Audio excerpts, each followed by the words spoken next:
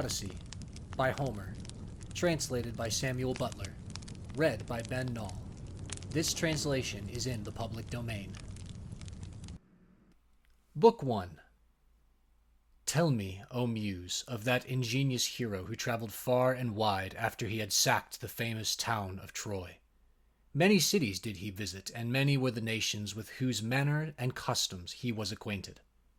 Moreover, he suffered much by sea, while trying to save his own life and bring his men safely home. But do what he might, he could not save his men, for they perished through their own sheer folly in eating the cattle of the sun god Hyperion, so the god prevented them from ever reaching home. Tell me too about all these things, O daughter of Jove, from whatsoever source you may know them. So now all who have escaped death in battle or by shipwreck had got safely home except Ulysses, and he, though he was longing to return to his wife and country, was detained by the goddess Calypso, who had got him into a large cave and wanted to marry him. But as years went by, there came a time when the gods settled that he should go back to Ithaca. Even then, however, when he was among his own people, his troubles were not yet over. Nevertheless, all the gods had now begun to pity him except Neptune, who still persecuted him without ceasing and would not let him get home. Now Neptune had gone off to the Ethiopians, who are at the world's end and lie in two halves, the one looking west and the other east. He had gone there to accept a hecatomb of sheep and oxen, and was enjoying himself at his festival. But the other gods met in the house of Olympian Jove, and the sire of gods and men spoke first. At that moment he was thinking of Aegisthus, who had been killed by Agamemnon's son, Orestes. So he said to the other gods, "See now how men lay blame upon us gods for what is after all nothing but their own folly. Look at Aegisthus.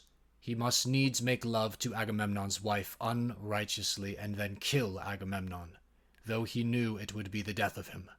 For I sent Mercury to warn him not to do either of these things, inasmuch as Orestes would be sure to take his revenge when he grew up and wanted to return home. Mercury told him this on all good will, but he would not listen, and now he has paid for everything in full."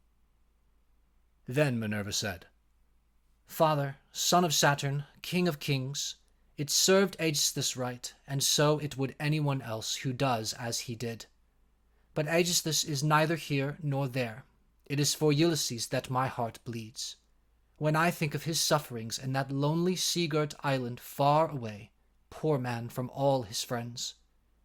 It is an island covered with forest in the very middle of the sea, and a goddess lives there, daughter of the magician Atlas, who looks after the bottom of the ocean and carries the great columns that keep heaven and earth asunder.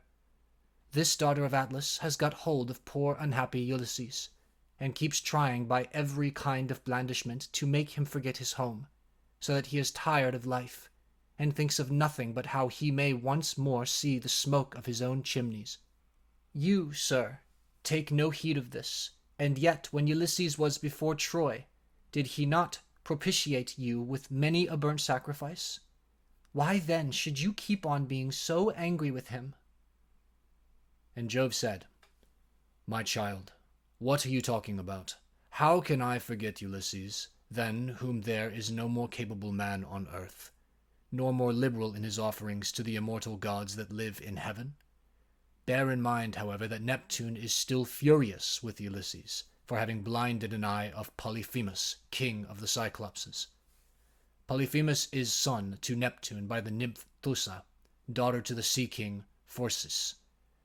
Therefore, though he will not kill Ulysses outright, he torments him by preventing him from getting home. Still, let us lay our heads together and see how we can help him to return. Neptune will then be pacified, for if we are all of a mind, he can hardly stand out against us." And Minerva said, "Father, son of Saturn, king of kings, if then the gods now mean that Ulysses should get home, we should first send Mercury to the Augean island to tell Calypso that we have made up our minds and that he is to return. In the meantime, I will go to Ithaca to put heart into Ulysses' son Telemachus. I will embolden him to call the Achaeans in assembly, and speak out to the suitors of his mother Penelope, who persist in eating up any number of his sheep and oxen. I will also conduct him to Sparta and to Pylos, to see if he can hear anything about the return of his dear father, for this will make people speak well of him." So saying, she bound on her glittering golden sandals, imperishable, with which she can fly like the wind over land or sea. She grasped the redoubtable bronze-shod spear, so stout and sturdy and strong, wherewith she quells the ranks of heroes who have displeased her. And down she darted from the topmost summits of Olympus, whereon forthwith she was in Ithaca, as the gateway of Ulysses' house, disguised as a visitor, Mentes, chief of the Taphians, and she held a bronze spear in her hand. There she found the lordly suitors seated on hides of the oxen which they had killed and eaten, and playing draughts in front of the house. Men servants and pages were bustling about to wait upon them, some mixing wine with water in the mixing bowls, some cleaning down the tables with wet sponges and laying them out again, and some cutting up great quantities of meat. Telemachus saw her long before anyone else did. He was sitting moodily among the suitors, thinking about his brave father, and how he would send them flying out of the house, if he were to come to his own again, and be honored as in days gone by. Thus brooding as he sat among them, he caught sight of Minerva and went straight to the gate, for he was vexed that a stranger should be kept waiting for admittance. He took her right hand in his own, and bade her give him her spear. "Welcome," he said, "to our house, and when you have partaken of food, you shall tell us what you have come for." He led the way as he spoke, and Minerva followed him. When they were within, he took her spear and set it in the spear stand against a strong-bearing post, along with the many other spears of his unhappy father. And he conducted her to a richly decorated seat, under which he threw a cloth of damask. There was a footstool, also for her feet, and he set another seat near her for himself, away from the suitors, that she might not be annoyed while eating by their noise and insolence, and that he might ask her more freely about his father. A maidservant then brought them water in a beautiful golden ewer, and poured it into a silver basin for them to wash their hands, and she drew a clean table beside them. An upper servant brought them bread, and offered them many good things of what there was in the house. The carver fetched them plates of all manner of meats, and set cups of gold by their side. And a manservant brought them wine, and poured it out for them. Then the suitors came in, and took their places on the benches and seats. Forthwith men servants poured water over their hands. Maids went round with the bread baskets. Pages filled the mixing bowls with wine and water, and they laid their hands upon the good things that were before them. As soon as they had had enough to eat and drink, they wanted music and dancing, which are the crowning embellishments of a banquet. So a servant brought a lyre to Phemius, whom they compelled perforce to sing to them. As soon as he touched his lyre and began to sing, Telemachus spoke low to Minerva, with his head close to hers, that no man might hear. "I hope, sir," said he, "that you will not be offended with what I am going to say. Singing comes cheap to those who do not pay for it, and all this is done at the cost of one whose bones lie rotting in some wilderness, or grinding to powder in the surf. If these men were to see my father come back to Ithaca, they would pray for longer legs rather than a longer purse, for money would not serve them. But he, alas, has fallen on an ill fate. And even when people do sometimes say that he is coming, we no longer heed them.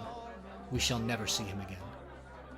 And now, sir, tell me and tell me true who you are and where you come from. Tell me of your town and parents, what manner of ship you came in, how your crew brought you to Ithaca, and of what nation they declared themselves to be. For you cannot have come by land. Tell me also truly, for I want to know, are you a stranger to this house, or have you been here in my father's time? In the old days we had many visitors, for my father went about much himself." And Minerva answered, "I will tell you truly and particularly all about it. I am Mentis, son of Anchialus, and I am king of the Taphians. I have come here with my ship and crew on a voyage to men of a foreign tongue, being bound for Temesa, with a cargo of iron, and I shall bring back copper. As for my ship, it lies over yonder off the open country away from the town, in the harbor, Raethra. under the wooded mountain, narrator. Our fathers were friends before us, as old Laertes will tell you, if you will go and ask him. They say, however, that he never comes to town now and lives by himself in the country, faring hardly with an old woman to look after him and get his dinner for him, when he comes in tired from pottering about his vineyard. They told me your father was at home again, and that was why I came, but it seems the gods are still keeping him back, for he is not dead yet, not on the mainland. It is more likely he is on some sea-girt island in mid-ocean, or a prisoner among savages who are detaining him against his will. I am no prophet and know very little about omens, but I speak as it is borne in upon me from heaven, and assure you that he will not be away much longer, for he is a man of such resource that even though he were in chains of iron, he would find some means of getting home again. But tell me, and tell me true, can Ulysses really have such a fine-looking fellow for a son? If you are indeed wonderfully like him about the head and eyes, for we were closer friends before he set sail for Troy, where the flower of all the Argives went also. Since that time we have never either of us seen the other. My mother, answered Telemachus, tells me I am son to Ulysses, but it is a wise child that knows his own father. Would that I were son to one who had grown old upon his own estates, for since you ask me, there is no more ill-starred man under heaven than he who they tell me is my father. And Minerva said, there is no fear of your race dying out yet, while Penelope has such a fine son as you are. But tell me, and tell me true, what is the meaning of all this feasting, and who are these people? What is it all about? Have you some banquet, or is there a wedding in the family? For no one seems to be bringing any provisions of his own. And the guests, how atrociously they are behaving. What riot they make over the whole house. It is enough to disgust any respectable person who comes near them. Sir, said Telemachus, as regards your question, so long as my father was here it was well with us and with the house, but the gods in their displeasure have willed it otherwise, and have hidden him away more closely than mortal man was ever yet hidden. I could have borne it better, even though he were dead, if he had fallen with his men before Troy, or had died with friends around him, when the days of his fighting were done. For then the Achaeans would have built a mound over his ashes, and I should myself have been heir to his renown. But now the storm winds have spirited him away, we know not whither. He is gone without leaving so much as a trace behind him, and I inherit nothing but dismay. Nor does the matter end simply with grief for the loss of my father. Heaven has laid sorrows upon me of yet another kind, for the chiefs from all our islands, Dulichium, Same and the woodland island of Zacynthus, as also all the principal men of Ithaca itself, are eating up my house under the pretext of paying their court to my mother, who will neither point-blank say that she will not marry, nor yet bring matters to an end. So they are making havoc of my estate, and before long will do so also with myself. Is that so? Exclaimed Minerva. Then you indeed want Ulysses home again. Give him his helmet, shield, and a couple of lances, and if he is the man he was when I first knew him in our house, drinking and making merry, he would soon lay his hands about these rascally suitors, were he to stand once more upon his threshold. He was then coming from Ephyra, where he had been to beg poison for his arrows from Ilus, son of Mamorus.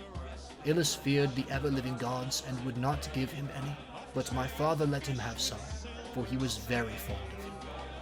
If Ulysses is the man he then was, these suitors will have a short shrift and a sorry wedding.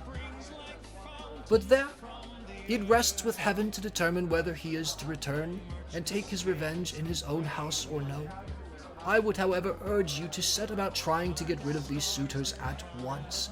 Take my advice. Call the Achaean heroes in assembly tomorrow morning.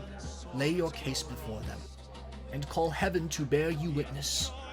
Bid the suitors take themselves off, each to his own place, and if your mother's mind is set on marrying again, let her go back to her father, who will find her a husband and provide her with all the marriage gifts that so dear a daughter may expect. As for yourself, let me prevail upon you to take the best ship you can get, with a crew of 20 men, and go in quest of your father who has so long been missing. Someone may tell you something, or, and people often hear things in this way, some heaven-sent message may direct you. First, go to Pylos and ask Nestor. Thence go on to Sparta and visit Menelaus, for he got home last of all the Achaeans. If you hear that your father is alive and on his way home, you can put up with the waste these suitors will make for yet another 12 months. If, on the other hand, you hear of his death, come home at once, celebrate his funeral rites with all due pomp, build a barrow to his memory, and make your mother marry again. Then, having done all this, think it well over in your mind how, by fair means or foul, you may kill these suitors in your own house. You are too old to plead infancy any longer. Have you not heard how people are singing Orestes' praise for having killed his father's murderer, Aegisthus? You are a fine, smart-looking fellow. Show your mettle then, and make yourself a name in story. Now, however, I must go back to my ship and to my crew, who will be impatient if I keep them waiting longer. Think the matter over for yourself, and remember what I have said to you. Sir, answered Telemachus, it has been very kind of you to talk to me in this way, as though I were your own son, and I will do all you tell me. I know you want to be getting on with your voyage, but stay a little longer, till you have taken a bath and refreshed yourself. I will then give you a present, and you shall go on your way rejoicing. I will give you one of great beauty and value, a keepsake such as only dear friends give to one another. Minerva answered, do not try to keep me, for I would be on my way at once. As for any present you may be disposed to make me, keep it till I come again, and I will take it home with me. You shall give me a very good one, and I will give you one of no less value in return. With these words, she flew away like a bird into the air. But she had given Telemachus courage, and had made him think more than ever about his father. He felt the change, wondered at it, and knew that the stranger had been a god. So he went straight to where the suitors were sitting. Phemius was still singing, and his hearers sat wrapped in silence as he told the sad tale of the return from Troy, and the ills Minerva had laid upon the Achaeans. Penelope, daughter of Icarius, heard his song from her room upstairs, and came down by the great staircase, not alone, but attended by 2 of her handmaids. When she reached the suitors, she stood by one of the bearing posts that supported the roof of the cloisters, with a staid maiden on either side of her. She held a veil, moreover, before her face, and was weeping bitterly. Phemius, she cried, you know many other feats of gods and heroes such as poets love to celebrate. Sing the suitors some one of these, and let them drink their wine in silence, but cease this sad tale, for it breaks my sorrowful heart, and reminds me of my lost husband, whom I mourn ever without ceasing, and whose name was great over all Hellas and middle Argos. Mother, answered Telemachus, let the bard sing what he has a mind to. Bards do not make the ills they sing of. It is Jove, not they, who make them. And who sends weal or woe upon mankind according to his own good pleasure? This fellow means no harm by singing the ill-fated return of the Danans, for people always applaud the latest songs most warmly. Make up your mind to it and bear it. Ulysses is not the only man who never came back from Troy, but many another went down as well as he. Go then within the house and busy yourself with your daily duties, your loom, your distaff, and the ordering of your servants, for speech is man's matter, and mind above all others. For it is I who am master here. She went wondering back into the house, and laid her son's saying in her heart. Then, going upstairs with her handmaids into her room, she mourned her dead husband, till Minerva shed sweet sleep over her eyes. But the suitors were clamorous throughout the covered cloisters, and prayed each one that he might be her bedfellow. Then Telemachus spoke. Shameless, he cried, and insolent suitors! Let us feast at our pleasure now, and let there be no brawling, for it is a rare thing to hear a man with such a divine voice as Phemius has.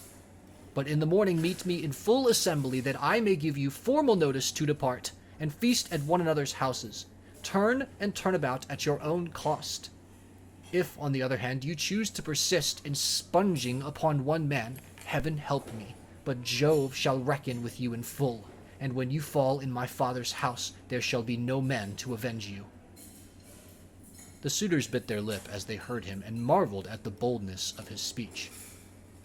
Then Antinous, son of Euphates, said, "The gods seem to have given you lessons in bluster and tall talking. May Jove never grant you to be chief in Ithaca as your father was before you." Telemachus answered, "Antinous, do not chide with me, but God willing, I will be chief too if I can. Is this the worst fate you can think of for me?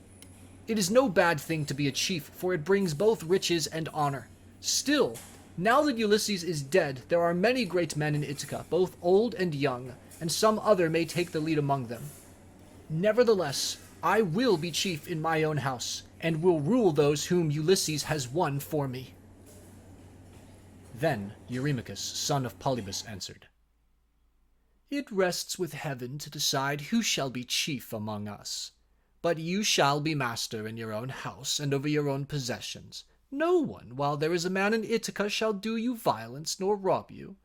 And now, my good fellow, I want to know about this stranger. What country does he come from? Of what family is he? And where is his estate? Has he brought you news about the return of your father, or was he on business of his own? He seemed a well-to-do man, but he hurried off so suddenly that he was gone in a moment before we could get to know him." "My father is dead and gone," answered Telemachus, "and even if some rumor reaches me, I put no more faith in it now. My mother does indeed sometimes send for a soothsayer and question him, but I give his prophesyings no heed. As for the stranger, he was Mentas, son of Anchialus, chief of the Taphians, an old friend of my father's." But in his heart he knew that it had been the goddess.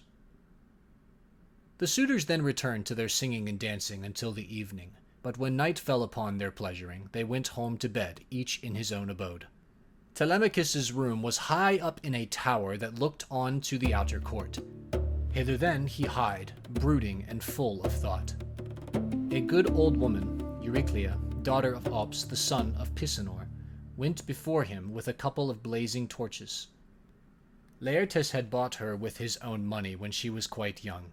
He gave the worth of 20 oxen for her, and showed as much respect to her in his household as he did to his own wedded wife. But he did not take her to his bed, for he feared his wife's resentment. She it was who now lighted Telemachus to his room, and she loved him better than any of the other women in the house did, for she had nursed him when he was a baby. He opened the door of his bedroom and sat down upon the bed. As he took off his shirt, he gave it to the good old woman, who folded it tidily up, and hung it for him over a peg by his bedside, after which he went out, pulled the door to by a silver catch, and drew the bolt home by means of the strap. But Telemachus, as he lay covered with a woolen fleece, kept thinking all night through of his intended voyage and of the counsel that Minerva had given him.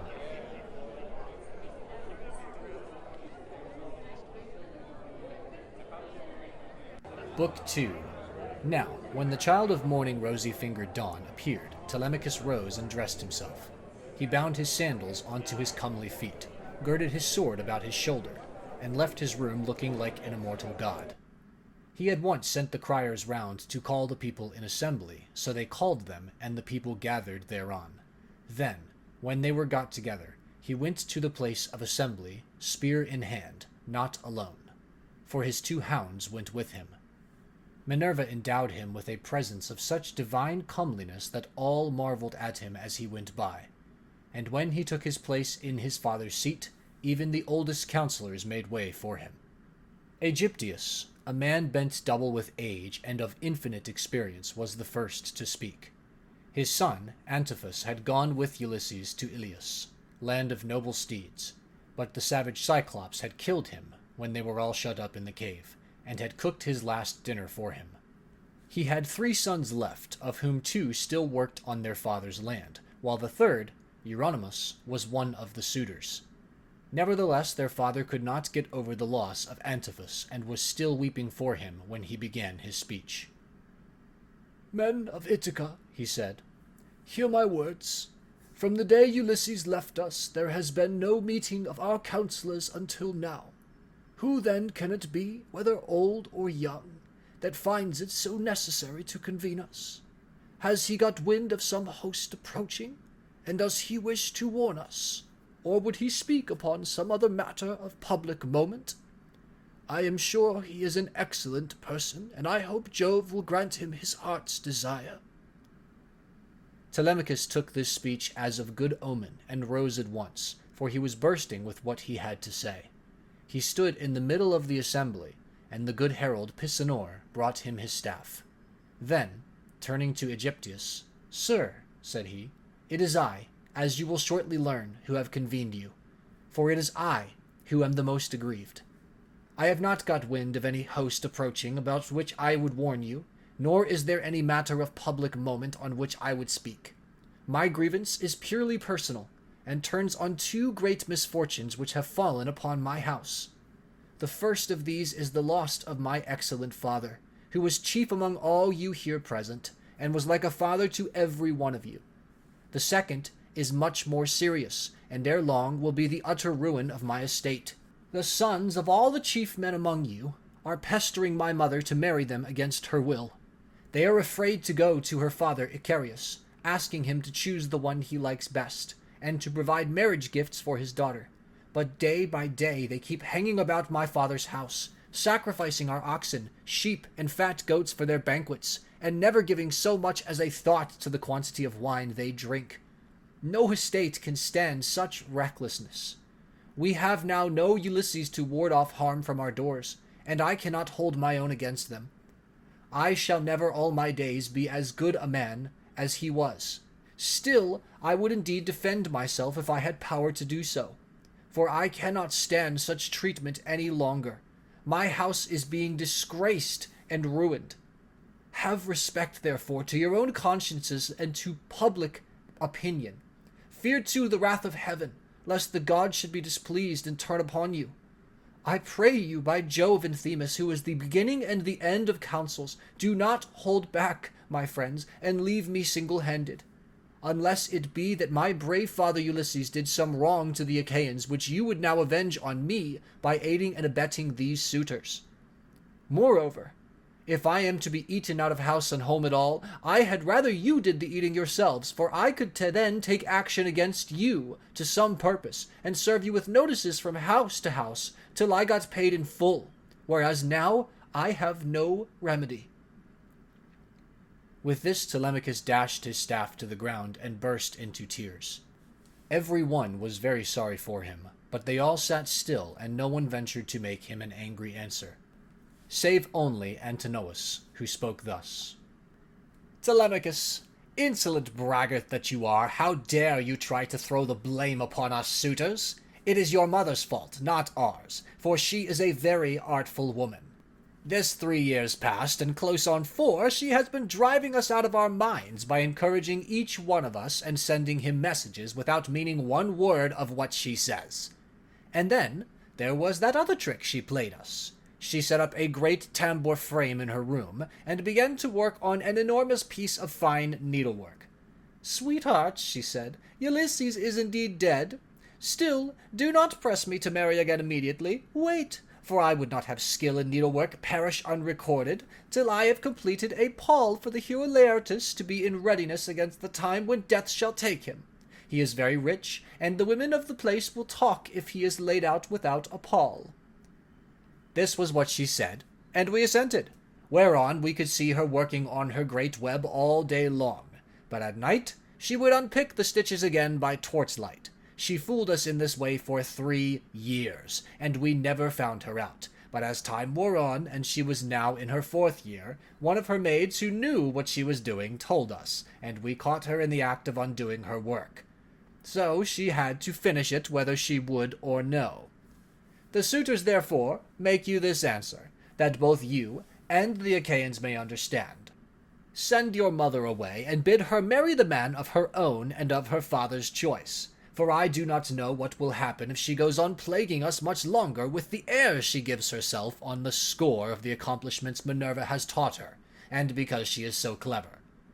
We never yet heard of such a woman. We know all about Tyro, Alcmena, Mason, and the famous women of old, but they were nothing to your mother, any one of them.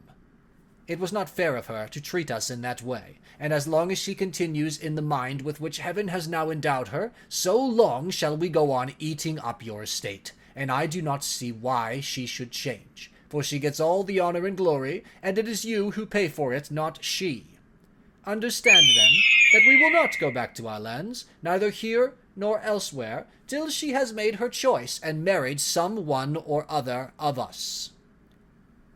Telemachus answered, "Antinous, how can I drive the mother who bore me from my father's house? My father is abroad, and we do not know whether he is alive or dead. It will be hard on me if I have to pay Icarius the large sum which I must give him if I insist on sending his daughter back to him. Not only will he deal rigorously with me, but heaven will also punish me. For my mother, when she leaves the house, will call on the Erinyes to avenge her. Besides, it would not be a creditable thing to do, and I will have nothing to say to it. If you choose to take offense at this, leave the house and feast elsewhere, at one another's houses at your own cost, turn and turn about. If, on the other hand, you elect to persist in sponging upon one man, heaven help me, but Jove shall reckon with you in full, and when you fall in my father's house there shall be no man to avenge you." As he spoke, Jove sent 2 eagles from the top of the mountain, and they flew on and on with the wind, sailing side by side in their own lordly flight. When they were right over the middle of the assembly, they wheeled and circled about, beating the air with their wings and glaring death into the eyes of them that were below.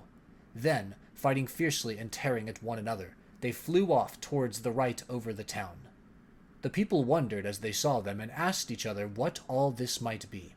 Whereon Halitherses, who was the best prophet and reader of omens among them, spoke to them plainly and in all honesty, saying, "Hear me, men of Ithaca, and I speak more particularly to the suitors, for I see mischief brewing for them. Ulysses is not going to be away much longer. Indeed, he is close at hand to deal out death and destruction, not on them alone, but on many another of us who live in Ithaca. Let us then be wise in time and put a stop to this wickedness before he comes. Let the suitors do so of their own accord. It will be better for them, for I am not prophesying without due knowledge. Everything has happened to Ulysses as I foretold, when the Argives set out for Troy, and he with them. I said that after going through much hardship and losing all his men, he should come home again in the 20th year, and that no one would know him. And now all this is coming true." Eurymachus, son of Polybus, then said, "Go home, old man, and prophesy to your own children, or it may be worse for them. I can read these omens myself much better than you can. Birds are always flying about in the sunshine somewhere or other, but they seldom mean anything. Ulysses has died in a far country, and it is a pity you are not dead along with him, instead of prating here about omens and adding fuel to the anger of Telemachus, which is fierce enough as it is. I suppose you think he will give you something for your family, but I tell you, and it shall surely be, when an old man like you, who should know better, talks a young one over till he becomes troublesome, in the first place his young friend will only fare so much the worse. He will take nothing by it, for the suitors will prevent this, and in the next we will lay a heavier fine, sir, upon yourself, than you will at all like paying, for it will bear hardly upon you. As for Telemachus, I warn him in the presence of you all to send his mother back to her father, who will find her a husband and provide her with all the marriage gifts so dear a daughter may expect.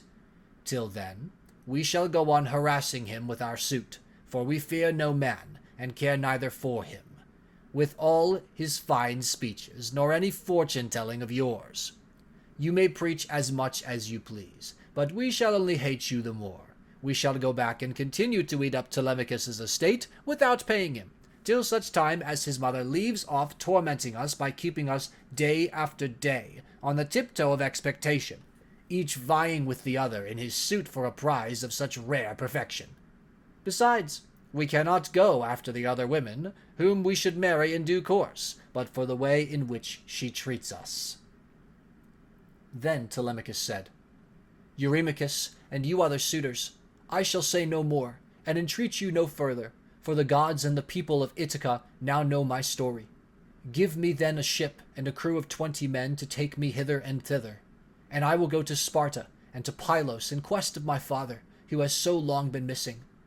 Someone may tell me something, or, and people often hear things in this way, some heaven-sent message may direct me. If I can hear of him as alive and on his way home, I will put up with the waste you suitors will make for yet another 12 months. If, on the other hand, I hear of his death, I will return at once, celebrate his funeral rites with all due pomp, build a barrow to his memory, and make my mother marry again." With these words he sat down, and Mentor, who had been a friend of Ulysses and had been left in charge of everything with full authority over the servants, rose to speak. He then plainly and in all honesty addressed them thus: "Hear me, men of Ithaca. I hope that you may never have a kind and well-disposed ruler any more, nor one who will govern you equitably. I hope that all your chiefs henceforward may be cruel and unjust, for there is not one of you but has forgotten Ulysses, who ruled you as though he were your father. I am not half so angry with the suitors, for if they choose to do violence in the naughtiness of their hearts, and wager their heads that Ulysses will not return, they can take the high hand and eat up his estate. But as for you others, I am shocked at the way in which you all sit still, without even trying to stop such scandalous goings-on, which you could do if you chose, for you are many, and they are few." Leocritus, son of Evenor, answered him, saying, "Mentor, what folly is all this, that you should set the people to stay us? It is a hard thing for one man to fight with many about his victuals. Even though Ulysses himself were to set upon us while we are feasting in his house, and do his best to oust us, his wife, who wants him back so very badly, would have small cause for rejoicing, and his blood would be upon his own head, if he fought against such great odds. There is no sense in what you have been saying. Now, therefore, do you people go about your business, and let his father's old friends Mentor and Halitherses speed this boy on his journey. If he goes at all, which I do not think he will, for he is more likely to stay where he is till someone comes and tells him something." On this he broke up the assembly, and every man went back to his own abode, while the suitors returned to the house of Ulysses. Then Telemachus went all alone by the seaside, washed his hand in the grey waves, and prayed to Minerva. "Hear me," he cried, "you god who visited me yesterday, and bade me sail the seas in search of my father who has so long been missing. I would obey you, but the Achaeans, and more particularly the wicked suitors, are hindering me that I cannot do so." As he thus prayed, Minerva came close up to him in the likeness and with the voice of Mentor. "Telemachus," said she, "if you are made of the same stuff as your father, you will be neither fool nor coward henceforward, for Ulysses never broke his word, nor left his work half done. If then you take after him, your voyage will not be fruitless. But unless you have the blood of Ulysses and of Penelope in your veins, I see no likelihood of your succeeding. Sons are seldom as good men as their fathers. They are generally worse, not better. Still, as you are not going to be either fool or coward henceforward, and are not entirely without some share of your father's wise discernment, I look with hope upon your undertaking. But mind you never make common cause with any of those foolish suitors, for they have neither sense nor virtue, and give no thought to death, and to the doom that will shortly fall on one and all of them, so that they shall perish on the same day. As for your voyage, it shall not be long delayed. Your father was such an old friend of mine that I will find you a ship, and will come with you myself. Now, however, return home, and go about among the suitors. Begin getting provisions ready for your voyage. See everything well stowed, the wine in jars and the barley meal, which is the staff of life, in leathern bags, while I go round the town, and beat up volunteers at once. There are many ships in Ithaca, both old and new. I will run my eye over them for you, and will choose the best. We will get her ready, and will put out to sea without delay." Thus spoke Minerva, daughter of Jove, and Telemachus lost no time in doing as the goddess told him. He went moodily home, and found the suitors flaying goats and singeing pigs in the outer court. Antinous came up to him at once and laughed as he took his hand in his own, saying, "Telemachus, my fine fire-eater, bear no more ill blood, neither in word nor deed, but eat and drink with us as you used to do. The Achaeans will find you in everything, a ship and a picked crew to boot, so that you can set sail for Pylos at once and get news of your noble father." "Antinous," answered Telemachus, "I cannot eat in peace, nor take pleasure of any kind with such men as you are. Was it not enough that you should waste so much good property of mine while I was yet a boy? Now that I am older and know more about it, I am also stronger, and whether here among this people, or by going to Pylos, I will do you all the harm I can. I shall go, and my going will not be in vain. Though thanks to you suitors, I have neither ship nor crew of my own, and must be passenger, not captain." As he spoke, he snatched his hand from that of Antinous. Meanwhile, the others went on getting dinner ready about the buildings, jeering at him tauntingly as they did so. "Telemachus," said one youngster, "means to be the death of us. I suppose he thinks he can bring friends to help him from Pylos, or again from Sparta, where he seems bent on going. Or will he go to Ephyra as well, for poison to put in our wine and kill us?" Another said, "Perhaps if Telemachus goes on board ship, he will be like his father and perish far from his friends. In this case we should have plenty to do, for we could then divide up his property amongst us. As for the house, we can let his mother and the man who marries her have that." This was how they talked. But Telemachus went down into the lofty and spacious storeroom, where his father's treasure of gold and bronze lay heaped up upon the floor, and where the linen and spare clothes were kept in open chests. Here, too, there was a store of fragrant olive oil, while casks of old, well-ripened wine, unblended and fit for a god to drink, were ranged against the wall in case Ulysses should come home again after all. The room was closed with well-made doors, opening in the middle. Moreover, the faithful old housekeeper, Euryclea, daughter of Ops, the son of Pisanor, was in charge of everything both night and day. Telemachus called her to the storeroom and said, "Nurse, draw me off some of the best wine you have. After what you are keeping for my father's own drinking, in case, poor man, he should escape death and find his way home again after all. Let me have 12 jars, and see that they all have lids. Also fill me with some well-sewn leathern bags with barley meal, about 20 measures in all. Get these things put together at once, and say nothing about it. I will take everything away this evening as soon as my mother has gone upstairs for the night. I am going to Sparta and to Pylos to see if I can hear anything about the return of my dear father." When Euryclea heard this, she began to cry, and spoke fondly to him, saying, "My dear child, whatever can have put such notion as this in your head? Where in the world do you want to go to, you who are the only hope of this house? Your poor father is dead, and gone in some foreign country, nobody knows where, and as soon as your back is turned, these wicked ones here will be scheming to get you put out of the way, and will share all your possessions among themselves. Stay where you are among your own people, and do not go wandering and worrying your life out onto the barren ocean." "Fear not, nurse," answered Telemachus. "My scheme is not without heaven's sanction, but swear that you will say nothing about all this to my mother, till I have been away for some 10 or 12 days, unless she hears of my having gone and asks you, for I do not want her to spoil her beauty by crying." The old woman swore most solemnly that she would not, and when she had completed her oath, she began drawing off the wine into jars, and getting the barley meal into the bags, while Telemachus went back to the suitors. Then Minerva bethought her of another matter. She took his shape, and went round the town to each one of the crew, telling them to meet at the ship by sundown. She went also to Nomon, son of Phronius, and asked him to let her have a ship, which he was very ready to do. When the sun had set and darkness was over all the land, she got the ship into the water, put all the tackle on board her that ships generally carry, and stationed her at the end of the harbor. Presently the crew came up, and the goddess spoke encouragingly to each of them. Furthermore, she went to the house of Ulysses, and threw the suitors into a deep slumber.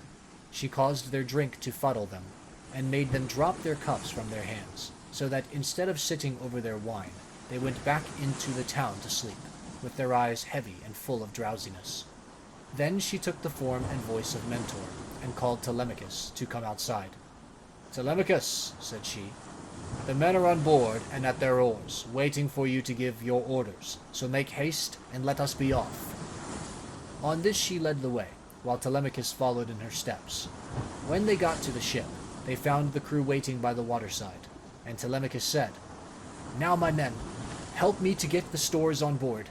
They are all put together in the cloister, and my mother does not know anything about it, nor any of the maidservants except one." With these words he led the way, and the others followed after. When they had brought the things as he told them, Telemachus went on board, Minerva going before him, and taking her seat in the stern of the vessel, while Telemachus sat beside her. Then the men loosed the hawsers, and took their place on the benches. Minerva sent them a fair wind from the west that whistled over the deep blue waves, whereon Telemachus told them to catch hold of the ropes and hoist sail, and they did as he told them.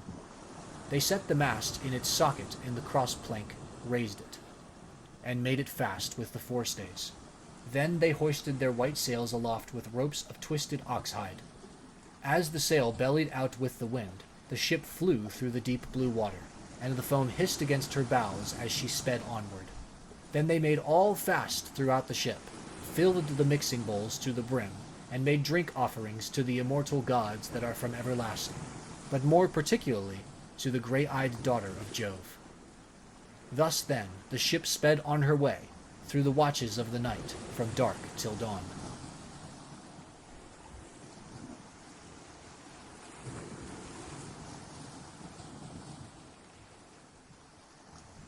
Book 3. But as the sun was rising from the fair sea into the firmament of heaven to shed light on mortals and immortals, they reached Pylos, the city of Neleus. Now the people of Pylos were gathered on the seashore to offer sacrifice of black bulls to Neptune, lord of the earthquake. There were 9 guilds with 500 men in each, and there were 9 bulls to each guild. As they were eating the inward meats and burning the thigh bones on the embers in the name of Neptune, Telemachus and his crew arrived, furled their sails, brought their ship to anchor, and went ashore. Minerva led the way, and Telemachus followed her. Presently she said, "Telemachus, you must not be in the least shy or nervous. You have taken this voyage to try and find out where your father is buried and how he came by his end. So go straight up to Nestor, that we may see what he has got to tell us. Beg of him to speak the truth, and he will tell no lies, for he is an excellent person." "But how, Mentor?" replied Telemachus. "Dare I go up to Nestor? And how am I to address him? I have never yet been used to holding long conversations with people, and am ashamed to begin questioning on one who is so much older than myself." "Some things, Telemachus," answered Minerva, "will be suggested to you by your own instinct, and heaven will prompt you further. For I am assured that the gods have been with you from the time of your birth until now." She then went quickly on, and Telemachus followed in her steps, till they reached the place where the guilds of the Pylian people were assembled. There they found Nestor sitting with his sons, while his company round him were busy getting dinner ready, and putting pieces of meat on the spits, while other pieces were cooking. When they saw the strangers, they crowded round them, took them by the hand, and bade them take their places. Nestor's son, Pisistratus, at once offered his hand to each of them, and seated them on some soft sheepskins that were lying on the sands near his father and his brother, Thrasymedes. Then he gave them their portions of the inward meats, and poured wine for them into a golden cup, handing it to Minerva first, and saluting her at the same time. "Offer a prayer, sir," said he, "to King Neptune, for it is his feast that you are joining. When you have duly prayed and made your drink and offering, pass the cup to your friend, that he may do so also. I doubt not that he too lifts his hands in prayer, for man cannot live without God in the world. Still he is younger than you are, and is much of an age with myself, so I will give you the precedence." As he spoke, he handed her the cup. Minerva thought it very right and proper of him to have given it to herself first. She accordingly began praying heartily to Neptune. "O thou," she cried, "that encirclest the earth, vouchsafe to grant the prayers of thy servants that call upon thee. More especially we pray thee send down thy grace on Nestor and his sons. Thereafter also make the rest of the Pylian people some handsome return for the goodly hecatomb they are offering you. Lastly, grant Telemachus and myself a happy issue in respect of the matter that has brought us in our ship to Pylos." When she had thus made an end of praying, she handed the cup to Telemachus, and he prayed likewise. By and by, when the outer meats were roasted and had taken off the spits, the carvers gave every man his portion, and they all made an excellent dinner. As soon as they had had enough to eat and drink, Nestor, knight of Gerene, began to speak. "Now that our guests have done their dinner," said he, "it will be best to ask them who they are. Who then, so strangers, are you, and from what port have you sailed? Are you traders, or do you sail the seas as rovers, with your hand against every man, and every man's hand against you?" Telemachus answered boldly, for Minerva had given him courage to ask about his father and get himself a good name. "Nestor," said he, "son of Neleus, honor to the Achaean name, you ask whence we come, and I will tell you. We come from Ithaca, under Neritum, and the matter about which I would speak is of private, not public import. I seek news of my unhappy father Ulysses, who is said to have sacked the town of Troy in company with yourself. We know what fate befell each one of the other heroes who fought at Troy. But as regards Ulysses, heaven has hidden from us the knowledge even that he is dead at all, for no one can certify us in what place he perished, nor say whether he fell in battle on the mainland, or was lost at sea amid the waves of Amphitrite. Therefore I am suppliant at your knees. If haply you may be pleased to tell me of his melancholy end, whether you saw it with your own eyes, or heard it from some other traveler, for he was a man born to trouble. Do not soften things out of any pity for me, but tell me in all plainness exactly what you saw. If my brave father, Ulysses, ever did you loyal service, either by word or deed, when you Achaeans were harassed among the Trojans, bear it in mind now as in my favor, and tell me truly all." "My friend," answered Nestor, "you recall a time of much sorrow to my mind, for the brave Achaeans suffered much, both at sea, while privateering under Achilles, and when fighting before the great city of King Priam. Our best men, all of them, fell there: Ajax, Achilles, Patroclus, peer of gods in council, and my own dear son, Antilochus, a man singularly fleet of foot and in fight valiant. But we suffered much more than this. What mortal tongue indeed could tell the whole story? Though you were to stay here and question me for 5 years, or even 6, I could not tell you all that the Achaeans suffered, and you would turn homeward weary of my tale before it ended. 9 long years did we try every kind of stratagem, but the hand of heaven was against us. During all this time there was no one who could compare with your father in subtlety.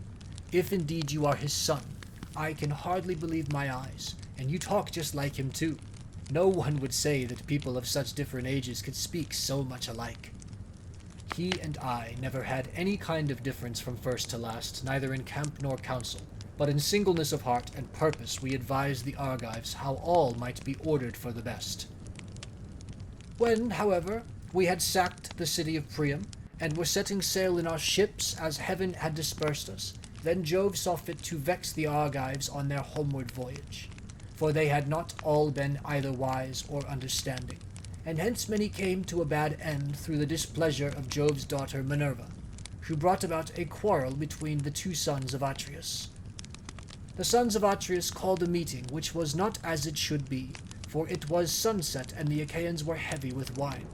When they explained why they had called the people together, it seemed that Menelaus was for sailing homeward at once, and this displeased Agamemnon, who thought that we should wait till we had offered hecatombs to appease the anger of Minerva.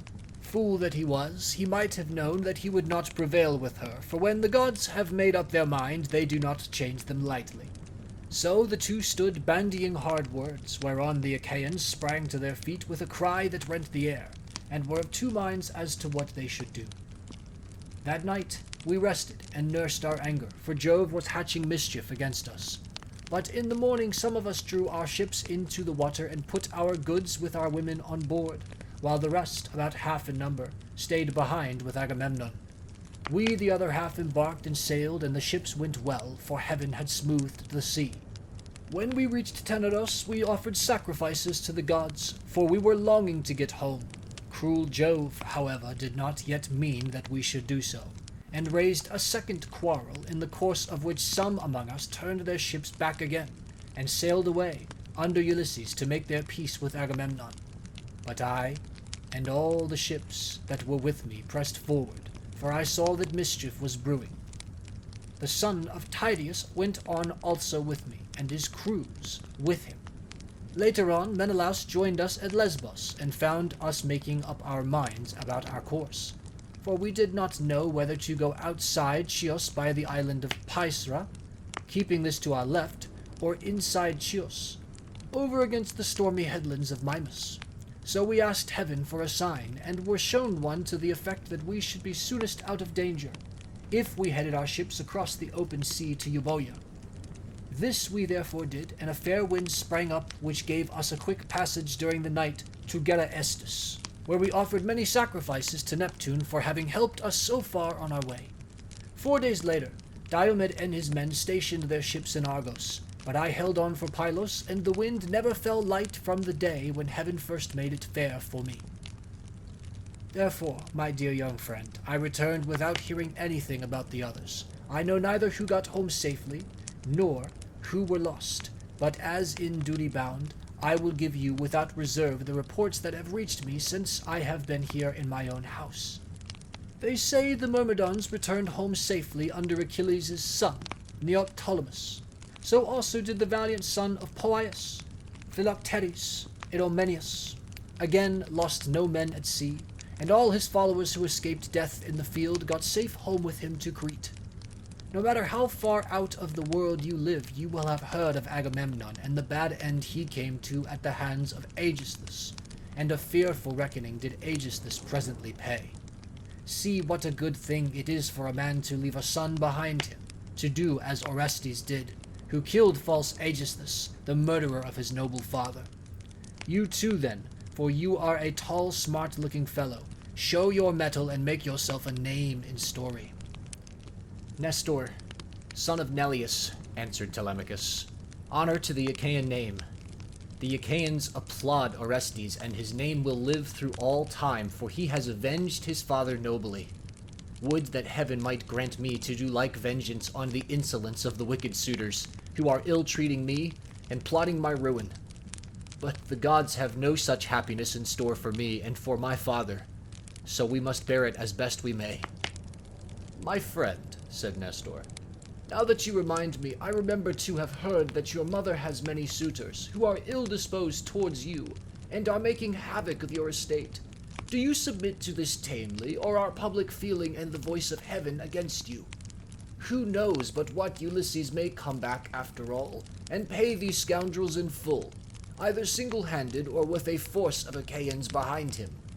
If Minerva were to take as great a liking to you as she did to Ulysses when we were fighting before Troy, for I never yet saw the gods so openly fond of anyone as Minerva then was of your father, if she would take as good care of you as she did of him, these wooers would soon some of them forget their wooing.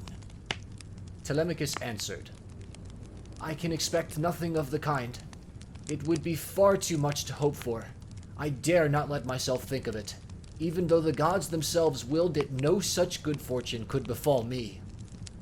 On this Minerva said, Telemachus, what are you talking about?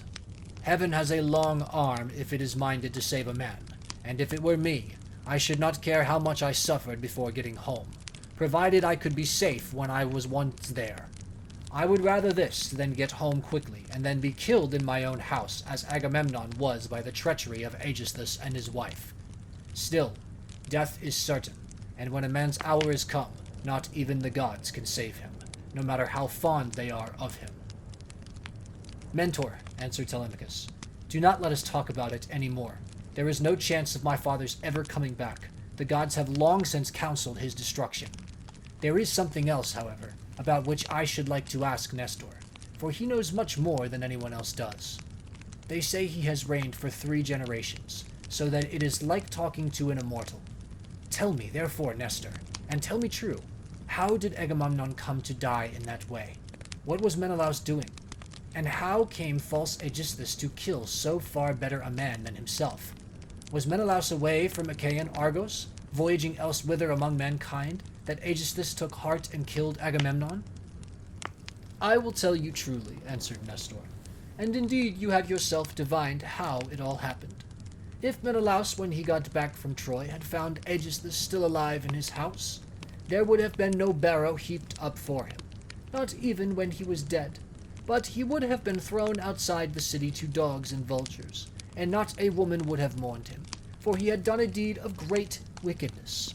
But we were over there, fighting hard at Troy, and Aegisthus, who was taking his ease quietly in the heart of Argos, cajoled Agamemnon's wife Clytemnestra with incessant flattery.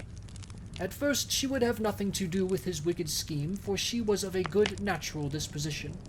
Moreover, there was a bard with her, to whom Agamemnon had given strict orders on setting out for Troy, that he was to keep guard over his wife. But when heaven had counseled her destruction, Aegisthus carried this bard off to a desert island, and left him there for crows and seagulls to batten upon. After which she went willingly enough to the house of Aegisthus. Then he offered many burnt sacrifices to the gods, and decorated many temples with tapestries and gilding, for he had succeeded far beyond his expectations. Meanwhile, Menelaus and I were on our way home from Troy, on good terms with one another. When we got to Sunium, which is the point of Athens, Apollo with his painless shafts killed Phrontis the steersman of Menelaus's ship, and never man knew better how to handle a vessel in rough weather, so that he died then, and there with the helm in his hand, and Menelaus, though very anxious to press forward, had to wait in order to bury his comrade, and give him his due funeral rites. Presently, when he too could put to sea again, and had sailed on as far as the Malayan heads, Jove counseled evil against him, and made it blow hard till the waves ran mountains high. Here he divided his fleet, and took the one half towards Crete, where the Sidonians dwell round about the waters of the river Iardanus. There is a high headland hereabout stretching out into the sea from a place called Gortyton, and all along this part of the coast as far as Phaestus the sea runs high, when there is a south wind blowing. But after Phaestus the coast is more protected, for a small headland can make a great shelter. Here this part of the fleet was driven onto the rocks and wrecked, but the crews just managed to save themselves. As for the other 5 ships, they were taken by winds and seas to Egypt, where Menelaus gathered much gold and substance among people of an alien speech. Meanwhile, Aegisthus here at home plotted his evil deed. For 7 years after he had killed Agamemnon, he ruled in Mycenae, and the people were obedient under him. But in the 8th year Orestes came back from Athens to be his bane, and killed the murderer of his father. Then he celebrated the funeral rites of his mother and of false Aegisthus by a banquet to the people of Argos, and on that very day Menelaus came home, with as much treasure as his ships could carry. Take my advice, then, and do not go traveling about for long so far from home, nor leave your property with such dangerous people in your house. They will eat up everything you have among them, and you will have been on a fool's errand. Still, I should advise you by all means to go and visit Menelaus, who has lately come off a voyage among such distant peoples as no man could ever hope to get back from. When the winds had once carried him so far out of his reckoning, even birds cannot fly the distance in a 12-month. So vast and terrible are the seas that they must cross. Go to him, therefore, by sea, and take your own men with you. Or if you would rather travel by land, you can have a chariot, you can have horses, and here are my sons who can escort you to Lacedaemon, where Menelaus lives. Beg of him to speak the truth, and he will tell you no lies, for he is an excellent person. As he spoke, the sun set, and it came on dark, whereon Minerva said, Sir, all that you have said is well now. However, order the tongues of the victims to be cut, and mix wine that we may make drink offerings to Neptune and the other immortals, and then go to bed, for it is bedtime. People should go away early and not keep late hours at a religious festival. Thus spoke the daughter of Jove, and they obeyed her, saying, Men servants poured water over the hands of the guests, while pages filled the mixing bowls with wine and water, and handed it round after giving every man his drink offering. Then they threw the tongues of the victims into the fire, and stood up to make their drink offerings. When they had made their offerings, and had drunk each as much as he was minded, Minerva and Telemachus were for going on board their ship, but Nestor caught them up at once and stayed them. "Heaven and the immortal gods," he exclaimed, "forbid that you should leave my house to go on board of a ship! Do you think I am so poor and short of clothes, or that I have so few cloaks, and as to be unable to find comfortable beds both for myself and for my guests? Let me tell you, I have store both of rugs and cloaks, and shall not permit the son of my old friend Ulysses to camp down on the deck of a ship, not while I live. Nor yet will my sons after me, but they will keep open house as I have done." Then Minerva answered, "Sir, you have spoken well, and it will be much better that Telemachus should do as you have said. Therefore, shall return with you and sleep at your house, but I must go back to give orders to my crew, and keep them in good heart. I am the only older person among them. The rest are all young men of Telemachus' own age, who have taken this voyage out of friendship. So I must return to the ship and sleep there. Moreover, tomorrow I must go to the Cauconians, where I have a large sum of money long owing to me.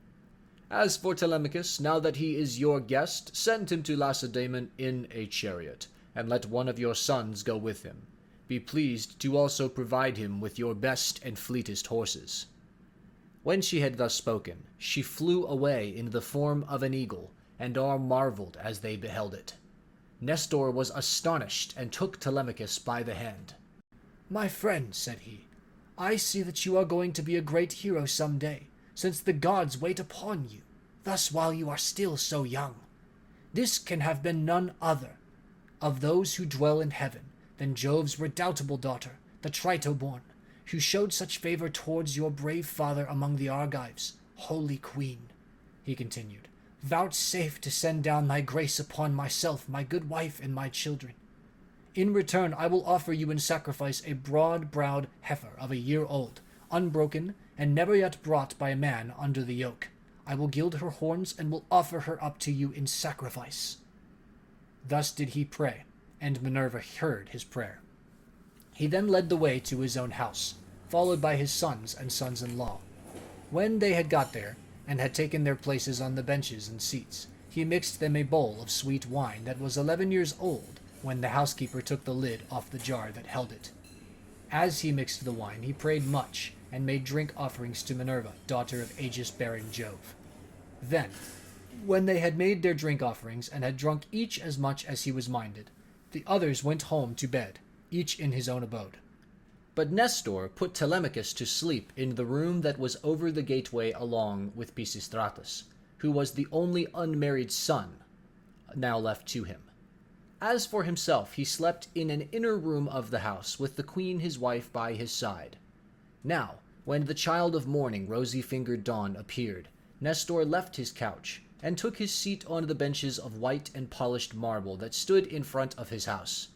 Here aforetime sat Neleus, peer of gods in council, but he was now dead, and had gone to the house of Hades.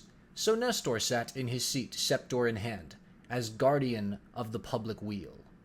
His sons, as they left their rooms, gathered round him: Echephern, Stratius, Perseus, Aretus, and Thrasymedes. The sixth son was Pisistratus, and when Telemachus joined them, they made him sit with them. Nestor then addressed them. "My sons," said he, "make haste to do as I shall bid you. I wish first and foremost to propitiate the great goddess Minerva, who manifested herself visibly to me during yesterday's festivities. Go then, one or other of you, to the plain. Tell the stockman to look me out a heifer, and come on here with it at once. Another must go to Telemachus' ship, and invite all the crew, leaving 2 men only in charge of the vessel. Someone else will run and fetch Laertius, the goldsmith, to gild the horns of the heifer. The rest, stay all of you where you are. Tell the maids in the house to prepare an excellent dinner, and to fetch seats and logs of wood for a burnt offering. Tell them also to bring me some clear spring water." On this they hurried off on their several errands. The heifer was brought in from the plain, and Telemachus' crew came from the ship. the goldsmith brought the anvil, hammer, and tongs, with which he worked his gold, and Minerva herself came to accept the sacrifice. Nestor gave out the gold, and the smith gilded the horns of the heifer that the goddess might have pleasure in their beauty. Then Stratius and Echephron brought her in by the horns. Aretus fetched water from the house in an ewer that had a flower pattern on it, and in his other hand he held a basket of barley meal. Sturdy Thrasymedes stood by with a sharp axe, ready to strike the heifer, while Perseus held a bucket. Then Nestor began with washing his hands and sprinkling the barley meal, and he offered many a prayer to Minerva as he threw a lock from the heifer's head upon the fire. When they had done praying and sprinkling the barley meal, Thrasymedes dealt his blow, and brought the heifer down with a stroke that cut through the tendons at the base of her neck, whereon the daughters and daughters-in-law of Nestor and his venerable wife Eurydice, eldest daughter to Clymenus, screamed with delight. Then they lifted the heifer's head from off the ground, and Pisistratus cut her throat. When she had done bleeding and was quite dead, they cut her up. They cut out the thigh bones all in due course, wrapped them round in 2 layers of fat, and set some pieces of raw meat on the top of them. Then Nestor laid them upon the wood fire, and poured wine over them, while the young men stood near him with 5-pronged spits in their hands. When the thighs were burned, and they had tasted the inward meats, they cut the rest of the meat up small, put the pieces on the spits, and toasted them over the fire. Meanwhile, lovely Polycust, Nestor's youngest daughter, washed Telemachus. When she had washed him and anointed him with oil, she brought him a fair mantle and shirt, and he looked like a god as he came from the bath and took his seat by the side of Nestor. When the outer meats were done, they drew them off the spits and sat down to dinner, where they were waited upon by some worthy henchmen, who kept pouring them out their wine in cups of gold. As soon as they had had enough to eat and drink, Nestor said, "Sons, put Telemachus's horse to the chariots, that he may start at once." Thus did he speak, and they did even as he had said, and yoked the fleet horses to the chariot. The housekeeper packed them up a provision of bread, wine, and sweet meats, fit for the sons of princes. Then Telemachus got into the chariot, while Pisistratus gathered up the reins and took his seat beside him. Then they reached Pherae, where Diocles lived, who was son to Ortilochus and grandson to Alpheus. Here they passed the night, and Diocles entertained them hospitably. When the child of morning rosy-fingered dawn appeared, they again yoked their horses and drove out through the gateway under the echoing gatehouse. Pisistratus lashed the horses on, and they flew forward, nothing loth. Presently they came to the corn lands of the open country, and in the course of time completed their journey. So well did their steeds take them. Now when the sun had set, and darkness was over the land,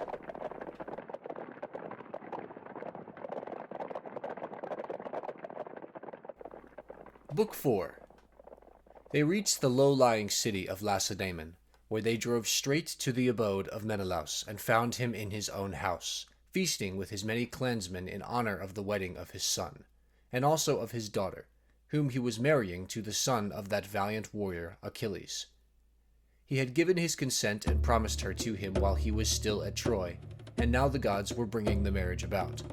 So he was sending her with chariots and horses to the city of the Myrmidons, over whom Achilles' son was reigning. For his only son he had found a bride from Sparta, the daughter of Elector. His son Megapenthes was born to him of a bondwoman, for Helen vouchsafed Helen no more children after she had borne Hermione, who was fair as golden Venus herself. So the neighbors and kinsmen of Menelaus were feasting and making merry in his house. There was a bard also to sing to them and play his lyre, while 2 tumblers went about performing in the midst of them, when the man struck up with his tune. Telemachus and the son of Nestor stayed their horses at the gate, whereon Eutonius, servant to Menelaus, came out, and as soon as he saw them ran hurrying back into the house to tell his master. He went close up to him and said, "Menelaus, there are some strangers come here, 2 men, who look like sons of Jove. What are we to do? Shall we take their horses out, or tell them to find friends elsewhere as they best can?" Menelaus was very angry and said, "Eteonius, son of Boethius, you never used to be a fool. But now you talk like a simpleton. Take their horses out, of course, and show the strangers in that they may have supper. You and I have stayed often enough at other people's houses before we got back here, where heaven grants that we may rest in peace henceforward." So Eteoneus bustled back and bade the other servants come with him. They took their sweating steeds from under the yoke, made them fast to the mangers, and gave them a feed of oats and barley mixed. Then they leaned the chariot against the end wall of the courtyard, and led the way into the house. Telemachus and Pisistratus were astonished when they saw it, for its splendor was as that of the sun and moon. Then, when they had admired everything to their heart's content, they went into the bathroom and washed themselves. When the servants had washed them and anointed them with oil, they brought them woolen cloaks and shirts, and the two took their seats by the side of Menelaus. A maidservant brought them water in a beautiful golden ewer, and poured it into a silver basin for them to wash their hands, and she drew a clean table beside them. An upper servant brought them bread, and offered them many good things of what there was in the house, while the carver fetched them plates of all manner of meats, and set cups of gold by their side. Menelaus then greeted them, saying, "Fall to, and welcome. When you have done supper, I shall ask who you are, for the lineage of such men as you cannot have been lost. You must be descended from a line of scepter-bearing kings, for poor people do not have such sons as you are." On this he handed them a piece of fat roast loin, which had been set near him as being a prime part. And they laid their hands on the good things that were before them, as soon as they had had enough to eat and drink. Telemachus said to the son of Nestor, with his head so close that no one might hear, "Look, Pisistratus, man after my own heart, see the gleam of bronze and gold, of amber, ivory, and silver? Everything is so splendid that it is like seeing the palace of Olympian Jove. I am lost in admiration." Menelaus overheard him and said, "No one, my sons, can hold his own with Jove, for this house and everything about him is immortal. But among mortal men, well, there may be another who has as much wealth as I have, or there may not. But at all events, I have traveled much, and have undergone much hardship, for it was nearly 8 years before I could get home with my fleet. I went to Cyprus, Phoenicia, and the Egyptians. I went also to the Ethiopians, the Sidonians, and the Erembians, and to Libya, where the lambs have horns as soon as they are born, and the sheep lamb down 3 times a year. Everyone in that country, whether master or man, has plenty of cheeses, meat, and good milk, for the ewes yield all the year round. But while I was traveling and getting great riches among these people, my brother was secretly and shockingly murdered through the perfidy of his wicked wife, so that I have no pleasure in being lord of all his wealth. Whoever your parents may be, that they must have told you about all of this, and of my heavy loss in the ruin of a stately mansion, fully and magnificently furnished. Would that I had only a third of what I now have, so that I may have stayed home, and all those who were living who perished on the plain of Troy far from Argos. I often grieve as I sit here in my house for one and all of them. At times I cry aloud for sorrow, but presently I leave off again, for crying is cold comfort, and one soon tires of it. Yet grieve for these as I may, I do so for one man more than for them all. I cannot even think of him without loathing both food and sleep, so miserable does he make me, for no one of all the Achaeans worked so hard or risked so much as he did. He took nothing by it, and has left a legacy of sorrow to myself, for he has been gone a long time, and we know not whether he is alive or dead. His old father, his long-suffering wife Penelope, and his son Telemachus, whom he left behind him an infant in arms, are plunged in grief on his account." Thus spoke Menelaus, and the heart of Telemachus yearned as he bethought him of his father. Tears fell from his eyes as he heard him thus mentioned, so that he held his cloak before his face with both hands. When Menelaus saw this, he doubted whether to let him choose his own time for speaking, or to ask him at once and find what it was all about. While he was thus in 2 minds, Helen came down from her high vaulted and perfumed room, looking as lovely as Diana herself. Adraste brought her a seat, Alcippe a soft woolen rug, while Phila fetched her the silver workbox which Alcandra, wife of Polybus, had given her. Polybus lived in Egyptian Thebes, which is the richest city in the whole world. He gave Menelaus 2 baths, both of pure silver, 2 tripods, and 10 talents of gold. Besides all this, his wife gave Helen some beautiful presents, to wit, a golden distaff and a silver workbox that ran on wheels, with a gold band round the top of it. Philo now placed this by her side, full of fine-spun yarn, and a distaff charged with violet-colored wool was laid upon the top of it. Then Helen took her seat, put her feet upon the stool, and began to question her husband. "Do we know, Menelaus," she said, "the names of these strangers who have come to visit us? Shall I guess right or wrong? But I cannot help saying what I think. Never yet have I seen either man or woman so like somebody else. Indeed, when I look at him, I hardly know what to think, as this young man is like Telemachus, whom Ulysses left as a baby behind him. When you Achaeans went to Troy with battle in your hearts, on account of my most shameless self." "My dear wife," replied Menelaus, "I see the likeness just as you do. His hands and feet are just like Ulysses. So is his hair, with the shape of his head and the expression of his eyes. Moreover, when I was talking about Ulysses and saying how much he had suffered on my account, tears fell from his eyes, and he hid his face in his mantle." Then Pisistratus said, "Menelaus, son of Atreus, you are right in thinking that this young man is Telemachus, but he is very modest and is ashamed to come here and begin opening up discourse with one whose conversation is so divinely interesting as your own. My father, Nestor, sent me to escort him hither, for he wanted to know whether you could give him any counsel or suggestion. A son has always trouble at home when his father has gone away, leaving him without supporters, and this is how Telemachus is now placed, for his father is absent, and there is no one among his own people to stand by him." "Bless my heart," replied Menelaus. "Then I am receiving a visit from the son of a very dear friend, who suffered much hardship for my sake. I had always hoped to entertain him with most marked distinction when heaven had granted us a safe return from beyond the seas. I should have found a city for him in Argos, and built him a house. I should have made him leave Ithaca with his goods, his son, and all his people, and should have sacked for them some one of the neighboring cities that are subject to me. We should thus have seen one another continually, and nothing but death could have interrupted so close and happy an intercourse. I suppose, however, that heaven grudged us such great good fortune, for it has prevented the poor fellow from ever getting home at all." Thus did he speak, and his words set them all a-weeping. Helen wept, Telemachus wept, and so did Menelaus, nor could Pisistratus keep his eyes from filling, when he remembered his dear brother, Antilochus, whom the son of bright dawn had killed. Thereon he said to Menelaus, "Sir, my father Nestor, when we used to talk about you at home, told me you were a person of rare and excellent understanding. If then it be possible, do as I would urge you. I am not fond of crying while I am getting my supper. Morning will come in due course, and in the forenoon I care not how much I cry, for those that are dead and gone.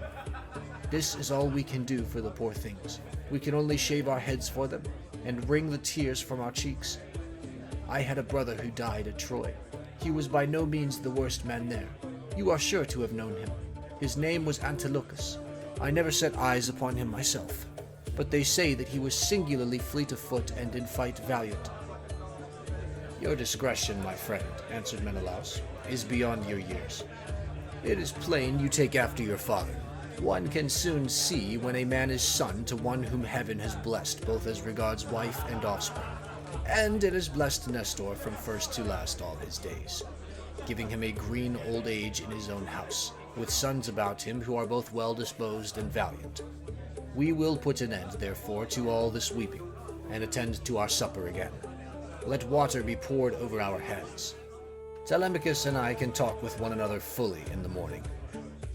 On this Asphalion, one of the servants poured water over their hands, and they laid their hands on the good things that were before them. Then Jove's daughter Helen bethought her of another matter. She drugged the wine with an herb that banishes all care, sorrow, and ill humor.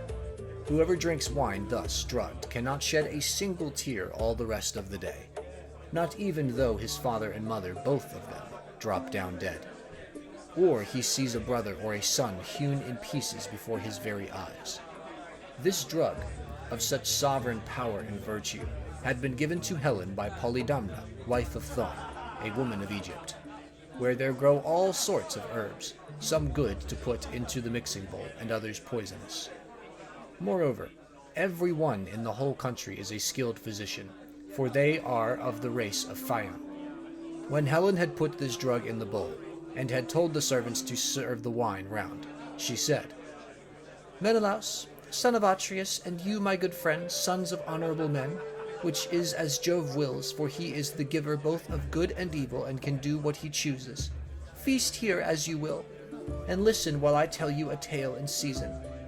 I cannot indeed name every single one of the exploits of Ulysses, but I can say what he did when he was before Troy. And you Achaeans were in all sorts of difficulties. He covered himself with wounds and bruises, dressed himself all in rags, and entered the enemy's city, looking like a menial or a beggar, and quite different from what he did when he was among his own people. In this disguise he entered the city of Troy, and no one said anything to him. I alone recognized him and began to question him, but he was too cunning for me. When, however, I had washed and anointed him, and had given him clothes, and after I had sworn a solemn oath not to betray him to the Trojans till he had got safely back to his own camp, and to the ship, he told me all that the Achaeans meant to do. He killed many Trojans, and got much information before he reached the Argive camp, for all which things the Trojan women made lamentation. But for my own part, I was glad, for my heart was beginning to yearn after my home, and I was unhappy about the wrong that Venus had done me in taking me over there, away from my country, my girl, and my lawful wedded husband, who was indeed by no means deficient either in person or understanding.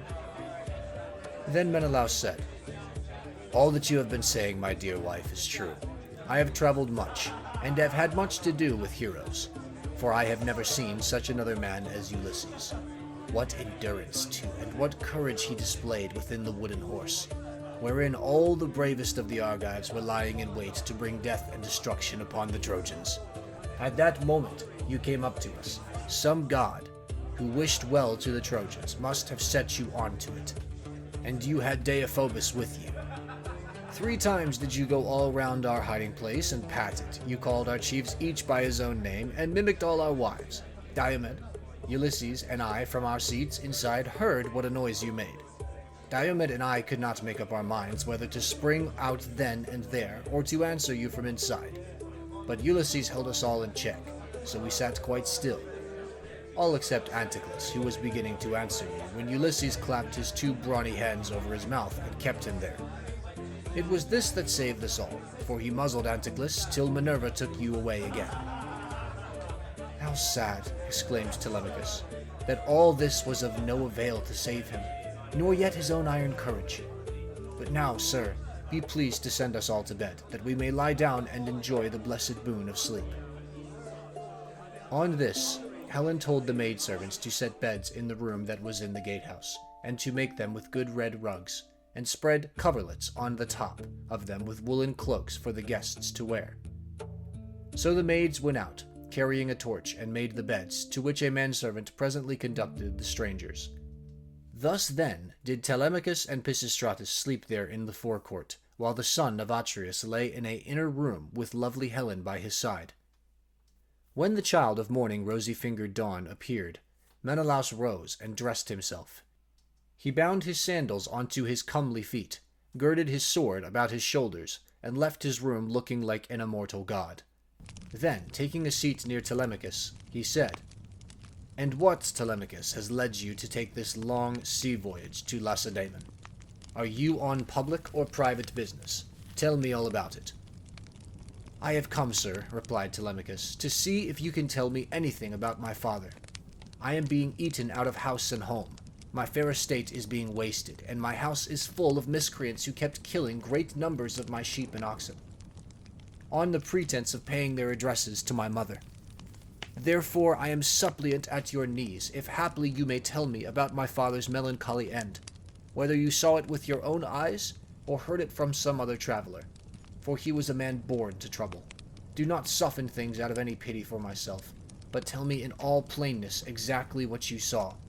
If my brave father Ulysses ever did you loyal service, either by word or deed, when you Achaeans were harassed by the Trojans, bear it in mind now as in my favor, and tell me truly all."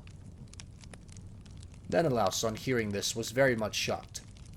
"So," he exclaimed, "these cowards would usurp a brave man's bed.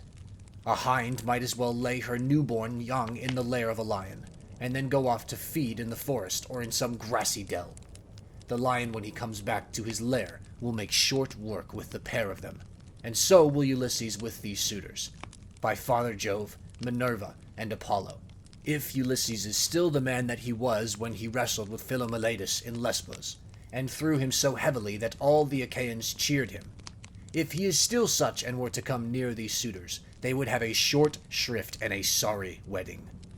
As regards your question, however, I will not prevaricate nor deceive you, but will tell you without concealment all that the old man of the sea has told me. I was trying to come on here, but the gods detained me in Egypt, for my hecatombs had not given them full satisfaction, and the gods are very strict about having their dues. Now off Egypt, about as far as a ship can sail in a day with a good stiff breeze behind her, there is an island called Pharos. It has a good harbor from which vessels can get out into open sea when they have taken in water, and here the gods becalmed me 20 days, without so much as a breath of fair wind to help me forward. We should have run clean out of provisions, and my men would have been starved, if a goddess had not taken pity upon me, and saved me in the person of Idothea, daughter to Proteus, the old man of the sea, for she had taken a great fancy to me. She came to me one day when I was by myself, as I often was, for the men used to go with their barbed hooks all over the island in the hope of catching a fish or two to save them from the pangs of hunger. "Stranger," she said, "it seems to me that you like starving in this way. At any rate, it does not greatly trouble you, for you stick here day after day, without even trying to get away, though your men are dying in inches." "Let me tell you," said I, "whichever of the goddesses you may happen to be, that I am not staying here of my own accord, but must have offended the gods that lie in heaven. Tell me, therefore, for the gods know everything, which of the immortals is it that is hindering me in this way, and tell me also how I may sail the sea, so as to reach my home." "Stranger," replied she, "I will make it all clear to you. There is an immortal who lives under the sea hereabouts, and whose name is Proteus. He is an Egyptian, and people say he is my father. He is Neptune's head man, and knows every inch of ground, all over the bottom of the sea. If you can snare him and hold him tight, he will tell you about your voyage, what courses you are to take, and how you are to sail the sea so as to reach your home. He will also tell you, if you so will, all that has been going on at your house, both good and bad, while you have been away on your long and dangerous journey." "Can you show me," said I, "some stratagem by means of which I may catch this old god without his suspecting and finding me out? For a god is not easily caught, not by a mortal man." "Stranger," she said, "I will make it all clear to you. About the time when the sun shall have reached mid-heaven, the old man of the sea comes up from under the waves, heralded by the west wind that furs the water over his head. As soon as he has come up, he lies down, and goes to sleep in a great sea cave, where the seals, Halustines chickens, as they call them, come up also from the grey sea, and go to sleep in shoals all around him, and a very strong and fish-like smell do they bring with them. Early tomorrow morning I will take you to this place, and will lay you in ambush. Pick out, therefore, the 3 best men you have in your fleet, and I will tell you all the tricks that the old man will play you. First, he will look over all his seals and count them. Then, when he has seen them and tallied them on his 5 fingers, he will go to sleep among them, as a shepherd among his sheep. The moment you see that he is asleep, seize him, put forth all your strength, and hold him fast, for he will do his very utmost to get away from you. He will turn himself into every kind of creature that goes upon the earth, and will become also both fire and water. But you must hold him fast, and grip him tighter and tighter, till he begins to talk to you, and comes back to what he was when you saw him go to sleep, that you may slacken your hold and let him go, and you can ask him which of the gods it is that is angry with you, and what you must do to reach your home over the seas." Having so said, she dived under the waves, whereon I turned my back to the place where my ships were ranged upon the shore, and my heart was clouded with care as I went along. When I reached my ship, we got supper ready, for night was falling, and camped down upon the beach. When the child of morning, rosy-fingered dawn appeared, I took the 3 men on whose prowess of all kinds I could most rely, and went along by the seaside, praying heartily to heaven. Meanwhile the gods fetched me up 4 sealskins from the bottom of the sea, all of them just skinned, for she meant playing a trick upon her father. Then she dug 4 pits for us to lie in, and sat down to wait till we should come up. When we were close to her, she made us lie down in the pits, one after the other, and threw a sealskin over each of us. Our ambuscade would have been intolerable, for the stench of the fishy seals was most distressing. Who would go to bed with a sea monster if he could help it? But here, too, the goddess helped us, and thought of something that gave us great relief, for she put some ambrosia under each man's nostrils, which was so fragrant that it killed the smell of the seals. We waited the whole morning, and made the best of it, watching the seals come up in hundreds to bask upon the seashore.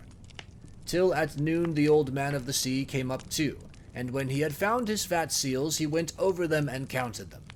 We were among the first he counted, and he never suspected any guile, but lay himself down to sleep as soon as he had done counting. Then we rushed upon him with a shout and seized him, on which he began at once with his old tricks, and changed himself first into a lion with a great mane. Then all of a sudden he became a dragon, a leopard, a wild boar. The next moment he was running water, and then again directly he was a tree. But we stuck to him, and never lost hold. Till at last the cunning old creature became distressed, and said, "Which of the gods was it, son of Atreus, that hatched this plot with you for snaring me, and seizing me against my will? What do you want?" "You know that yourself, old man," I answered. "You will gain nothing by trying to put me off. It is because I have been kept so long in this island, and see no sign of my being able to get away. I am losing all heart. Tell me then, for you gods know everything, which of the immortals is it that is hindering me? And tell me also how I may sail the sea so as to reach my home." "Then," he said, "if you would finish your voyage and go home quickly, you must offer sacrifices to Jove and to the rest of the gods before embarking, for it is decreed that you shall not get back to your friends and to your own house, till you have returned to the heaven-fed stream of Egypt, and offered holy hecatombs to the immortal gods that reign in heaven. When you have done this, they will let you finish your voyage." I was broken-hearted when I heard that I must go all that long and terrible voyage to Egypt. Nevertheless, I answered, "I will do all, old man, that you have laid upon me.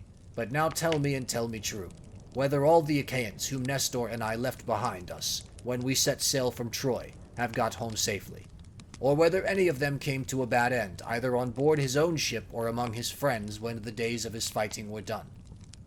"Son of Atreus," he answered, "why ask me? You had better not know what I can tell you, for your eyes will surely fill when you have heard my story. Many of those about whom you ask are dead and gone, but many still remain, and only 2 of the chief men among the Achaeans perished during their return home. As for what happened on the field of battle, you were there yourself.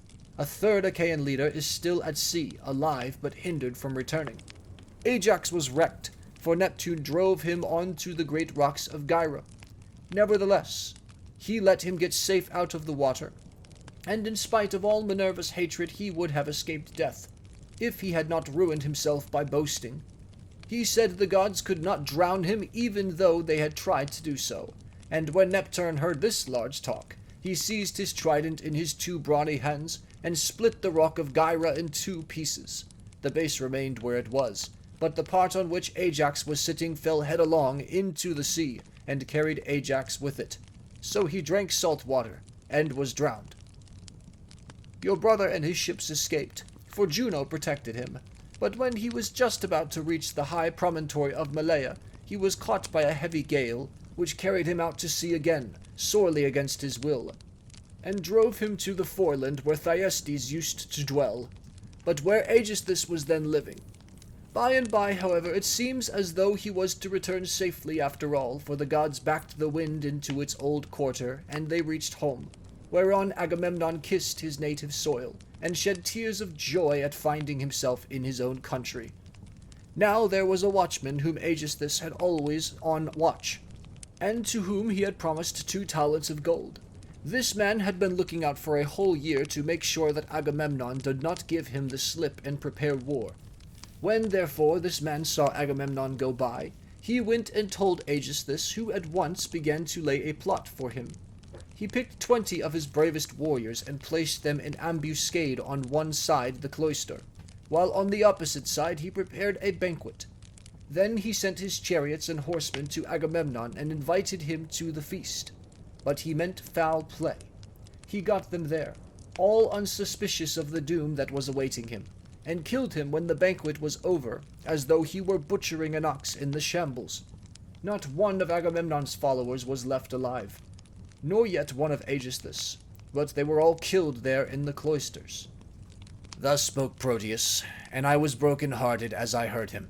I sat down upon the sands and wept. I felt as though I could no longer bear to live, nor look upon the light of the sun. Presently, when I had had my fill of weeping and writhing upon the ground, the old man of the sea said, "Son of Atreus, do not waste any more time in crying so bitterly. It can do no manner of good. Find your way home as fast as ever you can, for Aegisthus may be still alive, and even though Orestes has been beforehand with you in killing him, you may yet come in for his funeral." On this I took comfort, in spite of all my sorrow, and said, "I know then about these 2. Tell me therefore about the 3rd man of whom you spoke. Is he still alive, but at sea and unable to get home, or is he dead? Tell me, no matter how much it may grieve me." "The 3rd man," he answered, "is Ulysses, who dwells in Ithaca.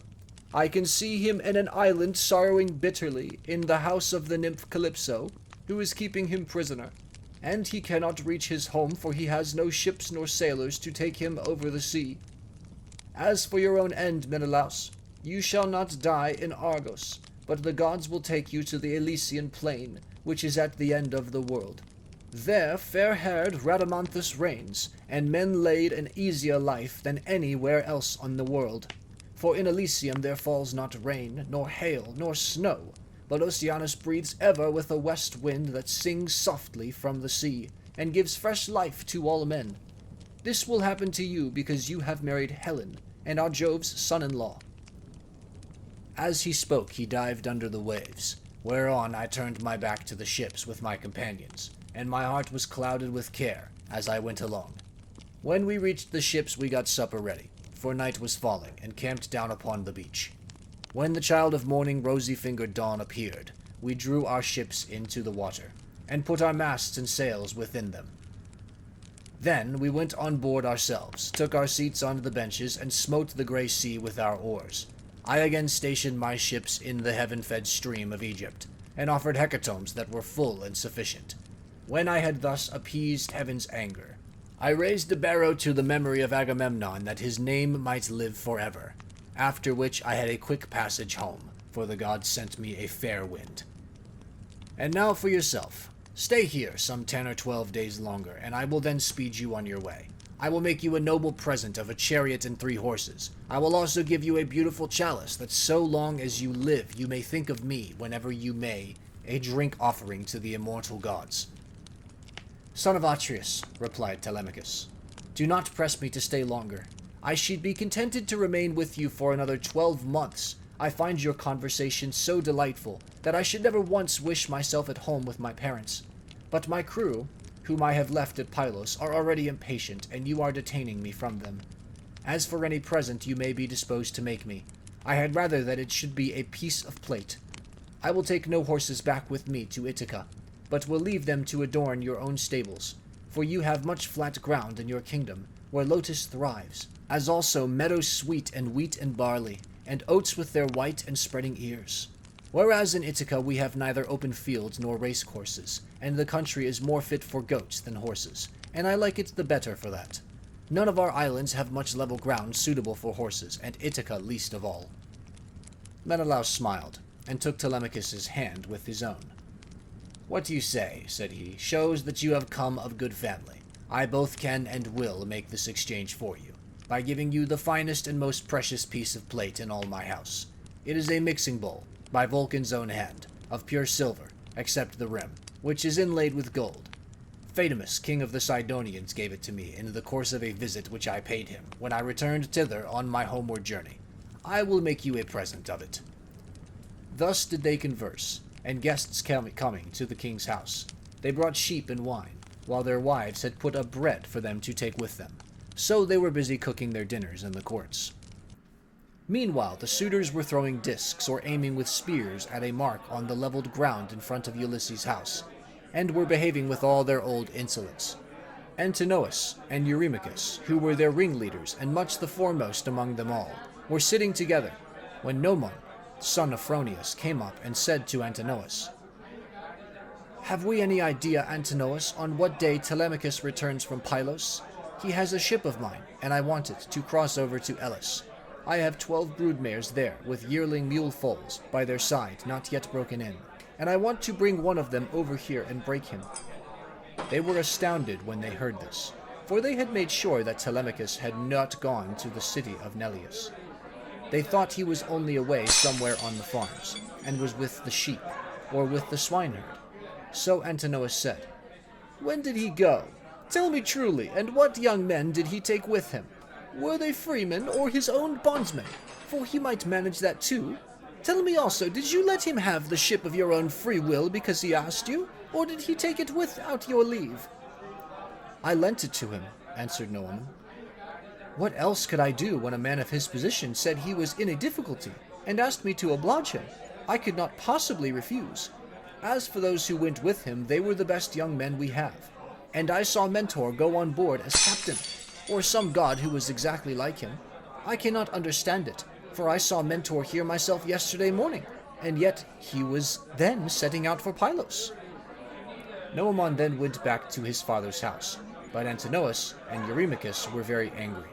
They told the others to leave off playing, and to come and sit down along with themselves. When they came, Antinous, son of Euphathes, spoke in anger. His heart was black with rage, and his eyes flashed fire as he said, "Good heavens, this voyage of Telemachus is a very serious matter. We had made sure that it would come to nothing, but the young fellow has got away in spite of us, and with a picked crew too. He will be giving us trouble presently. May Jove take him before he is full grown. Find me a ship, therefore, with a crew of 20 men, and I will lie in wait for him in the straits between Ithaca and Samos. He will then rue the day that he set out to try and get news of his father." Thus did he speak, and the others applauded his saying. They then all of them went inside the buildings. It was not long ere Penelope came to know what the suitors were plotting, for a manservant, Medon, overheard them from outside the outer court, as they were laying their schemes within, and went to tell his mistress. As he crossed the threshold of her room, Penelope said, "Medon, what have the suitors sent you here for? Is it to tell the maids to leave their master's business and cook dinner for them? I wish they may neither woo nor dine henceforward, neither here nor anywhere else. But let this be the very last time, for the waste you all make of my son's estate. Did not your fathers tell you when you were children how good Ulysses had been to them, never doing anything high-handed nor speaking harshly to anybody? Kings may say things sometimes, and they may take a fancy to one man and dislike another, but Ulysses never did an unjust thing by anybody, which shows what bad hearts you have, and that there is no such thing as gratitude left in this world." Then Medon said, "I wish, madam, that this were all, but they are plotting something much more dreadful now. May heaven frustrate their design. They are going to try and murder Telemachus as he is coming home from Pylos and Lacedaemon, where he had been to get news of his father." Then Penelope's heart sank with her, and for a long time she was speechless. Her eyes filled with tears, and she could find no utterance. At last, however, she said, "Why did my son leave me? What business had he to go sailing off in ships that made long voyages over the ocean like seahorses?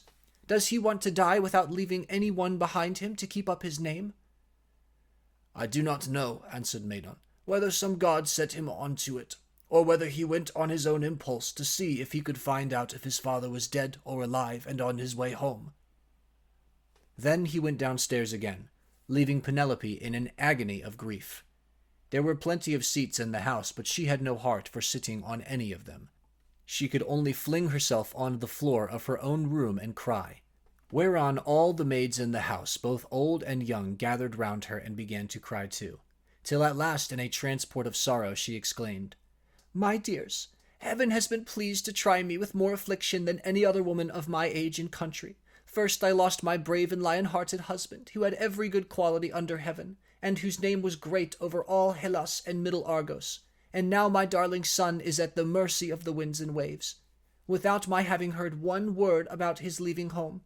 You hussies, there was not one of you would so much as think of giving me a call out of my bed, though you all of you very well knew what he was starting. If I had known he meant to take this voyage, he would have had to give it up, no matter how much he was bent upon it, or leave me a corpse behind him, one or other. Now, however, go some of you and call old Dullius, who was given me by my father on my marriage, and who is my gardener. Bid him go out at once and tell everything to Laertes, who may be able to hit on some plan for enlisting public sympathy on our side, as against those who are trying to exterminate his own race and that of Ulysses. Then the dear old nurse, Euryclea, said, You may kill me, madam, or let me live on in your house, whichever you please. But I will tell you the real truth. I knew all about it, and gave him everything he wanted in the way of bread and wine. But he made me take my solemn oath that I would not tell you anything for some 10 or 12 days, unless you asked, or happened to hear of his having gone, for he did not want you to spoil your beauty by crying. And now, madam, wash your face, change your dress, and go upstairs with your maids to offer prayers to Minerva, daughter of aegis-bearing Jove, for she can save him even though he be in the jaws of death. Do not trouble Laertes. He has trouble enough already. Besides, I cannot think that the gods hate the race of the son Arsacius so much, but there will be a son left to come up after him, and inherit both the house and the fair fields that lie far all around it. With these words, she made her mistress leave off crying, and dried the tears from her eyes. Penelope washed her face, changed her dress, and went upstairs with her maids. She then put some bruised barley into a basket and began praying to Minerva. Hear me, she cried, daughter of aegis-bearing Jove, unweariable. If ever Ulysses, while he was here, burned you fat thigh bones of sheep or heifer, bear it in mind now as in my favor, and save my darling son from the villainy of the suitors. She cried aloud as she spoke, and the goddess heard her prayer. Meanwhile the suitors were clamorous throughout the covered cloister, and one of them said, The queen is preparing for her marriage with one or other of us. Little does she dream that her son has now been doomed to die. This was what they said, but they did not know what was going to happen. Then Antinous said, Comrades, let there be no loud talking, lest some of it get carried inside. Let us be up and do that in silence, about which we are all of a mind. He then chose 20 men, and they went down to their ship, and to the seaside. They drew the vessel into the water, and got her mast and sails inside her. They bound the oars to the thole pins with twisted thongs of leather, all in due course, and spread the white sails aloft, while their fine servants brought them their armor. Then they made the ship fast a little way out, came on shore again, got their suppers, and waited till night should fall. But Penelope lay in her own room upstairs, unable to eat or drink, and wondering whether her brave son would escape, or be overpowered by the wicked suitors. Like a lioness caught in the toils with huntsmen hemming her in on every side, she thought and thought, till she sank into a slumber, and lay on her bed, bereft of thought and motion. Then Minerva bethought her of another matter, and made a vision in the likeness of Penelope's sister, Iphtime, daughter of Icarius, who had married Eumelus, and lived in Pherae. She told the vision to go to the house of Ulysses, and to make Penelope leave off crying. So it came into her room, by the hole through which the thong went for pulling the door to, and hovered over her head, saying, You are asleep, Penelope. The gods who live at ease will not suffer you to weep and be so sad. Your son has done them no wrong, so he will yet come back to you. Penelope, who was sleeping sweetly at the gates of dreamland, answered, Sister, why have you come here? You do not come very often, but I suppose that it is because you live such a long way off. Am I then to leave off crying and refrain from all the sad thoughts that torture me?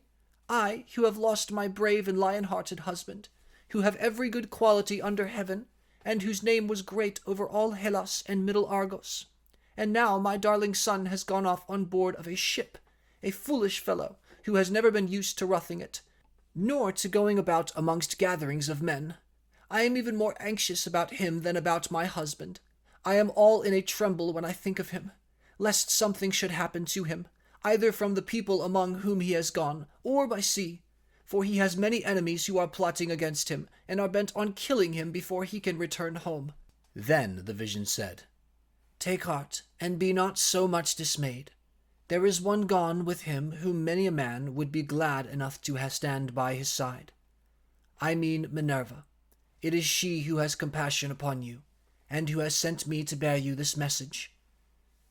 Then, said Penelope, if you are a god, or have been sent here by divine commission, tell me also about that other unhappy one.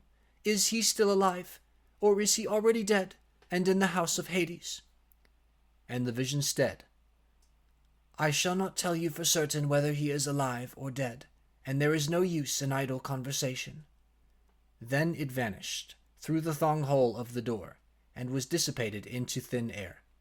But Penelope rose from her sleep, refreshed and comforted. So vivid had been her dream. Meantime the suitors went on board and sailed their ways over the sea, intent on murdering Telemachus. Now, there is a rocky islet called Asteris, of no great size, in mid-channel between Ithaca and Samos, and there is a harbor on either side of it where a ship can lie. Here then the Achaeans placed themselves in ambush.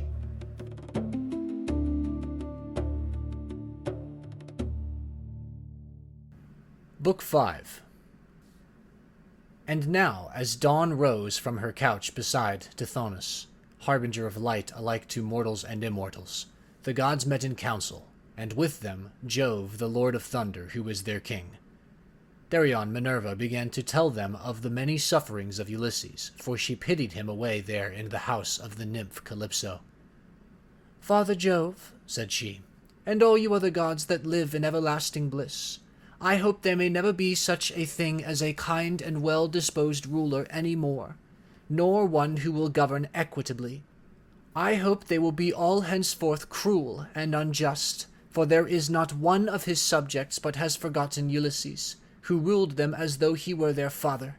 There he is, lying in great pain in an island where dwells the nymph Calypso, who will not let him go, and he cannot go back to his own country, for he can find neither ships nor sailors to take him over the sea. Furthermore, wicked people are now trying to murder his only son Telemachus, who is coming home from Pylos and Lacedaemon, where he has been to see if he can get news of his father. What, my dear, are you talking about? Replied her father. Did you not send him there yourself, because you thought it would help Ulysses to get home and punish the suitors? Besides, you are perfectly able to protect Telemachus and to see him safely home again, while the suitors have to come hurry-scurrying back without having killed him. When he had thus spoken, he said to his son Mercury, Mercury, you are our messenger. Go therefore and tell Calypso we have decreed that poor Ulysses is to return home. He is to be convoyed neither by gods nor men, but after a perilous voyage of 20 days upon a raft, he is to reach fertile Scheria, the land of the Phaeacians, who are near of kin to the gods, and will honor him as though he were one of ourselves. They will send him in a ship to his own country, and will give him more bronze and gold and raiment than he would have brought back from Troy, if he had had all his prize money and had got home without disaster. This is how we have settled, that he shall return to his country and his friends.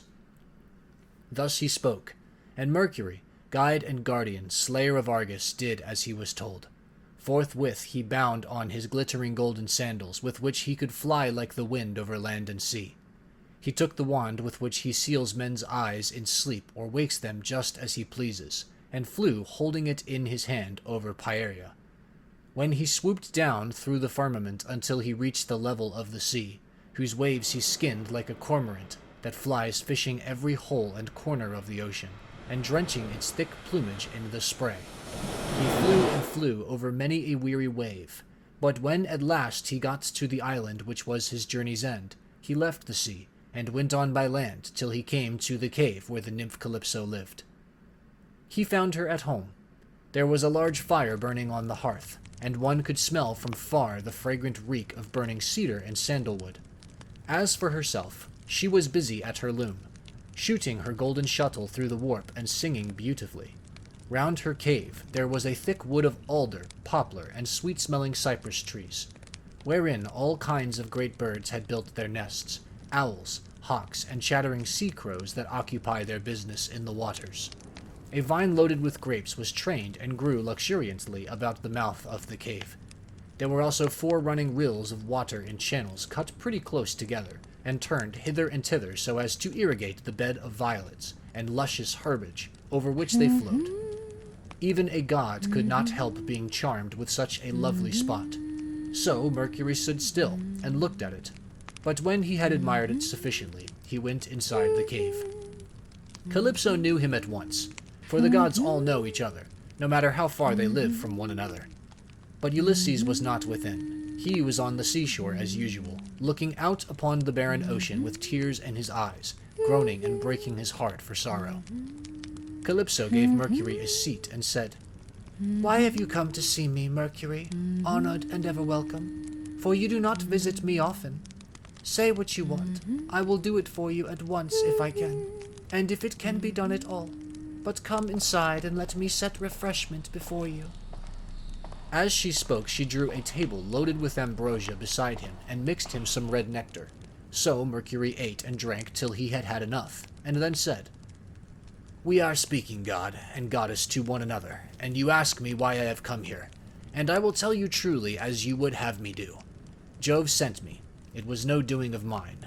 Who could possibly want to come all this way over the sea when there are no cities full of people to offer me sacrifices or choice hecatombs? Nevertheless, I had to come, for none of us other gods can cross Jove, nor transgress his orders.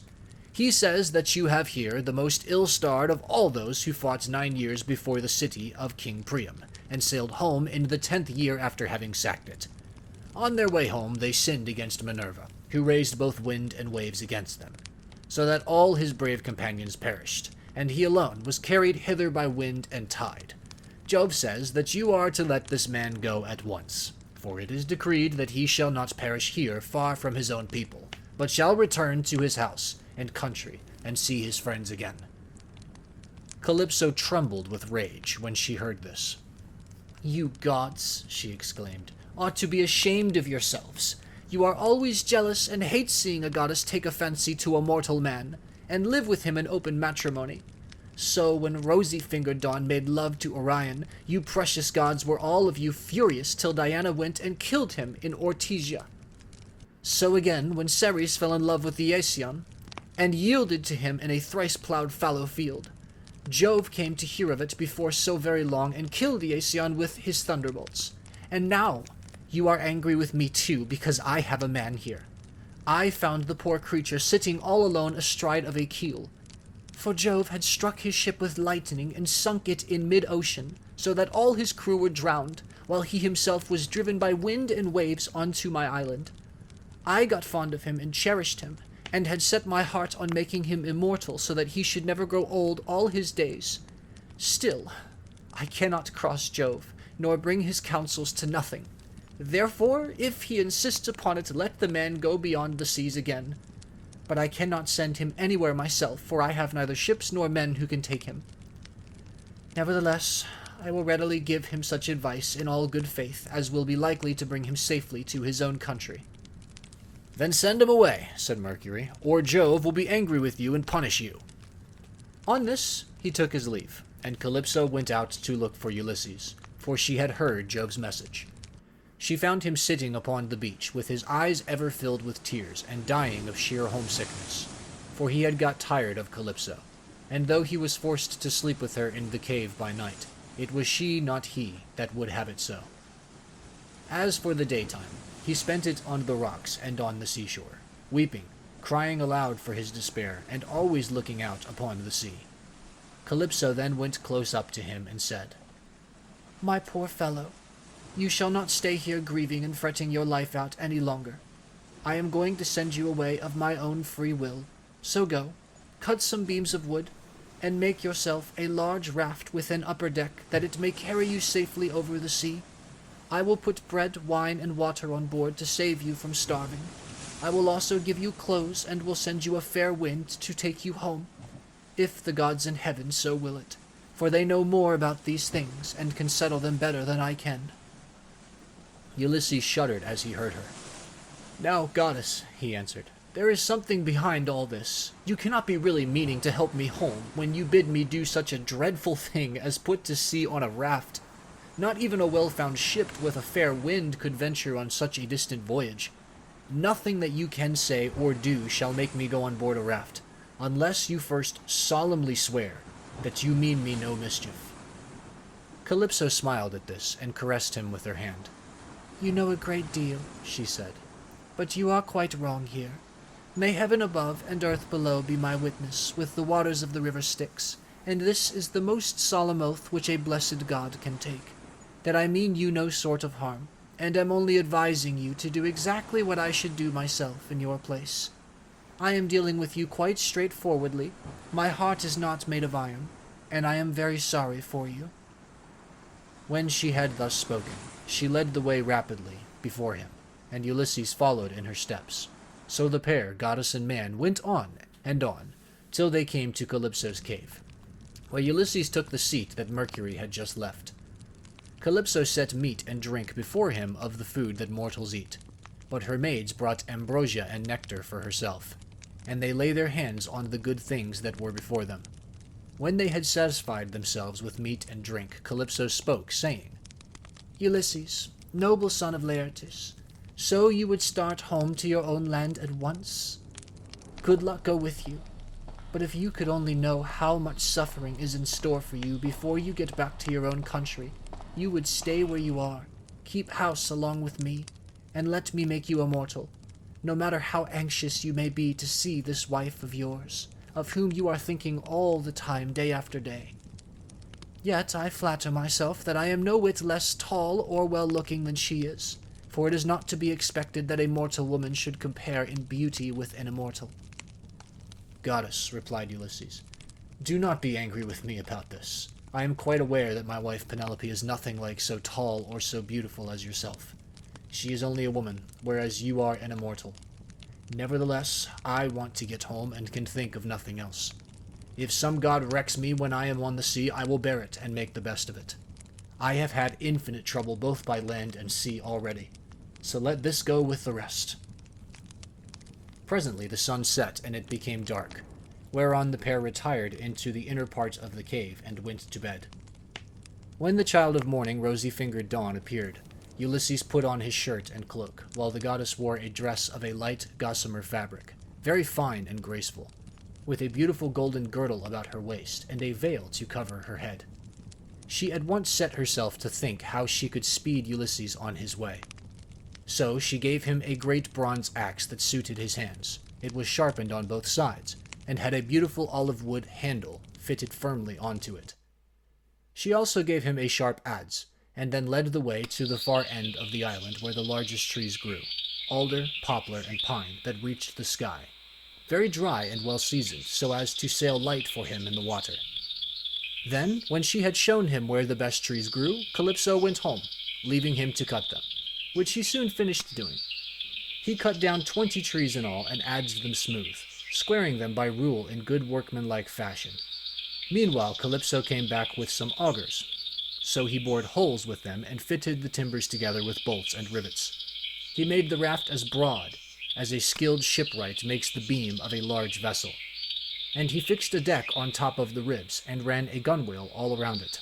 He also made the mast with a yard arm and a rudder to steer with. He fenced the raft all round with wicker hurdles as a protection against the waves, and then he threw on a quantity of wood. By and by Calypso brought him some linen to make the sails, and he made these too, excellently, making them fast with braces and sheets. Last of all, with the help of levers, he drew the raft down into the water. In 4 days he had completed the whole work, and on the 5th, Calypso sent him from the island, after washing him and giving him some clean clothes. She gave him a goatskin full of black wine and another larger one of water. She also gave him a wallet full of provisions, and found him in much good meat. Moreover, she made the wind fair and warm for him, and gladly did Ulysses spread his sail before it, while he sat and guided the raft skillfully by means of the rudder. He never closed his eyes, but kept them fixed on the Pleiades, on late-setting Boeotis, and on the Bear, which men also called the Wain, and which turns round and round where it is, facing Orion, and alone, never dipping into the stream of Oceanus, for Calypso had told him to keep this to his left. Days 7 and 10 did he sail over the sea, and on the 18th the dim outlines of the mountains on the nearest part of the Phaeacian coast appeared, rising like a shield on the horizon. But King Neptune, who was returning from the Ethiopians, caught sight of Ulysses a long way off from the mountains of the Solymi. He could see him sailing upon the sea, and it made him very angry. So he wagged his head and muttered to himself, saying, "Good heavens, so the gods have been changing their minds about Ulysses while I was away in Ethiopia, and now he is close to the land of the Phaeacians, where it is decreed that he shall escape from the calamities that have befallen him. Still, he shall have plenty of hardship yet before he has done with it." Thereon he gathered his clouds together, grasped his trident, stirred it round in the sea, and roused the rage of every wind that blows, till earth, sea, and sky were hidden in cloud, and night sprang forth out of the heavens. Winds from east, south, north, and west fell upon him all at the same time, and a tremendous sea got up, so that Ulysses' heart began to fail him. "Alas," he said to himself in his dismay, "whatever will become of me? I am afraid Calypso was right when she said I should have trouble by sea before I ever got back home. It is all coming true. How black is Jove making heaven with his clouds, and what a sea the winds are raising from every quarter at once. I am now safe to perish. Blessed and thrice blessed were those Danaans who fell before Troy in the cause of the sons of Atreus. Would that I had been killed on the day where the Trojans were pressing me so sorely about the dead body of Achilles, for then I should have had due burial, and the Achaeans would have honored my name. But now it seems that I shall come to a most pitiable end."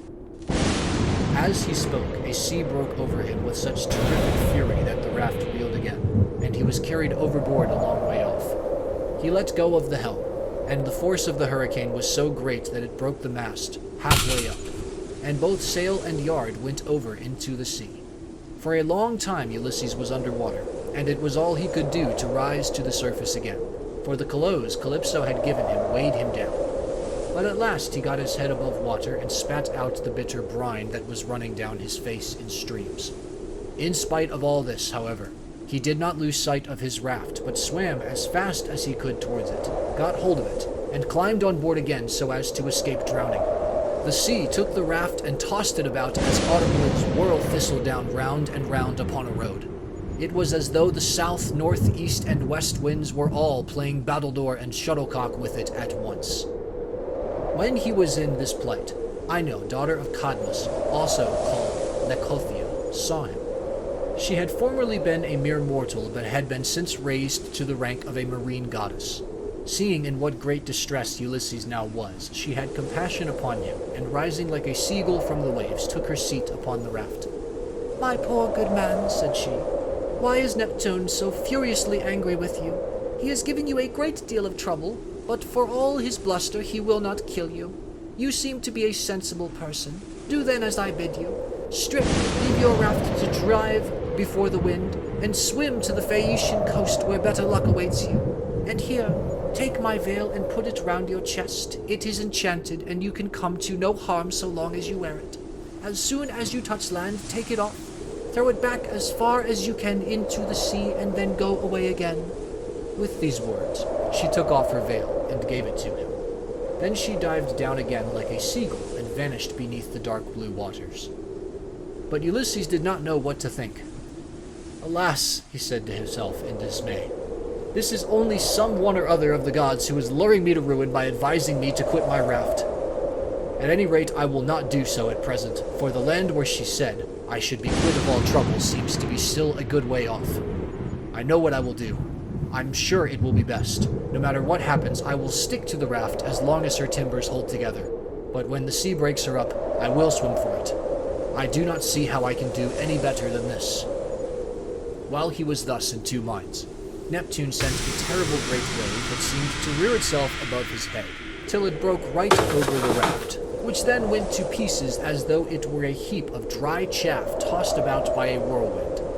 Ulysses got astride of one plank and rode upon it, as if he were on horseback.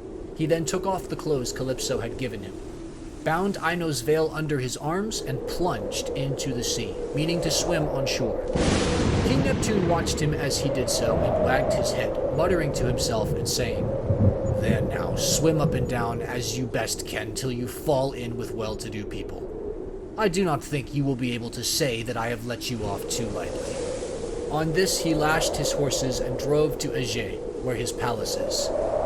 But Minerva resolved to help Ulysses, so she bound the ways of all the winds except one, and made them lie quite still. But she roused a good stiff breeze from the north that should lay the waters till Ulysses reached the land of the Phaeacians, where he would be safe. Thereon he floated about for 2 nights and 2 days in the water, with a heavy swell on the sea and death staring him in the face. But when the 3rd day broke, the wind fell, and there was a dead calm, without so much as a breath of air stirring. As he rose on the swell, he looked eagerly ahead and could see land quite near. Then, as children rejoice when their dear father begins to get better after having for a long time borne sore affliction, sent him by some angry spirit, but the gods deliver him from evil, so was Ulysses thankful when he again saw land and trees, and swam on with all his strength that he might once more set foot upon dry ground. When, however, he got within earshot, he began to hear the surf thundering up against the rocks, for the swell still broke against them with a terrific roar. Everything was enveloped in spray. There were no harbors where a ship might ride, nor shelter of any kind, but only headlands, low-lying rocks, and mountain tops. Ulysses' heart now began to fail him, and he said despairingly to himself, "Alas, Jove has let me see land after swimming so far that I had given up all hope, but I can find no landing place, for the coast is rocky and surf-beaten. The rocks are smooth and rise sheer from the sea, with deep water close under them so that I cannot climb out for want of foothold. I am afraid some great wave will lift me off my legs and dash me against the rocks as I leave the water, which would give me a sorry landing. If, on the other hand, I swim further in search of some shelving beach or harbor, a hurricane may carry me out to sea again, sorely against my will. Or heaven may send some great monster of the deep to attack me. For Amphitrite breeds many such, and I know that Neptune is very angry with me." While he was thus in two minds, a wave caught him, and took him with such force against the rocks that he would have been smashed and torn to pieces if Minerva had not shown him what to do. He caught hold of the rock with both hands, and clung to it groaning with pain till the wave retired. So he was saved that time. But presently the wave came on again, and carried him back with it farther into the sea, tearing his hands as the suckers of a polypus are torn when someone plucks it from its bed, and the stones come up along with it. Even so did the rocks tear the skin from his strong hands, and the wave drew him deep down under the water. Here poor Ulysses would have certainly perished, even in spite of his own destiny, if Minerva had not helped him to keep his wits about him. He swam seaward again, beyond reach of the surf that was beating against the land, and at the same time he kept looking towards the shore to see if he could find some haven, or a spit that should take the waves aslant. By and by, as he swam on, he came to the mouth of a river, and here he thought would be the best place, for there were no rocks, and it afforded shelter from the wind. He felt that there was a current, so he prayed inwardly and said, "Hear me, O king, whoever you may be, and save me from the anger of the sea god Neptune, for I approach you prayerfully.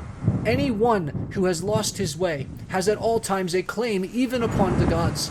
Wherefore in my distress I draw near to your stream, and cling to the knees of your riverhood. Have mercy upon me, O king, for I declare myself your suppliant." Then the gods stayed his stream, and stilled the waves, making all calm before him, and bringing him safely into the mouth of the river. Here at last Ulysses' knees and strong hands failed him, for the sea had completely broken him. His body was all swollen, and his mouth and nostrils ran down like a river with seawater, so that he could neither breathe nor speak, and lay swooning from sheer exhaustion. Presently when he had got his breath and came to himself again, he took off the scarf that Ainio had given him and threw it back into the salt stream of the river, whereon Ainio received it in her hands from the wave that bore it towards her. Then he left the river, laid himself down among the rushes, and kissed the bounteous earth. "Alas," he cried to himself in his dismay, "whatever will become of me, and how is it all to end? If I stay here upon the riverbed through the long watches of the night, I am so exhausted that the bitter cold and damp may make an end of me. For toward sunrise there will be a keen wind blowing from off the river. If, on the other hand, I climb the hillside, find shelter in the woods, and sleep in some thicket, I may escape the cold and have a good night's rest, but some savage beast may take advantage of me and devour me." In the end, he deemed it best to take to the woods, and he found one upon some high ground not far from the water. There he crept beneath 2 shoots of olive that grew from a single stalk, the one an ungrafted sucker, while the other had been grafted. No wind, however squally, could break through the cover they afforded, nor could the sun's rays pierce them, nor the rain go through them. So closely did they grow into one another. Ulysses crept under these and began to make himself a bed to lie on, for there was a great litter of dead leaves lying about, enough to make a covering for 2 or 3 men, even in hard winter weather. He was glad enough to see this, so he laid himself down and heaped the leaves all around him. Then, as one who lives alone in the country, far from any neighbor, hides a brand as fire seed in the ashes to save himself from having to get a light elsewhere, even so did Ulysses cover himself up with leaves. And Minerva shed a sweet sleep upon his eyes, closed his eyelids, and made him lose all memories of his sorrows.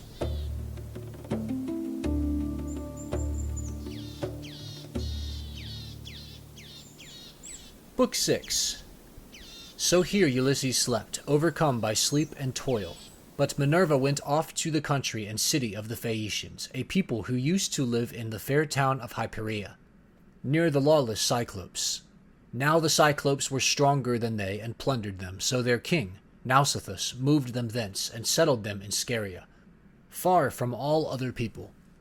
He surrounded the city with a wall, built houses and temples, and divided the lands among his people. But he was dead and gone to the house of Hades, and King Alcinous, whose counsels were inspired of heaven, was now reigning. To his house then did Minerva hie in furtherance of the return of Ulysses. She went straight to the beautifully decorated bedroom in which there slept a girl who was as lovely as a goddess, Nausicaa, daughter to King Alcinous. 2 maidservants were sleeping near her, both very pretty, on either side of the doorway, which was closed with well-made folding doors. Minerva took the form of the sea captain, Dymas's daughter, who was a bosom friend of Nausicaa and just her own age.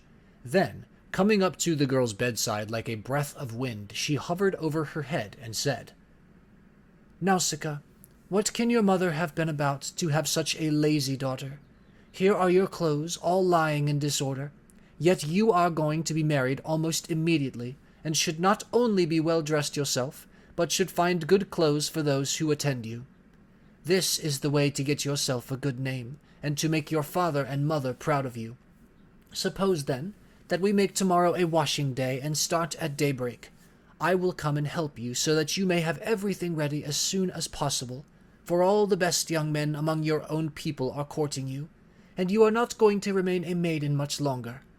Ask your father, therefore, to have a wagon and mules ready for us at daybreak, to take the rugs, robes, and girdles, and you can ride too, which will be much pleasanter for you than walking, for the washing cisterns are some way from the town." When she had said this, Minerva went away to Olympus, which they say is the everlasting home of the gods. Here no wind beats roughly, and neither rain nor snow can fall, but it abides in everlasting sunshine and in a great peacefulness of light, wherein the blessed gods are illumined for ever and ever. This was the place to which the goddess went when she had given instructions to the girl. By and by morning came and woke Nausicaa, who began wondering about her dream. She therefore went to the other end of the house to tell her father and mother all about it, and found them in their own room. Her mother was sitting by the fireside, spinning her purple yarn, with her maids around her, and she happened to catch her father just as he was going out to attend a meeting of the town council, which the Phaeacian aldermen had convened. She stopped him and said, "Papa, dear, could you manage to let me have a good big wagon? I want to take all our dirty clothes to the river and wash them. You are the chief man here, so it is only right that you should have a clean shirt when you attend meetings of the council. Moreover, you have 5 sons at home, 2 of them married, while the other 3 are good-looking bachelors. You know they always like to have clean linen when they get to a dance, and I have been thinking about all this." She did not say a word about her own wedding, for she did not like to, but her father knew and said, "You shall have the mules, my love, and whatever else you have a mind for. Be off with you, and the men shall get you a good strong wagon with a body to it that will hold all your clothes." On this he gave his orders to the servants, who got the wagon out, harnessed the mules, and put them to, while the girl brought the clothes down from the linen room and placed them on the wagon. Her mother prepared a basket of provisions with all sorts of good things, and a goatskin full of wine. The girl now got into the wagon, and her mother gave her also a golden cruse of oil, that she and her women might anoint themselves. Then she took the whip and reins, and lashed the mules on, whereon they set off, and their hoofs clattered on the road. They pulled without flagging, and carried not only Nausicaa and her wash of clothes, but the maids also who were with her. When they reached the waterside, they went to the washing cisterns, through which there ran at all times enough pure water to wash any quantity of linen, no matter how dirty. Here they unharnessed the mules, and turned them out to feed on the sweet juicy herbage that grew by the waterside. They took the clothes out of the wagon, put them in the water, and vied with one another in treading them in the pits, to get the dirt out. After they had washed them and got them quite clean, they laid them out by the seaside, where the waves had raised a high beach of shingle, and set about washing themselves and anointing themselves with oil. Then they got their dinner by the side of the stream, and waited for the sun to finish drying the clothes. When they had done dinner, they threw off the veils that covered their heads, and began to play at ball, while Nausicaa sang for them. As the huntress Diana goes forth upon the mountains of Taygetus or Amanthus to hunt wild boars or deer, and the wood nymphs, daughter of aegis-bearing Jove, take their sport along with her. Then is Leto proud at seeing her daughter stand a full head taller than the others, and eclipse the loveliest amid a whole bevy of beauties. Even so did the girl outshine her handmaids.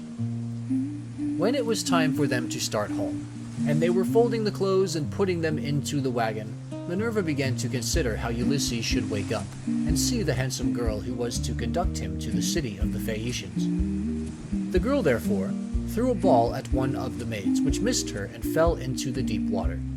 On this they all shouted, and the noise they made woke Ulysses, who sat up in his bed of leaves and began to wonder what it might all be. "Alas," he said to himself, "what kind of people have I come amongst? Are they cruel, savage, and uncivilized, or hospitable and humane? I seem to hear the voices of young women, and they sound like those of the nymphs that haunt mountain tops, or springs of rivers and meadows of green grass. At any rate, I am among a race of men and women. Let me try if I cannot manage to get a look at them." As he said this, he crept from under his bush and broke off a bow covered with thick leaves to hide his nakedness. He looked like some lion of the wilderness that stalks about exulting in his strength and defying both wind and rain. His eyes glare as he prowls in quest of oxen, sheep, or deer, for he is famished, and will dare break even into a well-fenced home, trying to get at the sheep. Even such did Ulysses seem to the younger women, as he drew near to them all naked as he was, for he was in great want. On seeing one so unkempt and so begrimed with salt water, the others scampered off along the spits that jutted out into the sea. But the daughter of Alcinous stood firm, for Minerva put courage into her heart, and took away all fear from her. She stood right in front of Ulysses, and he doubted whether he should go up to her, throw himself at her feet and embrace her knees as a suppliant, or stay where he was and entreat her to give him some clothes and show him the way to the town. In the end, he deemed it best to entreat her from a distance, in case the girl should take offense at his coming near enough to clasp her knees. So he addressed her in a honeyed and persuasive language. "O Queen," he said, "I implore your aid, but tell me, are you a goddess, or are you a mere mortal woman? If you are a goddess and dwell in heaven, I can only conjecture that you are Jove's daughter Diana, for your face and figure resemble none but hers. If, on the other hand, you are a mortal and live on earth, thrice happy are your father and mother, thrice happy too are your brothers and sisters. How proud and delighted they must feel when they see so fair a scion as yourself, going out to a dance. Most happy, however, of all, will he be whose wedding gifts have been the richest and who takes you to his own home. I never yet saw anyone so beautiful, neither man nor woman, and am lost in admiration as I behold you. I can only compare you to a young palm tree, which I saw when I was at Delos growing near the altar of Apollo, for I was there too, with much people after me, when I was on that journey which has been the source of all my troubles. Never yet did such a young plant shoot out of the ground as that was, and I admired and wondered at it exactly as I now admire and wonder at yourself. I dare not clasp your knees, but I am in great distress. Yesterday made the 20th day that I had been tossing about upon the sea. The winds and waves have taken me all the way from the Aegean island, and now fate has flung me upon this coast that I may endure still further suffering. For I do not think that I have yet come to the end of it, but rather that heaven has still much evil in store for me. And now, O Queen, have pity upon me, for you are the first person I have met, and I know no one else in this country. Show me the way to your town, and let me have anything that you may have brought hither to wrap your clothes in. May heaven grant you in all things your heart's desire, husband, house, and a happy, peaceful home, for there is nothing better in this world than that man and wife should be of one mind in a house. It discomfits their enemies, makes the hearts of their friends glad, and they themselves know more about it than anyone. To this Nausicaa answered, Stranger, you appear to be a sensible, well-disposed person. There is no accounting for luck. Jove gives prosperity to rich and poor just as he chooses. So you must take what he has seen fit to send you, and make the best of it. Now, however, that you have come to this, our country, you shall not want for clothes, nor for anything else that a foreigner in distress may reasonably look for. I will show you the way to the town, and will tell you the name of our people. We are called Phaeacians, and I am daughter to Alcinous, in whom the whole power of the state is vested. Then she called her maids and said, Stay where you are, you girls. Can you not see a man without running away from him? Do you take him for a robber or a murderer? Neither he nor anyone else can come here to do us Phaeacians any harm, for we are dear to the gods and live apart on a land's end that juts into the sounding sea, and have nothing to do with any other people. This is only some poor man who has lost his way, and we must be kind to him, for strangers and foreigners in distress are under Jove's protection, and will take what they can get, and be thankful. So girls, give the poor fellow something to eat and drink, and wash him in the stream at some place that is sheltered from the wind. On this the maids left off running, and began calling one another back. They made Ulysses sit down in the shelter as Nausicaa had told them, and brought him a shirt and cloak. They also brought him the little golden cruse of oil, and told him to go and wash in the stream. But Ulysses said, Young women, please to stand a little on one side, that I may wash the brine from my shoulders and anoint myself with oil. For it is long enough since my skin has had a drop of oil upon it.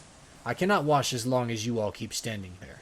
I am ashamed to strip before a number of good-looking young women. Then they stood on one side, and went to tell the girl, while Ulysses washed himself into the stream, and scrubbed the brine from his back, and from his broad shoulders. When he had thoroughly washed himself, and had got the brine out of his hair, he anointed himself with oil, and put on the clothes which the girl had given him. Minerva then made him look taller and stronger than before. She also made the hair grow thick on the top of his head, and flow down in curls like hyacinth blossoms. She glorified him about the head and shoulders as a skillful workman who has studied art of all kinds under Vulcan and Minerva, enriches a piece of silver plate by gilding it, and his work is full of beauty. Then he went and sat down a little way off upon the beach, looking quite young and handsome, and the girl gazed on him with admiration. Then she said to her maids, Hush, my dears, for I want to say something. I believe the gods who live in heaven have sent this man to the Phaeacians. When I first saw him, I thought him plain, but now his appearance is like that of the gods who dwell in heaven. I should like my future husband to be just such another as he is, if he would only stay here and not want to go away. However, give him something to eat and drink. They did as they were told, and set food before Ulysses, who ate and drank ravenously, for it was long since he had had food of any kind. Meanwhile Nausicaa bethought her of another matter. She got the linen folded and placed in the wagon. She then yoked the mules, and as she took her seat, she called Ulysses. "Stranger," she said, "rise, and let us be going back to the town. I will introduce you at the house of my excellent father, where I can tell you that you will meet all the best people among the Phaeacians. But be sure and do as I bid you, for you seem to be a sensible person.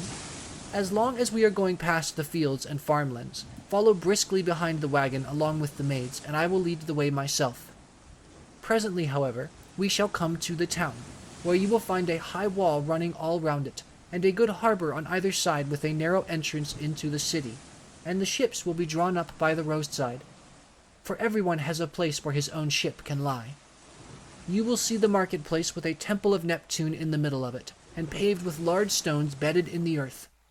Here, people deal in ship's gear of all kinds, such as cables and sails, and here too are the places where oars are made, for the Phaeacians are not a nation of archers. They know nothing about bows and arrows, but are a seafaring folk, and pride themselves on their masts, oars, and ships, with which they travel far over the sea. I am afraid of the gossip and scandal that may be set on foot against me later on, for the people here are very ill-natured, and some low fellow, if he met us, might say, 'Who is this fine-looking stranger that is going about with Nausicaa? Where did she find him? I suppose she is going to marry him. Perhaps he is a vagabond sailor whom she has taken from some foreign vessel, for we have no neighbors, or some god has at last come down from heaven in answer to her prayers, and she is going to live with him all the rest of her life. It would be a good thing if she would take herself off and find a husband somewhere else, for she will not look at one of the many excellent young Phaeacians who are in love with her.'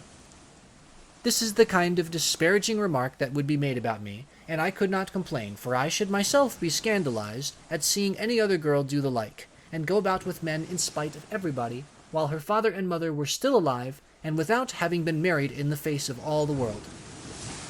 If, therefore, you want my father to give you an escort and to help you home, do as I bid you. You will see a beautiful grove of poplars by the roadside dedicated to Minerva. It has a well in it, and a meadow all round it. Here, my father has a field of rich garden ground, about as far from the town as a man's voice will carry. Sit down there and wait for a while, till the rest of us can get into the town and reach my father's house. Then, when you think we must have done this, come into the town and ask the way to the house of my father Alcinous. You will have no difficulty in finding it. Any child will point it out to you, for no one else in the whole town has anything like such a fine house as he has. When you have got past the gates and through the outer court, go right across the inner court till you come to my mother. You will find her sitting by the fire and spinning her purple wool by firelight. It is a fine sight to see her as she leans back against one of the bearing posts, with her maids all ranged up behind her. Close to her seat stands that of my father, on which he sits and topes like an immortal god. Never mind him, but go up to my mother and lay your hands upon her knees, if you would get home quickly. If you gain her over, you may hope to see your own country again, no matter how distant it may be." So saying, she lashed the mules with her whip, and they left the river. The mules drew well, and their hoofs went up and down upon the road. She was careful not to go too fast for Ulysses and the maids who were following on foot along with the wagon. So she plied her whip with judgment. As the sun was going down, they came to the sacred grove of Minerva, and there Ulysses sat down and prayed to the mighty daughter of Jove. "Hear me," he cried, "daughter of aegis-bearing Jove, unweariable, hear me now. For you gave no heed to my prayers when Neptune was wrecking me.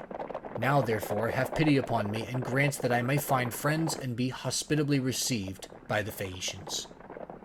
Thus did he pray, and Minerva heard his prayer, but she would not show herself to him openly, for she was afraid of her uncle Neptune, who was still furious in his endeavors to prevent Ulysses from getting home.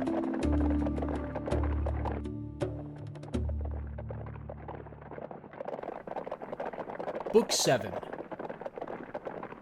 Thus then did Ulysses wait and pray, but the girl drove on to the town. When she reached her father's house, she drew up at the gateway, and her brothers, comely as the gods, gathered round her, took the mules out of the wagon, and carried the clothes into the house, while she went to her own room, where an old servant, Eurymedusa of Apera, lit the fire for her. This old woman had been brought by sea from Apera, and had been chosen as a prize for Alcinous because he was king over the Phaeacians, and the people obeyed him as though he were a god. She had been nurse to Nausicaa, and had now lit the fire for her, and brought her supper for her into her own room.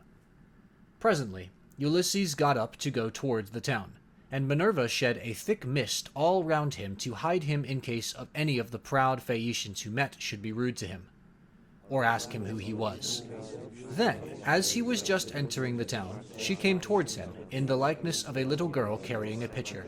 She stood right in front of him, and Ulysses said, "My dear, will you be so kind as to show me the house of King Alcinous? I am an unfortunate foreigner in distress, and do not know one in your town and country." Then Minerva said, "Yes, father stranger, I will show you the house you want, for Alcinous lives quite close to my own father. I will go before you and show the way, but say not a word as you go, and do not look at any man nor ask him questions. For the people here cannot abide strangers, and do not like men who come from some other place. They are a seafaring folk, and sail the seas by the grace of Neptune in ships that glide along like thought, or as a bird in the air." On this she led the way, and Ulysses followed in her footsteps. But not one of the Phaeacians could see him as he passed through the city in the midst of them, for the great goddess Minerva in her goodwill towards him had hidden him in a thick cloud of darkness. He admired their harbors, ships, places of assembly, and the lofty walls of the city, which, with the palisade on top of them, were very striking, and when they reached the king's house, Minerva said, "This is the house, father stranger, which you would have me show you. You will find a number of great people sitting at table, but do not be afraid, go straight in, for the bolder a man is, the more likely he is to carry his point, even though he is a stranger. First, find the queen, her name is Arete, and she comes of the same family as her husband, King Alcinous. They both descend originally from Neptune, who was father to Nausithous by Paraboea, a woman of great beauty. Paraboea was the youngest daughter of Eurymedon, who at one time reigned over the giants, but he ruined his ill-fated people and lost his own life to boot. Neptune, however, lay with his daughter, and she had a son by him, the great Nausithous, who reigned over the Phaeacians. Nausithous had 2 sons, Rhexenor and Alcinous. Apollo killed the first of them while he was still a bridegroom and without male issue, but he left a daughter, Arete, whom Alcinous married, and honors, as no other woman is honored, of all those that keep house along with their husbands. Thus she both was and still is respected beyond measure by her children, by Alcinous himself, and by the whole people, who look upon her as a goddess, and greet her whenever she goes about the city, for she is a thoroughly good woman both in head and heart, and when any women are friends of hers, she will help their husbands also to settle their disputes. If you can gain her goodwill, you may have every hope of seeing your friends again, and getting safely back to your home and country." Then Minerva left Scheria, and went away over the sea. She went to Marathon, and to the spacious streets of Athens, where she entered the abode of Erechtheus. But Ulysses went on to the house of Alcinous, and he pondered much as he paused a while before reaching the threshold of bronze, for the splendor of the palace was like that of the sun or moon. The walls on either side were of bronze from end to end, and the cornice was of blue enamel. The doors were gold and hung on pillars of silver that rose from a floor of bronze, while the lintel was silver, and the hook of the door was gold.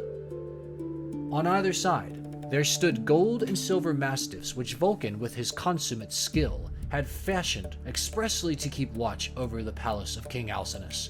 So they were immortal and could never grow old. Seats were ranged all along the wall, here and there from one end to the other, with coverings of fine woven work, which the women of the house had made. Here, the chief persons of the Phaeacians used to sit and eat and drink, for there was abundance at all seasons, and there were golden figures of young men with lighted torches in their hands, raised on pedestals to give light by night to those who were at table. There are 50 maidservants in the house, some of whom are always grinding rich yellow grain at the mill, while others work at the loom or sit and spin, and their shuttles go backwards and forwards like the fluttering of aspen leaves, while the linen is so closely woven that it will turn oil. As the Phaeacians are the best sailors in the world, so their women excel all others in weaving, for Minerva had taught them all manner of useful arts, and they are very intelligent. Outside the gate of the outer court there is a large garden of about 4 acres with a wall all round it. It is full of beautiful trees, pears, pomegranates, and the most delicious apples. There are luscious figs also, and olives in full growth. The fruits never rot nor fail all the year round, neither winter nor summer, for the air is so soft that a new crop ripens before the old has dropped. Pear grows on pear, apple on apple, and fig on fig, and so also with the grapes, for there is an excellent vineyard. On the level ground of a part of this, the grapes are being made into raisins. In another part, they are being gathered.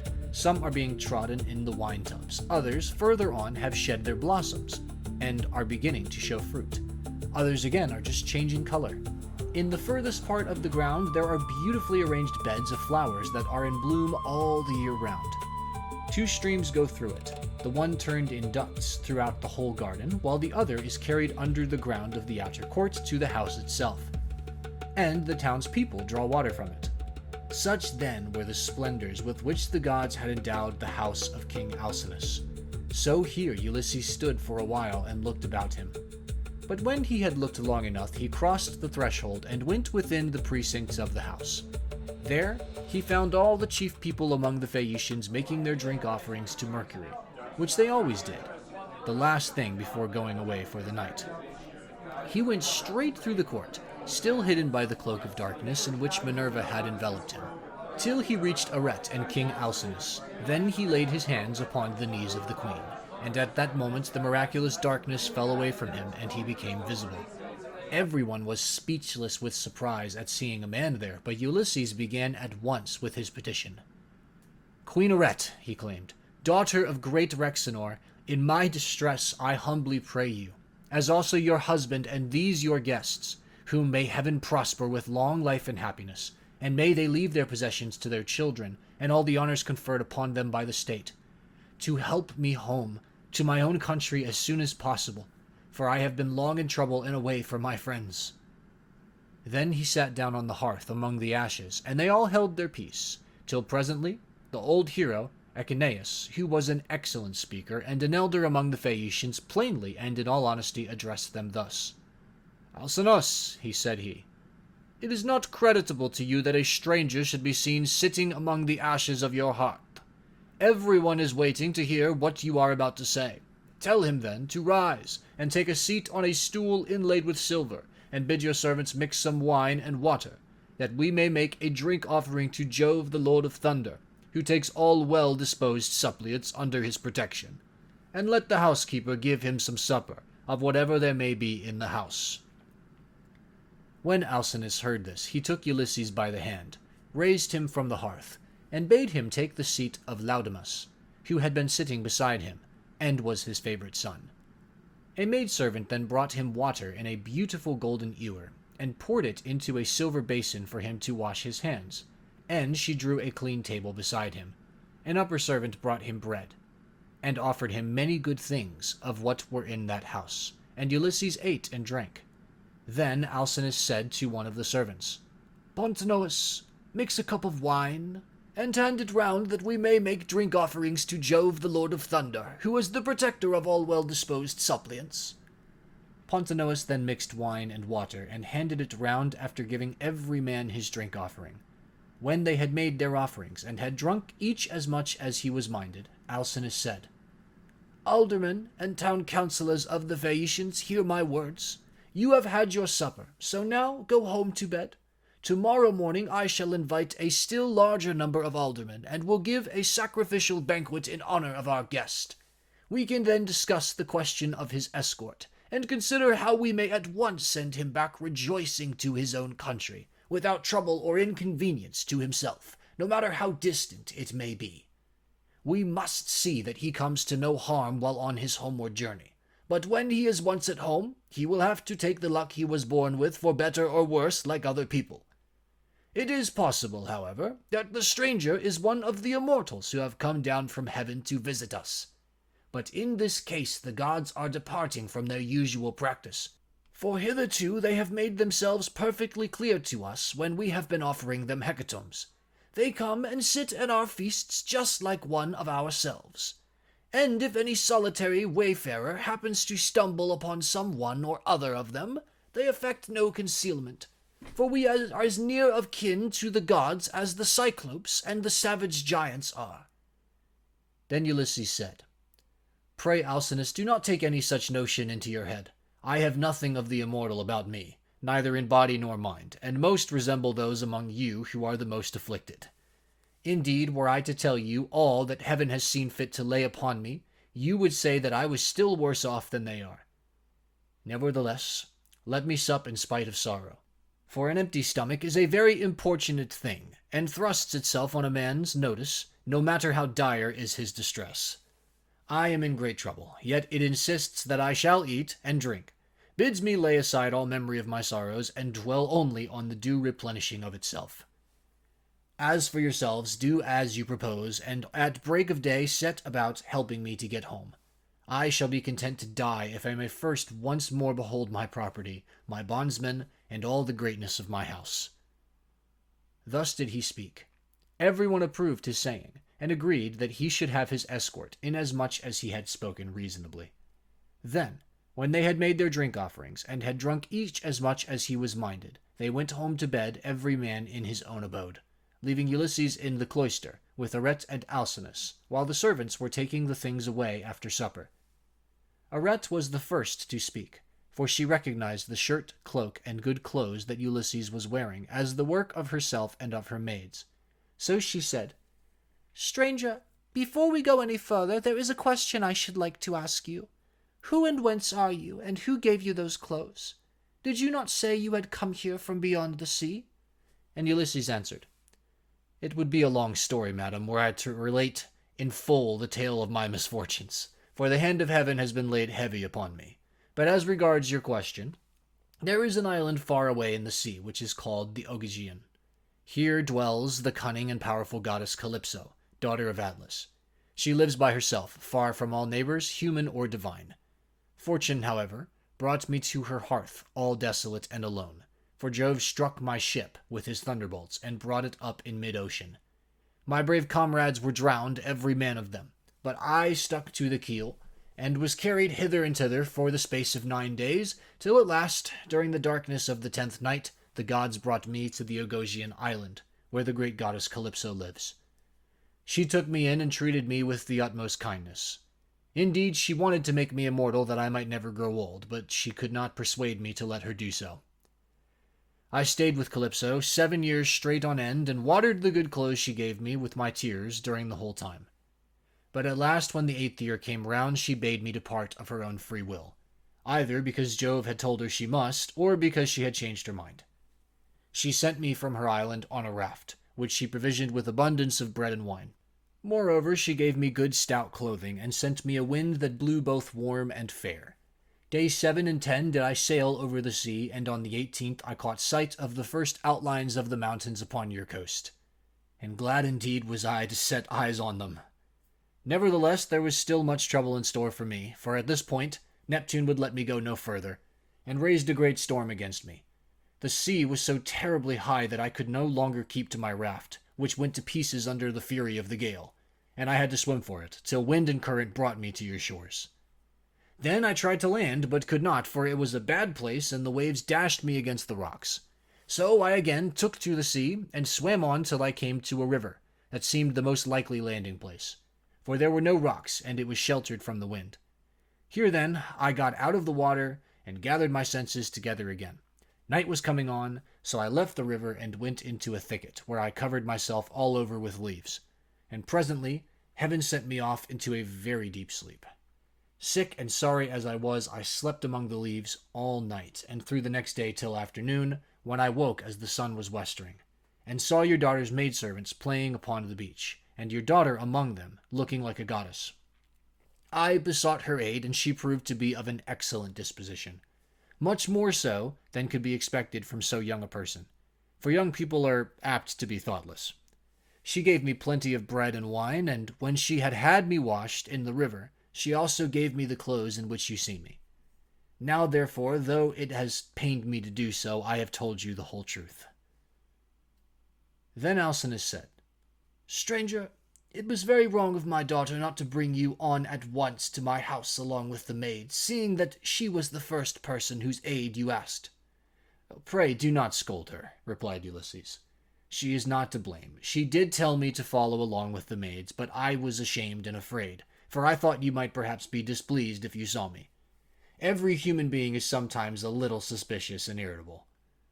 Stranger, replied Alcinous, I am not the kind of man to get angry about nothing. It is always better to be reasonable. But by Father Jove, Minerva, and Apollo, now that I see what kind of person you are, and how much you think as I do, I wish you would stay here, marry my daughter, and become my son-in-law. If you will stay, I will give you a house and an estate. But no one, heaven forbid, shall keep you here against your own wish. And that you may be sure of this, I will attend tomorrow to the matter of your escort. You can sleep during the whole way farther off than Euboea, which those of my people who saw it when they took yellow-haired Rhadamanthus to see Tityus, the son of Gaia, tell me is the furthest of any place. And yet they did the whole voyage in a single day without distressing themselves, and came back again afterwards. You will thus see how much my ships excel all others, and what magnificent oarsmen my sailors are. Then was Ulysses glad, and prayed aloud, saying, Father Jove, grant that Alcinous may do all he has said, for so he will win an imperishable name among mankind, and at the same time I shall return to my country. Thus did they converse. Then Arete told her maids to set a bed in the room that was in the gatehouse, and make it good with red rugs, and to spread coverlets on the top of them with woolen cloaks for Ulysses to wear. The maids thereon went out with torches in their hands, and when they had made the bed, they came up to Ulysses and said, Rise, sir stranger, and come with us, for your bed is ready. And glad indeed was he to go to his rest. So Ulysses slept in a bed placed in a room over the echoing gateway, but Alcinous lay in the inner part of the house with the queen his wife by his side.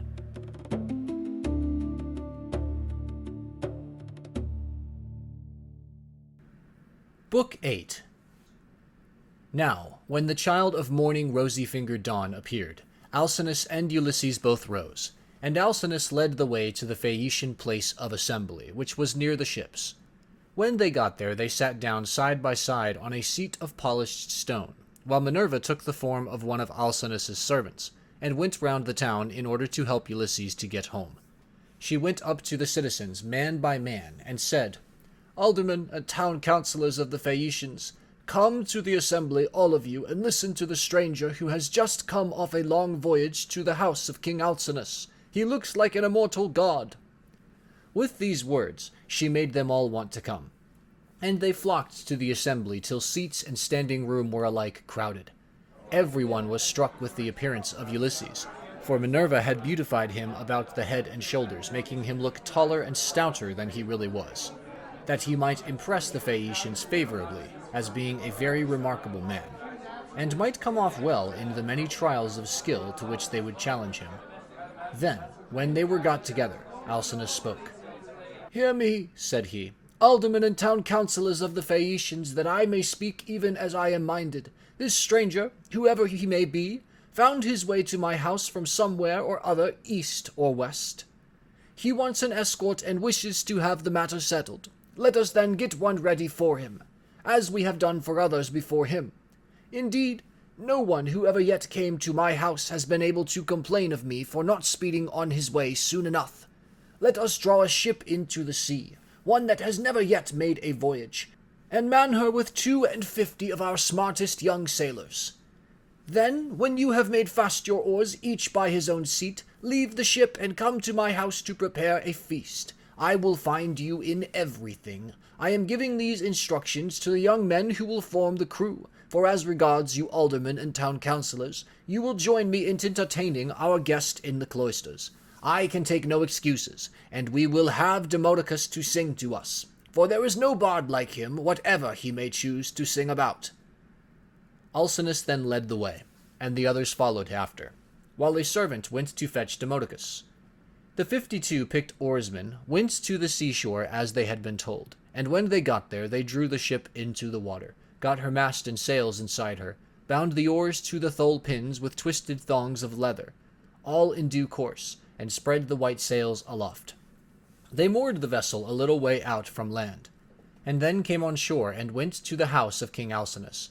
The outhouses, yards, and all the precincts were filled with crowds of men in great multitudes, both old and young. And Alcinous killed them 12 sheep, 8 full-grown pigs, and 2 oxen. These they skinned and dressed so as to provide a magnificent banquet. A servant presently led in the famous bard Demodocus, whom the Muse had dearly loved, but to whom she had given both good and evil, for though she had endowed him with a divine gift of song, she had robbed him of his eyesight. Pontonous set a seat for him among the guests, leaning it up against a bearing post. He hung the lyre for him on a peg over his head, and showed him where he was to feel for it with his hands. He also set a fair table with a basket of victuals by his side, and a cup of wine from which he might drink whenever he was so disposed. The company then laid their hands upon the good things that were before them. But as soon as they had had enough to eat and drink, the Muse inspired Demodocus to sing the feats of heroes, and more especially a matter that was then in the mouths of all men, to wit, the quarrel between Ulysses and Achilles, and the fierce words that they had heaped on one another as they sat together at a banquet. But Agamemnon was glad when he heard his chieftains quarreling with one another, for Apollo had foretold him this at Pytho, when he crossed the stone floor to consult the oracle.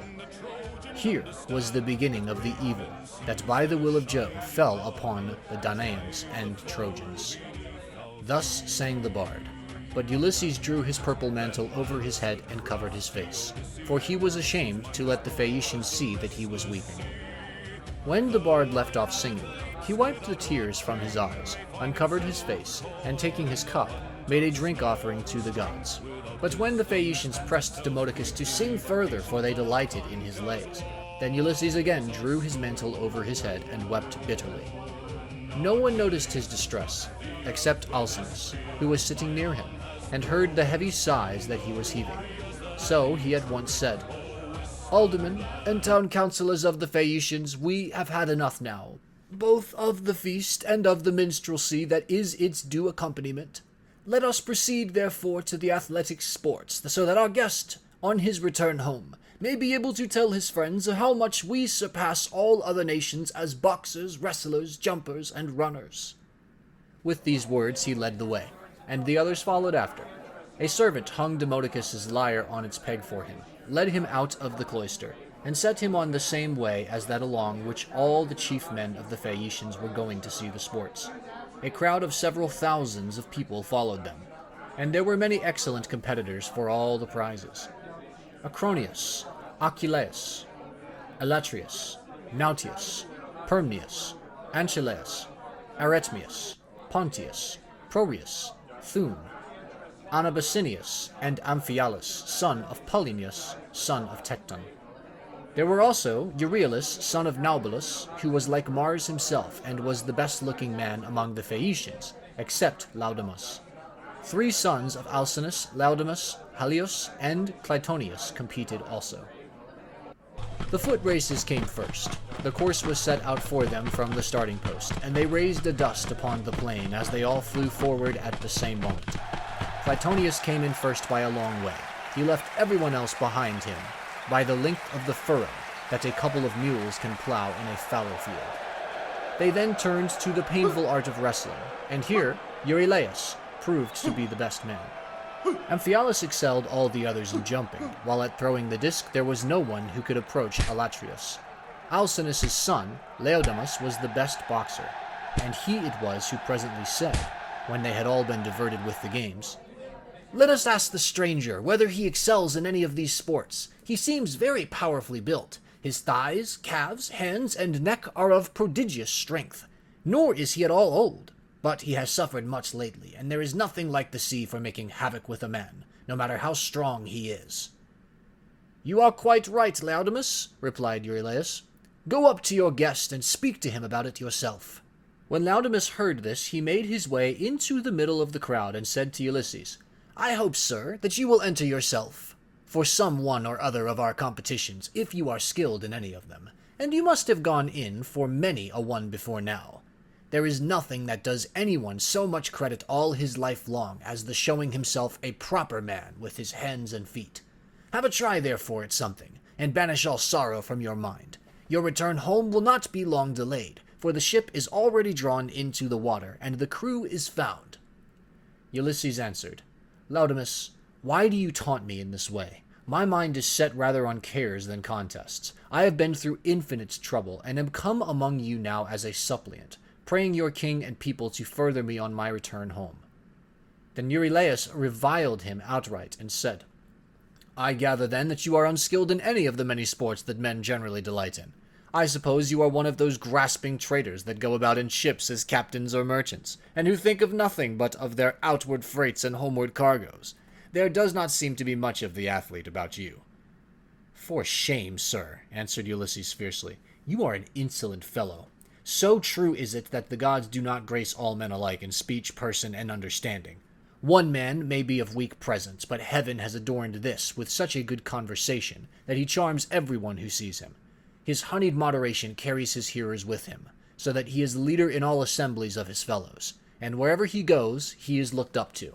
Another man may be as handsome as a god, but his good looks are not crowned with discretion. This is your case. No god could make a finer-looking fellow than you are, but you are a fool.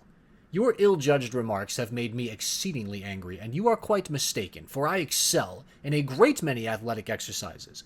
Indeed, so long as I had youth and strength, I was among the first athletes of the age. Now, however, I am worn out by labor and sorrow, for I have gone through much both on the field of battle and by the waves of the weary sea. Still, in spite of all of this, I will compete, for your taunts have stung me to the quick."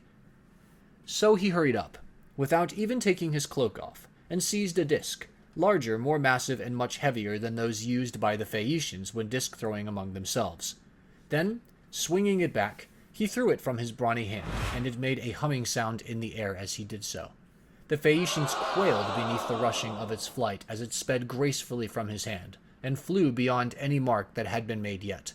Minerva, in the form of a man, came and marked the place where it had fallen. "A blind man, sir," said she, "could easily tell your mark by groping for it. It is so far ahead of any other. You may make your mind easy about this contest, for no Phaeacian can come near to such a throw as yours." Ulysses was glad when he found he had a friend among the lookers-on, so he began to speak more pleasantly. "Young men," said he, "come up to that throw if you can, and I will throw another disc as heavy or even heavier. If anyone wants to have a bout with me, let him come on, for I am exceedingly angry. I will box, wrestle, or run, I do not care what it is, with any man, of you all, except Laodamas. But not with him, because I am his guest, and one cannot compete with one's own personal friend. At least I do not think it is a prudent or sensible thing for a guest to challenge his host's family at any game, especially when he is in a foreign country. He will cut the ground from under his own feet if he does. But I make no exception as regards anyone else, for I want to have the matter out, and know which is the best man. I am a good hand at every kind of athletic sport known among mankind. I am an excellent archer. In battle I am always the first to bring a man down with my arrow, no matter how many more are taking aim at him alongside of me. Philoctetes was the only man who could shoot better than I could, when we Achaeans were before Troy and in practice. I far excel everyone else in the whole world, of those who still eat bread upon the face of the earth. But I should not like to shoot against the mighty dead, such as Hercules, or Eurytus the Oechalian, men who could shoot against the gods themselves. This, in fact, was how Eurytus came prematurely by his end, for Apollo was angry with him and killed him because he challenged him as an archer. I can throw a dart farther than anyone else can shoot an arrow. Running is the only point in respect of which I am afraid some of the Phaeacians might beat me, for I have been brought down very low at sea. My provisions ran short, and therefore I am still weak." They all held their peace, except King Alcinous, who began, "Sir, we have had much pleasure in hearing all that you have told us, from which I understand that you are willing to show your prowess, as having been displeased with some insolent remarks that have been made to you by one of our athletes, and which could never have been uttered by anyone who knows how to talk with propriety.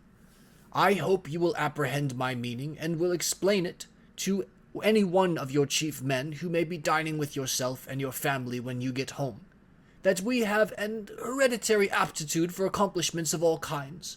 We are not particularly remarkable for our boxing, nor yet as wrestlers, but we are singularly fleet of foot and are excellent sailors. We are extremely fond of good dinners, music, and dancing. We also like frequent changes of linen, warm baths, and good beds. So now please, some of you who are the best dancers set about dancing, that our guest on his return home may be able to tell his friends how much we surpass all other nations as sailors, runners, dancers, and minstrels. Demodocus has left his lyre at my house, so run some one or other of you and fetch it for him." On this, a servant hurried off to bring the lyre from the king's house, and the 9 men who had been chosen as stewards stood forward. It was their business to manage everything connected with the sports, so they made the ground smooth and marked a wide space for the dancers. Presently the servant came back with Demodocus's lyre, and he took his place in the midst of them, whereon the best young dancers in the town began to foot and trip it so nimbly that Ulysses was delighted with the merry twinkling of their feet. Meanwhile, the bard began to sing the loves of Mars and Venus, and how they first began their intrigue in the house of Vulcan. Mars made Venus many presents and defiled King Vulcan's marriage bed. So the sun, who saw what they were about, told Vulcan. Vulcan was very angry when he heard such dreadful news, so he went to his smithy brooding mischief, got his great anvil into its place, and began to forge some chains which none could either unloose or break, so that they might stay there in that place. When he had finished his snare, he went into his bedroom and festooned the bedposts all over with chains like cobwebs. He also let many hang down from the great beam of the ceiling. Not even a god could see them, so fine and subtle were they.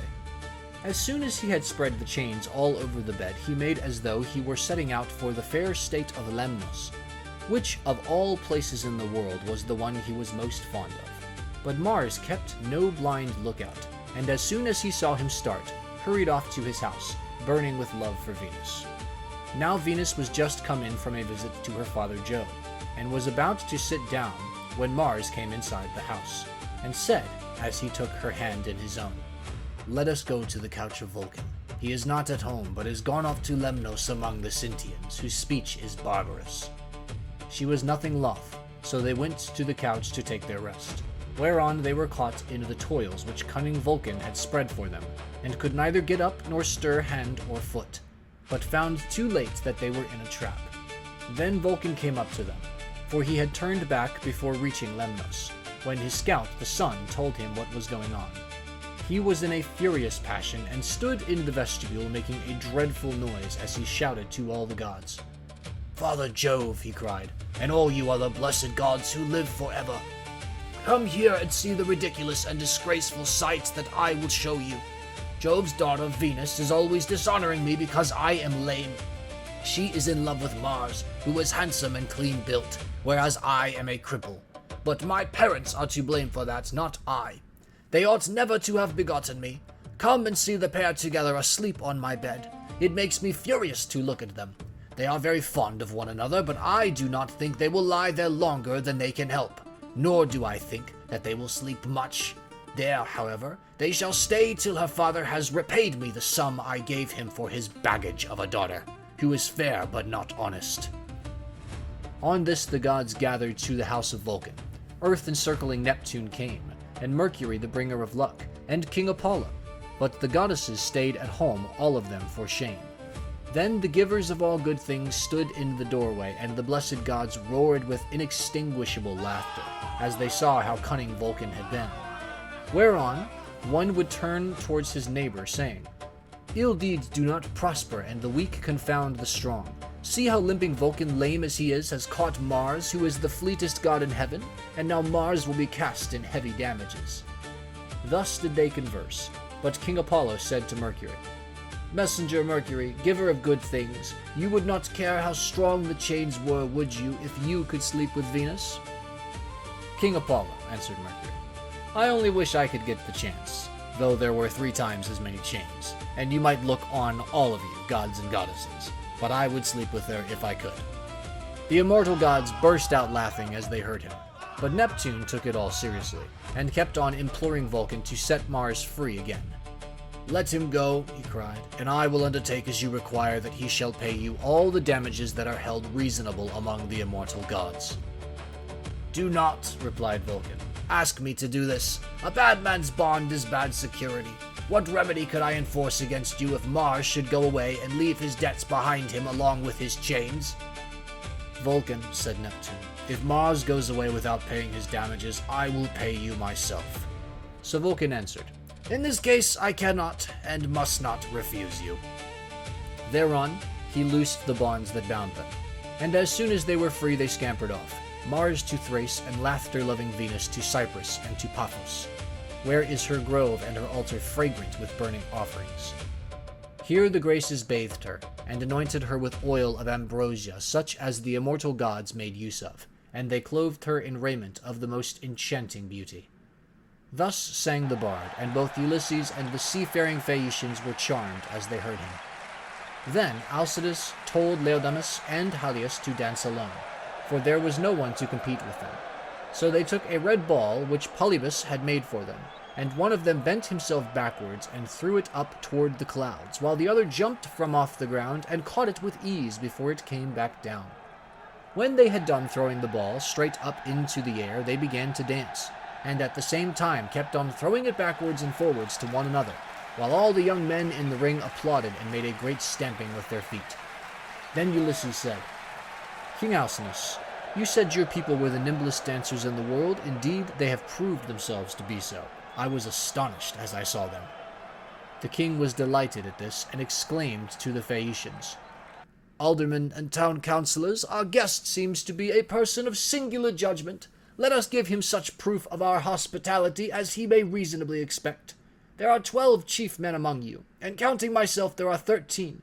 Contribute, each of you, a clean cloak, a shirt, and a talent of fine gold. Let us give him all that is in a lump down at once, so that when he gets his supper he may do so with a light heart.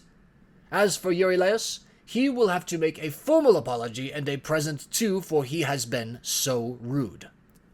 Thus did he speak. The others all of them applauded his saying, and sent their servants to fetch the presents. Then Euryalus said, "King Alcinous, I will give the stranger all the satisfaction you require. I shall have my sword, which is of bronze, all but the hilt, which is of silver. I will also give him the scabbard of newly sawn ivory into which it fits. It will be worth a great deal to him." As he spoke, he placed the sword in the hands of Ulysses and said, "Good luck to you, father stranger, and if anything has been said amiss, may the winds blow it away with them. And may heaven grant you a safe return, for I understand you have been long away from home, and have gone through much hardship." To which Ulysses answered, "Good luck to you too, my friend, and may the gods grant you every happiness. I hope you will not miss the sword you have given me along with your apology." With these words he girded the sword about his shoulders, and towards sundown the presents began to make their appearance. As the servants of the donors kept bringing them to the house of King Alcinous, here his sons received them, and placed them under their mother's charge. Then Alcinous led the way to the house, and bade his guests take their seats. "Wife," said he, turning to Queen Arete, "go fetch the best chest we have, and put a clean cloak and shirt in it. Also set a copper on the fire, and heat some water. Our guest will take a warm bath. See also to the careful packing of the presents that the noble Phaeacians have made him. He will thus better enjoy both his supper and the singing that will follow. I shall myself give him this golden goblet, which is of exquisite workmanship, that he may be reminded of me for the rest of his life, whenever he makes a drink offering to Jove, or to any of the gods." Then Arete told her maids to set a large tripod upon the fire as fast as they could, whereon they set a tripod full of bath water on to a clear fire. They threw on sticks to make it blaze, and the water became hot as the flame played about the belly of the tripod. Meanwhile, Arete brought a magnificent chest from her own room, and inside it she packed all the beautiful presents of gold and raiment, which the Phaeacians had brought. Lastly, she added a cloak and a good shirt from Alcinous, and said to Ulysses, "See to the lid yourself, and have the whole bound round at once, for fear anyone should rob you by way when you are asleep in your ship." When Ulysses heard this, he put the lid on the chest and made it fast with a bond that Circe had taught him. He had done so before an upper servant told him to come to the bath and wash himself. He was very glad of a warm bath, for he had had no one to wait upon him ever since he left the house of Calypso, who, as long as he remained with her, had taken as good care of him as though he had been a god. When the servants had done washing and anointing him with oil, and had given him a clean cloak and shirt, he left the bathroom, and joined the guests who were sitting over their wine. Lovely Nausicaa stood by one of the bearing posts supporting the roof of the cloister, and admired him as she saw him pass. "Farewell, stranger," said she. "Do not forget me when you are safe at home again, for it is to me first that you owe a ransom for having saved your life." And Ulysses said, "Nausicaa, daughter of great Alcinous, may Jove, the mighty husband of Juno, grant that I may reach my home. So I shall bless you as my guardian angel all my days, for it was you who saved me." When he had said this, he seated himself beside Alcinous. Supper was then served, and the wine was mixed for drinking. A servant led in the favored bard Demodocus, and set him in the midst of the company, near one of the bearing posts supporting the cloister, that he might lean against it. Then Ulysses cut off a piece of roast pork with plenty of fat, for there was an abundance left on the joint, and said to a servant, "Take this piece of pork over to Demodocus, and tell him to eat it. For all the pain his lays may cause me, I will salute him none the less." Bards are honored and respected throughout the world, for the muse teaches them their songs and loves them. The servant carried the pork in his fingers over to Demodocus, who took it and was very much pleased. They then laid their hands on the good things that were before them, and as soon as they had had to eat and drink, Ulysses said to Demodocus, "Demodocus, there is no one in the world whom I admire more than I do you. You must have studied under the muse, Jove's daughter, and under Apollo, so accurately do you sing the return of the Achaeans with all their sufferings and adventures. If you were not there yourself, you must have heard it all from someone who was. Now, however, change your song, and tell us of the wooden horse which Epheus made with assistance of Minerva, and which Ulysses got by stratagem into the fort of Troy, after freighting it with the men who afterwards sacked the city. If you will sing this tale right, I will tell all the world how magnificently heaven has endowed you." The bard, inspired of heaven, took up the story, at the point where some of the Argives set fire to their tents and sailed away, while others, hidden with their horse, were waiting with Ulysses in the Trojan place of assembly. For the Trojans themselves had drawn the horse into their fortress, and it stood there while they sat in council round it, and were in three minds as to what they should do. Some were for breaking it up then and there. Others would have it dragged to the top of the rock on which the fortress stood, and then thrown down the precipice, while yet others were for letting it remain as an offering and propitiation for the gods. And this was how they settled it in the end, for the city was doomed when it took in that horse, within which were all the bravest of the Argives, waiting to bring death and destruction on the Trojans. Anon he sang how the sons of the Achaeans issued from the horse, and sacked the town, breaking out from their ambuscade. He sang how they overran the city hither and thither and ravaged it, and how Ulysses went raging like Mars along with Menelaus to the house of Deiphobus. It was there that the fight raged most furiously. Nevertheless, by Minerva's help, he was victorious. All this he told, but Ulysses was overcome as he heard him, and his cheeks were wet with tears. He wept as a woman weeps when she throws herself on the body of her husband who has fallen before his own city and people, fighting bravely in defense of his home and children. She screams aloud and flings her arms about him as he lies gasping for breath and dying, but her enemies beat her from behind, about the back and shoulders, and carry her off into slavery, to a life of labor and sorrow, and the beauty fades from her cheeks. Even so piteously did Ulysses weep. But none of those present perceived his tears, except Alcinous, who was sitting near him, and could hear the sobs and sighs that he was heaving. The king therefore at once rose and said, "Aldermen and town councillors of the Phaeacians, let Demodocus cease his song, for there are those present who do not seem to like it. From the moment that we had done supper and Demodocus began to sing, our guest has been all the time groaning and lamenting. He is evidently in great trouble, so let the bard leave off, that we all may enjoy ourselves, hosts and guests alike. This will be much more as it should be, for all these festivities, with the escorts and the presents that we are making with so much goodwill, are wholly in his honor, and anyone with even a moderate amount of right feelings knows that he ought to treat a guest and a suppliant as though he were his own brother. Therefore, sir, do you on your part affect no more concealment nor reserve in the matter about which I shall ask you. it will be more polite in you to give me a plain answer. Tell me the name by which your father and mother over yonder used to call you, and by which you are known among your neighbors and fellow citizens. There is no one, neither rich nor poor, who is absolutely without any name whatever, for people's fathers and mothers give them names as soon as they are born. Tell me also your country, nation, and city, that our ships may shape their purpose accordingly and take you there. For the Phaeacians have no pilots, their vessels have no rudders, as those of other nations have, but the ships themselves understand what it is that we are thinking about and what. They know all the cities and countries in the whole world, and can traverse the sea just as well, even when it is covered with mist and cloud, so that there is no danger of being wrecked or coming to any harm. Still, I do remember hearing my father say that Neptune was angry with us for being too easygoing in the matter of giving people escorts. He said that one of these days he should wreck a ship of ours as it was returning from having escorted someone, and bury our city under a high mountain. This is what my father used to say, but whether the god will carry out his threat or no is a matter which he shall decide for himself. And now, tell me, and tell me true. Where have you been wandering, and in what countries have you traveled? Tell us of the peoples themselves and of their cities, who are hostile, savage, and uncivilized, and who, on the other hand, hospitable and humane. Tell us also why you are made so unhappy on hearing about the return of the Argive Danaans from Troy. The gods arranged all this and sent them their misfortunes in order that future generations might have something to sing about. Did you lose some brave kinsman of your wife's when you were before Troy? A son-in-law? Or father-in-law? Which are the nearest relations a man has outside his own flesh and blood?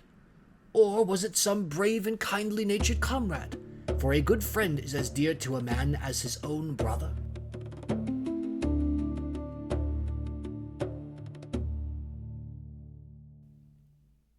Book 9. And Ulysses answered, King Alcinous, it is a good thing to hear a bard with such a divine voice as this man has. There is nothing better or more delightful than when a whole people make merry together, with the guests sitting orderly to listen, while the table is loaded with bread and meats, and the cupbearer draws wine and fills his cup for every man. This is indeed as fair a sight as a man can see. Now, however, since you are inclined to ask the story of my sorrows, and rekindle my own sad memories in respect of them, I do not know how to begin, nor yet how to continue and conclude my tale, for the hand of heaven has been laid heavily upon me.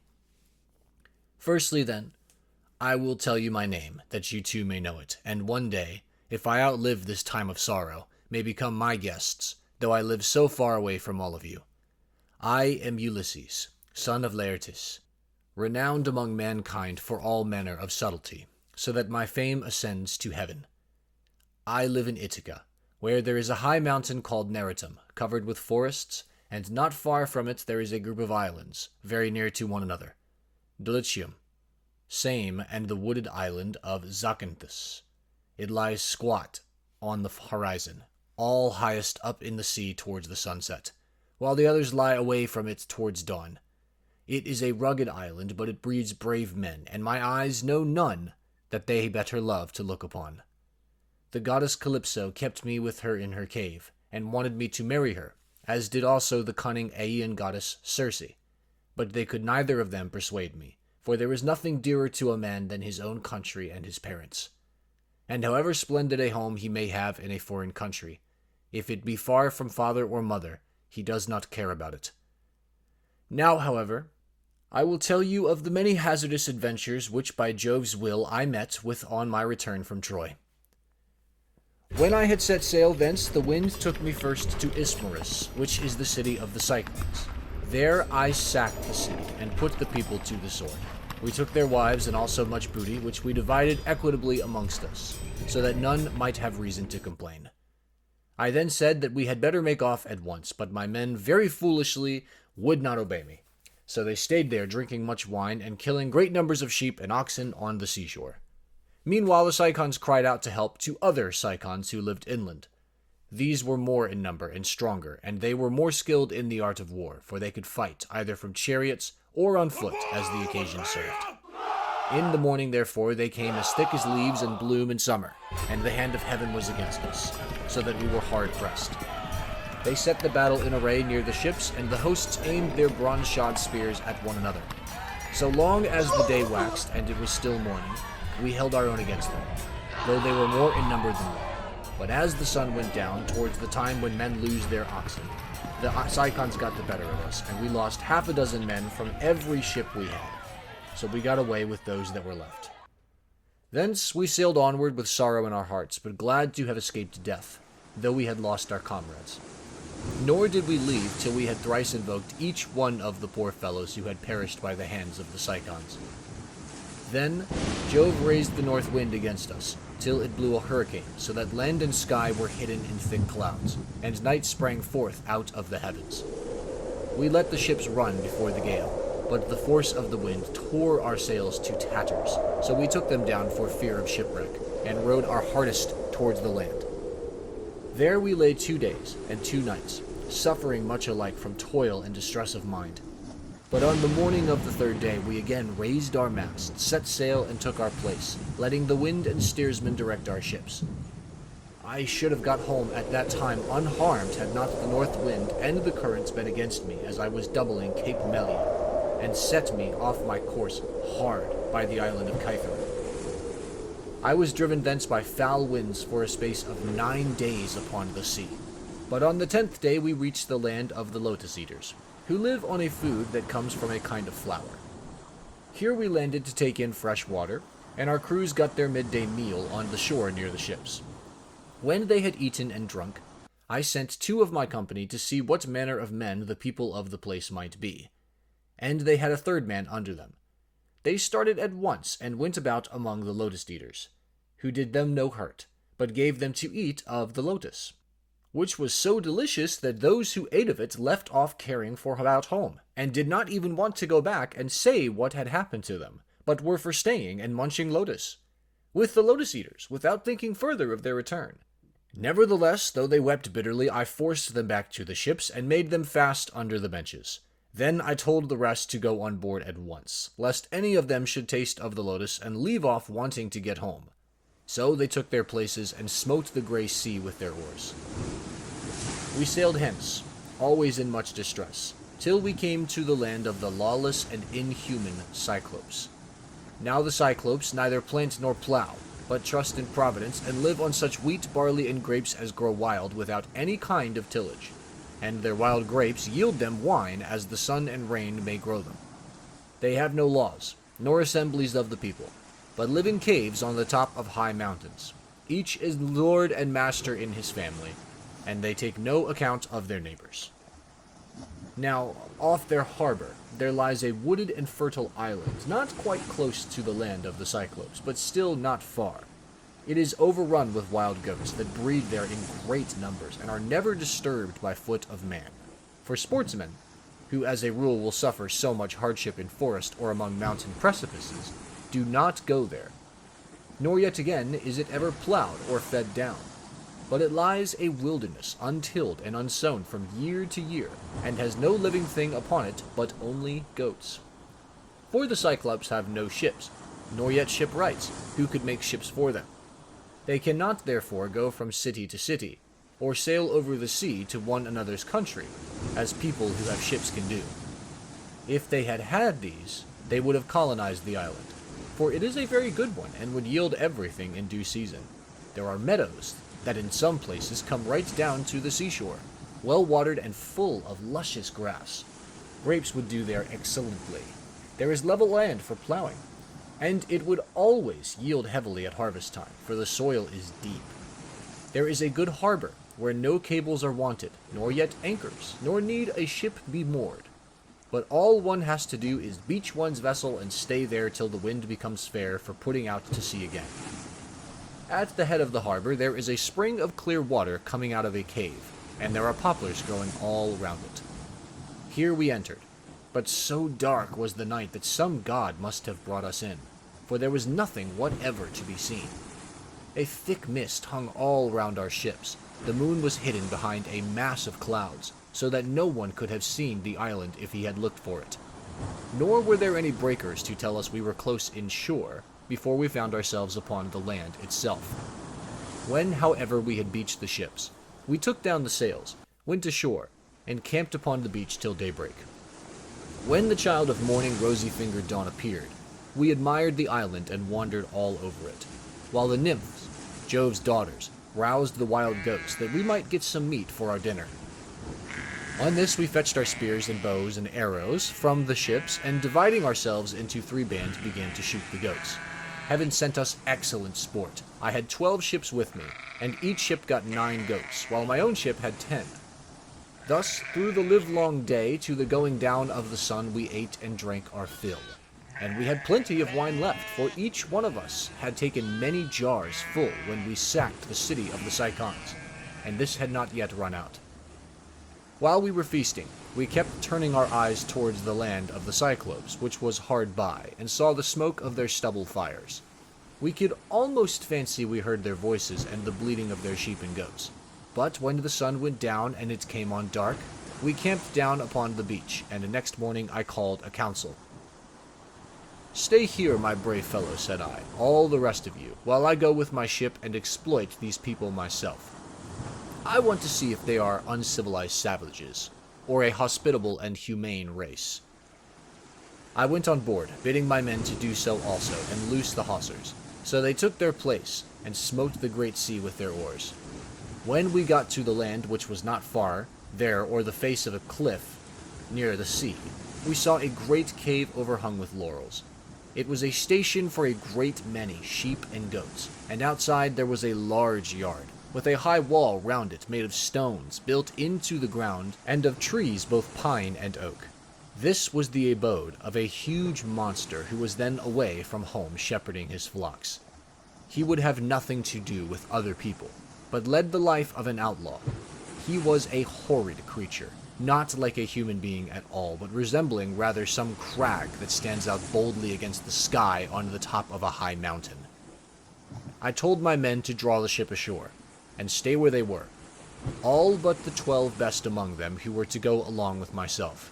I also took a goatskin of sweet black wine which had been given me by Maron, son of Euanthes, who was priest of Apollo, the patron god of Ismarus, and lived within the wooded precincts of the temple. When we were sacking the city, we respected him and spared his life, as also his wife and child. So he made me some presents of great value, 7 talents of fine gold and a bowl of silver, with 12 jars of sweet wine, unblended and of the most exquisite flavor. Not a man nor maid in the house knew about it, but only himself, his wife, and 1 housekeeper. When he drank it, he mixed 20 parts of water to 1 of wine. And yet the fragrance from the mixing bowl was so exquisite that it was impossible to refrain from drinking. I filled a large skin with this wine, and took a wallet full of provisions with me, for my mind misgave me that I might have to deal with some savage who would be of great strength, and would respect neither right nor law. We soon reached his cave, but he was out shepherding, so we went inside and took stock of all that we could see.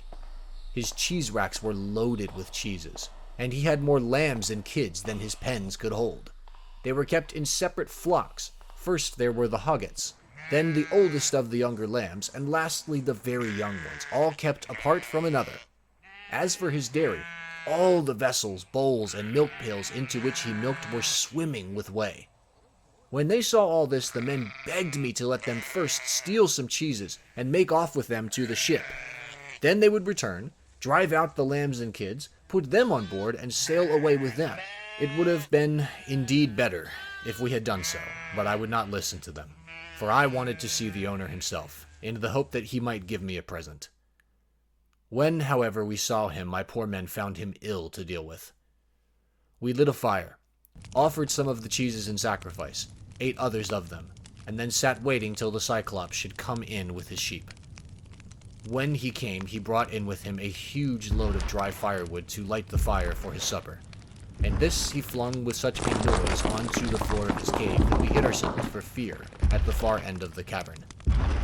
Meanwhile he drove all the ewes inside, as well as the she-goats that he was going to milk, leaving the males, both rams and he-goats, outside in the yards.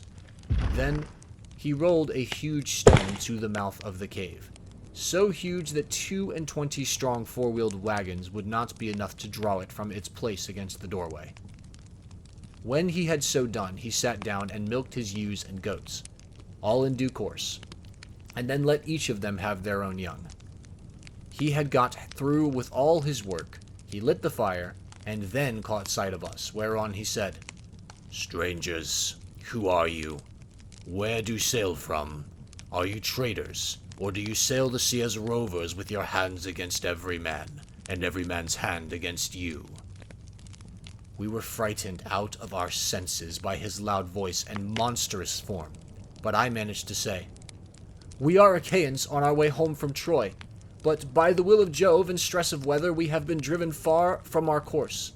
We are the people of Agamemnon, son of Atreus, who has won infinite renown throughout the whole world by sacking so great a city and killing so many people. We therefore humbly pray you to show us some hospitality, and otherwise make us such presents as visitors may reasonably expect. May your excellency fear the wrath of heaven, for we are your suppliants, and Jove take all respectable travelers under his protection, for he is the avenger of all suppliants and foreigners in distress." To this he gave me but a pitiless answer. "Stranger," said he, "you are a fool, or else you know nothing of this country. Talk to me indeed about fearing the gods or shunning their anger. We Cyclopes do not care about Jove or any of your blessed gods, for we are ever so much stronger than they. I shall not spare either yourself or your companions out of any regard for Jove, unless I am in the humor for doing so. And now tell me where you made your ship fast when you came on shore. Was it round the point, or is she lying straight off the land?"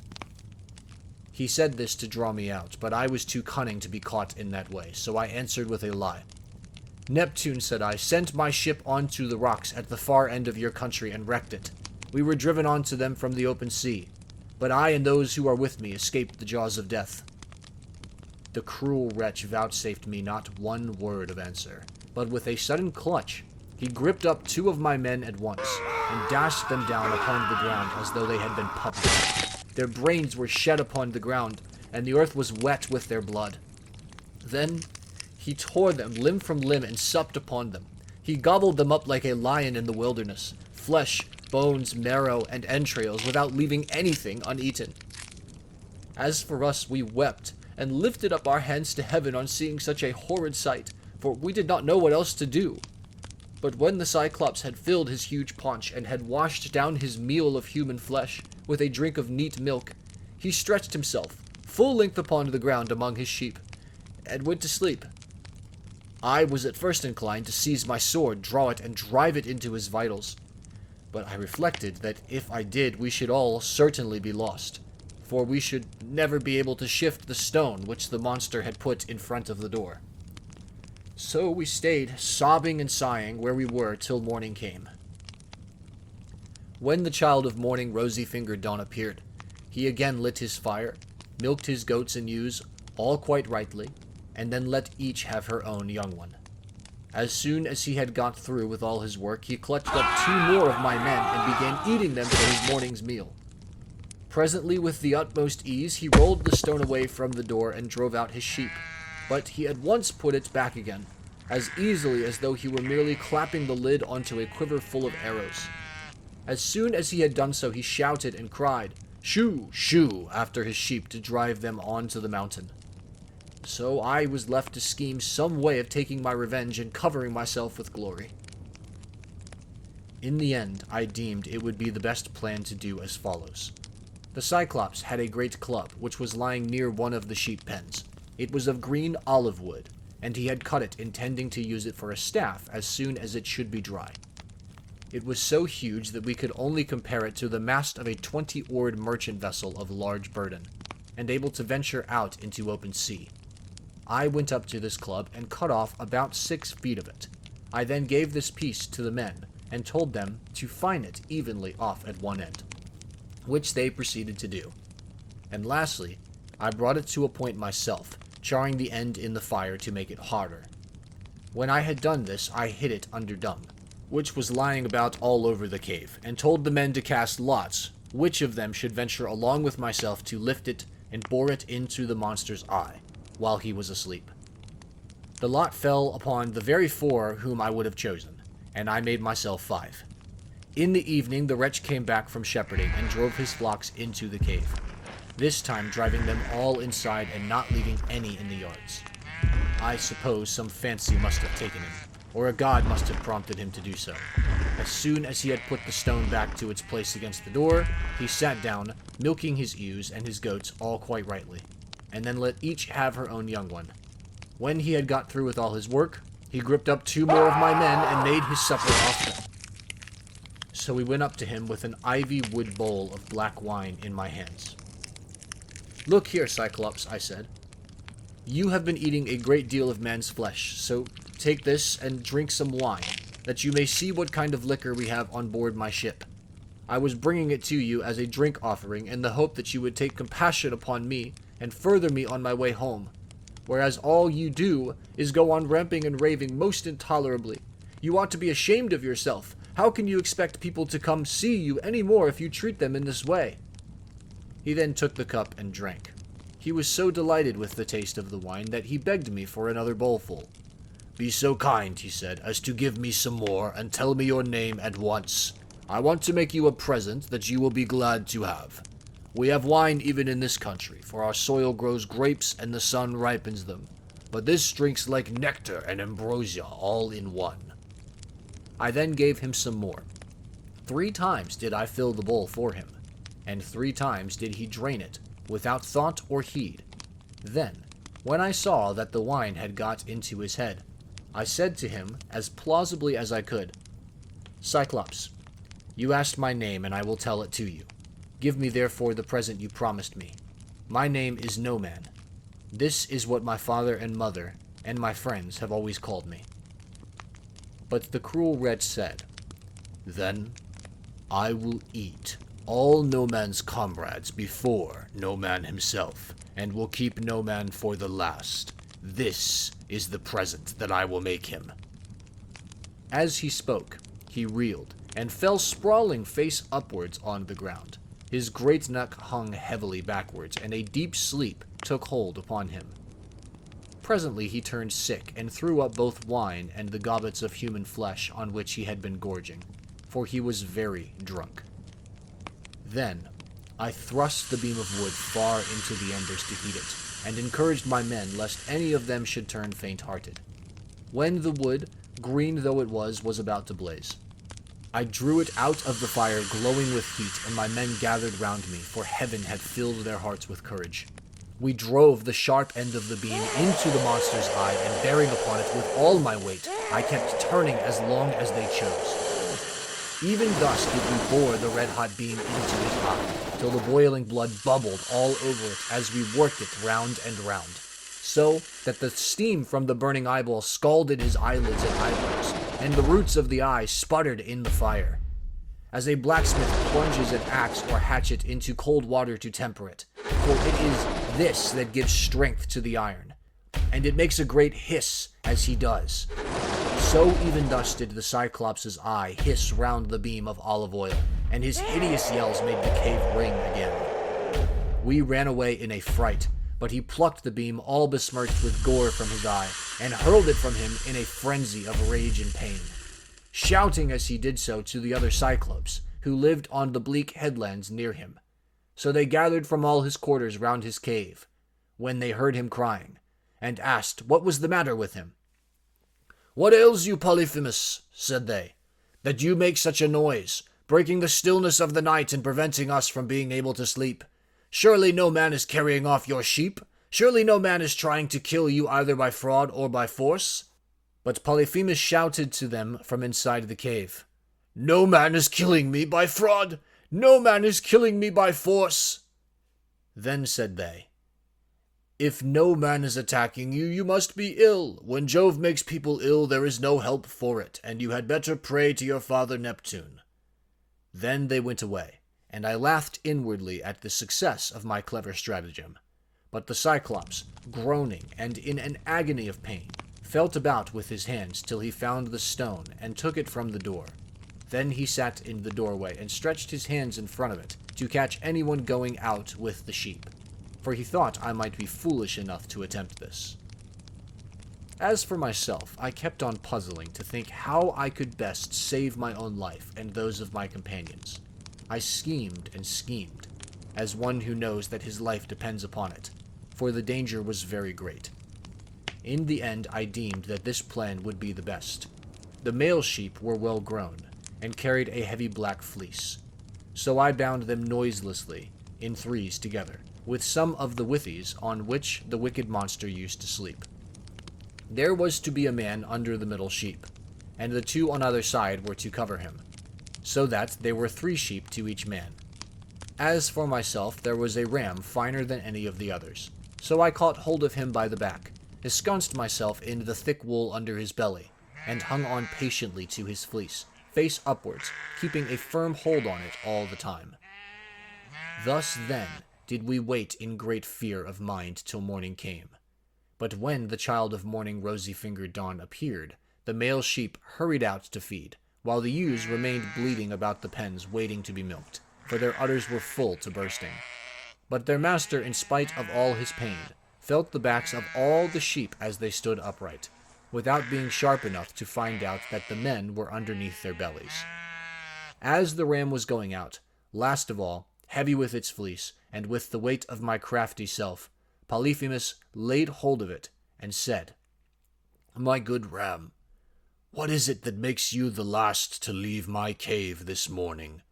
You are not wont to let the ewes go before you, but lead the mob with a run, whether to flowery mead or bubbling fountain, and are the first to come home again at night, but now you lag last of all.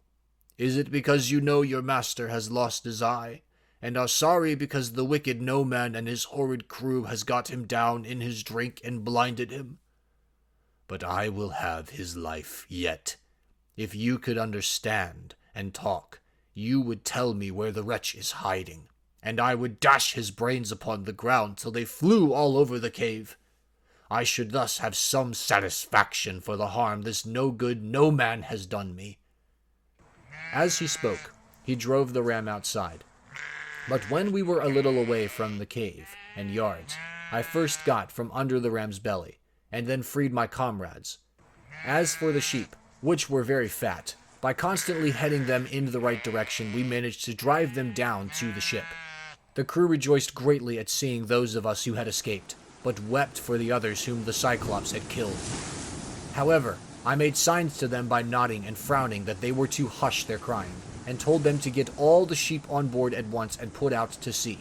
So they went aboard, took their places, and smote the great sea with their oars. Then, when I had got as far out as my voice would reach, I began to jeer at the Cyclops.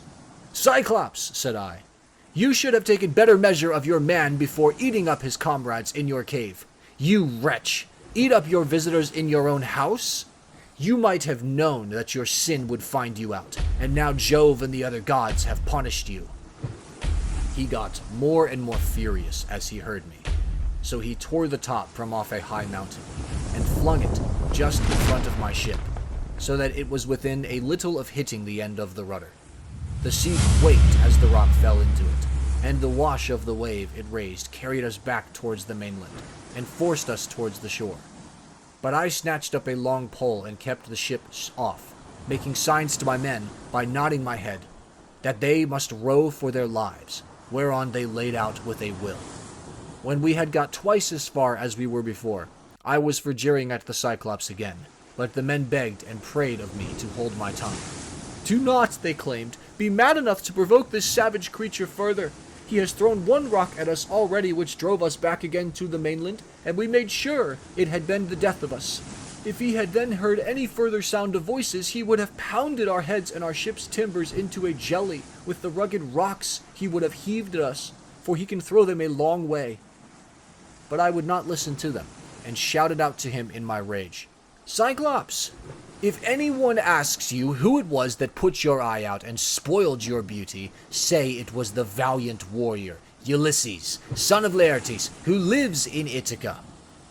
On this he groaned and cried out, Alas, alas, then the old prophecy about me is coming true. There was a prophet here at one time, a man both brave and of great stature. Telemus, son of Eurymus, who was an excellent seer and did all the prophesying for the Cyclopes, till he grew old, and told me all this would happen to me one day, and said I should lose my sight by the hand of Ulysses. I have been all along expecting someone of imposing presence and superhuman strength, whereas he turns out to be a little, insignificant weakling who has managed to blind my eye by taking advantage of me in my drink.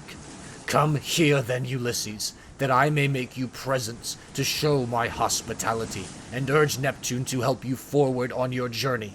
For Neptune and I are father and son. He, if so he will, shall heal me, which no one else, neither god nor man, can do. Then I said, I wish I could be as sure of killing you outright and sending you down to the house of Hades, as I am, that it will take more than Neptune to cure that eye of yours. On this he lifted up his hands to the firmament of heaven and prayed, saying, Hear me, great Neptune, if I am indeed your own true begotten son, grant that Ulysses may never reach his home alive, or if he must get back to his friends at last, let him do so late and in sore plight, after losing all his men. Let him reach his home in another man's ship, and find trouble in his house. Thus did he pray, and Neptune heard his prayer. Then he picked up a rock, much larger than the first, swung it aloft, and hurled it with prodigious force. It fell just short of the ship, but was within a little of hitting the end of the rudder. The sea quaked as the rock fell into it, and the wash of the wave it raised drove us onwards, on our way towards the shore of the island. When we at last got to the island, where we had left the rest of our ships, we found our comrades lamenting us, and anxiously awaiting our return. We ran our vessel upon the sands, and got out of her to the seashore. We also landed the Cyclops' sheep, and divided them equitably amongst us, so that none might have reason to complain. As for the ram, my companions agreed that I should have it as an extra share. So I sacrificed it on the seashore, and burned its thigh bones to Jove, who is the Lord of all. But he heeded not my sacrifice, and only thought how he might destroy both my ships and my comrades. Thus, through the livelong day to the going down of the sun, we feasted our fill on meat and drink.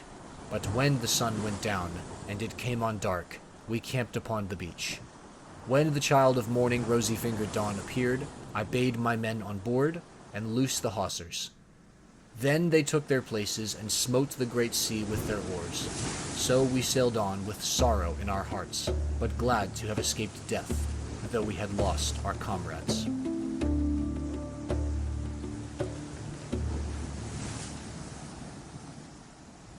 Book 10. Then we went on to the Aeolian island, where lives Aeolus, son of Hippotas, dear to the immortal gods. It is an island that floats, as it were, upon the sea, iron-bound, with a wall that girds it. Now Aeolus had 6 daughters and 6 lusty sons, so he made the sons marry the daughters, and they all live with their dear father and mother, feasting, and enjoying every conceivable kind of luxury. All day long the atmosphere of the house is loaded with the savor of roasting meats till it groans again, yard and all. But by night they sleep on their well-made bedsteads, each with his own wife between the blankets.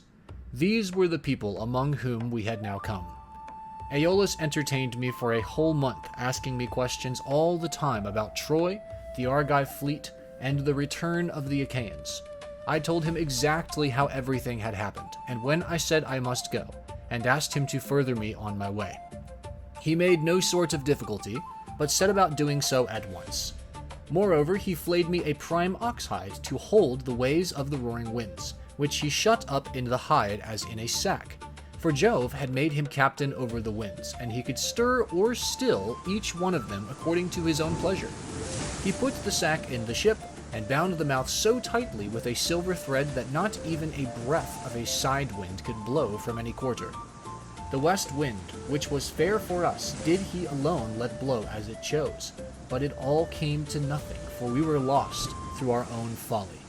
9 days and 9 nights did we sail, and on the 10th day our native land showed on the horizon. We got so close, in that we could see the stubble fires burning, and I, being then dead beat, fell into a light sleep, for I had never let the rudder out of my own hands, that we might get home the faster. On this, the men fell to talking among themselves, and said I was bringing back gold and silver in the sack that Aeolus had given me. Bless my heart, would one turn to his neighbor, saying, how this man gets honored and makes friends to whatever city or country he may go. See what fine prizes he is taking home from Troy, while we, who have traveled just as far as he has, come back with hands as empty as we set out with. And now Aeolus has given him ever so much more. Quick, let us see what it all is, and how much gold and silver there is in the sack he gave him. Thus they talked, and evil counsels prevailed. They loosed the sack, whereupon the wind flew howling forth and raised a storm that carried us weeping out to sea and away from our own country. Then I awoke and knew not whether to throw myself into the sea or to live on and make the best of it. But I bore it, covered myself up, and lay down in the ship, while the men lamented bitterly as the fierce winds bore our fleet back to the Aeolian island. When we reached it, we went ashore to take in water and dined hard by the ships. Immediately after dinner, I took a herald and one of my men and went straight to the house of Aeolus, where I found him feasting with his wife and family. So we sat down as suppliants on the threshold. They were astounded when they saw us and said, Ulysses, what brings you here? What god has been ill-treating you? We took great pains to further you on your way home to Ithaca, or wherever it was that you wanted to go. Thus did they speak, but I answered sorrowfully, my men have undone me. They and cruel sleep have ruined me. My friends, mend me this mischief, for you can if you will. I spoke as movingly as I could, but they said nothing, till their father answered, vilest of mankind, get you gone at once out of the island. Him whom heaven hates will I no wise help. Be off, for you come here as one abhorred of heaven, when with these words he sent me sorrowing from his door. Thence we sailed sadly on till the men were worn out with long and fruitless rowing, for there was no longer any wind to help them. 6 days, night and day did we toil, and on the 7th day we reached the rocky stronghold of Lamus, Telepolis, the city of the Lystragonians, where the shepherd who is driving in his sheep and goats to be milked salutes him who is driving out his flock to feed, and this last answers the salute. In that country, a man who could do without sleep might earn double wages, one as a herdsman of cattle, and another as a shepherd, for they work much the same by night as they do by day. When we reached the harbor, we found it landlocked under steep cliffs, with a narrow entrance between 2 headlands. My captains took all their ships inside, and made them fast close to one another, for there was never so much as a breath of wind inside, but it was always dead calm. I kept my own ship outside, and moored it to a rock at the very end of the point. Then I climbed a high rock to recon, but could see no sign, neither of man nor cattle, only some smoke rising from the ground. So I sent 2 of my company with an attendant, to find out what sort of people the inhabitants were. The men, when they got on to shore, followed a level road by which the people draw their firewood from the mountains into the town, till presently they met a young woman who had come outside to fetch water, and who was daughter to a Lystragonian named Antiphatus. She was going to the fountain, Artasia, from which the people bring in their water, and when my men had come close up to her, they asked her who the king of that country might be, and over what kind of people he ruled. So she directed them to her father's house, but when they got there, they found his wife to be a giantess as huge as a mountain, and they were horrified at the sight of her. She at once called her husband Antiphatus from the place of assembly, and forthwith he set about killing my men.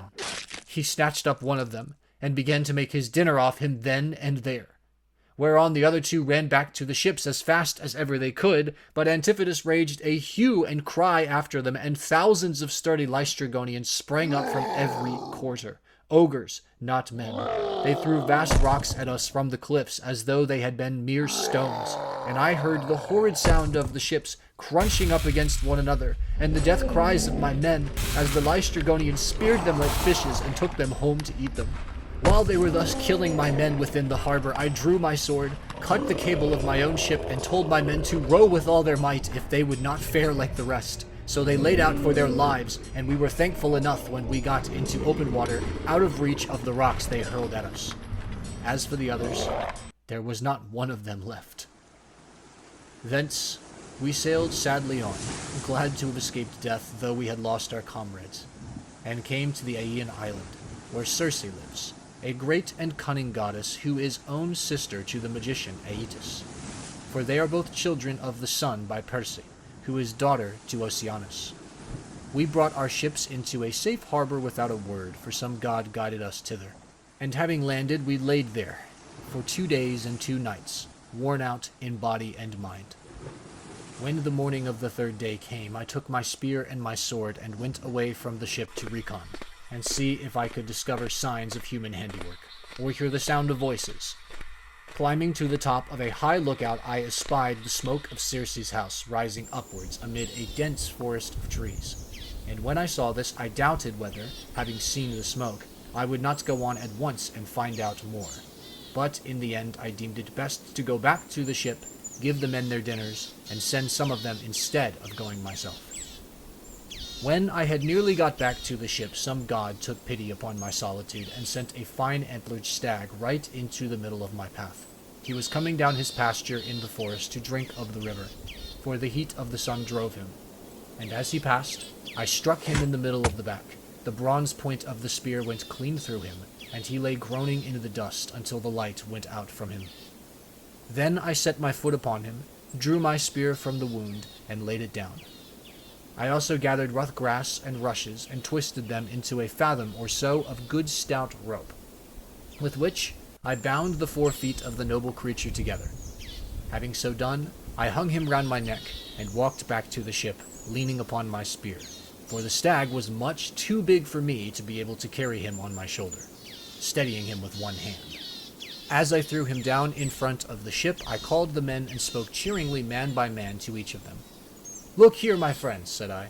"We are not going to die so much before our time after all, and at any rate we will not starve so long as we have got something to eat and drink on board." On this, they uncovered their heads upon the seashore and admired the stag, for he was indeed a splendid fellow. Then, when they had feasted their eyes upon him sufficiently, they washed their hands and began to cook him for dinner. Thus, through the livelong day, to the going down of the sun, we stayed there eating and drinking our fill. But when the sun went down and it came on dark, we camped upon the seashore. When the child of morning, rosy-fingered dawn, appeared, I called a council and said, "My friends, we are in very great difficulties. Listen therefore to me. We have no idea where the sun either sets or rises, so that we do not even know east from west. I see no way out of it. Nevertheless, we must try and find one. We are certainly on an island, for I went as high as I could this morning, and saw the sea reaching all round it to the horizon. It lies low, but towards the middle I saw smoke rising from out of a thick forest of trees." Their hearts sank as they heard me, for they remembered how they had been treated by the Lystrygonian Antiphatus, and by the savage ogre Polyphemus. They were wept bitterly in their dismay, but there was nothing to be got by crying, so I divided them into 2 companies, and set a captain over each.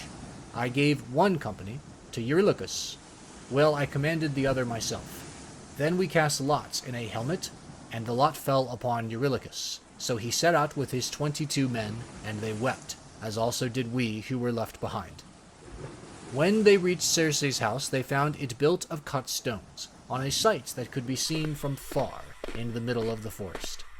There were wild mountain wolves and lions prowling all round it, poor bewitched creatures, whom she had tamed by her enchantment, and drugged into subjection. They did not attack my men, but wagged their great tails, fawned upon them, and rubbed their noses lovingly against them, as hounds crowd round their masters when they see him coming from dinner, for they know he will bring them something.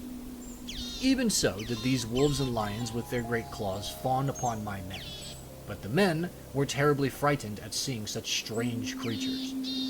Presently they reached the gates of the goddess's house, and as they stood there they could hear Circe within, singing most beautifully as she worked at her loom, making a web so fine, so soft, and of such dazzling colors as no one but a goddess could weave.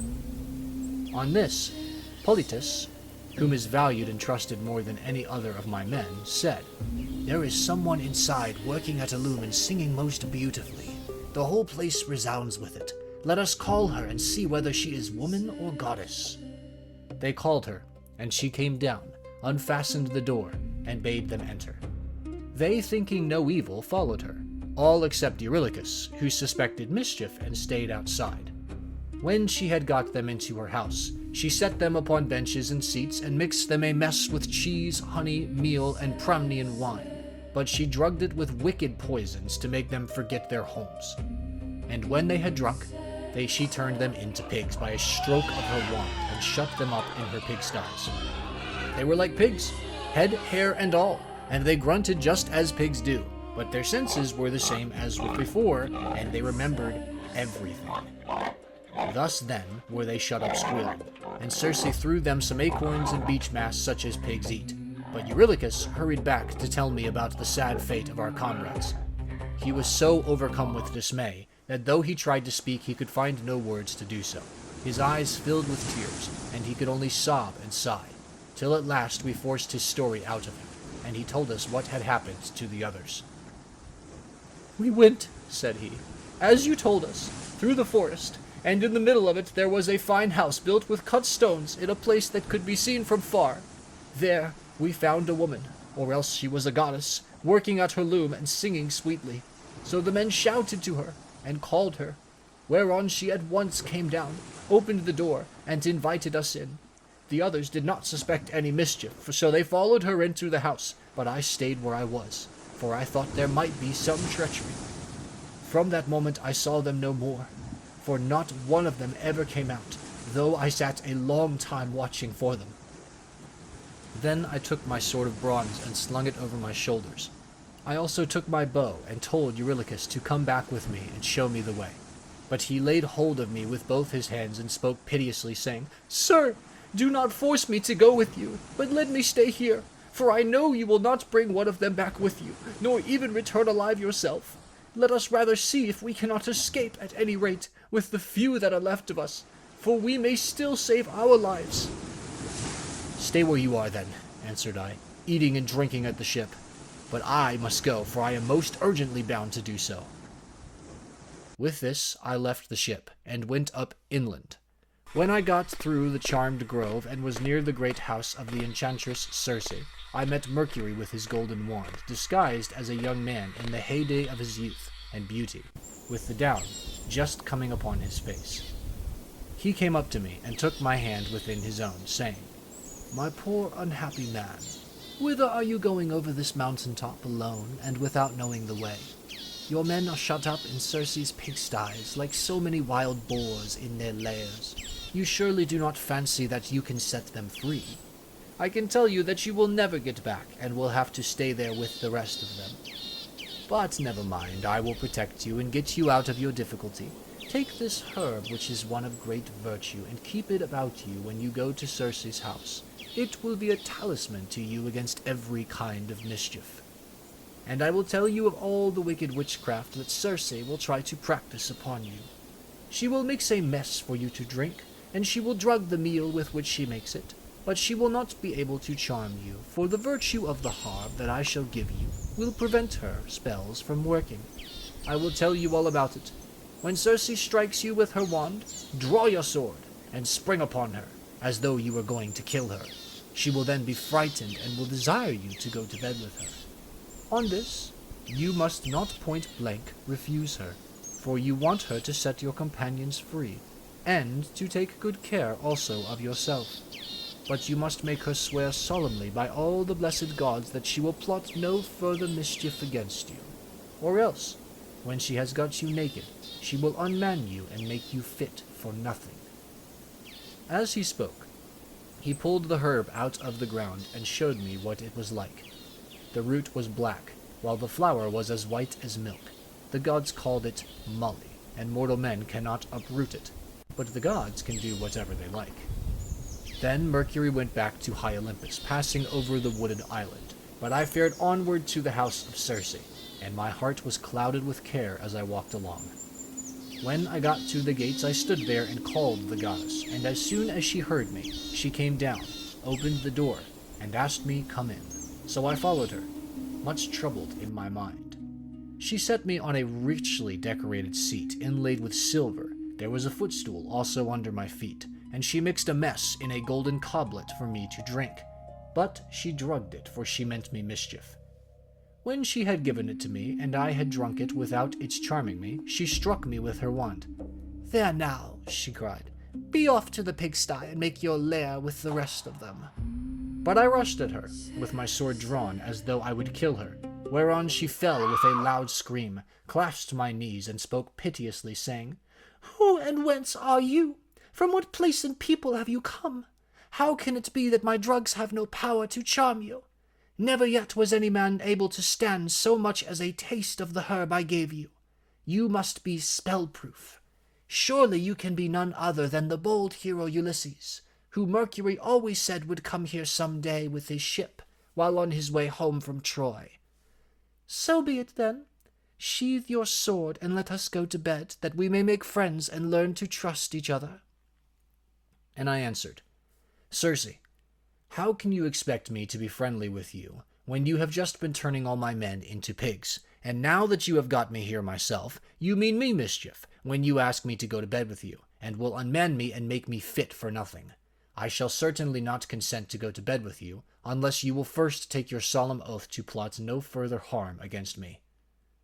So she swore at once, as I had told her, and when she had completed her oath, then I went to bed with her.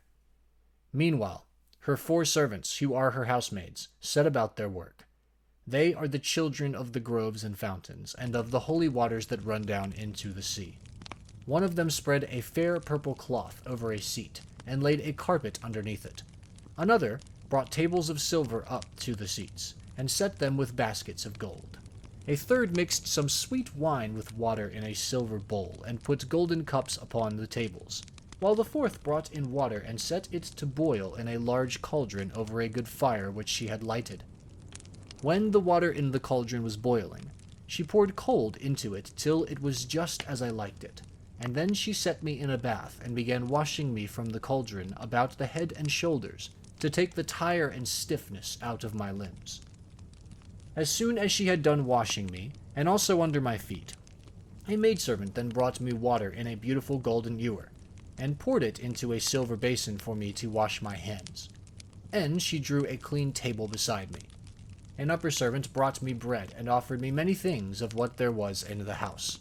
And then Circe bade me eat, but I would not, and sat without heeding what was before me, still moody and suspicious. When Circe saw me, sitting there without eating, and in great grief, she came to me and said, "Ulysses, why do you sit like that, as though you were dumb, gnawing at your own heart, and refusing both meat and drink? Is it that you are still suspicious? You ought not to be, for I have already sworn solemnly that I will not hurt you." And I said, "Circe, no man with any sense of what is right can think of either eating or drinking in your house until you have set his friends free and let him see them. If you want me to eat and drink, you must free my men and bring them to me, that I may see them with my own eyes." When I had said this, she went straight through the court with her wand in her hand, and opened the pigsty doors. My men came out like so many prime hogs, and stood looking at her. But she went about among them, and anointed each with a second drug, whereon the bristles that the bad drug had given them fell off, and they became men once again, younger than they were before, and much taller and better looking. They knew me at once, seized me each of them by the hand, and wept for joy till the whole house was filled with the sound of their hullabalooing. And Circe herself was so sorry for them that she came up to me and said, "Ulysses, noble son of Laertes, go back at once to the sea where you have left your ship, and first draw it on to the land. Then hide all your ship's gear and property in some cave and come back here with your men." I agreed to do this, so I went back to the seashore and found the men at the ship weeping and wailing most piteously. When they saw me, the silly, blubbering fellows began frisking round me as calves break out and gambol round their mothers, when they see them coming home to be milked after they had been feeding all day, and the homestead resounds with their lowing. They seemed as glad to see me as though they had got back to their own rugged Ithaca, where they had been born and bred. "Sir," said the affectionate creatures, "we are as glad to see you back as though we had got safe home to Ithaca. But tell us all about the fate of our comrades." I spoke comfortingly to them and said, "We must draw our ship onto the land and hide the ship's gear with all our property in some cave. Then come with me as fast as you can to Circe's house, where you will find your comrades eating and drinking in the midst of great abundance." On this the men would have come with me at once, but Eurylochus tried to hold them back and said, "Alas, poor wretches that we are, what will become of us? Rush not on to your ruin by going to the house of Circe, who will turn us all into pigs or wolves or lions, and we shall have to keep guard over her house. Remember how the Cyclops treated us when our comrades went inside his cave, and Ulysses with them. It was all through his sheer folly that those men lost their lives." When I heard him, I was in two minds, whether or not to draw the keen blade that hung by my sturdy thigh and cut his head off in spite of his being a near relation of my own. But when the men interceded for him and said, "Sir, if it may so be, let this fellow stay here and mind the ship, but take the rest of us with you to Circe's house." On this we all went inland, and Eurylochus was not left behind after all, but came on too, for he was frightened by the severe reprimand that I had given him. Meanwhile, Circe had been seeing that the men who had been left behind were washed and anointed with oil. She had also given them woolen cloaks and shirts, and when we came we found them all comfortably at dinner in her house. As soon as the men saw each other face to face and knew one another, they wept for joy and cried aloud till the whole palace rang again. Thereon Circe came up to me and said, "Ulysses, noble son of Laertes, tell your men to leave off crying. I know how much you have all suffered at sea, and how ill you have fared among cruel savages on the mainland, but that is over now. So stay here, and eat and drink till you are at once more as strong and hearty as you were when you left Ithaca. For at present you are weakened both in body and mind. You keep all the time thinking of the hardships you have suffered during your travels, so that you have no more cheerfulness left in you." Thus did she speak, and we assented. Thereon, through the livelong day to the going down of the sun, we feasted our fill on meat and wine. But when the sun went down and it came on dark, the men laid themselves down to sleep in the covered cloisters. I, however, after I had got into bed with Circe, besought her by her knees, and the goddess listened to what I had got to say. "Circe," said I, "please to keep the promise you made me about furthering me on my homeward voyage. I want to get back, and so do my men. They are always pestering me with their complaints as soon as ever your back is turned." And the goddess answered, "Ulysses, noble son of Laertes, you shall none of you stay here any longer if you do not want to. But there is another journey which you have got to take before you can sail homewards. You must go to the house of Hades and of dread Proserpine to consult the ghost of the blind thief and prophet Tiresias, whose reason is still unshaken. To him alone has Proserpine left her understanding even in death, but the other ghosts flit about aimlessly." I was dismayed when I heard this. I sat up in bed and wept, and would gladly have lived no longer to see the light of the sun. But presently, when I was tired of weeping and tossing myself about, I said, "And who shall guide me upon this voyage? For the house of Hades is a port that no ship can reach." "You will want no guide," she answered. "Raise your masts, set your white sails, sit quite still, and the north wind will blow you there of itself. When your ship has traversed the waters of Oceanus, you will reach the fertile shore of Proserpine's country, with its groves of tall poplars and willows that shed their fruit untimely. Here beach your ship upon the shore of Oceanus, and go straight on to the dark abode of Hades. You will find it near the place where the rivers Pyroplethagon and Cocytus, which is a branch of the river Styx, flow into Acheron, and you will see a rock near it, just where the two roaring rivers run into one another. When you have reached this spot, as I now tell you, dig a trench a cubit or so in length, breadth, and depth, and pour into it as a drink offering to all the dead. First, honey mixed with milk, then wine, and in the third place, water, sprinkling white barley meal over the whole. Moreover, you must offer many prayers to the poor feeble ghosts, and promise them that when you get back to Ithaca, you will sacrifice a barren heifer to them, the best you have, and will load the pyre with good things. More particularly, you must promise that Tiresias shall have a black sheep all to himself, the finest in all your flocks. When you shall have thus besought the ghosts with your prayers, offer them a ram and a black ewe, bending their heads towards Erebus, but yourself turn away from them as though you would make yours towards the river. On this many dead men's ghosts will come to you, and you must tell your men to skin the two sheep that you have just killed, and offer them as a burnt sacrifice with prayers to Hades and to Proserpine. Then draw your swords, and sit there, so as to prevent any other ghosts from coming near the spilt blood before Tiresias shall have answered your questions. The seer will presently come to you, and will tell you about your voyage, what stages you are to make, and how you are to sail the sea so as to reach your home." It was daybreak by the time she had done speaking, so she dressed me in her shirt and cloak, and as for herself she drew a beautiful light gossamer fabric over her shoulders, fastening it with a golden girdle round her waist, and she covered her head with a mantle. Then I went about among the men everywhere all over the house, and spoke kindly to each of them man by man. "You must not lie sleeping here any longer," said I to them. "We must be going, for Circe has told me all about it." And on this they did as I bade them.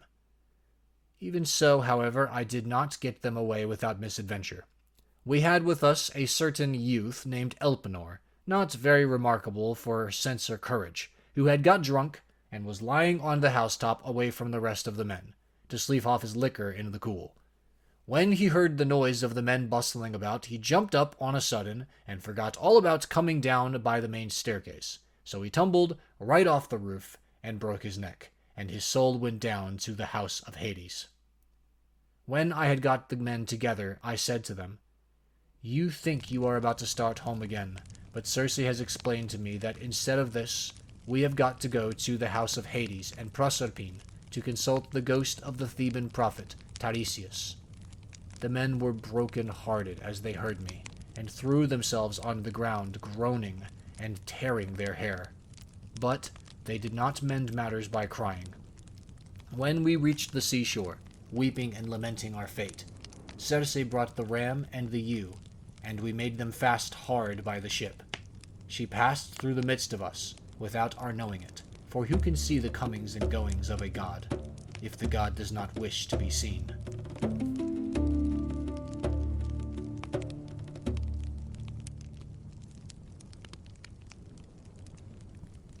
Book 11.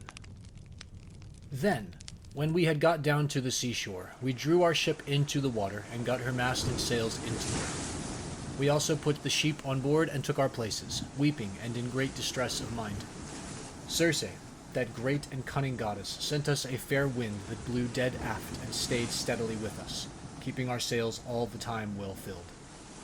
So we did whatever wanted doing to the ship's gear, and let her go as the wind and helmsman headed her. All day long her sails were full as she held her course over the sea.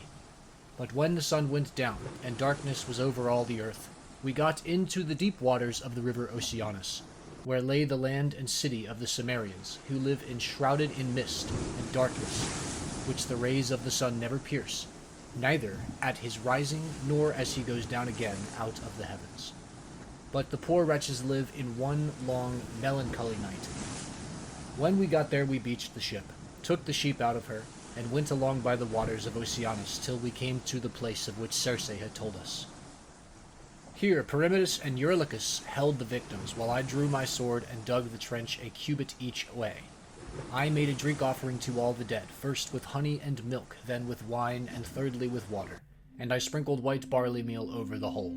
praying earnestly to the poor feckless ghosts and promising them that when I got back to Ithaca, I would sacrifice a barren heifer for them, the best I had, and would load the pyre with good things. I also particularly promised that Tiresias should have a black sheep to himself, the best in all my flocks.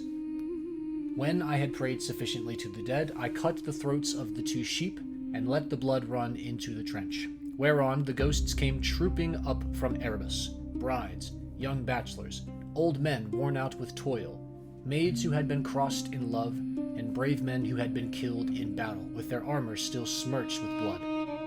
They came from every quarter and flitted round the trench with a strange kind of screaming sound that made me turn pale with fear. When I saw them coming, I told the men to be quick and flay the carcasses of the 2 dead sheep and make burnt offerings of them, and at the same time to repeat prayers to Hades and to Proserpine. But I sat where I was with my sword drawn and would not let the poor feckless ghosts come near the blood till Tiresias should have answered my questions. The first ghost that came was that of my comrade, Elpenor, for he had not yet been laid beneath the earth. We had left his body unwaked and unburied in Circe's home, for we had too much else to do. I was very sorry for him and cried when I saw him. "Elpenor," said I, "how did you come down here in this gloom and darkness? You have got here on foot quicker than I have with my ship." "Sir," he answered with a groan, "it was all bad luck and my own unspeakable drunkenness.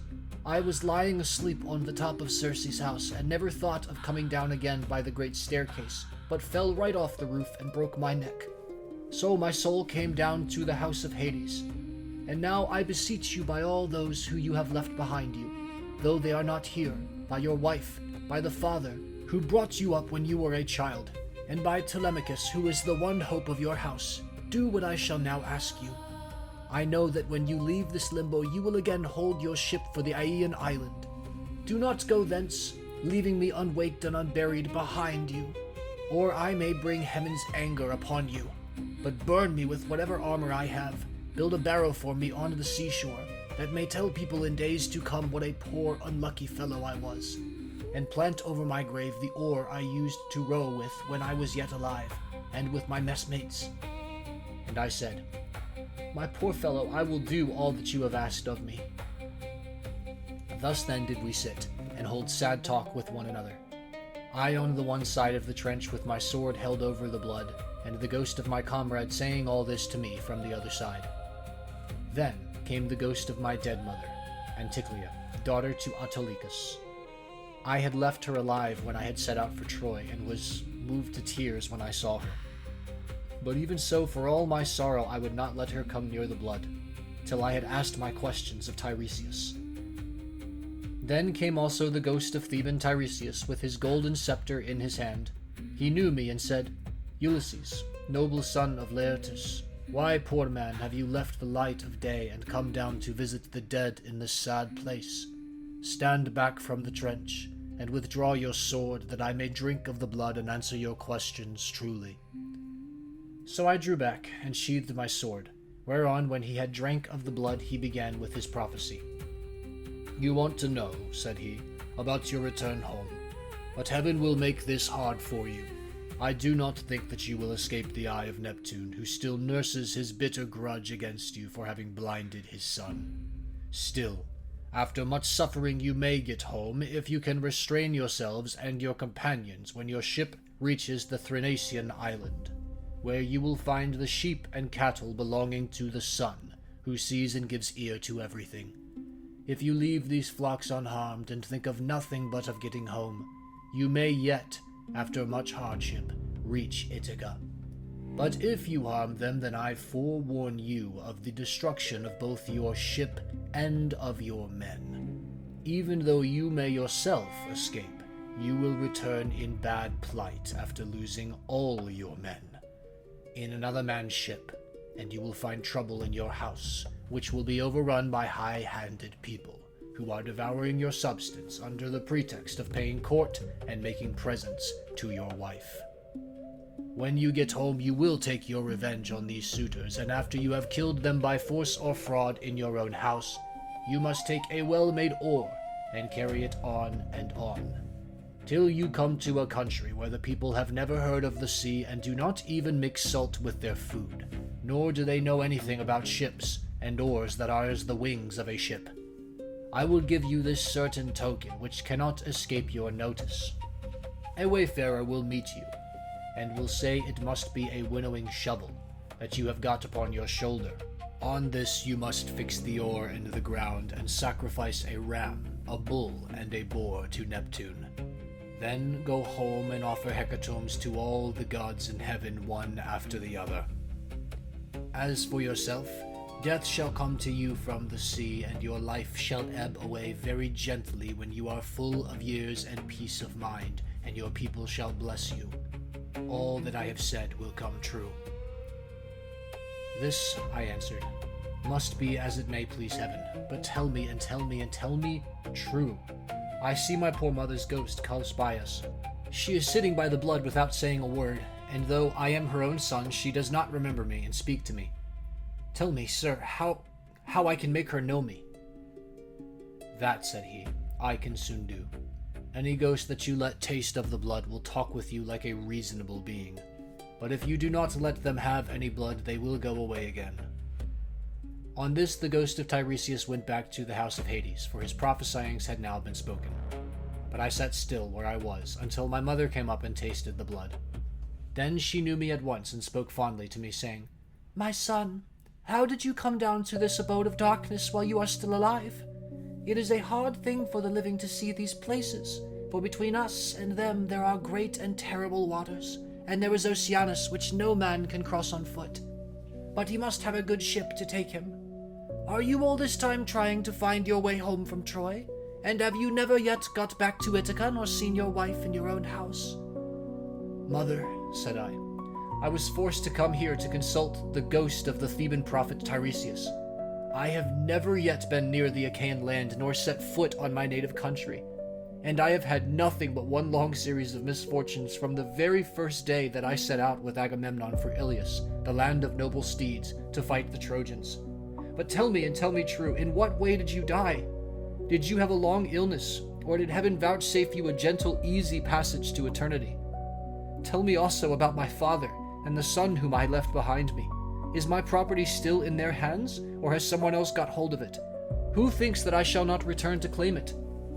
Tell me again what my wife intends doing, and in what mind she is.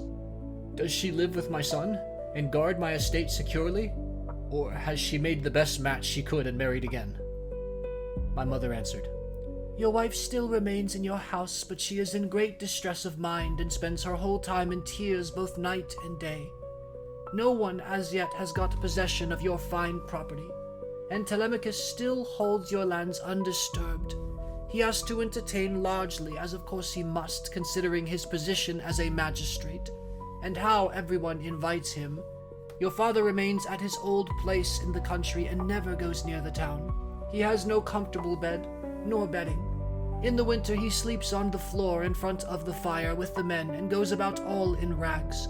But in summer, when the warm weather comes on again, he lies out in the vineyard on a bed of vine leaves, thrown anyhow upon the ground. He grieves continually about your never having come home, and suffers more and more as he grows older. As for my own end, it was in this wise. Heaven did not take me swiftly and painlessly in my own house, nor was I attacked by any illness such as those that generally wear people out and kill them. But my longing to know what you were doing, and the force of my affection for you, this it was that was the death of me." Then I tried to find some way of embracing my poor mother's ghost. Thrice I sprang towards her, and tried to clasp her in my arms. But each time she flitted from my embrace, as it were a dream or phantom. And being touched to the quick, I said to her, "Mother, why do you not stay still when I would embrace you? If we could throw our arms around one another, we might find sad comfort in the sharing of our sorrows, even in the house of Hades. Does Proserpine want to lay still a further load of grief upon me by mocking me with a phantom only?" "My son," she answered, "most ill-fated of all mankind, it is not Proserpine that is beguiling you, but all people are like this when they are dead. The sinews no longer hold the flesh and bones together. These perish in the fierceness of consuming fire as soon as life has left the body, and the soul flits away as though it were a dream. Now, however, go back to the light of day as soon as you can, and note all these things that you may tell them to your wife hereafter." Thus did we converse. And anon Proserpine sent up the ghosts of the wives and daughters of all the most famous men. They gathered in crowds about the blood, and I considered how I might question them severely. In the end, I deemed that it would be best to draw the keen blade that hung by my sturdy thigh, and keep them from all drinking the blood at once. So they came up one after the other, and each one, as I questioned her, told me about her race and lineage. The first I saw was Tyro. She was daughter of Salmoneus and wife of Crathius, the son of Aeolus. She fell in love with the river Enipeus, who was much the most beautiful river in the whole world. Once, when she was taking a walk by his side as usual, Neptune, disguised as her lover, lay with her at the mouth of the river, and a huge blue wave arched itself like a mountain over them to hide both woman and god, whereon he loosed her virgin girdle and laid her in a deep slumber. When the god had accomplished the deed of love, he took her hand in his own and said, "Tyro, rejoice in all goodwill. The embraces of the gods are not fruitless, and you will have fine twins about this time 12 months. Take good care of them. I am Neptune, so now go home, but hold your tongue, and do not tell anyone." Then he dived under the sea, and she in due course bore Peleus and Neleus, who both of them served Jove with all their might. Peleus was a great breeder of sheep and lived in Iolcus, but the other lived in Pylos. The rest of her children were by Crathius, namely Aeson, Pheres, and Emithion, who was a mighty warrior and charioteer. Next to her I saw Antiope, daughter to Asopus, who could boast of having slept in the arms of even Jove himself, and who bore him 2 sons, Amphion and Zethus. These founded Thebes with its 7 gates, and built a wall all round it, for strong though they were, they could not hold Thebes till they had walled it. Then I saw Alcmena, the wife of Amphitryon, who also bore to Jove indomitable Hercules, and Megara, who was daughter to great King Creon, and married the redoubtful son of Amphitryon. I also saw fair Epicust, mother of King Oedipus, whose awful lot it was to marry her own son without suspecting it. He married her after having killed his father, but the gods proclaimed the whole story to the world, whereon he remained king of Thebes, in great grief for the spite the gods had borne him. But Epicust went to the house of the mighty jailer Hades, having hanged herself for grief, and the avenging spirits haunted him, as for an outraged mother, to his ruin bitterly thereafter. Then I saw Chloris, whom Neleus married for her beauty, having given priceless presents for her. She was youngest daughter to Amphion, son of Iasus, and king of Minion, Orchomenus, and was queen in Pylos. She bore Nestor, Chromius, and Periclymenus. And she also bore the marvelously lovely woman Pero, who was wooed by all the country round. But Neleus would only give her to him who should raid the cattle of Iphicles from the grazing grounds of Phylis, and this was a hard task. The only man who would undertake to raid them was a certain excellent seer, but the will of heaven was against him, for the rangers of the cattle caught him and put him in prison. Nevertheless, when a full year had passed, and the same season came round again, Iphicles set him at liberty, after he had expounded all the oracles of heaven. Thus then was the will of Jove accomplished. And I saw Leda, the wife of Tyndarus, who bore him 2 famous sons, Castor, breaker of horses, and Pollux, the mighty boxer. Both of these heroes are lying under the earth, though they are still alive, for by a special dispensation of Jove, they died and come to life again, each one of them every other day throughout all time, and they have the rank of gods. After her I saw Iphimedia, wife of Aeolus, who boasted the embrace of Neptune. She bore 2 sons, Otus and Iphialtus, but both were short-lived. They were the finest children that were ever born into this world, and the best looking, Orion only excepted. For at 9 years old they were 9 fathoms high and measured 9 cubits round the chest. They threatened to make war with the gods in Olympus, and tried to set Mount Ossa on the top of Mount Olympus, and Mount Pelion on the top of Ossa, that they might scale heaven itself. And they would have done it too, if they had been grown up. But Apollo, son of Leto, killed both of them before they had got so much as a sign of hair upon their cheeks or chin. Then I saw Phaedra, and Procrus, and fair Ariadne, daughter of the magician Minos, whom Theseus was carrying off from Crete to Athens, but he did not enjoy her, for before he could do so, Diana killed her in the island of Dia on account of what Bacchus had said against her. I also saw Mera, and Clymene, and hateful Eriphyle, who sold her own husband for gold. But it would take me all night if I were to name every single one of the wives and daughters of heroes whom I saw. And it is time for me to go to bed, either on board ship with my crew, or here. As for my escort, heaven and yourselves will see to it. Here he ended, and the guests sat all of them enthralled and speechless throughout the covered cloister. Then Arete said to them, "What do you think of this man, O Phaeacians? Is he not tall and good-looking, and is he not clever? True, he is my own guest, but of all you share in the distinction. Do not be in a hurry to send him away, nor niggardly in the presents you make to one who is in such great need, for heaven has blessed all of you with great abundance." Then spoke the aged hero Echinus, who was one of the oldest men among them. "My friends," said he, "what our august queen has just said to us is both reasonable and to the purpose. Therefore, be persuaded by it. But the decision whether in word or deed rests ultimately with King Alcinous." "The thing shall be done," exclaimed Alcinous, "as surely as I still live and reign over the Phaeacians. Our guest is indeed very anxious to get home. Still, we must persuade him to remain with us until tomorrow, by which time I shall be able to get together the whole sum that I mean to give him. As regards his escort, it will be a matter for you all, and mine above all others as the chief person among you." And Ulysses answered, "King Alcinous, if you were to bid me to stay here for a whole 12 months, and then speed me on my way, loaded with your noble gifts, I should obey you gladly, and it would redound greatly to my advantage, for I should return fuller-handed to my own people, and should thus be more respected and beloved by all who see me when I get back to Ithaca." "Ulysses," replied Alcinous, "not one of us who sees you has any idea that you are a charlatan or a swindler. I know there are many people going about who tell such plausible stories that it is very hard to see through them. But there is a style about your language which assures me of your good disposition. Moreover, you have told the story of your own misfortunes and those of the Argives as though you were a practiced bard. But tell me, and tell me true, whether you saw any of the mighty heroes who went to Troy at the same time with yourself and perished there. The evenings are still at their longest, and it is not yet bedtime.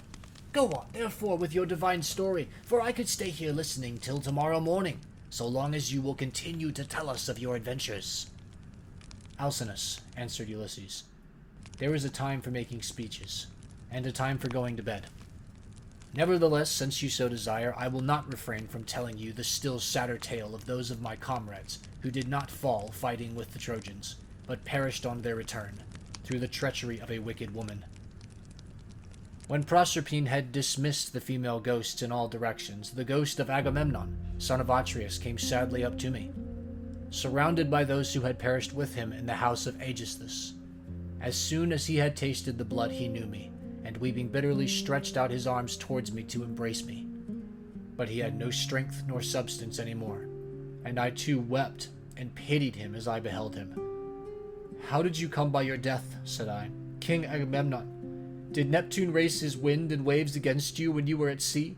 Or did your enemies make an end of you on the mainland when you were cattle lifting or sheep stealing, or while they were fighting in defense of their wives and city?"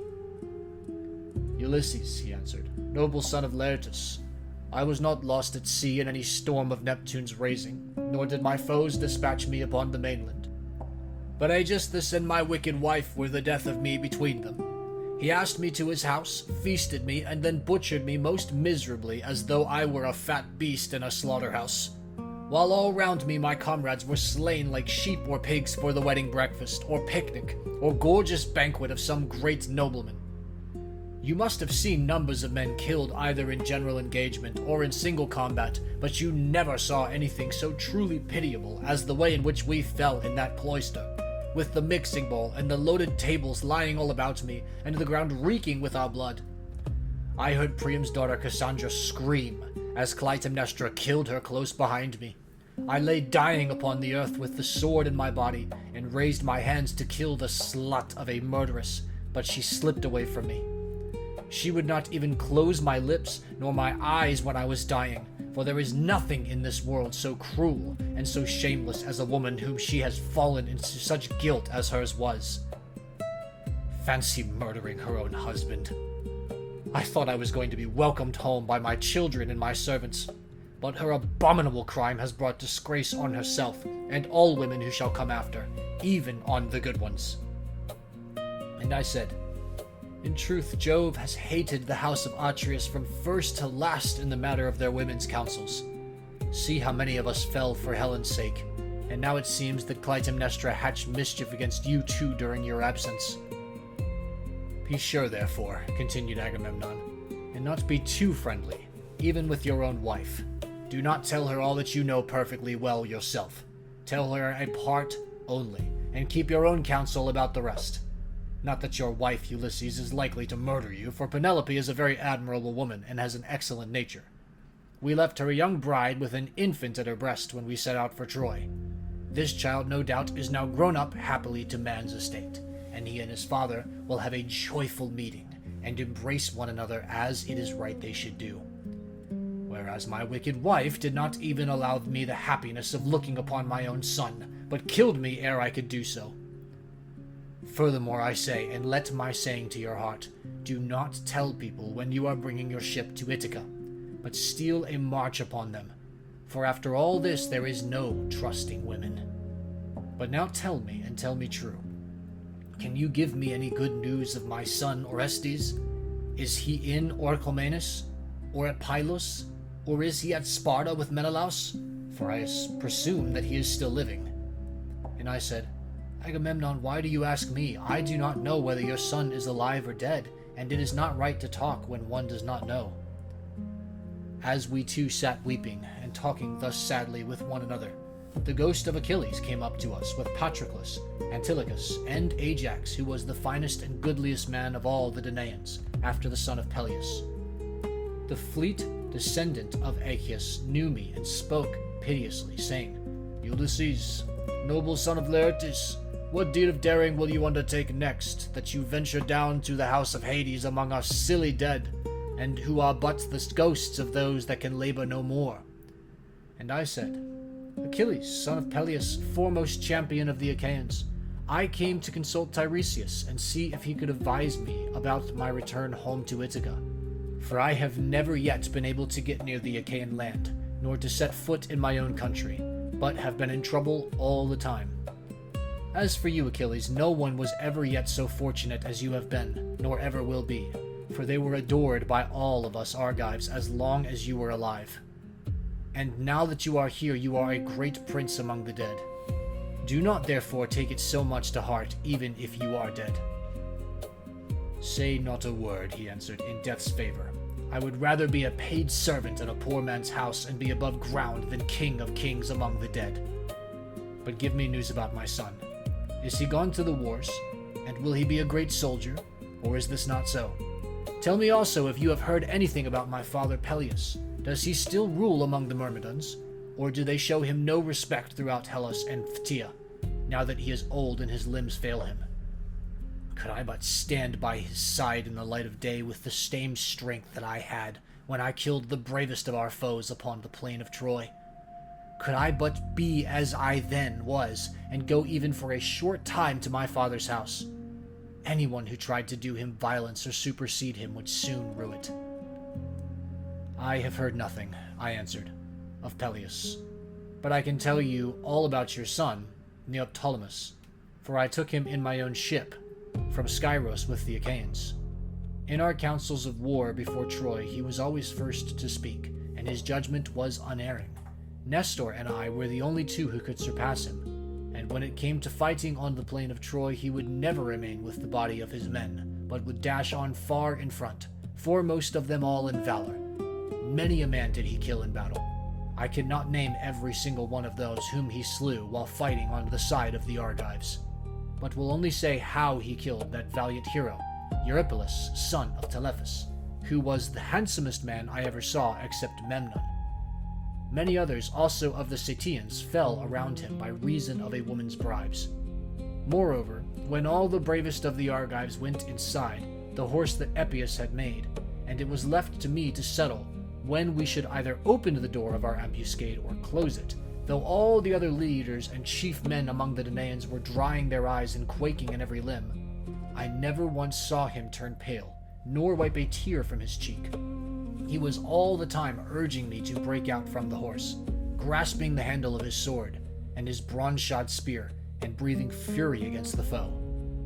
Yet, when we had sacked the city of Priam, he got his handsome share of the prize money and went on board.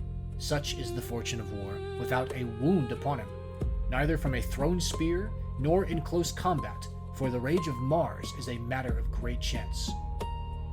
When I had told him this, the ghost of Achilles strode off across a meadow full of asphodel, exulting over what I had said concerning the prowess of his son.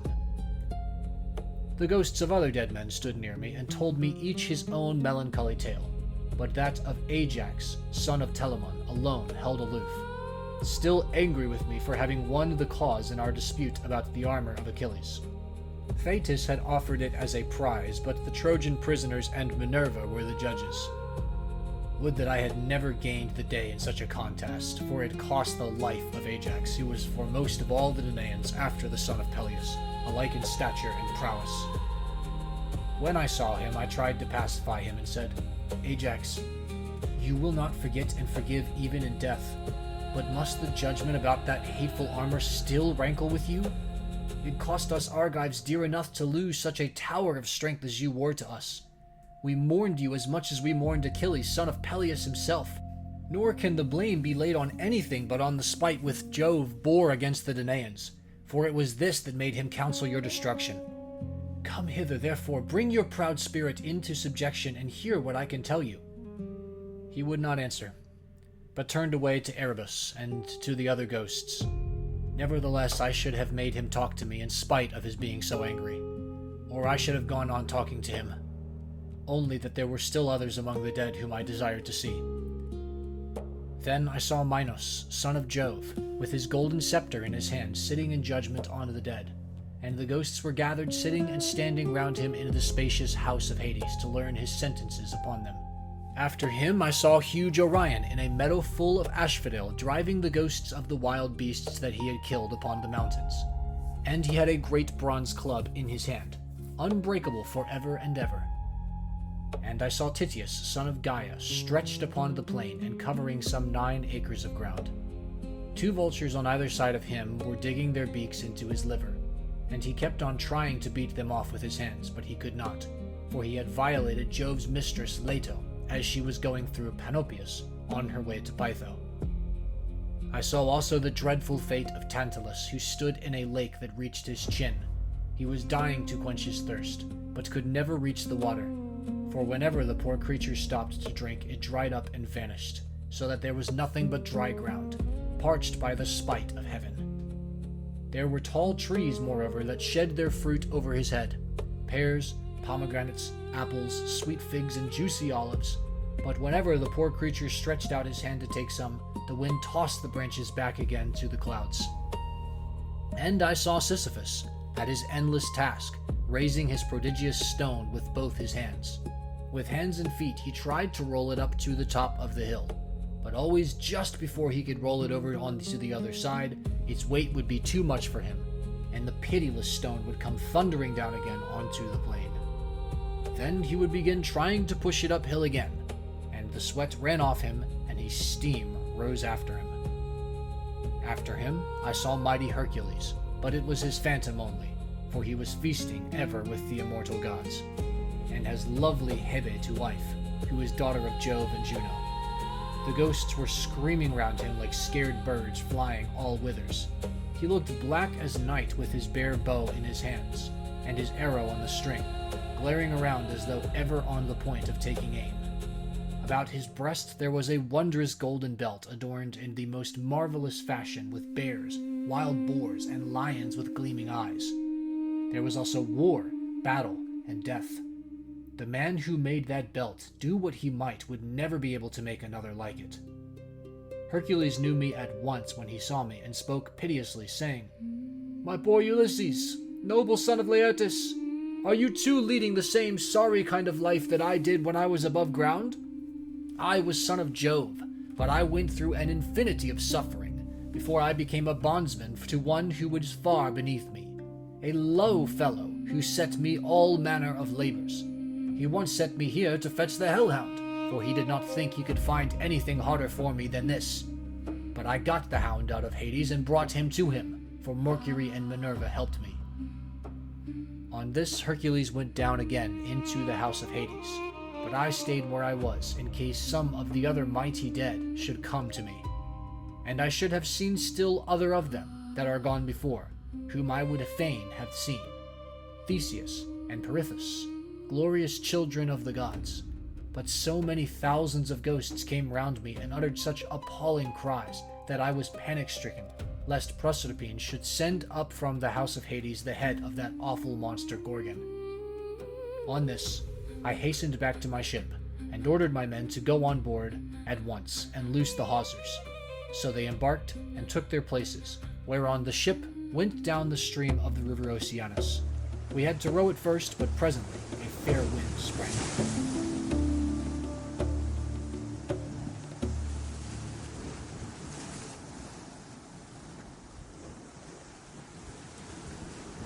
Book 12. After we were clear of the river Oceanus and had got out into the open sea, we went on till we reached the Aeaean island, where there is dawn and sunrise as in other places. We then drew our ship onto the sands and got out of her onto the shore, where we went to sleep and waited till day should break. Then, when the child of morning, rosy-fingered Dawn, appeared, I sent some men to Circe's house to fetch the body of Elpenor. We cut firewood from a wood where the headland jutted out into the sea, and after we had wept over him and lamented him, we performed his funeral rites. When his body and armor had been burned to ashes, we raised a cairn, set a stone over it, and at the top of the cairn we fixed the oar that he had once used to row with. While we were doing all this, Circe, who knew that we had got back from the house of Hades, dressed herself and came to us as fast as she could, and her maidservants came with her, bringing us bread, meat, and wine. Then she stood in the midst of us and said, "You have done a bold thing in going down alive to the house of Hades, and you will have died twice to other peoples once. Now then, stay here for the rest of the day, feast your fill, and go on with your voyage at daybreak tomorrow morning. In the meantime, I will tell Ulysses about your course, and will explain everything to him, so as to prevent your suffering from misadventure either by land or sea." We agreed to do as she had said, and feasted through the livelong day to the going down of the sun. But when the sun had set, and it came on dark, the men laid themselves down to sleep by the stern cables of the ship. Then Circe took me by the hand and bade me be seated away from the others, while she reclined by my side and asked me all about our adventures. "So far, so good," said she, when I had ended my story. "And now pay attention to what I am about to tell you. Heaven itself, indeed, will recall it to your recollection. First, you will come to the sirens, who enchant all who come near them. If anyone unwarily draws in too close and hears the singing of the sirens, his wife and children will never welcome him home again, for they sit in a green field, and warble him to death with the sweetness of their song. There is a great heap of dead men's bones lying all around, with the flesh still rotting off them. Therefore, pass these sirens by, and stop your men's ears with wax that none of them may hear. But if you like, you can listen yourself. For you may get the men to bind you as you stand upright on a cross piece halfway up the mast, and they must lash the rope's ends to the mast itself, that you may have the pleasure of listening. If you beg and pray the men to unloose you, then they must bind you faster. When your crew have taken you past the sirens, I cannot give you coherent directions as to which of two courses you are to take. I will lay the two alternatives before you, and you must consider them for yourself. On the one hand, there are some overhanging rocks against which the deep blue waves of Amphitrite beat with terrific fury. The blessed gods call these rocks the Wanderers. Here not even a bird may pass, no, not even the timid doves that bring ambrosia to Father Jove, but the sheer rock always carries off one of them. And Father Jove has to send another to make up their number. No ship that ever yet came to these rocks has got away again, but the waves and whirlwinds of fire are freighted with wreckage and with the bodies of dead men. The only vessel that ever sailed and got through was the famous Argo on her way from the house of Aeetes, and she too would have gone against these rocks, only that Juno piloted her past them for the love she bore to Jason. Of these two rocks, the one reaches heaven, and its peak is lost in a dark cloud. This never leaves it, so that the top is never clear, not even in summer and early autumn.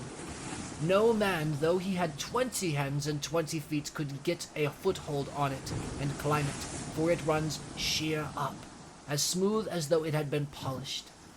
In the middle of it, there is a large cavern, looking west and turned towards Erebus. You must take your ship this way, but the cave is so high up that not even the stoutest archer could send an arrow into it. Inside it, Scylla sits, and yelps with a voice that you might take to be that of a young hound. But in truth, she is a dreadful monster, and no one, not even a god, could face her without being terror-struck. She has 12 misshapen feet, and 6 necks of the most prodigious length, and at the end of each neck she has a frightful head, with 3 rows of teeth in each, all set very close together, so that they would crunch anyone to death in a moment. And she sits deep within her shady cell, thrusting out her heads and peering all round the rock, fishing for dolphins or dogfish or any larger monster that she can catch. Of the thousands with which Amphitrite teems, no ship ever yet got past her without losing some men, for she shoots out all her heads at once and carries off a man in each mouth. You will find the other rock lie lower, but they are so close together that there is not more than a bow shot between them. A large fig tree in full leaf grows upon it, and under it lies the sucking whirlpool of Charybdis. 3 times in the day she vomits forth her waters, and 3 times she sucks them down again. See that you be not there when she is sucking, for if you are, Neptune himself could not save you. You must hug the Scylla side and drive ship by as fast as you can, for you had better lose 6 men than your whole crew. Is there no way, said I, of escaping Charybdis, and at the same time keeping Scylla off when she is trying to harm my men? You daredevil, replied the goddess. You are always wanting to fight somebody or something. You will not let yourself be beaten even by the immortals, for Scylla is not mortal. Moreover, she is savage, extreme, rude, cruel, and invincible. There is no help for it. Your best chance will be to go by her as fast as ever you can, for if you dawdle about her rock while you are putting on your armor, she may catch you with a second cast of her 6 heads and snap up another 6 of your men. So drive your ship past her at full speed and roar out lustily to Crates, who is Scylla's dam. Bad luck to her. She will then stop her from making a second raid upon you. You will now come to the Thrinacian island, and here you will see many herds of cattle and flocks of sheep belonging to the sun god. 7 herds of cattle and 7 flocks of sheep, with 50 head in each flock. They do not breed, nor do they become fewer in number, and they are tended by the goddesses Phaetusa and Lampete, who are children of the sun god Hyperion by Neaera. Their mother, when she had borne them and had done suckling them, sent them to the Thrinacian island, which was a long way off, to live there and look after their father's flocks and herds. If you leave these flocks unharmed, and think of nothing but getting home, you may yet, after much hardship, reach Ithaca. But if you harm them, then I forewarn you of the destruction both of your ship and of your comrades, and even though you may yourself escape, you will return late, in bad plight, after losing all your men. Here she ended, and dawn enthroned in gold began to show in heaven, whereon she returned inland. I then went on board and told my men to loose the ship from her moorings. So they at once got into her, took their places, and began to smite the grey sea with their oars. Presently the great and cunning goddess Circe befriended us with a fair wind that blew dead aft and stayed steadily with us, keeping our sails well filled. So we did whatever we wanted doing to the ship's gear, and let her go as wind and helmsman headed her. Then, being much troubled in mind, I said to my men, "My friends, it is not right that one or two of us alone should know the prophecies that Circe has made me. I will therefore tell you about them, so that whether we live or die, we may do so with our eyes open.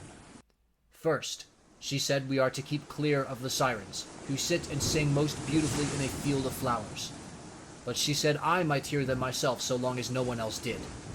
Therefore, take me and bind me to the crosspiece halfway up the mast. Bind me as I stand upright, with a bind so fast that I cannot possibly break away, and lash the rope's ends to the mast itself. If I beg and pray you to set me free, then bind me more tightly still."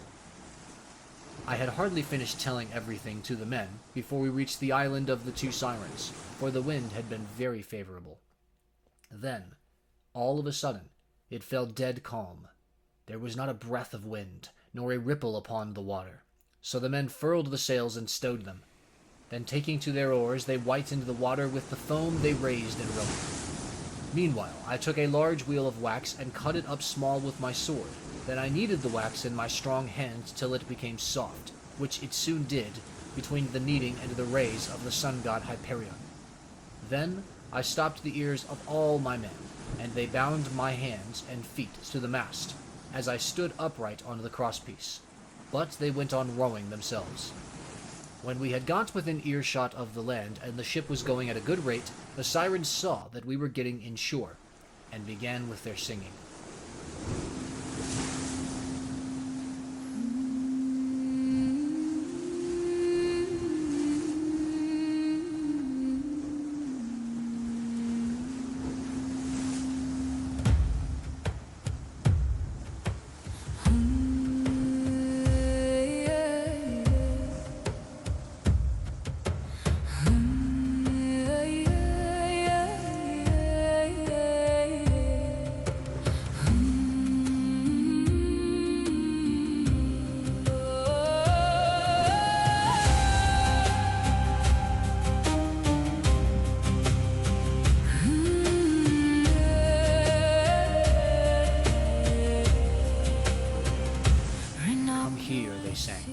Renowned Ulysses, honor to the Achaean name, and listen to our two voices. No one ever sailed past us without staying to hear the enchanting sweetness of our song, and he who listens will go on his way, not only charmed, but wiser. For we know all the ills that the gods laid upon the Argives and Trojans before Troy, and can tell you everything that is going to happen over the whole world. They sang these words most musically, and as I longed to hear them further, I made signs by frowning to my men that they should set me free. But they quickened their stroke, and Eurylochus and Perimedes bound me with still stronger bonds, till we had got out of hearing of the sirens' voices. Then my men took the wax from their ears and unbound me. Immediately after we had got past the island, I saw a great wave from which spray was rising, and I heard a loud roaring sound. The men were so frightened that they loosed hold of their oars, for the whole sea resounded with the rushing of the waters. But the ship stayed where it was, for the men had left off rowing. I went round therefore and exhorted them, man by man, not to lose heart. "My friends," said I, "this is not the first time that we have been in danger, and we are in nothing like so bad a case as when the Cyclops shut us up in his cave. Nevertheless, my courage and wise counsel saved us then, and we shall live to look back on all of this as well. Now, therefore, let us all do as I say. Trust in Jove, and row on with might and main. As for you, coxswain, these are your orders. Attend to them, for the ship is in your hands. Turn her head away from these steaming rapids, and hug the rock, or she will give you the slip, and be over yonder before you know where you are, and you will be the death of us." So they did as I told them, but I said nothing about the awful monster Skylar, for I knew the men would not go on rowing if I did, but would huddle together in the hold. In one thing only did I disobey Circe's strict instructions. I put on my armor. Then seizing 2 strong spears, I took my stand on the ship's bows, for it was there that I expected first to see the monster of the rock, who was to do my men so much harm. But I could not make her out anywhere, though I strained my eyes with looking the gloomy rock all over and over. Then we entered the straits, in great fear of mind, for on the one hand was Scylla, and on the other dread Charybdis, kept sucking up the salt water. As she vomited it up, it was like the water in a cauldron when it was boiling over upon a great fire, and the spray reached the top of the rocks on either side. When she began to suck again, we could see the water all inside whirling round and round, and it made a deafening sound as it broke against the rocks. We could see the bottom of the whirlpool all black with sand and mud, and the men were at their wits' end for fear. While we were taken up with this, and were expecting each moment to be our last, Scylla pounced down suddenly upon us and snatched up my 6 best men. I was looking at once after both ship and men, and in a moment I saw their hands and feet ever so high above me, struggling in the air as Scylla was carrying them off, and I heard them call out my name in one last despairing cry. As a fisherman seated, spear in hand, upon some jutting rock throws bait into the water to deceive the poor little fishes, and spears them with ox's horn, with which his spear is shod, throwing them gasping onto the land as he catches them one by one. Even so did Scylla land these panting creatures on her rock, and munch them up at the mouth of her den, while they screamed and stretched out their heads to me in their mortal agony. This was the most sickening sight that I saw throughout all my voyages. When we had passed the wandering rocks with Scylla and terrible Charybdis, we reached the noble island of the sun god, where were the goodly cattle and sheep belonging to the sun Hyperion. While still at sea, in my ship, I could bear the cattle lowing as they came home to the yards, and the sheep bleating. Then I remembered what the blind Theban prophet Tiresias had told me, and how carefully Ae and Circe had warned me to shun the island of the blessed sun god. So being much troubled, I said to the men, "My men, I know you are hard-pressed, but listen while I tell you the prophecy that Tiresias made me, and how carefully Ae and Circe warned me to shun the island of the blessed sun god. For it was here, said she, that our worst danger would lie. Head the ship, therefore, away from the island." The men were in despair at this, and Eurylochus at once gave me an insolent answer. "Ulysses," said he, "you are cruel. You are very strong yourself and never get worn out. You seem to be made of iron, and now, though your men are exhausted with toil and want of sleep, you will not let them land and cook themselves a good supper upon this island, but bid them put out to sea and go faring fruitlessly on through the watches of the flying night. It is by night that the winds blow hardest and do so much damage. How can we escape should one of those sudden squalls spring up from southwest or west, which so often wreck a vessel when our lords the gods are unpropitious? Now, therefore, let us obey the behests of night and prepare our supper here hard by the ship. Tomorrow morning we will go on board again and put out to sea." Thus spoke Eurylochus, and the men approved his words. I saw that heaven meant us a mischief, and said, "You force me to yield, for you are many against one. But at any rate, each one of you must take his solemn oath that if he meet with a herd of cattle or a large flock of sheep, he will not be so mad as to kill a single head of either, but will be satisfied with the food that Circe has given us." They all swore as I bade them, and when they had completed their oath, we made the ship fast in a harbor that was near a stream of fresh water, and the men went ashore and cooked their suppers. As soon as they had had enough to eat and drink, they began talking about their poor comrades whom Scylla had snatched up and eaten. This set them weeping, and they went on crying till they fell off into a sound sleep. In the third watch of the night, when the stars had shifted their place, Jove raised a great gale of wind that flew a hurricane so that land and sea were covered with thick clouds, and night sprang forth out of the heavens. When the child of morning, rosy-fingered dawn appeared, we brought the ship to land and drew her into a cave wherein the sea nymphs hold their courts and dances, and I called the men together in council. "My friends," said I, "we have meat and drink in the ship. Let us mind, therefore, and not touch the cattle, or we shall suffer for it. These cattle and sheep belong to the mighty sun, who sees and gives ear to everything. And again they promised that they would obey. For a whole month the wind blew steadily from the south, and there was no other wind, but only south and east. As long as corn and wine held out, the men did not touch the cattle when they were hungry. When, however, they had eaten all there was in the ship, they were forced to go further afield with hook and line, catching birds and taking whatever they could lay their hands on, for they were starving. One day, therefore, I went up inland that I might pray heaven to show me some means of getting away. When I had gone far enough to be clear of all my men, and had found a place that was well sheltered from the wind, I washed my hands and prayed to all the gods in Olympus, till by and by they sent me off into a sweet sleep. Meanwhile, Eurylochus had been giving evil counsel to the men. "Listen to me," said he, "my poor comrades. All deaths are bad enough, but there is none so bad as famine. Why should not we drive in the best of these cows and offer them in sacrifice to the immortal gods? If we ever get back to Ithaca, we can build a fine temple to the sun god, and enrich it with every kind of ornament.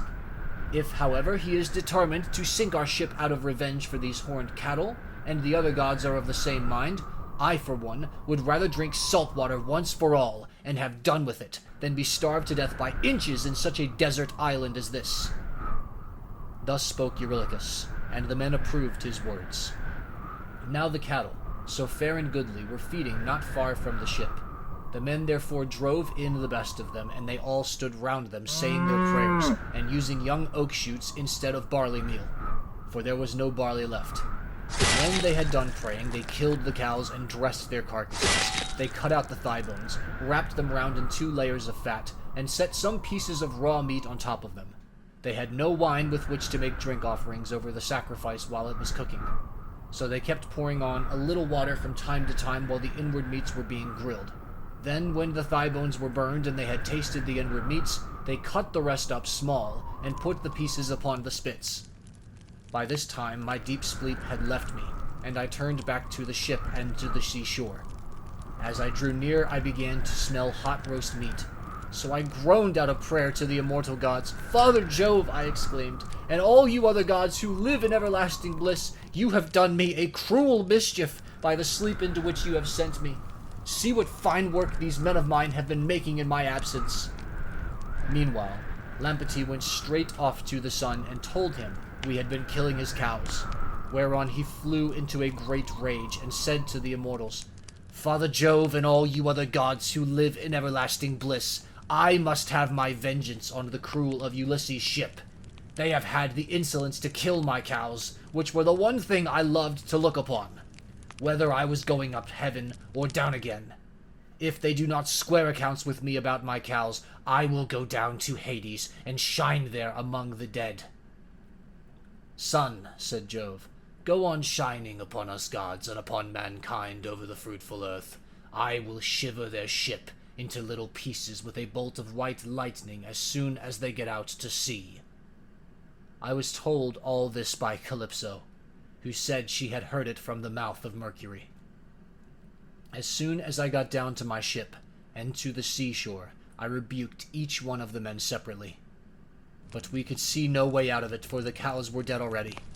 And indeed the gods began at once to show signs and wonders among us, for the hides of the cattle crawled about, and the joints upon the spits began to low like cows, and the meat, whether cooked or raw, kept on making a noise just as the cows do.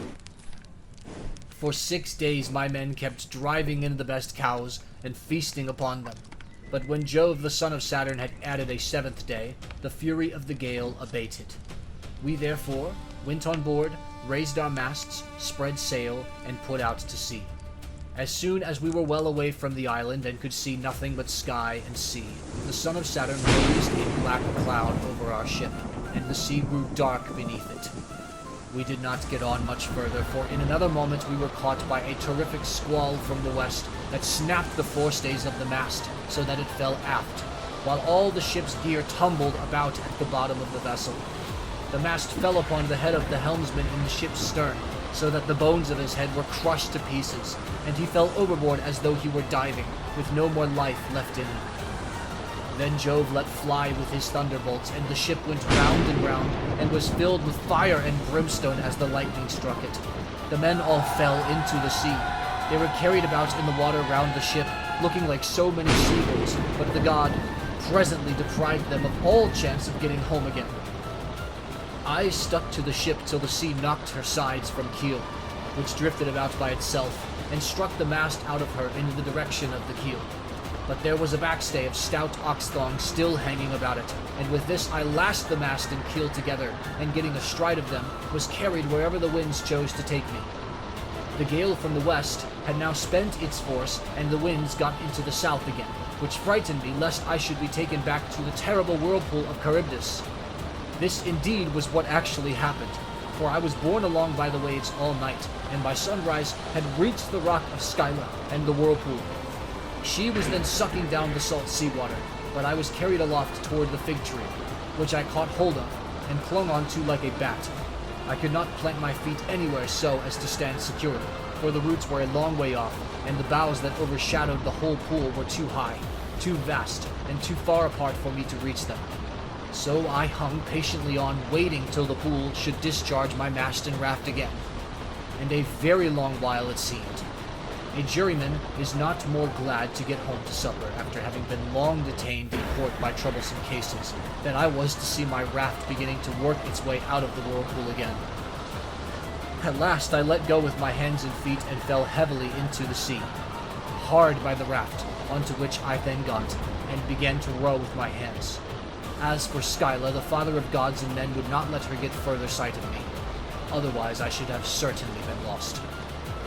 Hence, I was carried along for 9 days, till on the 10th night the gods stranded me on the Ogygian island, where dwells the great and powerful goddess Calypso. She took me in, and was kind to me. But I need say no more of this, for I told you and your noble wife all about it yesterday, and I hate saying the same thing over and over again.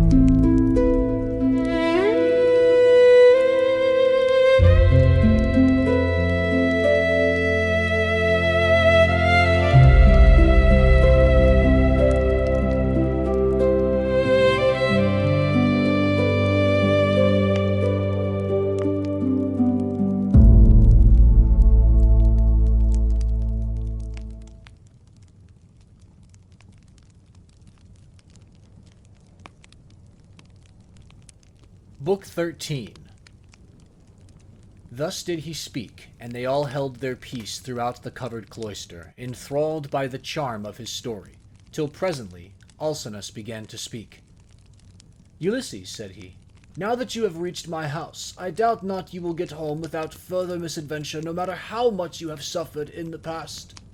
To you others, however, who come here night after night to drink my choicest wine and listen to my bard, I would insist as follows.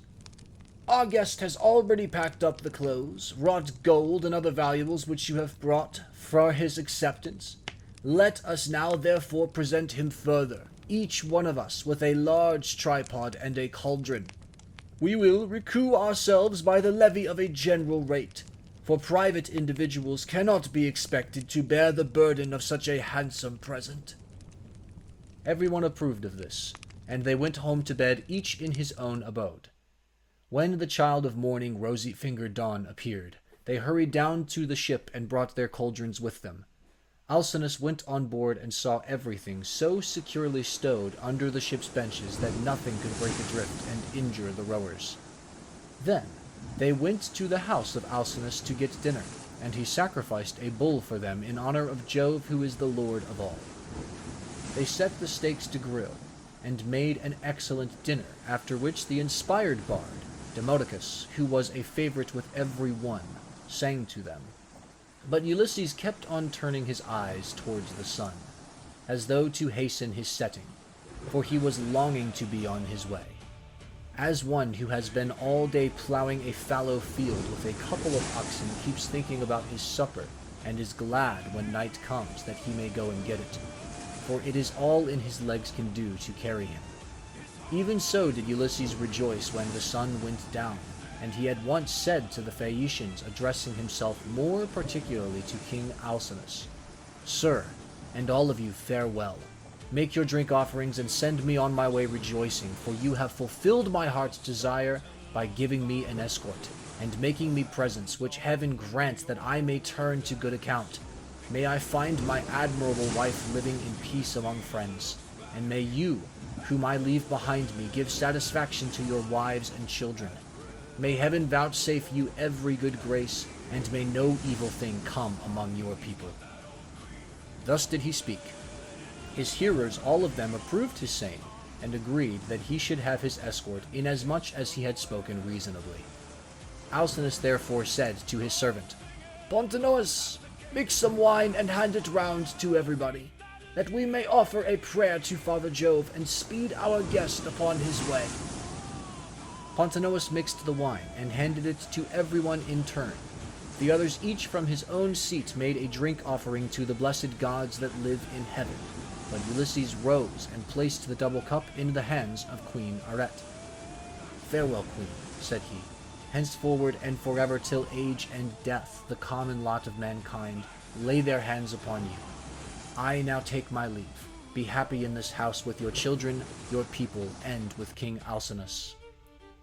As he spoke, he crossed the threshold, and Alcinous sent a man to conduct him to his ship and to the seashore.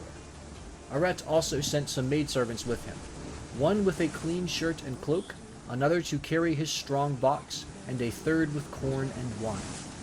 When they got to the water side, the crew took these things and put them on board, with all the meat and drink. But for Ulysses they spread a rug and a linen sheet on deck, that he might sleep soundly in the stern of the ship. Then he too went on board and lay down without a word.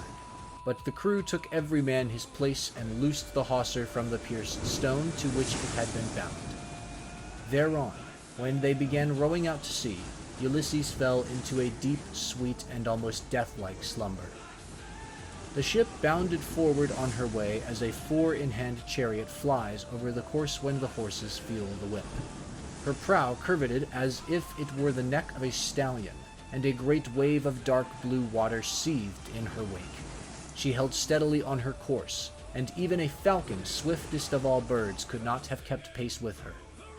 Thus then she cut her way through the water, carrying one who was as cunning as the gods, but who was now sleeping peacefully, forgetful of all that he had suffered both on the field of battle and by the waves of the weary sea.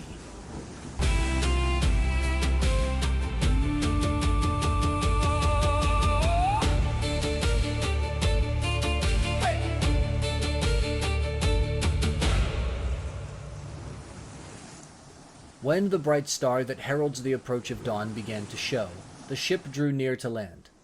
Now there is in Ithaca a haven of the old merman Phorcys, which lies between 2 points that break the line of the sea and shut the harbor in.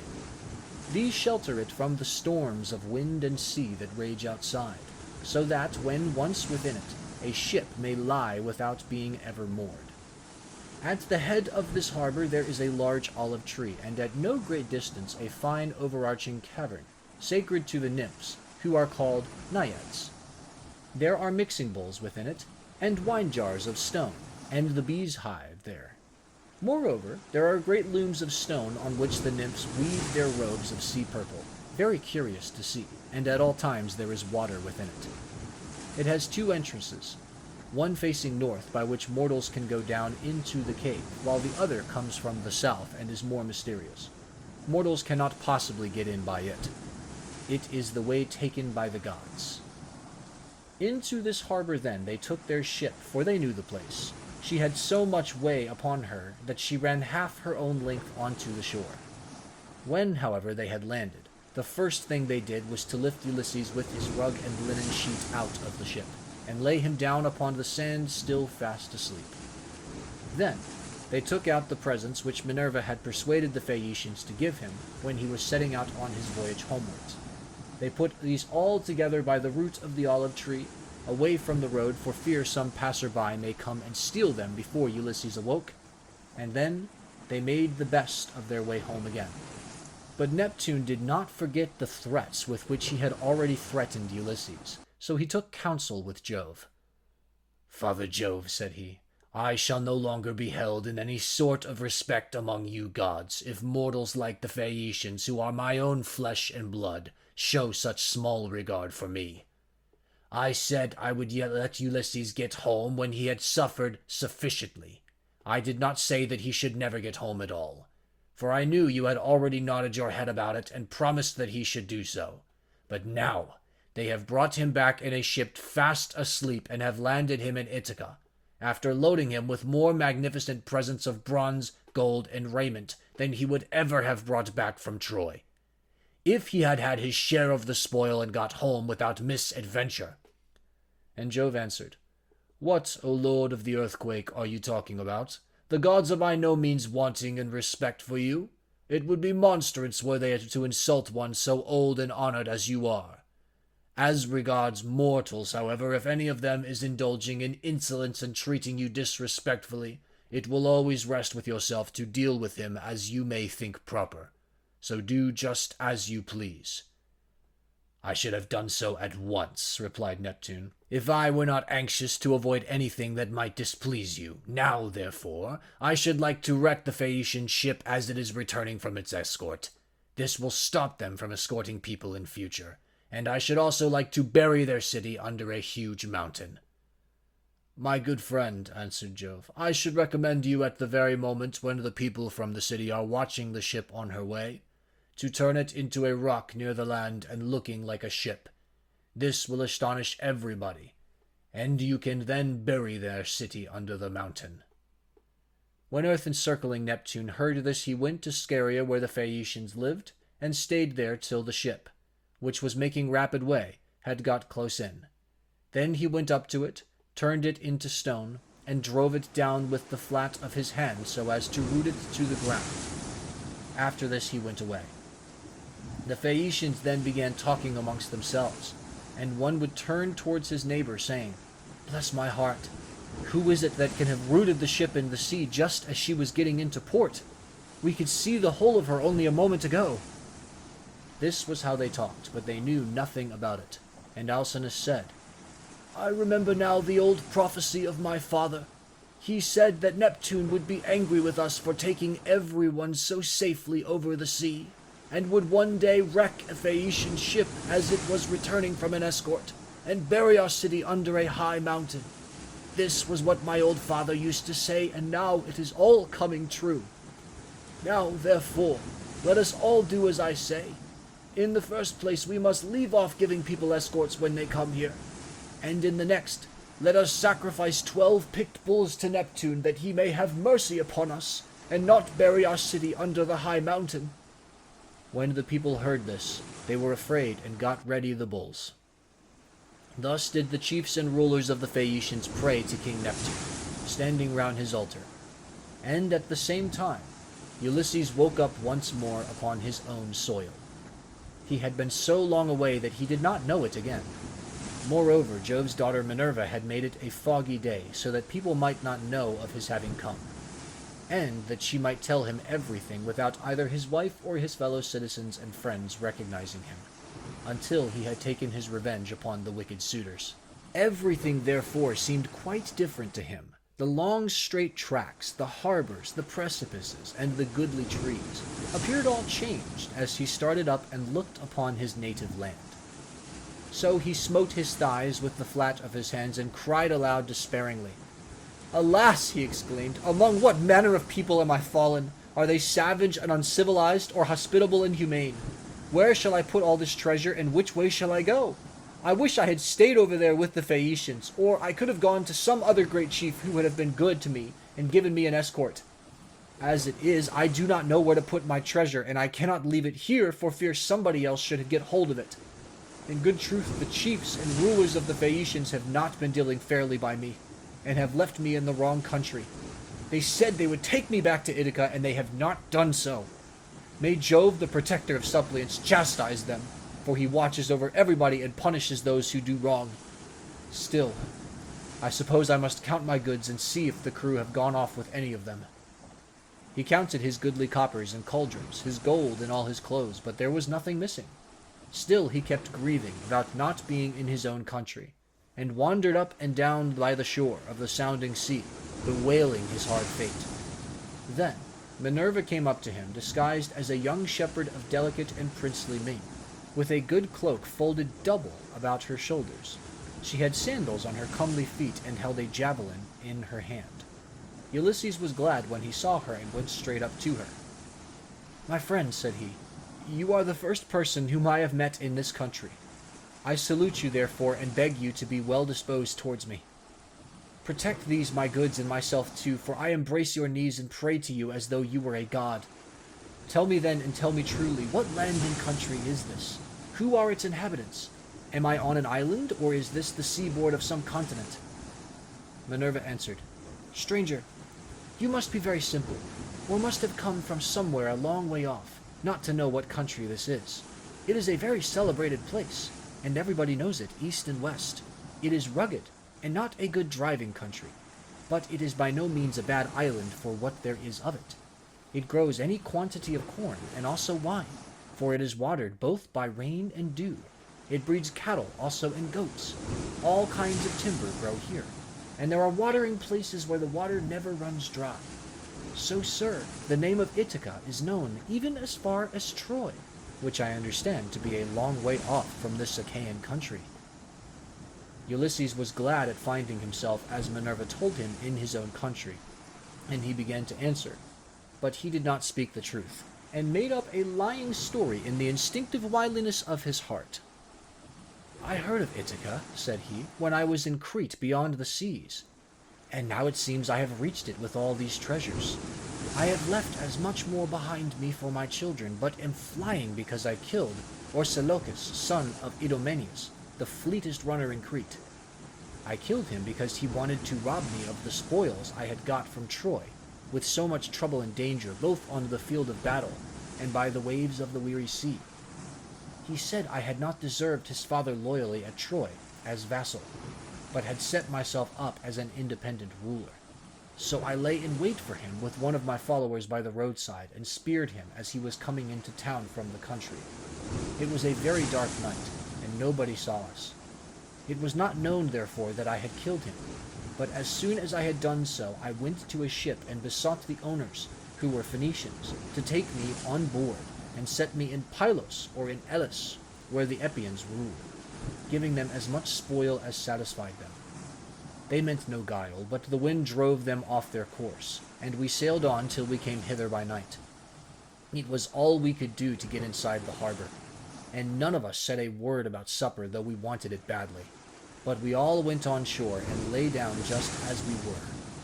I was very tired and fell asleep directly. So they took my goods out of the ship and placed them beside me where I was laying upon the sand. Then they sailed away to Cydonia, and I was left here in great distress of mind." Such was his story, but Minerva smiled and caressed him with her hand. Then she took the form of a woman, fair, stately, and wise. "He must be indeed a shifty, lying fellow," said she, "who could surpass you in all manner of craft, even though you are a god for your antagonist. Daredevil that you are, full of guile, unwearying in deceit, can you not drop your tricks and your instinctive falsehood, even now that you are in your own country again? We will say no more, however, about this, for we can both of us deceive upon occasion. You are the most accomplished counselor and orator among all mankind, while I for diplomacy and subtlety have no equal among the gods. Did you not know Jove's daughter Minerva, me, who have been ever with you, who kept watch over you in all your troubles, and who made the Phaeacians take so great a liking to you? And now, again, I am come here to talk things over with you, and help you to hide the treasure I made the Phaeacians give you. I want to tell you about the troubles that await you in your own house. You have got to face them, but tell no one, neither man nor woman, that you have come home again. Bear everything, and put up with every man's insolence without a word." And Ulysses answered, "A man, goddess, may know a great deal, but you are so constantly changing your appearance that when he meets you it is a hard matter for him to know whether it is you or not. This much, however, I know exceedingly well. You were very kind to me as long as we Achaeans were fighting before Troy. But from the day on which we went on board ship after having sacked the city of Priam and heaven dispersed us, from that day, Minerva, I saw no more of you, and cannot ever remember your coming to my ship to help me in a difficulty. I had to wander on sick and sorry till the gods delivered me from evil, and I reached the city of the Phaeacians, where you encouraged me and took me into the town. And now I beseech you in my father's name, tell me the truth, for I did not believe I am really back in Ithaca. I am in some other country, and you are mocking me, and deceiving me in all you have been saying. Tell me then truly, have I really got back to my own country? You are always taking something of that sort in your head, replied Minerva, and that is why I cannot desert you in your afflictions. You are so plausible, shrewd, and shifty. Anyone but yourself, on returning from so long a voyage, would at once have gone home to see his wife and children.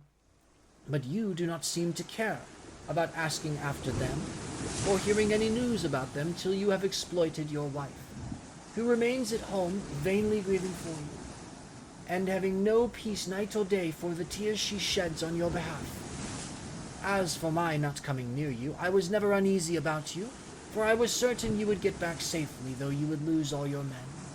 And I did not wish to quarrel with my uncle Neptune, who never forgave you for having blinded his son. I will now, however, point out to you the lie of the land, and you will then perhaps believe me.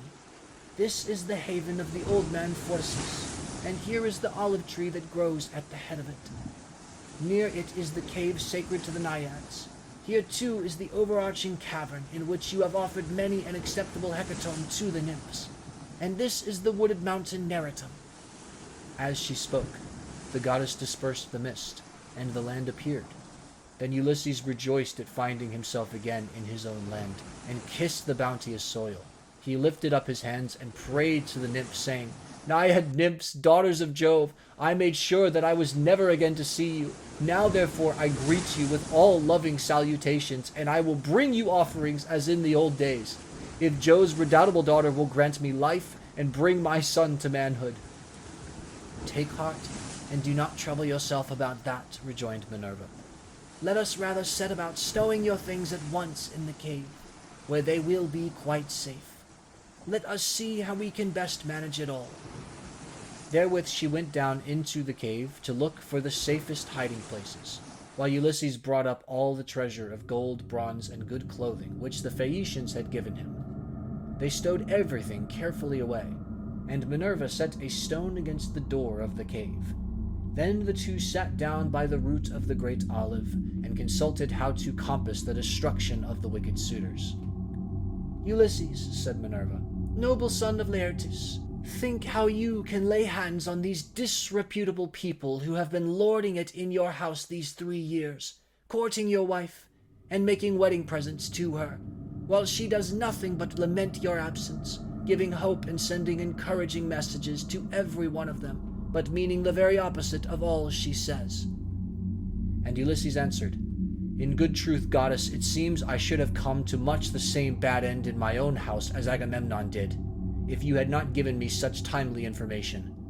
Advise me how I shall best avenge myself. Stand by my side, and put your courage into my heart as on the day when we loosed Troy's fair diadem from her brow. Help me now as you did then, and I will fight 300 men if you, goddess, will be with me. Trust me for that, said she. I will not lose sight of you when once we set about it, and I imagine that some of those who are devouring your substance will then bespatter the pavement with their blood and brains. I will begin by disguising you so that no human shall know you. I will cover your body with wrinkles. You shall lose all your yellow hair. I will clothe you in a garment that shall fill all who see it with loathing. I will blear your fine eyes for you, and make you as unseemly an object in the sight of the suitors, of your wife, and of the son whom you left behind you. Then go at once to the swineherd who is in charge of your pigs. He has always been well affected towards you, and is devoted to Penelope and your son. You will find him feeding his pigs near the rock that is called Raven by the fountain Arethusa, where they are fattening on beech mast and spring water after their manner. Stay with him and find out how things are going, while I proceed to Sparta and see your son, who is with Menelaus at Lacedaemon, where he was gone to try and find out whether you are still alive." "But why," said Ulysses, "did you not tell him? For you knew all about it. Did you want him to go to sailing about amid all kind of hardship while others are eating up his estate?" Minerva answered, "Never mind about him. I sent him that he might be well spoken of for having gone. He is in no sort of difficulty, but is staying quite comfortably with Menelaus, and is surrounded with abundance of every kind. The suitors have put out to sea and are lying in wait for him, for they mean to kill him before he can get home. I do not much think they will succeed, but rather that some of those who are now eating up your estate will first find a grave themselves." As she spoke, Minerva touched him with her wand and covered him with wrinkles, took away all his yellow hair, and withered the flesh over his whole body. She bleared his eyes, which were naturally very fine ones. She changed his clothes, and threw an old rag of a wrap about him, and a tunic, tattered, filthy, and begrimed with smoke. She also gave him an undressed deerskin as an outer garment, and furnished him with a staff and a wallet all in holes, with a twisted thong for him to sling it over his shoulder. When the pair had thus laid their plans, they parted, and the goddess went straight to Lacedaemon to fetch Telemachus.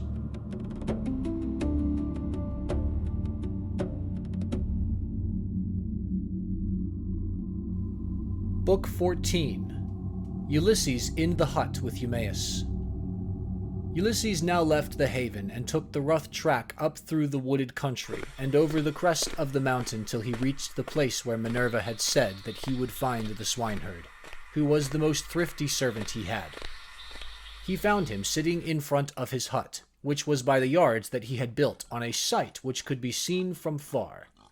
He had made them spacious and fair to see, with a free run for the pigs all round them. He had built them during his master's absence of stones which he had gathered out of the ground, without saying anything to Penelope or Laertes, and he had fenced them on top with thorn bushes.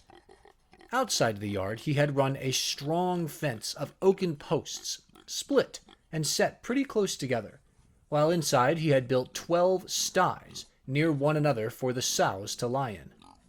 There were 50 pigs wallowing in each sty, all of them breeding sows, but the boars slept outside and were much fewer in number, for the suitors kept on eating them, and the swineherd had to send them the best he had continually.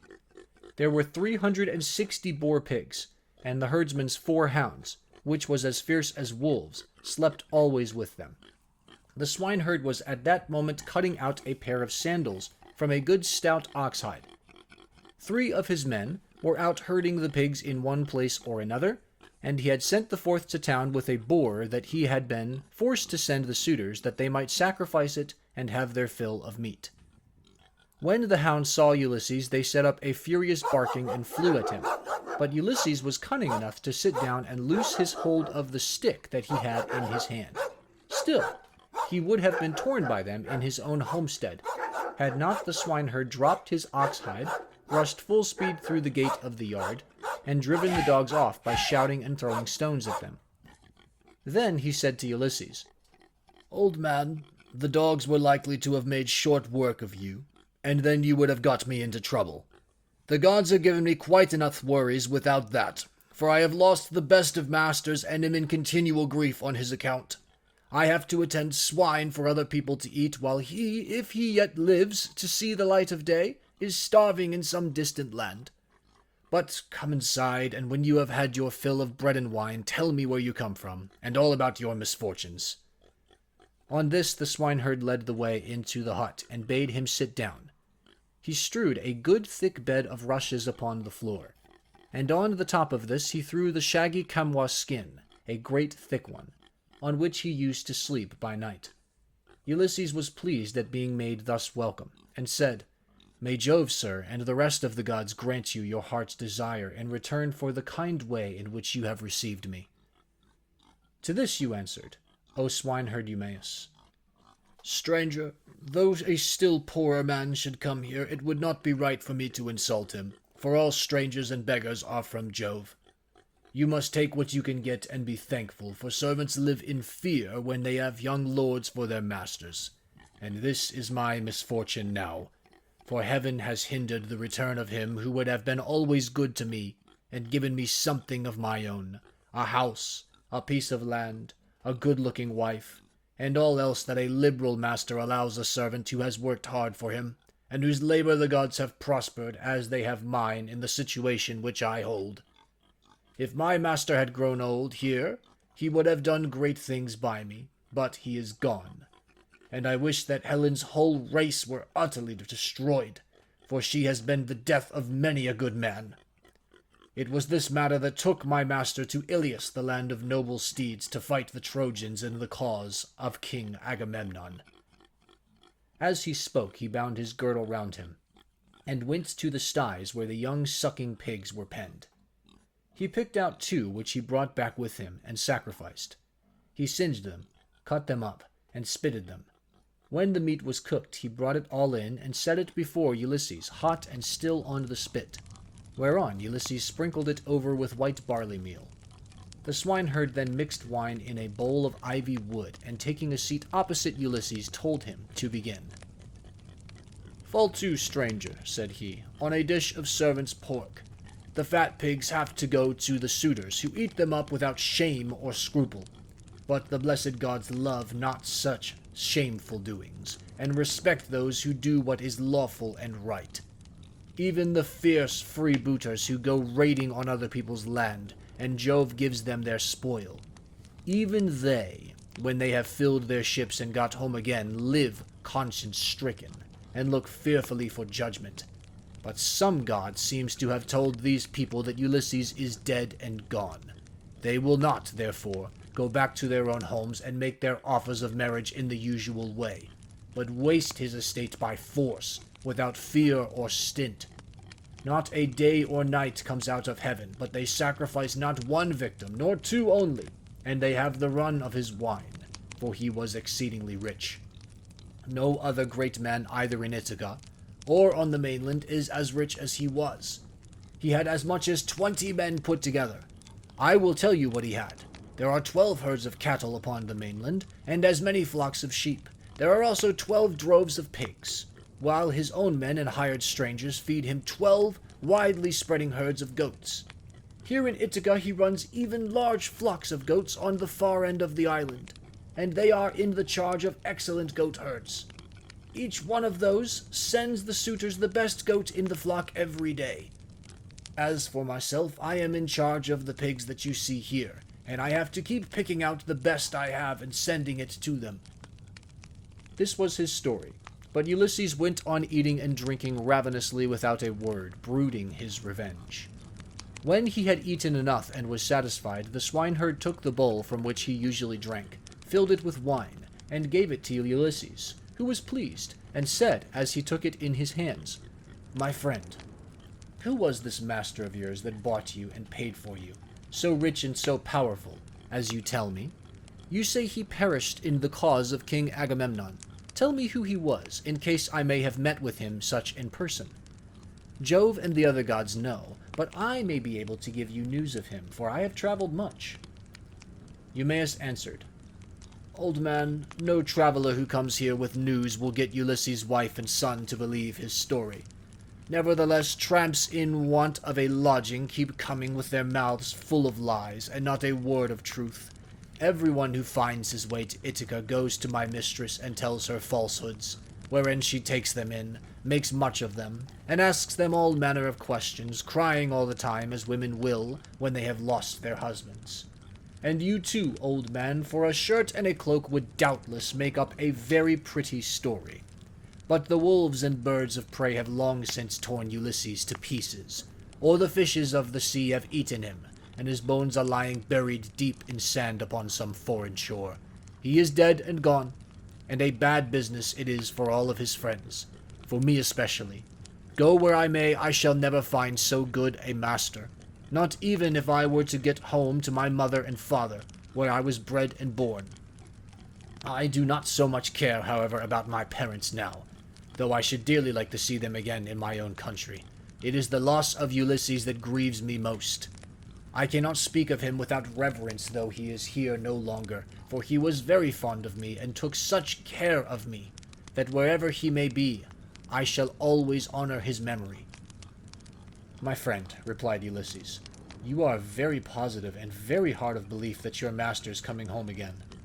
Nevertheless, I will not merely say, but will swear that he is coming. Do not give me anything for my news till he has actually come. You may then give me a shirt and cloak of good wear if you will. I am in great want, but I will not take anything at all till then, for I hate a man, even as I hate hellfire, who lets his poverty tempt him into lying.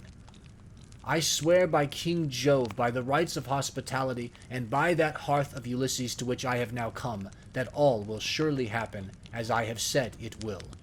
Ulysses will return in this self-same year, with the end of this moon, and the beginning of the next. He will be here to do vengeance on all those who are ill-treating his wife and son." To this you answered, O swine-herd Eumaeus, "Old man, you will neither get paid for bringing good news, nor will Ulysses ever come home. Drink your wine in peace, and let us talk about something else. Do not keep on reminding me of all of this. It always pains me when anyone speaks about my honored master. As for your oath, we will let it all alone. But I only wish he may come, as do Penelope, his old father Laertes, and his son Telemachus. I am terribly unhappy, too, about this same boy of his. He was running up fast into manhood, and bade fair to be no worse man, face and figure, than his father. But someone, either god or man, has been unsettling in his mind, so he has gone off to Pylos to try to get news of his father, and the suitors are lying in wait for him as he is coming home, in the hope of leaving the house of Arcesius without a name in Ithaca. But let us say no more about him, and leave him to be taken, or else to escape if the son of Saturn holds his hand over him to protect him. And now, old man, tell me your own story. Tell me also, for I want to know who you are and where you come from. Tell me of your town and parents, what manner of ship you came in, how crew brought you to Ithaca, and from what country they profess to come, for you cannot have come by land." And Ulysses answered, "I will tell you all about it. If there were meat and wine enough, and we could stay here in the hut with nothing to do but to eat and drink while the others go to their work, I could easily talk on for a whole 12 months without ever finishing the story of the sorrows with which it has pleased heaven to visit me. I am by birth a Cretan. My father was a well-to-do man who had many sons born in marriage, whereas I was the son of a slave, whom he had purchased from a concubine. Nevertheless, my father Castor, son of Hylax, whose lineage I claim, and who was held in the highest honor among the Cretans for his wealth, prosperity, and the valor of his sons, put me on the same level with my brothers, who had been born in wedlock. When, however, death took him to the house of Hades, his sons divided his estate, and cast lots for their shares, but to me they gave a holding and little else. Nevertheless, my valor enabled me to marry into a rich family, for I was not given to bragging or shirking on the field of battle. It is all over now still. If you look at the straw, you can see what the ear was, for I have had trouble enough and to spare. Mars and Minerva made me doughty in war. When I had picked my men to surprise the enemy with an ambuscade, I never gave death so much as a thought, but was the first to leap forward and spear all whom I could overtake. Such was I in battle, but I did not care about farm work, nor the frugal home life of those who would bring up children. My delight was in ships, fighting, javelins, and arrows, things that most men shudder to think of. But one man likes one thing, and another another, and this was what I was most naturally inclined to. Before the Achaeans went to Troy, 9 times was I in command of men and ships on foreign service, and I amassed much wealth. I had my pick of the spoil in the first instance, and much more was allotted to me later on.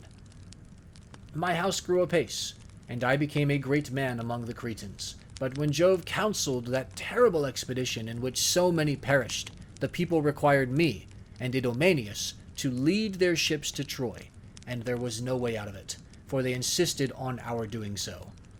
There we fought for 9 whole years, but in the 10th we sacked the city of Priam, and sailed home again as heaven dispersed us. Then it was that Jove devised evil against me. I spent but 1 month happily with my children, wife, and property, and then I conceived the idea of making a descent on Egypt. So I fitted out a fine fleet and manned it. I had 9 ships, and the people flocked to fill them, For 6 days I and my men made feast, and I found them many victims both for sacrifice to the gods and for themselves. But on the 7th day we went on to board, and set sail from Crete with a fair north wind behind us, though we were going down a river.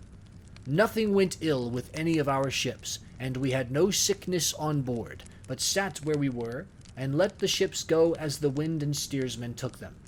On the 5th day we reached the river Aegyptus. There I stationed my ships in the river, bidding my men stay by them and keep guard over them while I sent out Scots to recon from every point of vantage. But the men disobeyed my orders, took to their own devices, and ravaged the land of the Egyptians, killing the men and taking their wives and children captive. The alarm was soon carried to the city, and when they heard the war cry, the people came out at daybreak till the plain was filled with horsemen and foot soldiers and with the gleam of armor. Then Jove spread panic among my men, and they would no longer face the enemy, for they found themselves surrounded. The Egyptians killed many of us and took the rest alive to do forced labor for them. Jove, however, put it in my mind to do thus, and I wish I had died then and there in Egypt, for there was much sorrow in store for me. I took off my helmet and shield and dropped my spear from my hand. Then I went straight up to the king's chariot, clasped his knees and kissed them, whereon he spared my life, bade me get into his chariot, and took me weeping to his own home. Many made at me with their ashen spears and tried to kill me in their fury, but the king protected me, for he feared the wrath of Jove, the protector of strangers, who punishes those who do evil. I stayed there 7 years and got together much money among the Egyptians, for they all gave me something. But when it was now going on for 8 years, there came a certain Phoenician, a cunning rascal, who had already committed all sorts of villainy. And this man talked me over into going with him to Phoenicia, where his house and his possessions lay. I stayed there for a whole 12 months. But at the end of that time, when months and days had gone by till the same season had come round again, he set me on board a ship bound for Libya, on a pretense that I was to take a cargo along with him to that place, but really that he might sell me as a slave and take the money I fetched. I suspected his intention, but went on board with him, for I could not help it. The ship ran before a fresh north wind till we had reached the sea that lies between Crete and Libya. There, however, Jove cancelled their destruction, for as soon as we were well out from Crete and could see nothing but sea and sky, he raised a black cloud over our ship, and the sea grew dark beneath it. Then Jove let fly with his thunderbolts, and the ship went round and round, and was filled with fire and brimstone as the lightning struck it. The men fell all into the sea. They were carried about in the water round the ship, looking like so many seagulls. But the god presently deprived them of all chance of getting home again. I was all dismayed. Jove, however, sent the ship's mast within my reach, which saved my life, for I clung to it, and drifted before the fury of the gale. 9 days did I drift, but in the darkness of the 10th night a great wave bore me onto the Thesprotian coast. There Phaedon, king of the Thesprotians, entertained me hospitably, without charging me anything at all. For his son found me when I was nearly dead with cold and fatigue, whereon he raised me by the hand, took me to his father's house, and gave me clothes to wear. There it was that I heard news of Ulysses, for the king told me he had entertained him, and shown him much hospitality while he was on his homeward journey. He showed me also the treasure of gold and wrought iron that Ulysses had gotten together. There was enough to keep his family for 10 generations. So much had he left in the house of King Phaedon. But the king said Ulysses had gone to Dodona, that he might learn Jove's mind from the god's high oak tree, and know whether after so long an absence he should return to Ithaca openly or in secret. Moreover, the king swore in my presence, making drink offerings in his own house as he did so, that the ship was by the waterside, and the crew found, that should take him to his own country. He sent me off, however, before Ulysses returned, for there happened to be a Thesprotian ship sailing for the wheat-growing island of Dulichium, and he told those in charge of her to be sure and take me safely to King Acastus. These men hatched a plot against me, that would have reduced me to the very extreme of misery. For when the ship had got some way out from land, they resolved on selling me as a slave. They stripped me of the shirt and cloak that I was wearing, and gave me instead the tattered old clouts in which you now see me. Then, towards nightfall, they reached the tilled lands of Ithaca, and there they bound me with a strong rope fast in the ship, while they went on shore to get supper by the seaside. But the gods soon undid my bonds for me, and having drawn my rags over my head, I slid down the rudder into the sea, where I struck out and swam till I was well clear of them, and came ashore near a thick wood in which I lay concealed. They were very angry at my having escaped, and went searching about for me, till at last they thought it was no further use, and went back to their ship. The gods, having hidden me thus easily, then took me to a good man's door, for it seems that I am not to die yet a while. To this you answered, O swineherd Eumaeus, "Poor unhappy stranger, I have found the story of your misfortunes extremely interesting, but that part about Ulysses is not right, and you will never get me to believe it. Why should a man like you go about telling lies in this way? I know all about the return of my master. The gods, one and all of them, detest him, for they would have taken him before Troy, or let him die with friends around him when the days of his fighting were done. For then the Achaeans would have built a mound over his ashes, and his son would have been heir to his renown. But now the storm winds have spirited him away, we know not whither. As for me, I will live out the way here with my pigs, and never go to the town unless when Penelope sends for me on the arrival of some news about Ulysses. Then they all sit round and ask questions, both those who grieve over the king's absence and those who rejoice at it because they can eat up his property without paying for it. For my own part, I have never cared about asking anyone else since the time when I was taken in by an Aetolian, who had killed a man and come a long way till at last he reached my station, and I was very kind to him.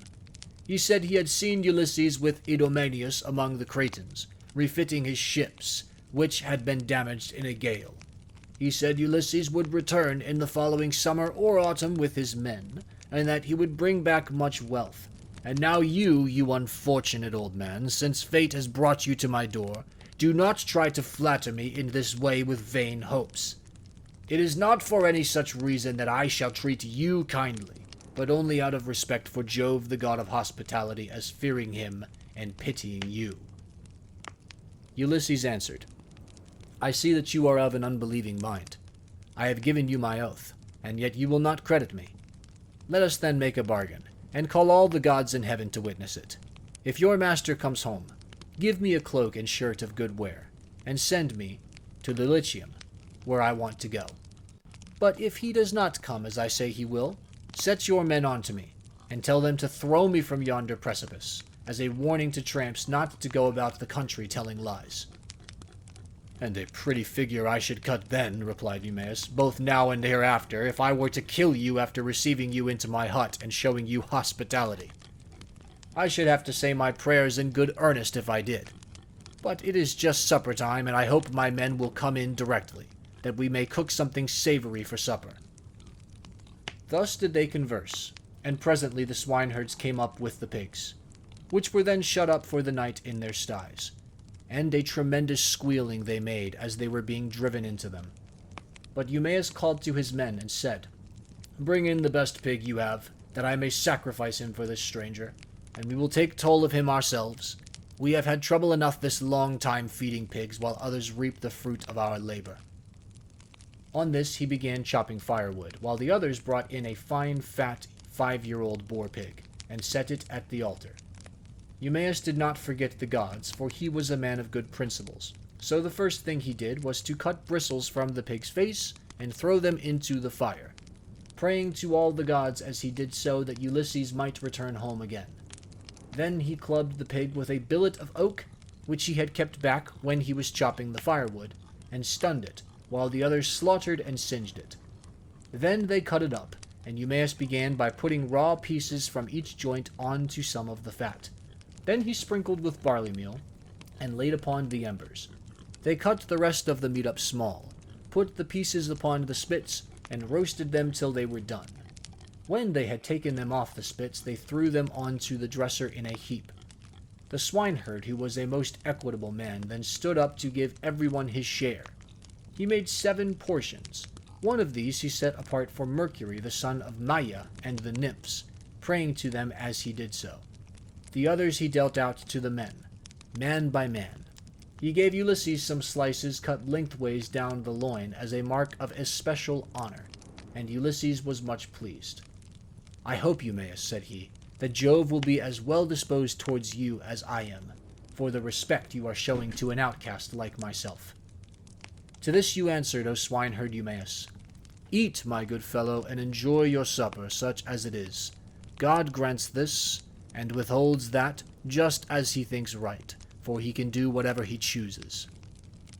As he spoke, he cut off the first piece and offered it as a burnt sacrifice to the immortal gods. Then he made them a drink offering, put the cup into the hands of Ulysses, and sat down to his own portion. Messalius brought them their bread. The swineherd had brought this man on his own account from among the Taphians during his master's absence, and had paid for him with his own money, without saying anything either to his mistress or Laertes. They then laid their hands upon the good things that were before them, and when they had had enough to eat and drink, Messalius took away what was left of the bread, and they all went to bed after having made a hearty supper.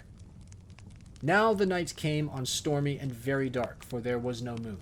It poured without ceasing, and the wind blew strong from the west, which is a wet quarter. So Ulysses thought he would see whether Eumaeus, in the excellent care he took of him, would take off his own cloak and give it to him, or make one of his men give him one. "Listen to me," said he, "Eumaeus and the rest of you. When I have said a prayer, I will tell you something. It is the wine that makes me talk in this way. Wine will make even a wise man fall to singing. It will make him chuckle and dance, and say many a word that he had better left unspoken. Still, as I have begun, I will go on. Would that I were still young and strong as when we got up an ambuscade before Troy. Menelaus and Ulysses were the leaders, but I was in command also, for the other 2 would have it so. When we had come up to the wall of the city, we crouched down beneath our armor, and lay there under cover of the reeds and thick brushwood that grew about the swamp. It came on to freeze with a north wind blowing. The snow fell small and fine like hoar frost, and our shields were coated thick with rime. The others had all got cloaks and shirts, and slept comfortably enough with their shields about their shoulders, but I had carelessly left my cloak behind me, not thinking that I should be too cold, and had gone off in nothing but my shirt and shield. When the night was 2/3 through, and the stars had shifted their places, I nudged Ulysses, who was close to me, with my elbow, and he at once gave me his ear. "Ulysses," said he, "this cold will be the death of me, for I have no cloak. Some god fooled me into setting off with nothing on but my shirt, and I do not know what to do." Ulysses, who was as crafty as he was valiant, hit upon the following plan.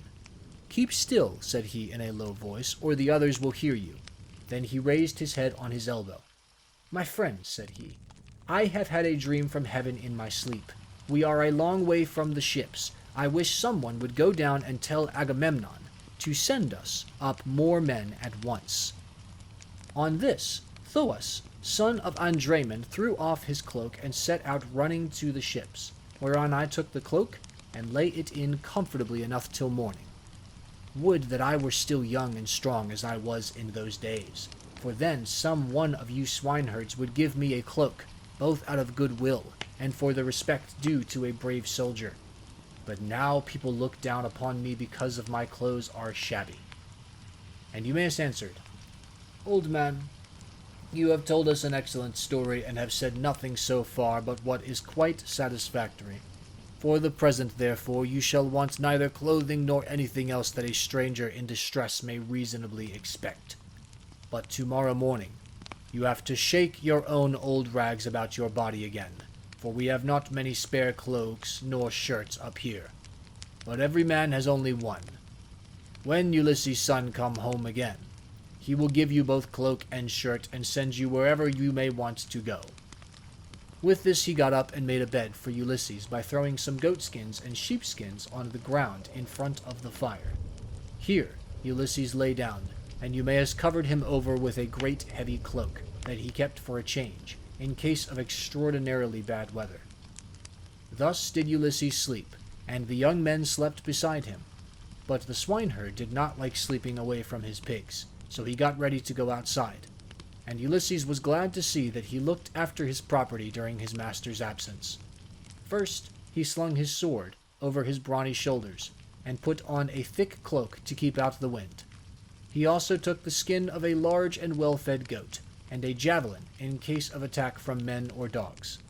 Thus equipped, he went to his rest, where the pigs were camping under an overhanging rock that gave them shelter from the north wind.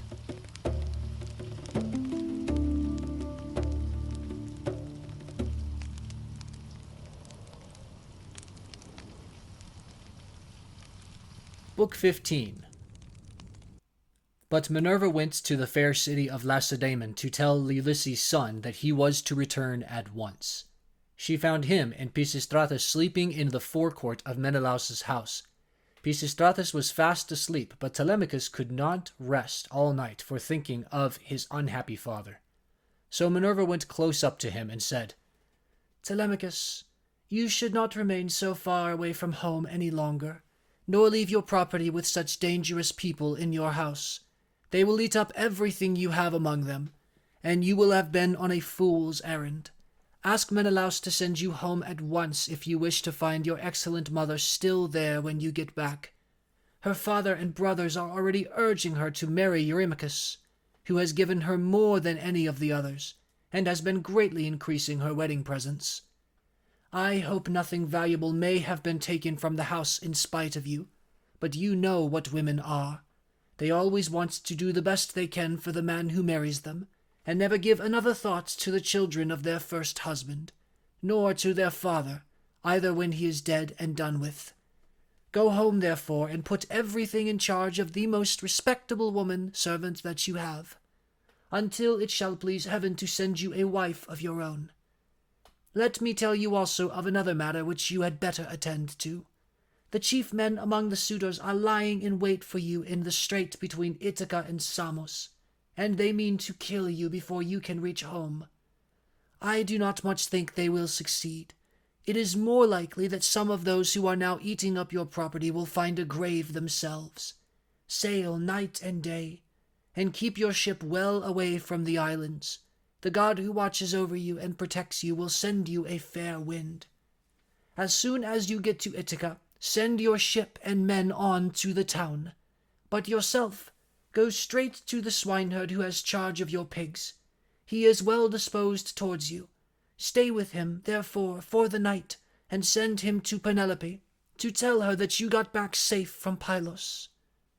Then she went back to Olympus. But Telemachus stirred Pisistratus with his heel to rouse him, and said, Wake up, Pisistratus, and yoke the horses to the chariot, for we must set off home. But Pisistratus said, No matter what hurry we are in, we cannot drive in the dark. It will be morning soon. Wait till Menelaus has brought his presents and put them in the chariot for us, and let us say goodbye to him in the usual way. So long as he lives, a guest should never forget a host who has spoken him kindness. As he spoke, day began to break, and Menelaus, who had already risen, leaving Helen in bed, came towards them. When Telemachus saw him, he put on his shirt as fast as he could, threw a great cloak over his shoulders, and went out to meet him. Menelaus, said he, let me go back now to my own country, for I want to get home. And Menelaus answered, Telemachus, if you insist on going, I will not detain you. I do not like to see a host either too fond of his guest or too rude to him.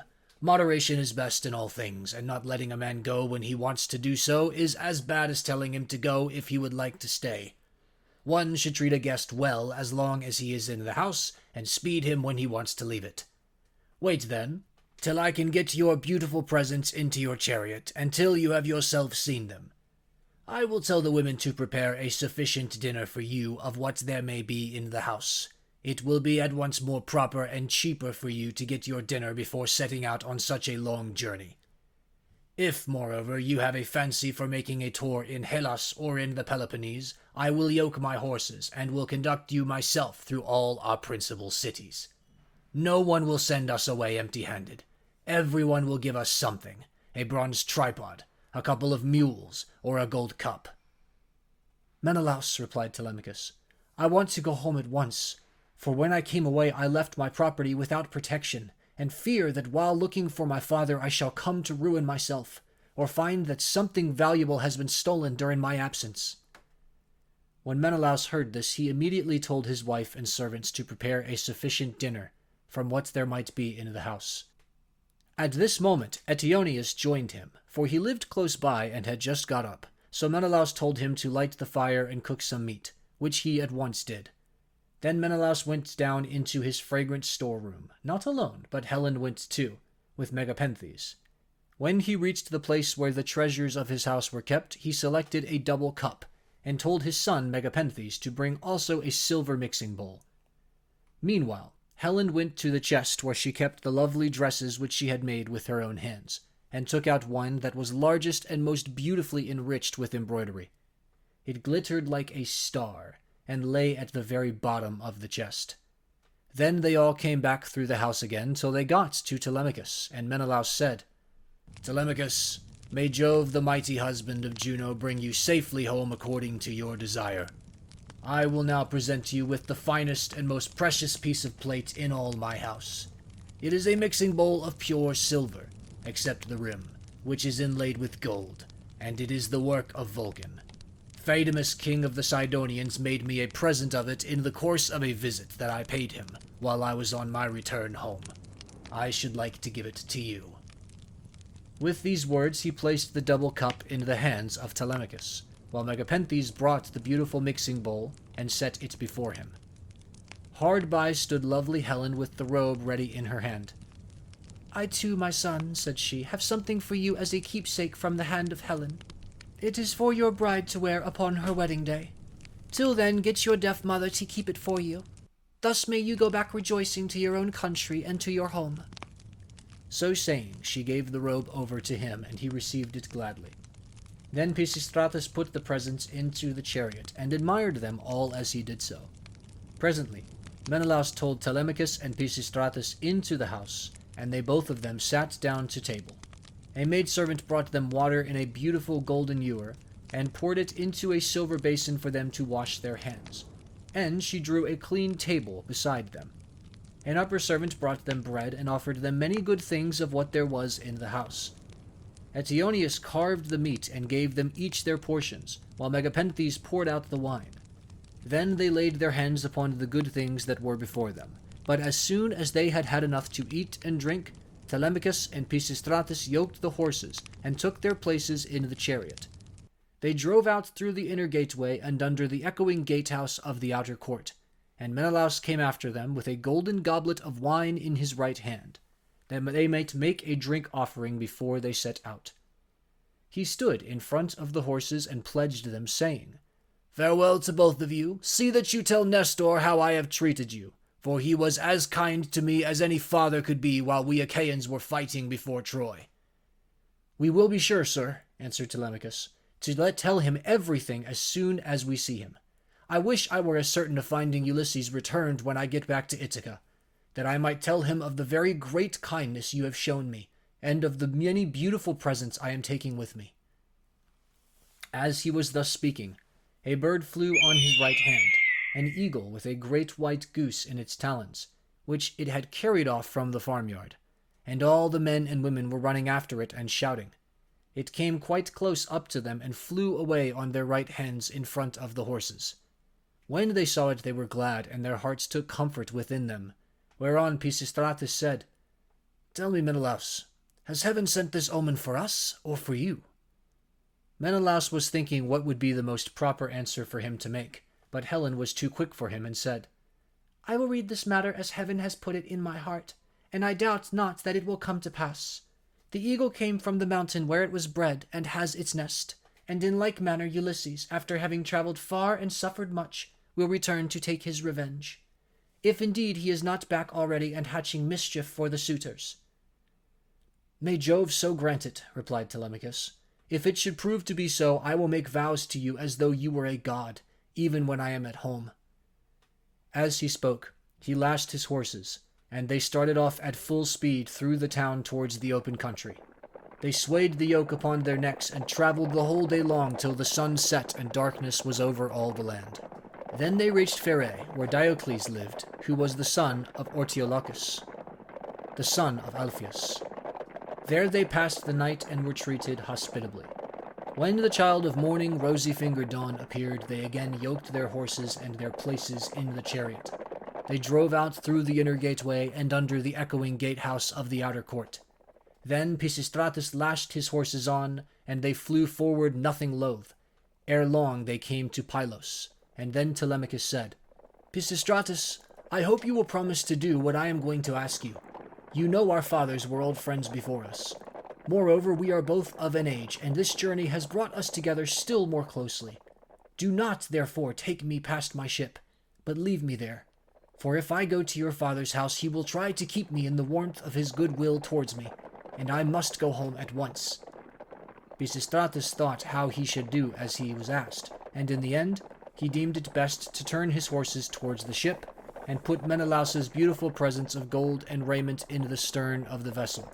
Then he said, "Go on board at once, and tell your men to do so also before I can reach home to tell my father. I know how obstinate he is, and am sure he will not let you go. He will come down here to fetch you, and he will not go back with you. But he will be very angry." With this he drove his goodly steeds back to the city of the Pylians, and soon reached his home. But Telemachus called the men together and gave his orders. "Now, my men," said he, "get everything in order on board the ship, and let us set out home." Thus did he speak, and they went on board even as he had said. But as Telemachus was thus busied, praying also and sacrificing to Minerva in the ship's stern, there came to him a man from a distant country, a seer, who was flying from Argos because he had killed a man. He was descended from Melampus, who used to live in Pylos, the land of sheep. He was rich and owned a great house, but he was driven into exile by the great and powerful king Neleus. Neleus seized his goods and held them for a whole year, during which he was a close prisoner in the house of King Phalicus, and in much distress of mind, both on account of the daughter of Neleus, and because he was haunted by a great wrong that had been done him, and gave the daughter of Neleus to his brother. Then he left the country and went to Argos, where it was ordained that he should reign over much people. Then he married, established himself, and had two famous sons, Antiphates and Mantius. Antiphates became father of Oicleus, and Oicleus of Amphiaraus, who was dearly loved both by Jove and by Apollo. But he did not live to old age, for he was killed in Thebes by reason of a woman's gifts. His sons were Alcmaeon and Amphilochus. Mantius, the other son of Melampus, was father to Polyphetes and Cleitus. Aurora, throned in gold, carried off Cleitus for his beauty's sake, that he might dwell among the immortals. But Apollo made Polyphetes the greatest seer in the whole world, now that Amphiaraus was dead. He quarreled with his father and went to live in Hyparesia, where he remained and prophesied for all men. His son, Theoclymenus, it was who now came up to Telemachus as he was making drink offerings and praying in his ship. "Friend," said he, "now that I find you sacrificing in this place, I beseech you by your sacrifices themselves and by the gods to whom you make them. I pray you also by your own head and by those of your followers, tell me the truth and nothing but the truth. Who and whence are you? Tell me also of your town and parents." Telemachus said, "I will answer you quite truly. I am from Ithaca, and my father is Ulysses, as surely as that he ever lived.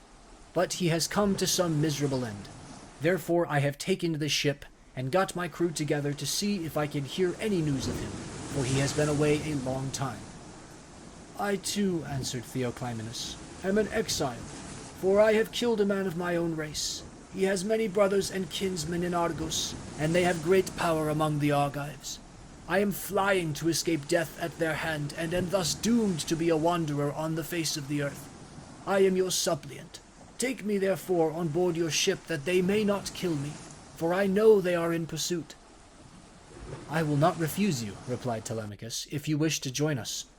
Come, therefore, and in Ithaca we will treat you hospitably according to what we have." On this he received Theoclymenus' spear and laid it down on the deck of the ship. He went on board and sat in the stern, bidding Theoclymenus sit beside him. Then the men let go the hawsers. Telemachus told them to catch hold of the ropes, and they made all haste to do so. They set the mast in its socket in the cross-plank, raised it, and made it fast with the forestays, and they hoisted their white sails with sheets of twisted oxhide. Minerva sent them a fair wind that blew fresh and strong to take the ship on her course as fast as possible. Thus then they passed by Crowne and Chalcis. Presently the sun set and darkness was over all the land. The vessel made a quick passage to Phyae, and then on to Elis, where the Epeans rule. Telemachus then headed for the Flying Islands, wondering within himself whether he should escape death or should be taken prisoner. Meanwhile, Ulysses and the swineherd were eating their supper in the hut, and the men supped with them. As soon as they had had to eat and drink, Ulysses began trying to prove the swineherd and see whether he would continue to treat him kindly, and ask him to stay on at the station or pack him off to the city. So he said, "Eumaeus and all of you, tomorrow I want to go away and begin begging about the town, so as to be no more trouble to you or to your men. Give me your advice, therefore, and let me have a good guide to go with me and show me the way. I will go the round of the city begging as I needs must, to see if anyone will give me a drink and a piece of bread. I should like also to go to the house of Ulysses and bring news of her husband to Queen Penelope. I could then go about among the suitors and see if out of all their abundance they will give me a dinner. I should soon make them an excellent servant in all sorts of ways. Listen and believe when I tell you that by the blessing of Mercury, who gives grace and good name to the works of all men, there is no one living who would make a more handy servant than I should.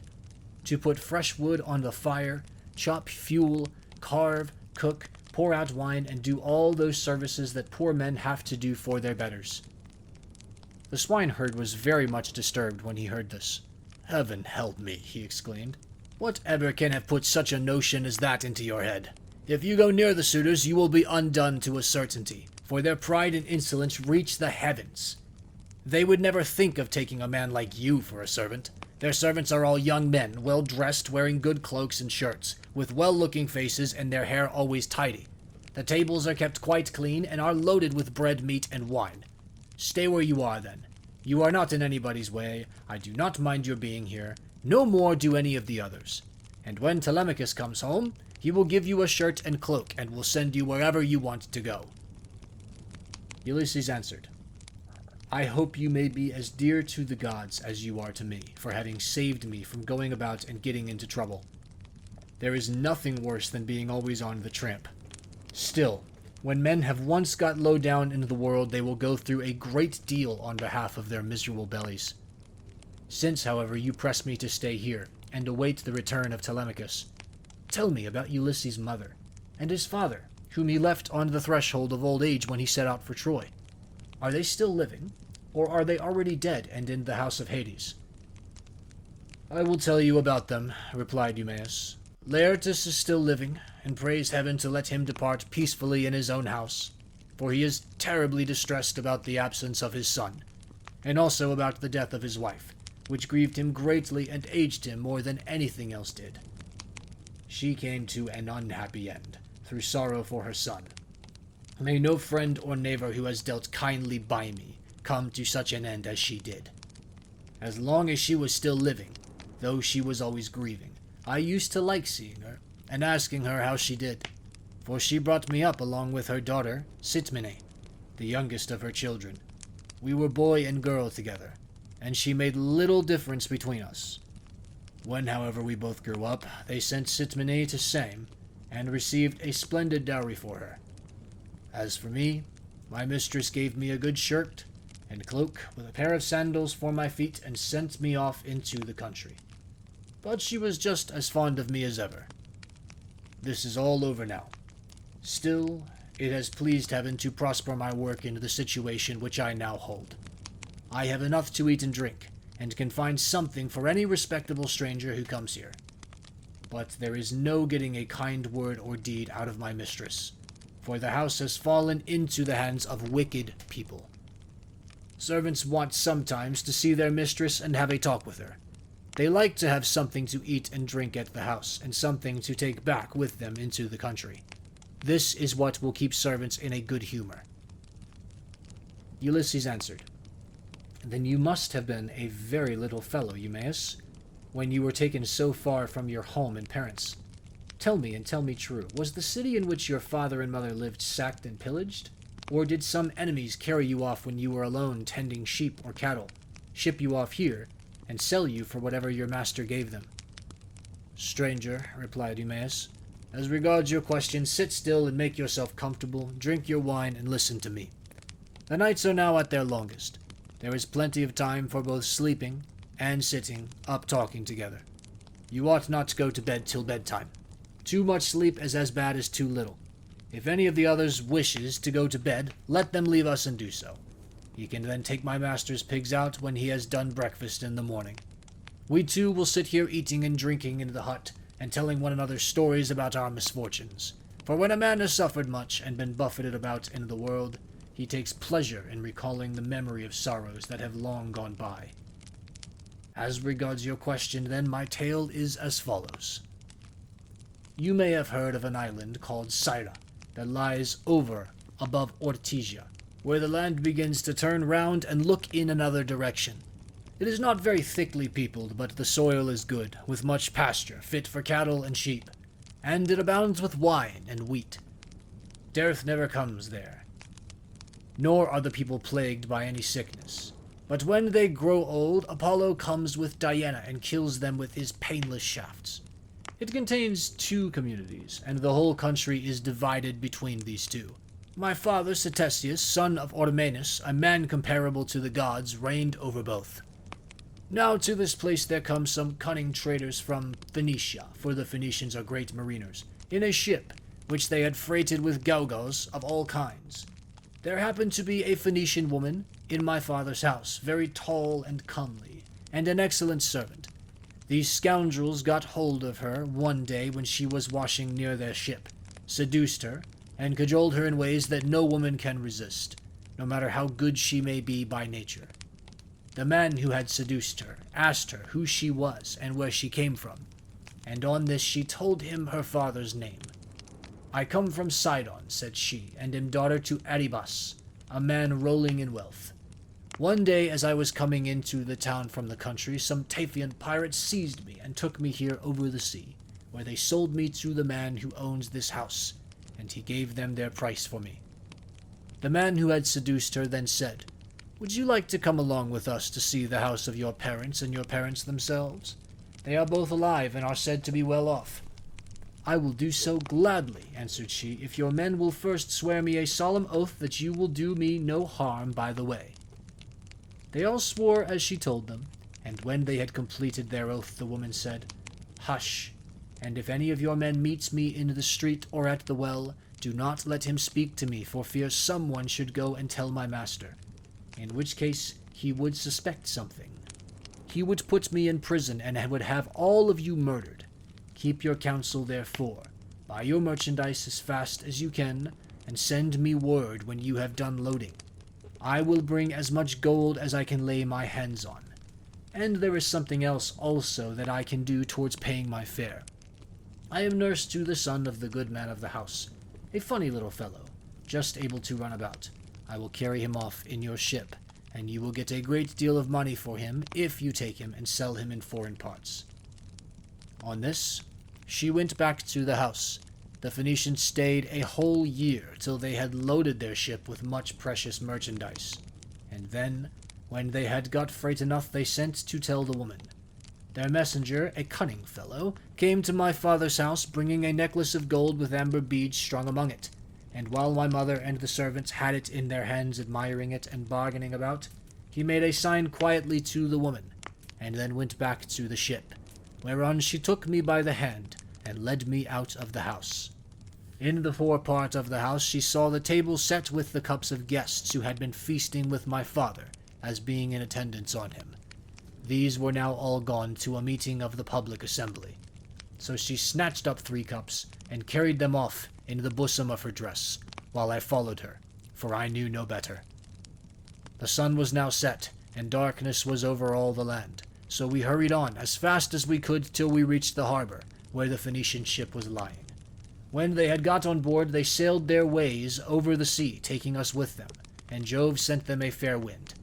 6 days did we sail both night and day, but on the 7th day Diana struck the woman, and she fell heavily down into the ship's hold, as though she were a seagull alighting on the water.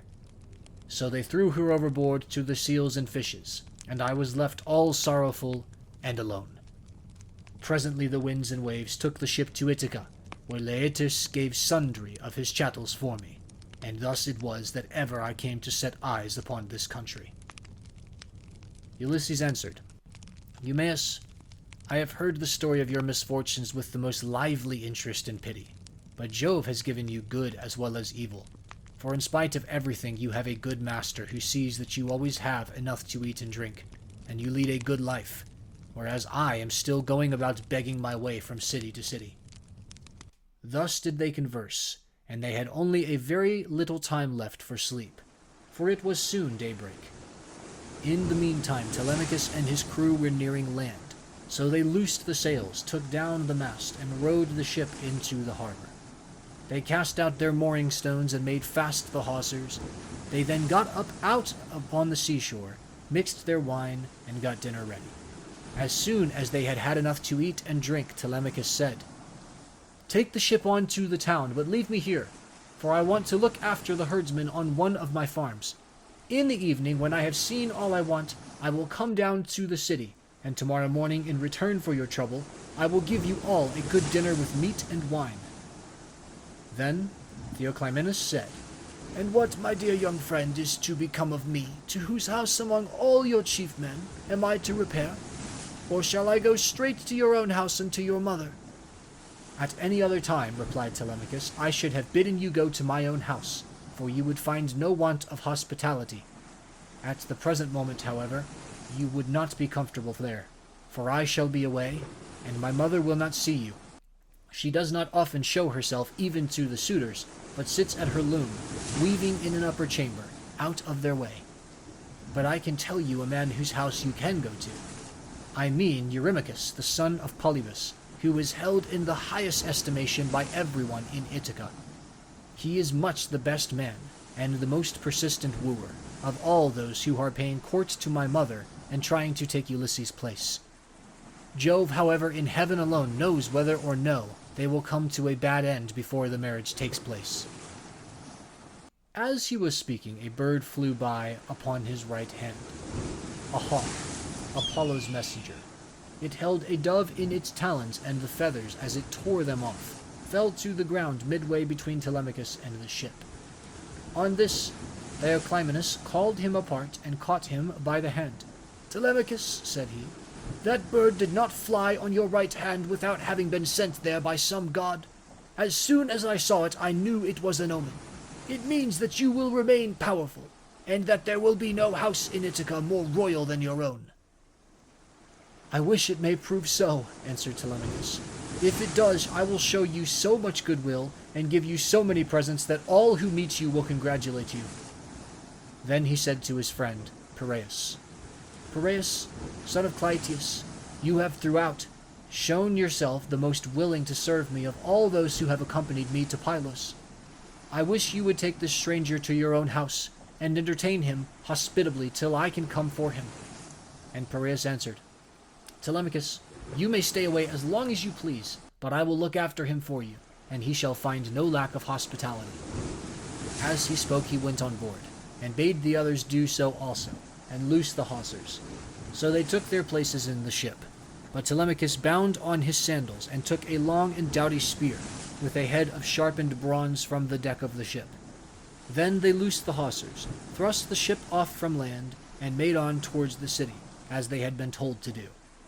While Telemachus strode on as fast as he could, till he had reached the homestead where his countless herds of swine were feeding, and where dwelt the excellent swineherd who was so devoted a servant to his master.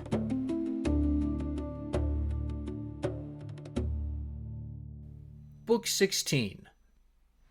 Meanwhile, Ulysses and the swineherd had lit a fire in the hut, and were getting breakfast ready at daybreak, for they had sent the men out with the pigs. When Telemachus came up, the dogs did not bark, but fawned upon him. So Ulysses, hearing the sound of feet, and noticing that the dogs did not bark, said to Eumaeus, "Eumaeus, I heard footsteps. I suppose one of your men, or some one of your acquaintances, is coming here, for the dogs are fawning upon him and not barking." The words were hardly out of his mouth before his son stood at the door. Eumaeus sprang to his feet, and the bowls in which he was mixing wine fell from his hands as he made towards his master. He kissed his head and both his beautiful eyes, and wept for joy. A father could not be more delighted at the return of an only son, the child of his old age, after 10 years' absence in a foreign country, and after having gone through much hardship. He embraced him, kissed him all over as though he had come back from the dead, and spoke fondly to him, saying, "So you are come, Telemachus, light of my eyes that you are. When I heard you had gone to Pylos, I made sure I was never going to see you any more. Come in, my dear child, and sit down, that I may have a good look at you, now you are home again. It is not very often you come into the country to see us herdsmen. You stick pretty close to town, and generally. I suppose you think it better to keep an eye on what the suitors are doing." "So be it, my old friend," answered Telemachus. "But I am come now because I want to see you, and to learn whether my mother is still at her old home, or whether someone else has married her, so that the bed of Ulysses is without bedding and covered with cobwebs." "She is still at the house," replied Eumaeus, grieving and breaking her heart, and doing nothing but weep, both night and day continually. As he spoke, he took Telemachus's spear, whereon he crossed the stone threshold and came inside. Ulysses rose from his seat to give him place as he entered, but Telemachus checked him. "Sit down, stranger," said he. "I can easily find another seat, and there is one here who will lay it for me." Ulysses went back to his own place, and Eumaeus strewed some green brushwood on the floor, and threw a sheepskin on top of it for Telemachus to sit upon. Then the swineherd brought them platters of cold meat, the remains from what they had eaten the day before, and he filled the bread baskets with bread as fast as he could. He mixed wine also in bowls of ivy wood, and took his seat facing Ulysses. Then they laid their hands on the good things that were before them, and as soon as they had had enough to eat and drink, Telemachus said to Eumaeus, "Old friend, where does this stranger come from?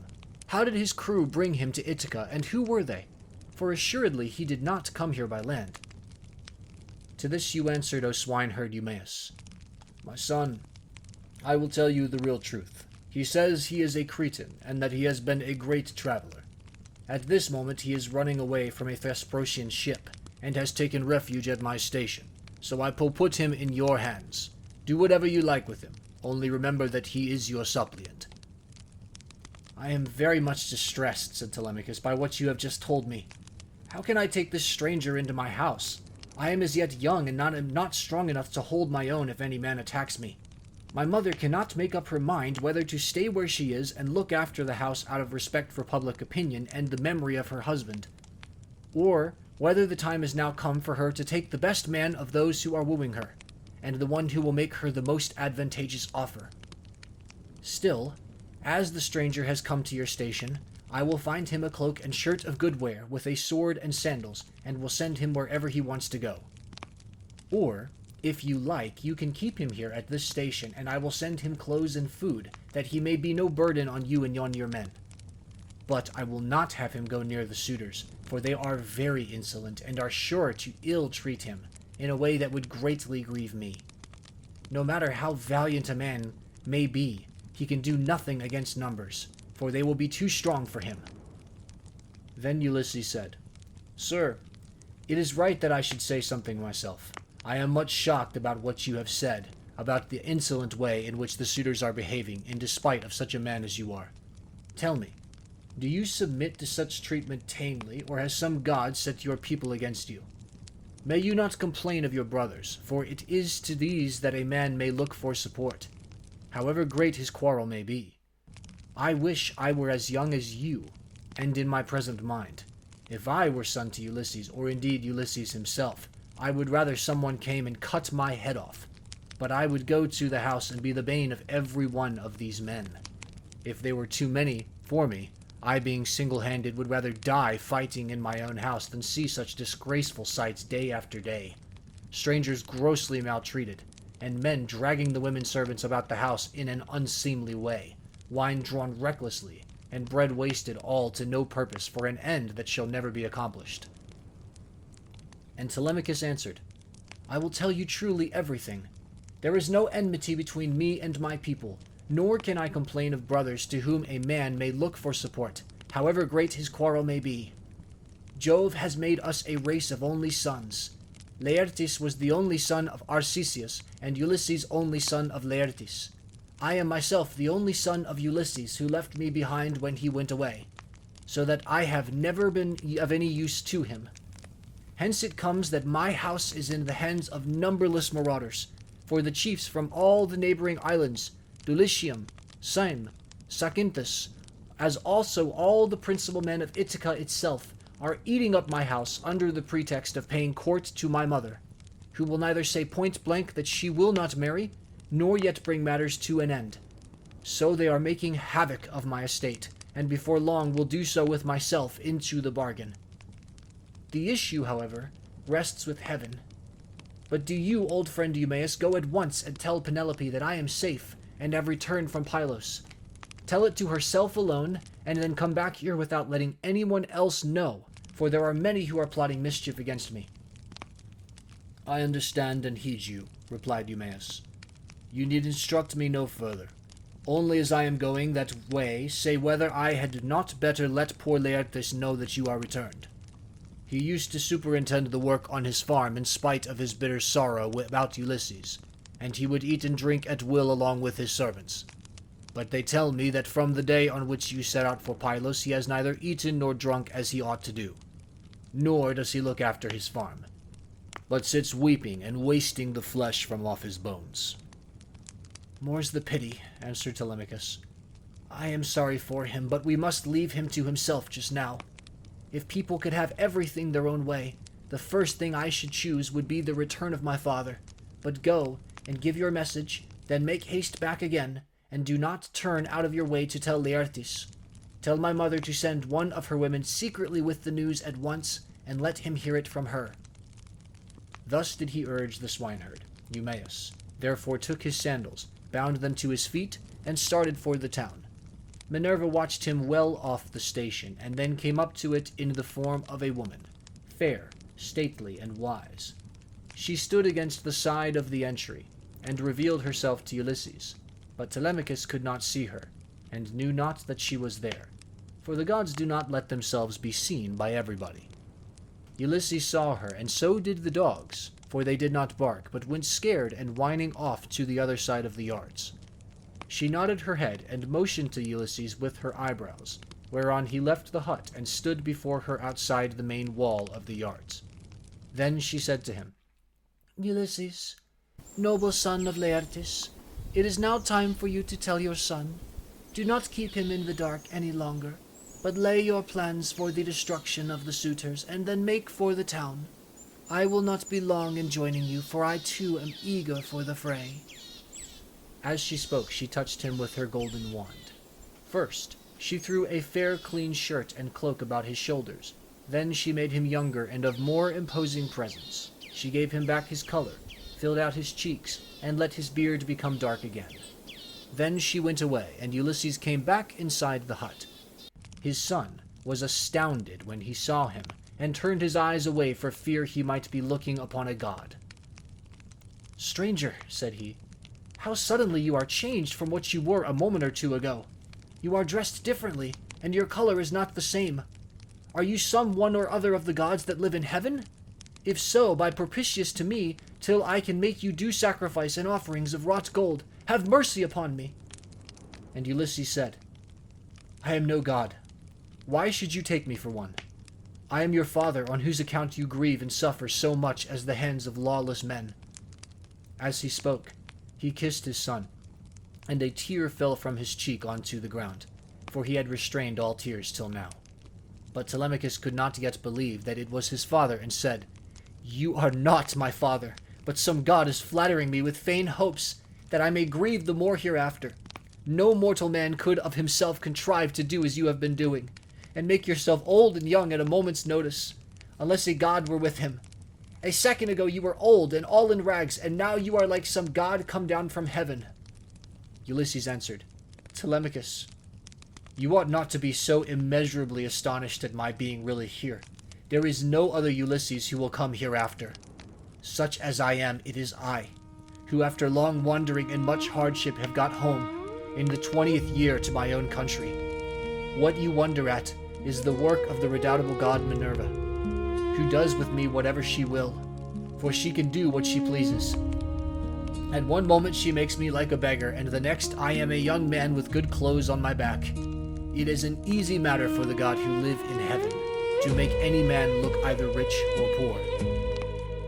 As he spoke, he sat down, and Telemachus threw his arms about his father and wept.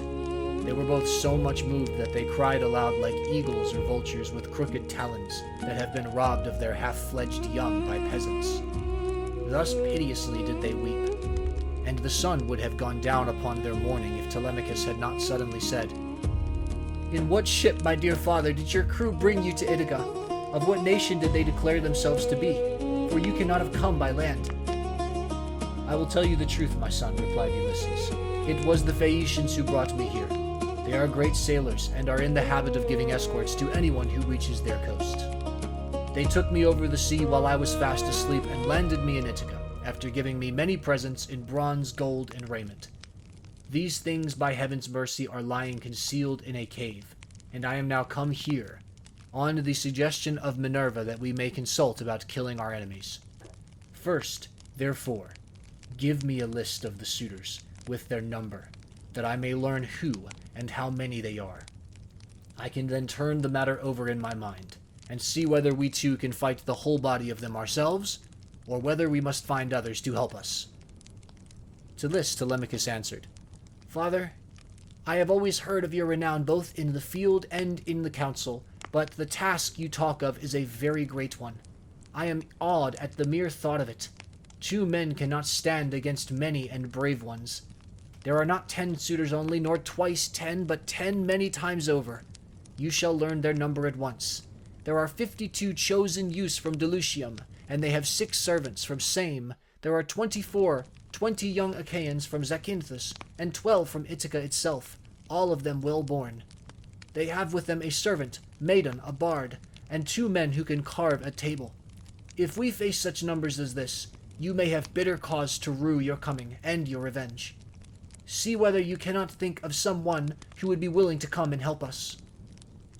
"Listen to me," replied Ulysses, "and think whether Minerva and her father Jove may seem sufficient, or whether I am to try and find someone else to help." "Those whom you have named," answered Telemachus, "are a good couple of allies, for though they dwell high up among the clouds, they have power over both gods and men." "These two," continued Ulysses, "will not keep long out of the fray, when the suitors and we join fight in my house.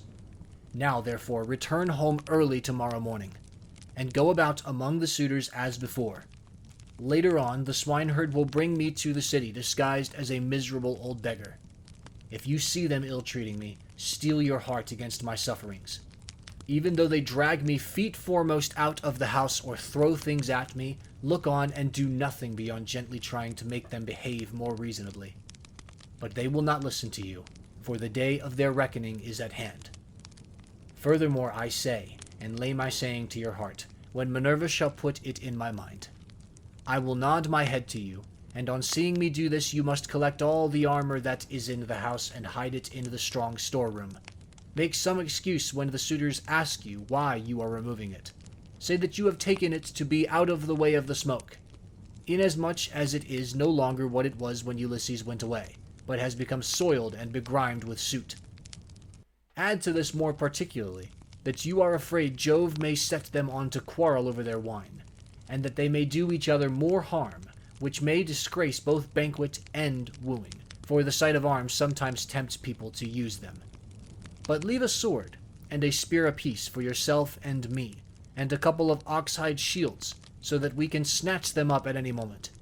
Jove and Minerva will then soon quiet these people. There is also another matter. If you are indeed my son, and my blood runs in your veins. Let no one know that Ulysses is within the house, neither Laertes, nor yet the swineherd, nor any of the servants, nor even Penelope herself. Let you and me exploit the women alone, and let us also make the trial of some other of the men servants, to see who is on our side and whose hand is against us." "Father," replied Telemachus, "you will come to know me by and by, and when you do, you will find that I can keep your counsel. I do not think, however, the plan you propose will turn out well for either of us. Think it over. It will take us a long time to go the round of all farms and exploit the men, and all the time the suitors will be wasting your estate with impunity and without compunction. Prove the women by all means to see who are disloyal and who guiltless, but I am not in favor of going round and trying the men. We can attend to that later on, if you really have some sign from Jove that he will support you." Thus did they converse, and meanwhile the ship which had brought Telemachus and his crew from Pylos had reached the town of Ithaca. When they had come inside the harbor, they drew the ship onto the land. Their servants came and took their armor from them, and they left all the presents at the house of Clytius. Then they sent a servant to tell Penelope that Telemachus had gone into the country, but had sent the ship to the town, to prevent her from being alarmed and made unhappy. This servant and Eumaeus happened to meet when they were both on the same errand of going to tell Penelope. When they reached the house, the servant stood up and said to the queen in the presence of the waiting women, "Your son, madam, is now returned from Pylos." But Eumaeus went close up to Penelope, and said privately all that her son had bidden him tell her. When he had given his message, he left the house with its outbuildings and went back to his pigs again. The suitors were surprised and angry at what had happened. So they went outside the great wall that ran round the outer court, and held a council near the main entrance. Eurymachus, son of Polybus, was the first to speak. "My friends," said he, "this voyage of Telemachus is a very serious matter. We had made sure that it would come to nothing. Now, however, let us draw a ship into the water, and get a crew together to send after the others, and tell them to come back as fast as they can." He had hardly done speaking, when Amphinomus turned in his place and saw the ship inside the harbor with the crew, lowering her sails, and pulling by their oars. So he laughed and said to the others, "We need not send them any message, for they are here. Some god must have told them, or else they saw the ship go by and could not overtake her." On this they rose and went to the waterside. The crew then drew the ship on shore. Their servants took their armor from them, and they went up in a body to the place of assembly. But they would not let anyone, old or young, sit along with them. And Antinous, son of Euphathes, spoke first. "Good heavens," said he, "see how the gods have saved this man from destruction. We kept a succession of scouts upon the headlands all day long, and when the sun was down we never went on shore to sleep, but waited in the ship all night till morning, in the hope of capturing and killing him. But some god has conveyed him home in spite of us. Let us consider how we can make an end of him. He must not escape us. Our affair is never likely to come off while he is alive, for he is very shrewd, and public feeling is by no means all on our side. We must make haste before we can call the Achaeans in assembly. He will lose no time in doing so, for he will be furious with us, and will tell all the world how we plotted to kill him but failed to take him. The people will not like this when they come to know of it. We must see that they do us no hurt, nor drive us from our own country into exile. Let us try and lay hold of him, whether on his farm away from the town, or on the road hither. Then we can divide up his property amongst us, and let his mother and the man who marries her have the house. If this does not please you, and you wish Telemachus to live on and hold his father's property, then we must not gather here and eat up his goods in this way, but must make our offers to Penelope each from his own house, and she can marry the man who will give the most for her, and whose lot it is to win her." They all held their peace until Amphinomus rose to speak. He was the son of Nisus, who was son to King Aretius, and he was foremost among all the suitors from the wheat-growing and well-grassed island of Dilicium. His conversation, moreover, was more agreeable to Penelope than that of any of the other suitors, for he was a man of good natural disposition. "My friends," said he, speaking to them plainly and in all honesty, "I am not in favor of killing Telemachus. It is a heinous thing to kill one who is of noble blood. Let us first take counsel of the gods, and if the oracles of Jove advise it, I will both help to kill him myself, and will urge everyone else to do so. But if they dissuade us, I would have you hold your hands." Thus did he speak, and his words pleased them well. So they rose forthwith, and went to the house of Ulysses, where they took their accustomed seats. Then Penelope resolved that she would show herself to the suitors. She knew of the plot against Telemachus, for the servant maiden had overheard their counsels and had told her. She went down therefore to the court, attended by her maidens, and when she reached the suitors, she stood by one of the bearing posts, supporting the roof of the cloister, holding a veil before her face, and rebuked Antinous, saying, "Antinous, insolent and wicked schemer, they say you are the best speaker and counselor of any man your own age in Ithaca, but you are nothing of the kind. Madman! Why should you try to compass the death of Telemachus and take no heed of suppliants, whose witness is Jove himself? It is not right for you to plot thus against one another. Do you not remember how your father fled to this house in fear of the people, who were enraged against him for having gone with some Taphian pirates and plundered the Thesprotians who were at peace with us? They wanted to tear him in pieces and eat up everything he had, but Ulysses stayed their hands although they were infuriated. And now you devour his property without paying for it, and break my heart by wooing his wife and trying to kill his son. Leave off doing so, and stop the others also." To this Eurymachus, son of Polybus, answered, "Take heart, Queen Penelope, daughter of Icarius, and do not trouble yourself about these matters. The man is not yet born, nor never will be, who shall lay hands upon your son Telemachus, while I yet live to look upon the face of the earth. I say, and it shall surely be, that my spear shall be reddened with his blood. For many a time has Ulysses taken me on his knees, held wine up to my lips to drink, and put pieces of meat into my hands. Therefore Telemachus is much the dearest friend I have, and has nothing to fear from the hands of us suitors. Of course, if death comes to him from the gods, he cannot escape it." He said this to quiet her, but in reality he was plotting against Telemachus. Then Penelope went upstairs again, and mourned her husband till Minerva shed sleep over her eyes. In the evening Eumaeus got back to Ulysses and his son, who had just sacrificed a young pig of a year old, and were helping one another to get supper ready. Minerva therefore came up to Ulysses, turned him into an old man with a stroke of her wand, and clad him in his old clothes again, for fear that the swineherd might recognize him and not keep the secret, but go and tell Penelope. Telemachus was the first to speak. "So you have got back, Eumaeus," said he. "What is the news of the town? Have the suitors returned, or are they still waiting over yonder to take me on my way home?" "I did not think of asking about that," replied Eumaeus, "when I was in the town. I thought I would give my message and come back as soon as I could. I met a man sent by those who had gone with you to Pylos, and he was the first to tell the news to your mother.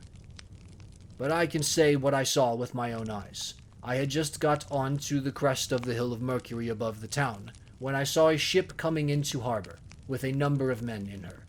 They had many shields and spears, and I thought it was the suitors, but I cannot be sure." On hearing this, Telemachus smiled to his father, but so that Eumaeus could not see him.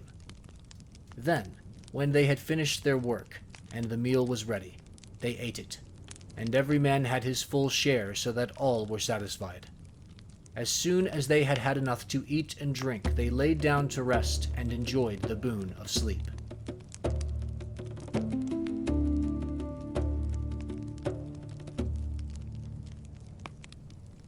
Book 18. When the child of morning, rosy-fingered Dawn, appeared, Telemachus bound on his sandals and took a strong spear that suited his hands, for he wanted to go into the city. "Old friend," said he to the swineherd, "I will now go to the town and show myself to my mother, for she will never leave off grieving till she has seen me. As for this unfortunate stranger, take him to the town, and let him beg there of any one who will give him a drink and a piece of bread. I have trouble enough of my own, and cannot be burdened with other people. If this makes him angry, so much the worse for him. But I like to say what I mean." Then Ulysses said, "Sir, I did not want to stay here. A beggar can always do better in town than country. For anyone who likes can give him something. I am too old to care about remaining here at the beck and call of a master. Therefore let this man do as you have just told him, and take me to the town as soon as I have had a warm by the fire, and the day has got a little heat in it. My clothes are wretchedly thin, and this frosty morning I shall be perished with cold, for you say the city is some way off." On this, Telemachus strode off through the yards, brooding his revenge upon the suitors. When he reached home, he stood his spear against a bearing post of the cloister, crossed the stone floor of the cloister itself, and went inside. Nurse Euryclea saw him long before anyone else did. She was putting the fleeces on the seats, and she burst out crying as she ran up to him. All the other maids came up too, and covered his head and shoulders with their kisses. Penelope came out of her room looking like Diana or Venus, and wept as she flung her arms about her son. She kissed his forehead and both his beautiful eyes.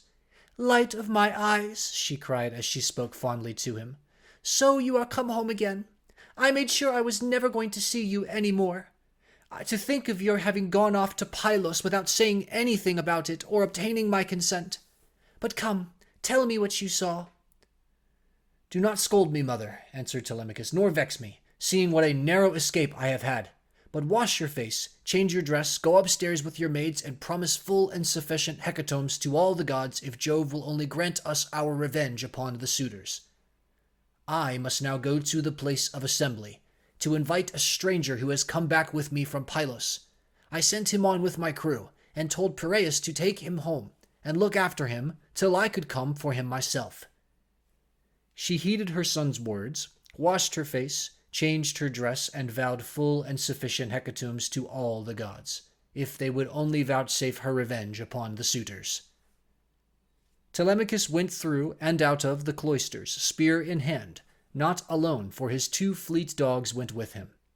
Minerva endowed him with a presence of such divine comeliness that all marveled at him as he went by. And the suitors gathered round him with fair words in their mouths and malice in their hearts. But he avoided them, and went to sit with Mentor, Antiphus, and Halitherses, old friends of his father's house. And they made him tell them all that had happened to him. Then Piraeus came up with Theoclymenus, whom he had escorted through the town to the place of assembly, whereon Telemachus at once joined them. Piraeus was first to speak. "Telemachus," said he, "I wish you would send some of your women to my house to take away the presents Menelaus gave you." "We do not know, Piraeus," answered Telemachus, "what may happen. If the suitors kill me in my own house and divide my property among them, I would rather you had the presents than that any of these people should get hold of them. If, on the other hand, I manage to kill them, I shall be much obliged if you will kindly bring me my presents." With these words he took Theoclymenus to his own house. When they got there, they laid their cloaks on the benches and seats, went into the baths, and washed themselves. When the maids had washed and anointed them, and had given them cloaks and shirts, they took their seats at table. A maidservant then brought them water in a beautiful golden ewer, and poured it into a silver basin for them to wash their hands, and she drew a clean table beside them. An upper servant brought them bread and offered them many good things of what there was in the house. Opposite them sat Penelope, reclining on a couch by one of the bearing posts of the cloister, and spinning. Then they laid their hands on the good things that were before them, and as soon as they had had enough to eat and drink, Penelope said, "Telemachus, I shall go upstairs and lie down on that sad couch, which I have not ceased to water with my tears, from the day Ulysses set out for Troy with the sons of Atreus. You failed, however, to make it clear to me before the suitors came back to the house, whether or no you had been able to hear anything about the return of your father." "I will tell you then the truth," replied her son. "We went to Pylos and saw Nestor, who took me to his house and treated me as hospitably as though I were a son of his own, who had just returned after a long absence. So also did his sons. But he said he had not heard a word from any human being about Ulysses, whether he was alive or dead. He sent me therefore with a chariot and horse, to Menelaus. There I saw Helen, for whose sake so many both Argives and Trojans were in heaven's wisdom doomed to suffer. Menelaus asked me what it was that had brought me to Lacedaemon, and I told him the whole truth, whereon he said, "So then these cowards would usurp a brave man's bed? A hind might as well lay her newborn young in the lair of a lion and then go off to feed in the forest or in some grassy dell. The lion, when he comes back to his lair, will make short work with the pair of them, and so will Ulysses with these suitors. By Father Jove, Minerva, and Apollo, if Ulysses is still the man that he was when he wrestled with Philomelides in Lesbos, and threw him so heavily that all the Greeks cheered him, if he is still such, and were to come near these suitors, they would have a short shrift and a sorry wedding. As regards your question, however, I will not prevaricate nor deceive you, but what the old man of the sea told me, so much will I tell you in full. He said he could see Ulysses on an island sorrowing bitterly in the house of the nymph Calypso, who was keeping him prisoner, and he could not reach his home, for he had no ships nor sailors to take him over the sea. This was what Menelaus told me, and when I had heard his story I came away. The gods then gave me a fair wind and soon brought me safe home again." With these words he moved the heart of Penelope. Then Theoclymenus said to her, "Madam, wife of Ulysses, Telemachus does not understand these things. Listen therefore to me, for I can divine them surely, and will hide nothing from you. May Jove the King of Heaven be my witness, and the rites of hospitality, with that hearth of Ulysses to which I now come, that Ulysses himself is even now in Ithaca, and either going about the country, or staying in one place, is inquiring into these evil deeds and preparing a day of reckoning for the suitors. I saw an omen when I was on the ship which meant this, and I told Telemachus about it." "May it be even so," answered Penelope. "If your words come true, you shall have such gifts and such goodwill from me that all who see you shall congratulate you." Thus did they converse. Meanwhile, the suitors were throwing discs, or aiming with spears at a mark on the leveled ground in front of the house, and behaving with all their old insolence. But when it was now time for dinner, and the flock of sheep and goats had come into the town from all the country round, with their shepherds as usual, then Medon, who was their favorite servant, and who waited upon them at table, said, "Now then, my young masters, you have had enough sport, so come inside that we may get dinner ready. Dinner is not a bad thing at dinner time." They left their sports as he told them, and when they were within the house, they laid their cloaks on the benches and seats inside, and then sacrificed some sheep, goats, pigs, and a heifer, all of them fat and well grown. Thus they made ready for their meal. In the meantime, Ulysses and the swineherd were about starting for the town, and then the swineherd said, "Stranger, I hope you will want to go to town today, as my master said you were to do. For my own part, I should have liked you to stay here as a station hand, but I must do as my master tells me, or he will scold me later on, and a scolding from one's master is a very serious thing. Let us then be off, for it is now broad day, it will be night again directly, and then you will find it colder." "I know and understand you," replied Ulysses. "You need say no more. Let us be going, but if you have a stick ready cut, let me have it to walk with, for you say the road is a very rough one." As he spoke, he threw his shabby old tattered wallet over his shoulders, by the cord from which it hung, and Eumaeus gave him a stick to his liking. The two then started, leaving the station in charge of the dogs and herdsmen who remained behind. The swineherd led the way, and his master followed after, looking like some broken-down old tramp as he leaned upon his staff, and his clothes were all in rags. When they had got over the rough, steep ground, and were nearing the city, they reached the fountain from which the citizens drew their water. This had been made by Ithacus, Neritus, and Polystor. There was a grove of water-loving poplars planted in a circle all round it, and the clear cold water came down to it from a rock high up. While above the fountain there was an altar to the nymphs, at which all wayfarers used to sacrifice. Here, Melanthius, son of Dolius, overtook them as he was driving down some goats, the best in his flock, for the suitors' dinner, and there were 2 shepherds with him. When he saw Eumaeus and Ulysses, he reviled them with outrageous and unseemly language which made Ulysses very angry. "There you go," cried he, "and a precious pair you are. See how heaven brings birds of the same feather to one another.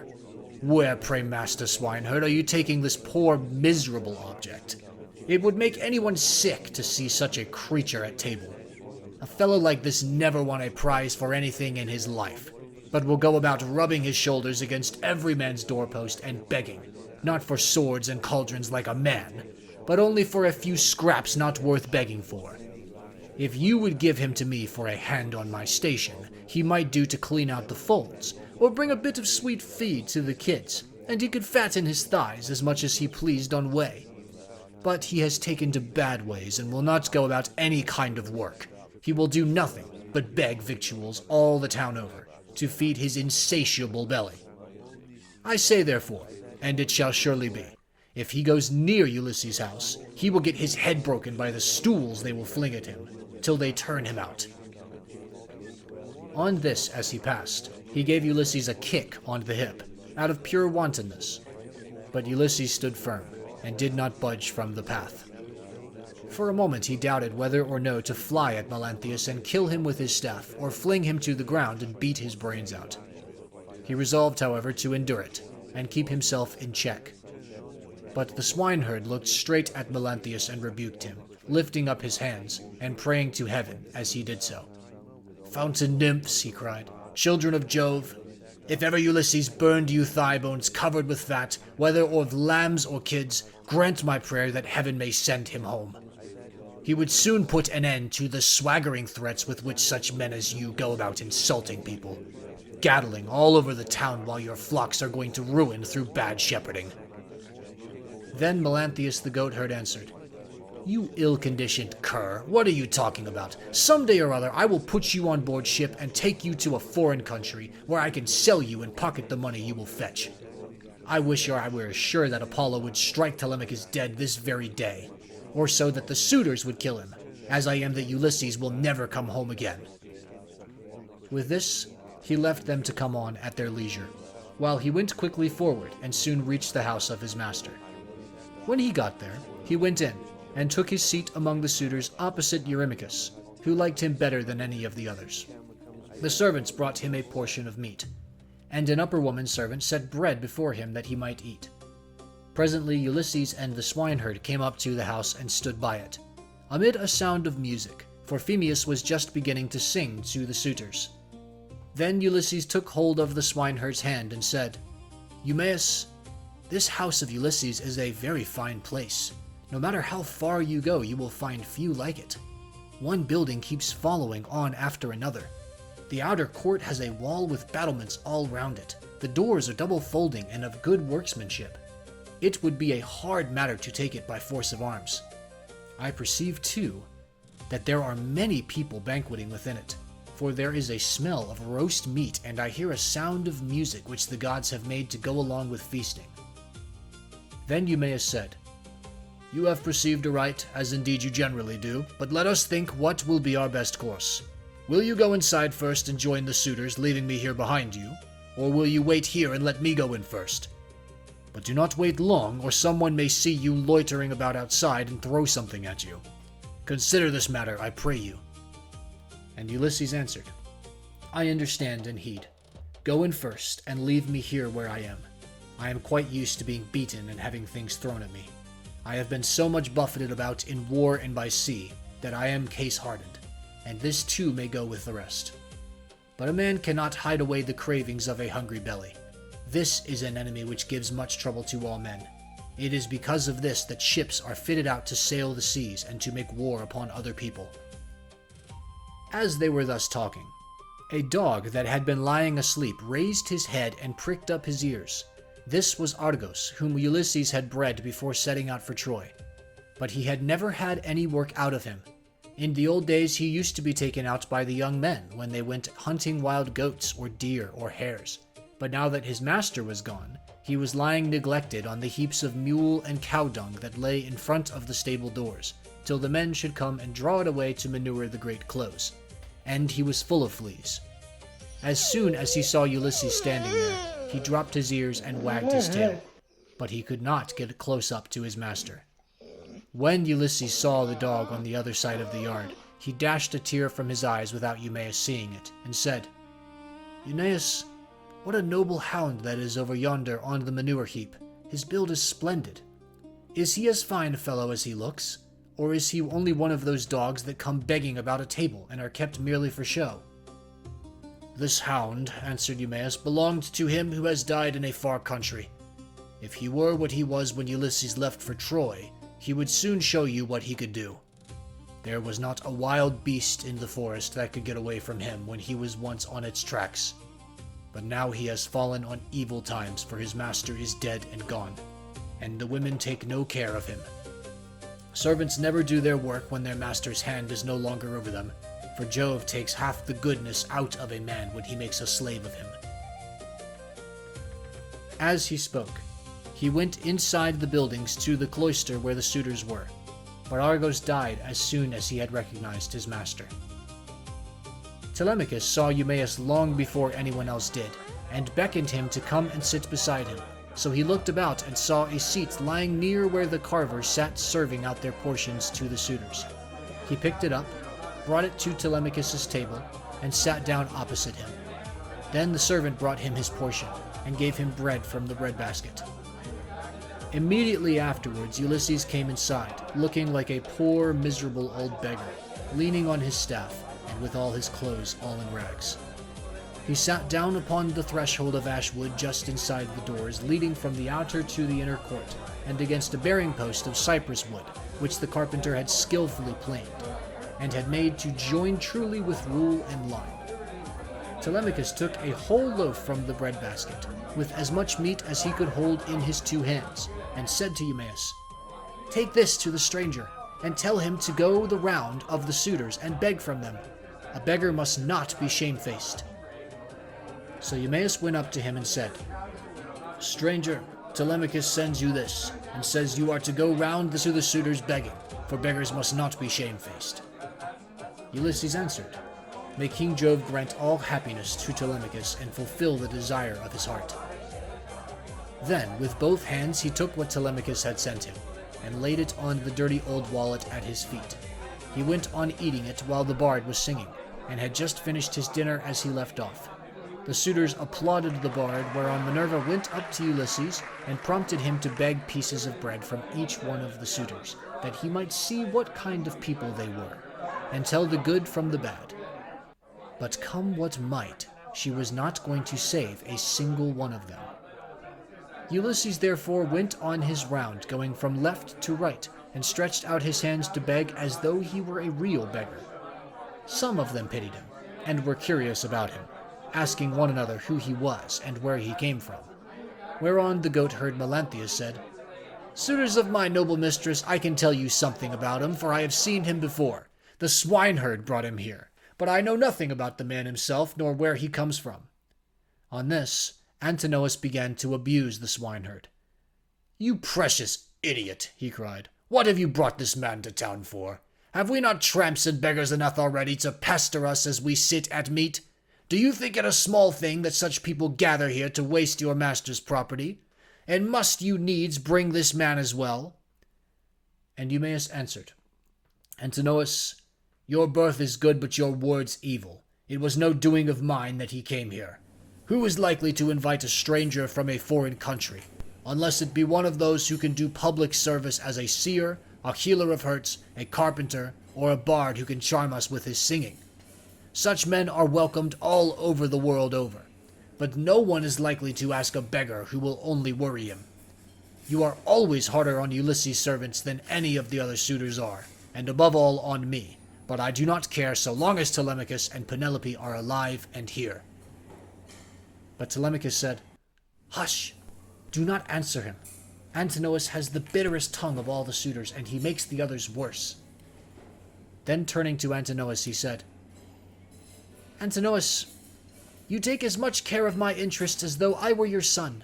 Why should you want to see this stranger turned out of the house?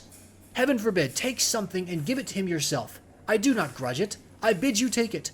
Never mind my mother, nor any of the other servants in the house, but I know you will not do what I say, for you are more fond of eating things yourself than of giving them to other people." "What do you mean, Telemachus," replied Antinous, "by this swaggering talk? If all the suitors were to give him as much as I will, he would not come here again for another 3 months. As he spoke, he drew the stool on which he rested his dainty feet from under the table, and made as though he were going to throw it at Ulysses. But the other suitors all gave him something and filled his wallet with bread and meat. He was about, therefore, to go back to the threshold and eat what the suitors had given him. But he first went up to Antinous and said, "Sir, give me something. You are not surely the poorest man here. You seem to be a chief, foremost among them all.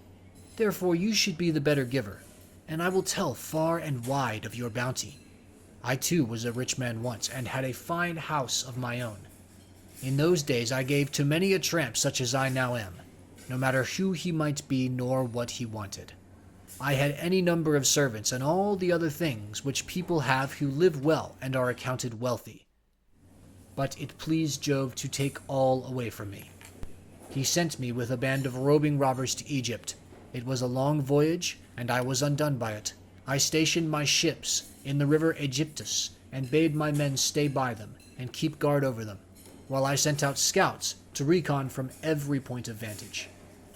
But when the men disobeyed my orders, took to their own devices, and ravaged the land of the Egyptians, killing the men and taking their wives and children captives, the alarm was soon carried to the city, and when they heard the war cry, the people came out at daybreak, till the plain was filled with soldiers, horse and foot, and with the gleam of armor. Then Jove spread panic among my men, and they would no longer face the enemy, for they found themselves surrounded. The Egyptians killed many of us, and took the rest alive to do forced labor for them. As for myself, they gave me to a friend who met them, to take to Cyprus, Demeter by name, son of Iasus, who was a great man in Cyprus. Thence I am come hither in a state of great misery." Then Antinous said, "What god can have sent such a pestilence to plague us during our dinner? Get out into the open part of the court, or I will give you Egypt and Cyprus over again for your insolence and importunity. You have begged of all the others, and they have given you lavishly, for they are abundance around them. And it is easy to be free with other people's property when there is plenty of it." On this Ulysses began to move off, and said, "You looks, my fine sir, are better than your breeding.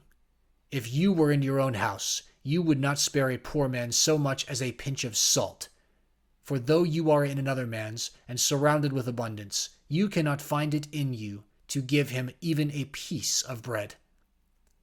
This made Antinous very angry, and he scowled at him, saying, "You shall pay for this before you get clear of the court." With these words, he threw a footstool at him, and hit him on the right shoulder blade near the top of his back. Ulysses stood firm as a rock, and the blow did not even stagger him, but he shook his head in silence as he brooded on his revenge. Then he went back to the threshold, and sat down there, laying his well-filled wallet at his feet. "Listen to me," he cried, "you suitors of Queen Penelope, that I may speak even as I am minded. A man knows neither ache nor pain if he gets hit while fighting for his money, or for his sheep or his cattle. And even so, Antinous has hit me while in the service of my miserable belly, which is always getting people in trouble. Still, if the poor have gods and avenging deities at all, I pray them that Antinous may come to a bad end before his marriage." "Sit where you are, and eat your victuals in silence, or be off elsewhere," shouted Antinous. "If you say more, I will have you dragged hand and foot through the courts, and the servants shall flay you alive." The suitors were very much displeased at this, and one of the young men said, "Antinous, you did ill in striking that poor wretch of a tramp. It will be far worse for you if he should turn out to be some god. And we know the gods go about disguised in all sorts of ways as people from foreign countries, and travel about the world to see who do amiss and who righteously." Thus said the suitors, but Antinous paid them no heed. Meanwhile Telemachus was furious about the blow that had been given to his father, and though no tear fell from him, he shook his head in silence and brooded on his revenge. Now, When Penelope heard that the beggar had been struck into the banqueting cloister, she said before her maids, "Would that Apollo would so strike you, Antinous." and her waiting woman Eurynome answered, "If our prayers were answered, not one of the suitors would ever again see the sun rise." Then Penelope said, "Nurse, I hate every single one of them, for they mean nothing but mischief. But I hate Antinous like the darkness of death itself. A poor unfortunate tramp has come begging about the house for sheer want. Everyone else has given him something to put in his wallet, but Antinous has hit him on the right shoulder blade with a footstool." Thus did she talk with her maids, as she sat in her own room, and in the meantime Ulysses was getting his dinner. Then she called for the swineherd and said, "Eumaeus, go and tell the stranger to come here. I want to see him, and ask him some questions. He seems to have traveled much, and he may have seen or heard something of my unhappy husband." To this you answered, O swineherd Eumaeus, "If these Achaeans, madam, would only keep quiet, you would be charmed with the history of his adventures. I had him 3 days and 3 nights with me in my hut, which was the first place he reached after running away from his ship. And he has not yet completed the story of his misfortunes. If he had been the most heaven-taught minstrel in the whole world, on whose lips all hearers hang entranced, I could not have become more charmed, as I sat in my hut and listened to him. He says there is an old friendship between his house and that of Ulysses, and that he comes from Crete, where the descendants of Minos live, after having been driven hither and thither by every kind of misfortune. He also declares that he has heard of Ulysses as being alive, and near at hand among the Thesprotians, and that he is bringing great wealth home with him." "Call him here then," said Penelope, "that I too may hear this story. As for the suitors, let them take their pleasures indoors, or out as they will, for they have nothing to fret about. Their corn and wine remain unwasted in their houses with none but servants to consume them, while they keep hanging about our house day after day, sacrificing our oxen, sheep, and fat goats for their banquets, and never giving so much as a thought to the quantity of wine they drink. No estate can stand such recklessness, for we have now no Ulysses to protect us. If he were to come again, he and his son would soon have their revenge." As she spoke, Telemachus sneezed so loudly that the whole house resounded with it. Penelope laughed when she heard this, and said to Eumaeus, "Go, and call the stranger. Did you not hear how my son sneezed just as I was speaking? This can only mean that all the suitors are going to be killed, and that not one of them shall escape. Furthermore, I say, and lay my saying to your heart, if I am satisfied that the stranger is speaking the truth, I shall give him a shirt and cloak of good wear." Then Eumaeus heard this. He went straight to Ulysses and said, "Father stranger, my mistress Penelope, mother of Telemachus, has sent for you. She is in great grief, but she wishes to hear anything you can tell her about her husband. And if she is satisfied that you are speaking the truth, she will give you a shirt and cloak, which are the very things that you are most in want of. As for bread, you can get enough of that to fill your belly, by begging about the town, and letting those give that will." "I will tell Penelope," answered Ulysses, "nothing but what is strictly true. I know all about her husband, and have been partner with him in affliction. But I am afraid of passing through this crowd of cruel suitors, for their pride and insolence reach heaven. Just now, moreover, as I was going about the house without doing any harm, a man gave me a blow that hurt me very much, but neither Telemachus nor anyone else defended me. Tell Penelope, therefore, to be patient, and wait till sundown. Let her give me a seat close up to the fire, for my clothes are worn very thin. You know they are, for you have seen them ever since I first asked you to help me. She can then ask me about the return of her husband." The swineherd went back when he heard this, and Penelope said as she saw him come to the threshold, "Why do you not bring him here, Eumaeus? Is he afraid that someone will ill-treat him, or is he shy of coming inside the house at all? Beggars should not be shamefaced." To this you answered, O swineherd Eumaeus, "The stranger is quite reasonable. He is avoiding the suitors and is only doing what anyone else would do. He asks you to wait till sundown, and it will be much better, madam, that you should have him all to yourself, when you can hear him, and talk to him as you will." "The man is no fool," answered Penelope. "It would be very likely be as he says. for there are no such abominable people in the whole world as these men are." When she had done speaking, Eumaeus went back to the suitors, for he had explained everything. Then he went up to Telemachus and said in his ear so that none could overhear him, "My dear sir, I will now go back to the pigs, to see after your property and my own business. You will look to what is going on here, but above all, be careful to keep out of danger, for there are many who bear you ill will. May Jove bring them to a bad end before they do us a mischief." "Very well," replied Telemachus. "Go home when you have had your dinner, and in the morning come here with the victims we are to sacrifice for the day. Leave the rest to heaven and me." On this Eumaeus took his seat again, and when he had finished his dinner, he left the courts and the cloister with the men at table, and went back to his pigs. As for the suitors, they presently began to amuse themselves with singing and dancing, for it was now getting on towards evening. The turning of the hall, oh, the turning of the hall. Raise the cup while music plays. The dawn has ways. The turning of the hall, oh, the turning of the hall.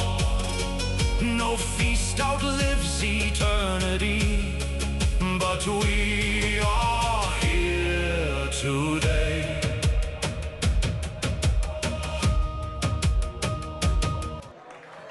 Book 18. Now, there came a certain common tramp who used to go begging all over the city of Ithaca, and was notorious as an incorrigible glutton and drunkard. This man had no strength nor stay in him, but he was a great hulking fellow to look at. His real name, the one his mother gave him, was Arneus, but the young men of the place called him Eros, because he used to run errands for anyone who would send him. As soon as he came, he began to insult Ulysses and tried to drive him out of his own house. "Be off, old man," he cried from the doorway, "or you shall be dragged out neck and heels. Do you not see that they are all giving me the wink and wanting me to turn you out by force? Only I do not like to do so. Get up then, and go off yourself, or we shall come to blows." Ulysses frowned on him and said, "My friend, I do you no manner of harm. People give you a great deal, but I am not jealous. There is room enough in this doorway for the pair of us, and you need not grudge me things that are not yours to give. You seem to be just such another tramp as myself, but perhaps the gods will give us better luck by and by. Do not, however, talk too much about fighting, or you will incense me, and old though I am, I shall cover your mouth and chest with blood.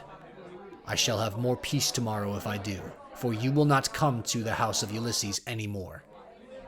Eros was very angry and answered, "You filthy glutton, you run on trippingly like an old fish fag. I have a good mind to lay both hands about you and knock your teeth out of your head like so many boar tusks. Get ready, therefore, and let these people here stand by and look on. You will never be able to fight one who is so much younger than yourself." Thus roundly did they rate one another on the smooth pavement in front of the doorway. And when Antinous saw what was going on, he laughed heartily and said to the others, "This is the finest sport that you ever saw. Heaven never yet sent anything like it into this house.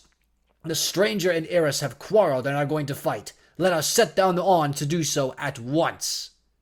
The suitors all came up laughing and gathered round the two ragged tramps. "Listen to me," said Antinous. "There are some goat paunches down at the fire, which we have filled with blood and fat and set aside for supper. He who is victorious and proves himself to be the better man shall have his pick of the lot. He shall be free of our table, and we will not allow any other beggar about the house at all." The others all agreed, but Ulysses, to throw them off the scent, said, "Sirs, an old man like myself, worn out with suffering, cannot hold his own against a young one. But my irrepressible belly urges me on, though I know it can only end in my getting a drubbing.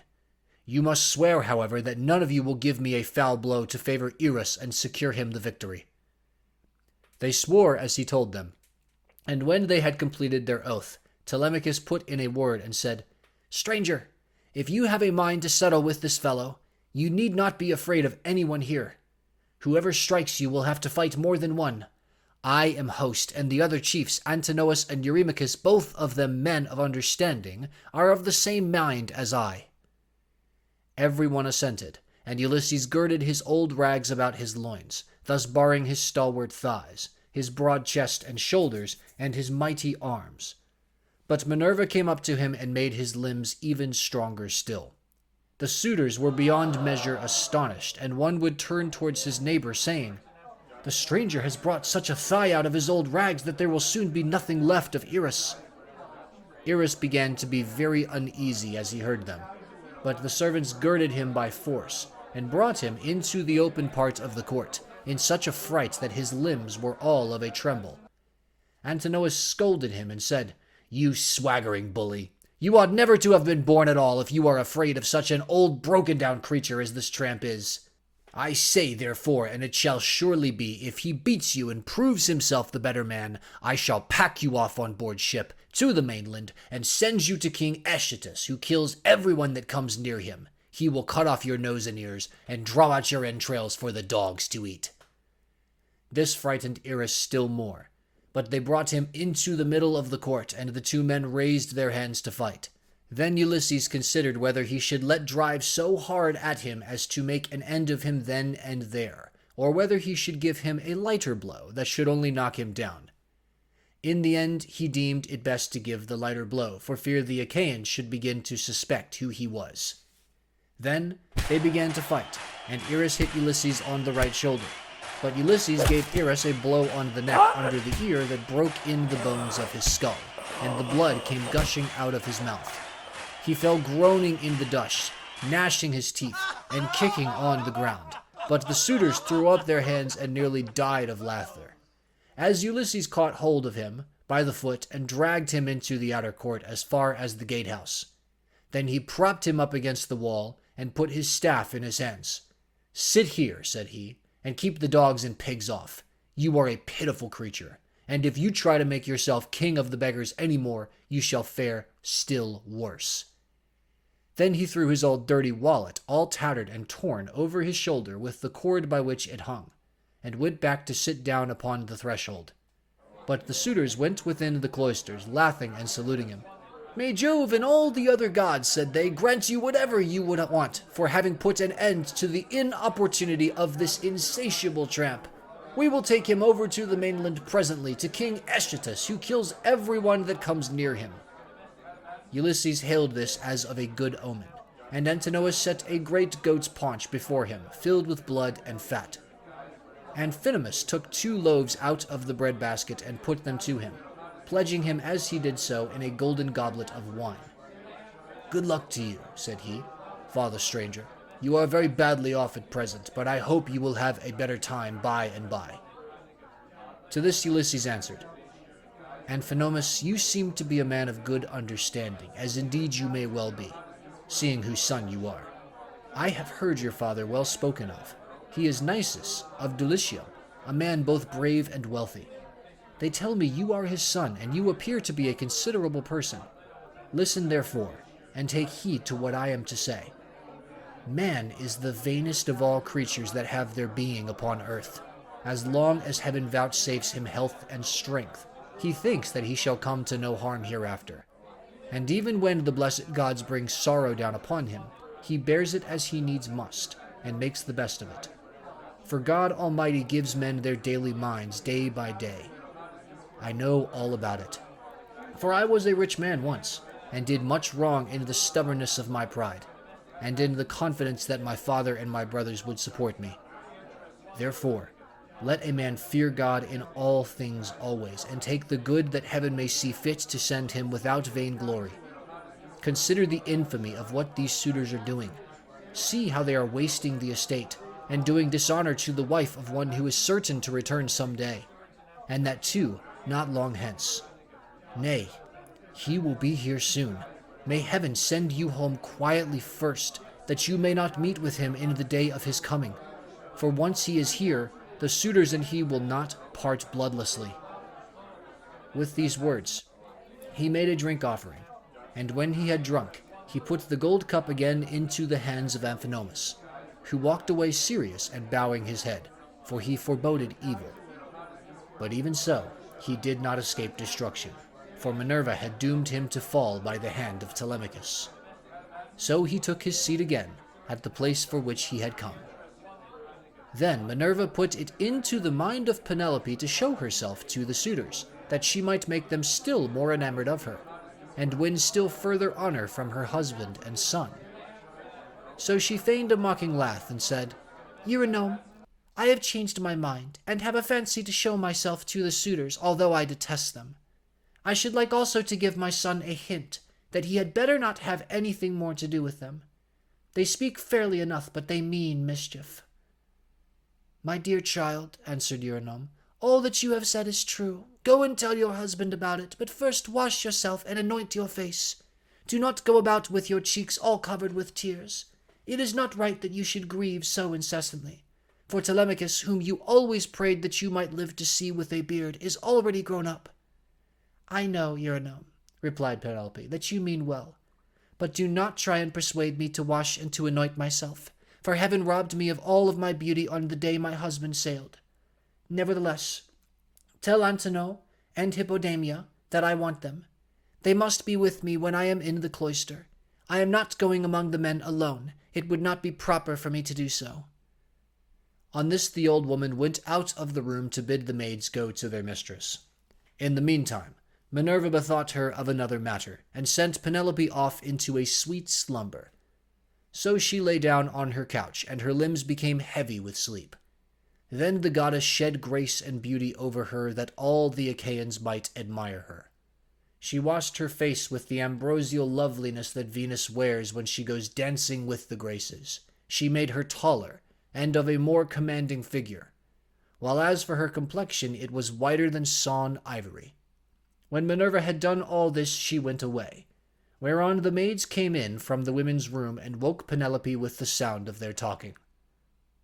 What an exquisitely delicious sleep I have been having, said she, as she passed her hands over her face. In spite of all my misery, I wish Diana would let me die so sweetly now at this very moment, that I might no longer waste in despair for the loss of my dear husband, who possessed every kind of good quality, and was the most distinguished man among the Achaeans. With these words she came down from her upper room, not alone, but attended by 2 of her maidens, and when she reached the suitors, she stood by one of the bearing posts supporting the roof of the cloister, holding a veil before her face, and with a staid maid-servant on either side of her. As they beheld her, the suitors were so overpowered and became so desperately enamored of her, that each one prayed he might win her for his own bedfellow. Telemachus, said she, addressing her son, I fear you are no longer so discreet and well-conducted as you used to be. When you were younger, you had a great sense of propriety. Now, however, that you are grown up, though a stranger to look at you would take you for the son of a well-to-do father as far as size and good looks go, your conduct is by no means what it should be. What is all this disturbance that has been going on? And how came you to allow a stranger to be so disgracefully ill-treated? What would have happened if he had suffered serious injury while suppliant in our house? Surely this would have been very discreditable to you. I am not surprised, my dear mother, at your displeasure, replied Telemachus. I understand all about it, and know when things are not as they should be, which I could not do when I was younger. I cannot, however, behave with perfect propriety at all times. First one, and then another of these wicked people here keeps driving me out of my mind, and I have no one to stand by me.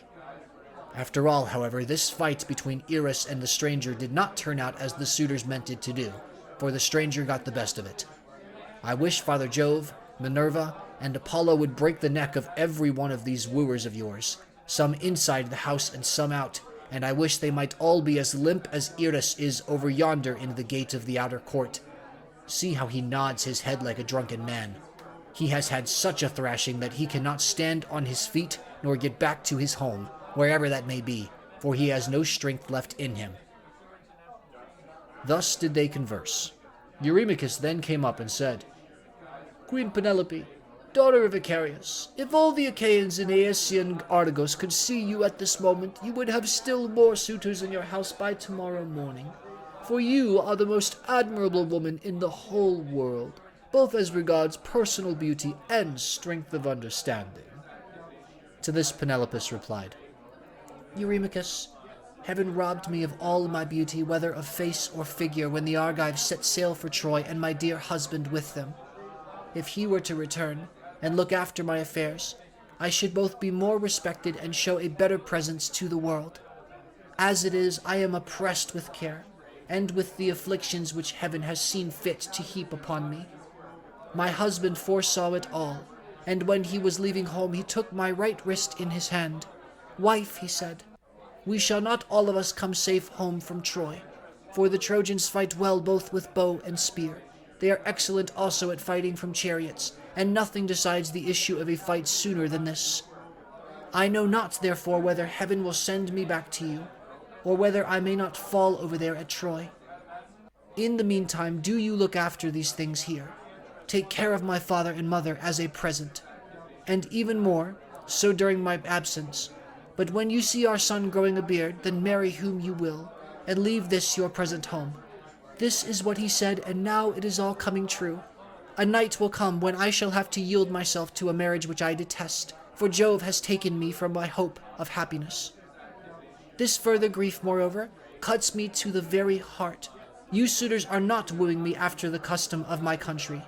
When men are courting a woman who they think will be a good wife to them, and who is of noble birth, and when they are each trying to win her for himself, they usually bring oxen and sheep to feast the friends of the lady, and they make her magnificent presents, instead of eating up other people's property without paying for it. This was what she said, and Ulysses was glad when he heard her trying to get presents out of the suitors, and flattering them with fair words, which he knew she did not mean. Then Antinous said, Queen Penelope, daughter of Icarius, take as many presents as you please from anyone who will give them to you. It is not well to refuse a present, but we will not go about our business nor stir from where we are, till you have married the best man among us, whomever he may be. The others applauded when Antinous had said, and each one sent his servants to bring his present. Antinous' man returned with a large and lovely dress, most exquisitely embroidered. It had 12 beautifully made brooch pins of pure gold with which to fasten it.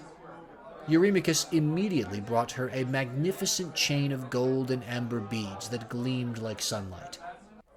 Eurydamas's 2 men returned with some earrings fashioned into 3 brilliant pendants which glistened most beautifully, while King Pisander, son of Polyctor, gave her a necklace of the rarest workmanship, and everyone else brought her a beautiful present of some kind. Then the queen went back to her room upstairs, and her maids brought the presents after her. Meanwhile, the suitors took to singing and dancing and stayed till evening came. They danced and sang till it grew dark. They then brought in 3 braziers to give light, and piled them up with chopped wood very old and dry, and they lit torches from them, which the maids held up, turn and turn about. Then Ulysses said, Maids, servants of Ulysses who has so long been absent, go to the queen inside of the house, sit with her and amuse her, or spin and pick wool. I will hold the light for all these people. They may stay till morning, but shall not beat me, for I can stand a great deal. The maids looked at one another and laughed, while pretty Melantho began to jibe at him contemptuously. She was daughter to Dolius, but had been brought up by Penelope, who used to give her toys to play with, and looked after her when she was a child. But in spite of all this, she showed no consideration for the sorrows of her mistress, and used to misconduct herself with Eurymachus, with whom she was in love. Poor wretch, said she, are you gone clean out of your mind? Go and sleep in some smithy or place of public gossips, instead of chattering here. Are you not ashamed of opening your mouth before your betters? So many of them too. Has the wine been getting into your head, or do you always babble in this way? You seem to have lost your wits because you beat the tramp Irus. Take care that a better man than he does not come and cudgel you about the head till he pack you bleeding out of the house. Vixen, replied Ulysses, scowling at her. I will go and tell Telemachus what you have been saying, and he will have you torn limb from limb. With these words he scared the women, and they went off into the body of the house. They trembled all over, for they thought he would do as he said. But Ulysses took his stand near the burning braziers, holding up torches and looking at the people. brooding the while on things that should surely come to pass. But Minerva would not let the suitors for one moment cease their insolence, for she wanted Ulysses to become even more bitter against them. She therefore set Eurymachus son of Polybus on to jibe at him, which made the others laugh. "Listen to me," said he, "you suitors of Queen Penelope, that I may speak even as I am minded. It is not for nothing that this man has come to the house of Ulysses. I believe the light has not been coming from the torches, but from his own head, for his hair is all gone, every bit of it."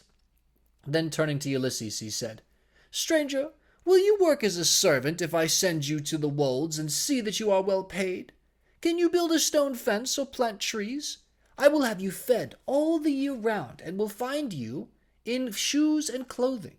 Will you go then?" "Not you, for you have got into bad ways and do not want to work. You had rather fill your belly by going round the country begging." "Eurymachus," answered Ulysses, "if you and I were to work one against the other in early summer when the days are at their longest, give me a good scythe and take another yourself, and let us see which will last the longer or mow the stronger, from dawn till dark when the mowing grass is about. Or if you will plow against me, let us each take a yoke of tawny oxen, well mated and of great strength and endurance. Turn me into a 4-acre field, and see whether you or I can drive the straighter furrow. If again war were to break out this day, give me a shield, a couple of spears, and a helmet fitting well upon my temples. You would find me foremost in the fray, and would cease your jibes about my belly. You are insolent and cruel, and think yourself a great man because you live in a little world, and that a bad one. If Ulysses comes to his own again, the doors of his house are wide, but you will find them narrow when you try to flee through them." Eurymachus was furious at all this. He scowled at him and cried, "You wretch! I will soon pay you out for daring to say such things to me, and in public too. Has the wine been getting into your head, or do you always babble in this way? You seem to have lost your wits because you beat the Trampiras." With this he caught hold of a footstool, but Ulysses sought protection at the knees of Amphinomus of Dulichium, for he was afraid. The stool hit the cupbearer on his right hand and knocked him down. The man fell with a cry flat on his back, and his wine jug fell ringing to the ground.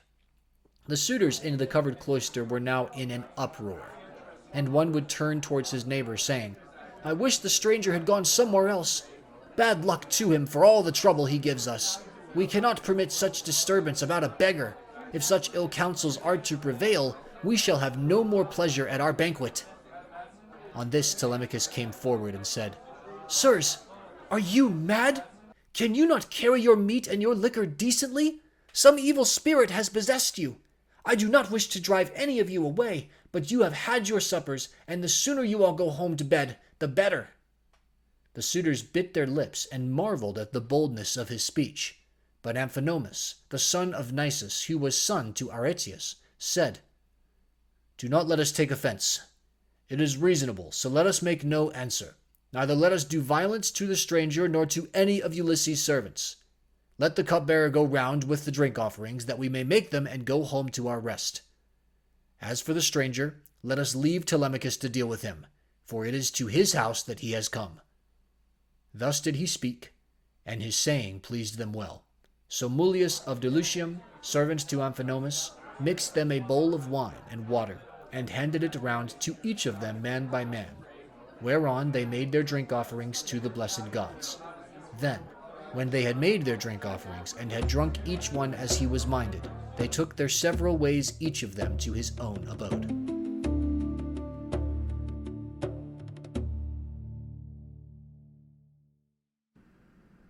Book 19. Ulysses was left in the cloister, pondering on the means whereby, with Minerva's help, he might be able to kill the suitors. Presently he said to Telemachus, "Telemachus, you must get the armor together and take it down inside. Make some excuse when the suitors ask you why you have removed it. Say that you have taken it to be out of the way of the smoke, inasmuch as it is no longer what it was when Ulysses went away, but has become soiled and begrimed with soot. Add to this more particularly that you are afraid Jove may set them on to quarrel over their wine. and that they may do each other some harm which may disgrace both banquet and wooing. For the sight of arms sometimes tempts people to use them.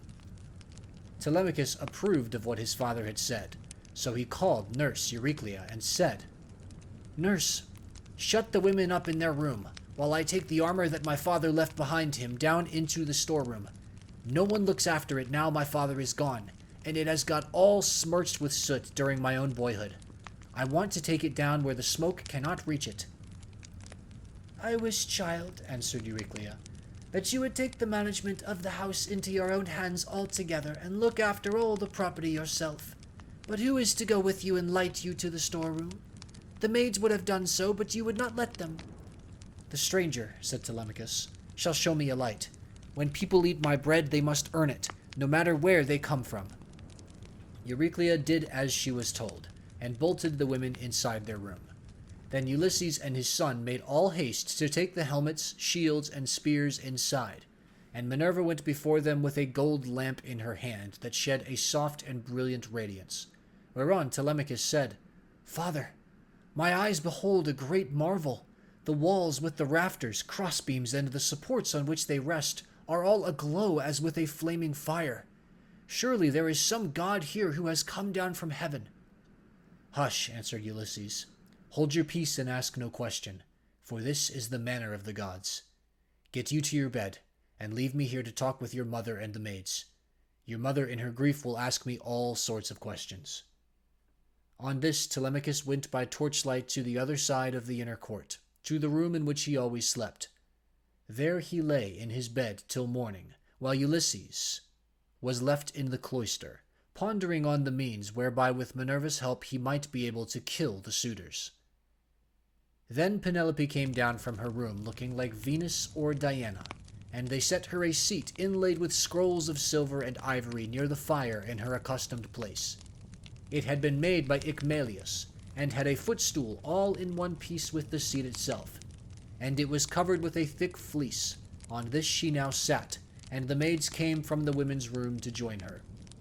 They set about removing the tables, at which the wicked suitors had been dining, and took away the bread that was left, with the cups from which they had drunk. They emptied the embers out of the braziers, and heaped much wood upon them to give both light and heat. But Melantho began to rail at Ulysses a second time, and said, "Stranger, do you mean to plague us by hanging about the house all night and spying upon the women? Be off, you wretch, outside, and eat your supper there, or you shall be driven out by a firebrand." Ulysses scowled at her and answered, "My good woman, why should you be so angry with me? Is it because I am not clean and my clothes are all in rags, and because I am obliged to go begging about after the manner of tramps and beggars generally? I too was a rich man once, and had a fine house of my own. In those days I gave to many a tramp such as I now am, no matter who he might be nor what he wanted. I had a number of servants and all the other things which people have who live well and are accounted wealthy. But it pleased Jove to take all away from me. Therefore, woman, beware lest you too come to lose that pride and place in which you now wanton above your fellows. Have a care lest you get out of favor with your mistress, and lest Ulysses should come home, for there is still a chance that he may do so. Moreover, though he be dead as you think he is, yet by Apollo's will he has left a son behind him, Telemachus, who will note anything done amiss by the maids in this house, for he is now no longer in his boyhood." Penelope heard what was said and scolded the maid. "Impudent baggage," said she. "I see how abominably you are behaving, and you shall smart for it. You knew perfectly well, for I told you myself that I was going to see the stranger and ask him about my husband, for whose sake I am now in such continual sorrow." Then she said to her head waiting woman Eurynom, "Bring a seat with a fleece upon it for the stranger to sit upon while he tells his story, and listens to what I have to say. I wish to ask him some questions." Eurynom brought the seat at once and set a fleece upon it. And as soon as Ulysses had sat down, Penelope began by saying, "Stranger, I shall first ask you who and whence are you? Tell me of your town and parents." "Madam," answered Ulysses, "who on the face of the whole earth can dare to chide you? Your fame reaches the firmament of heaven itself. You are like some blameless king who upholds righteousness, as the monarch over a great and valiant nation.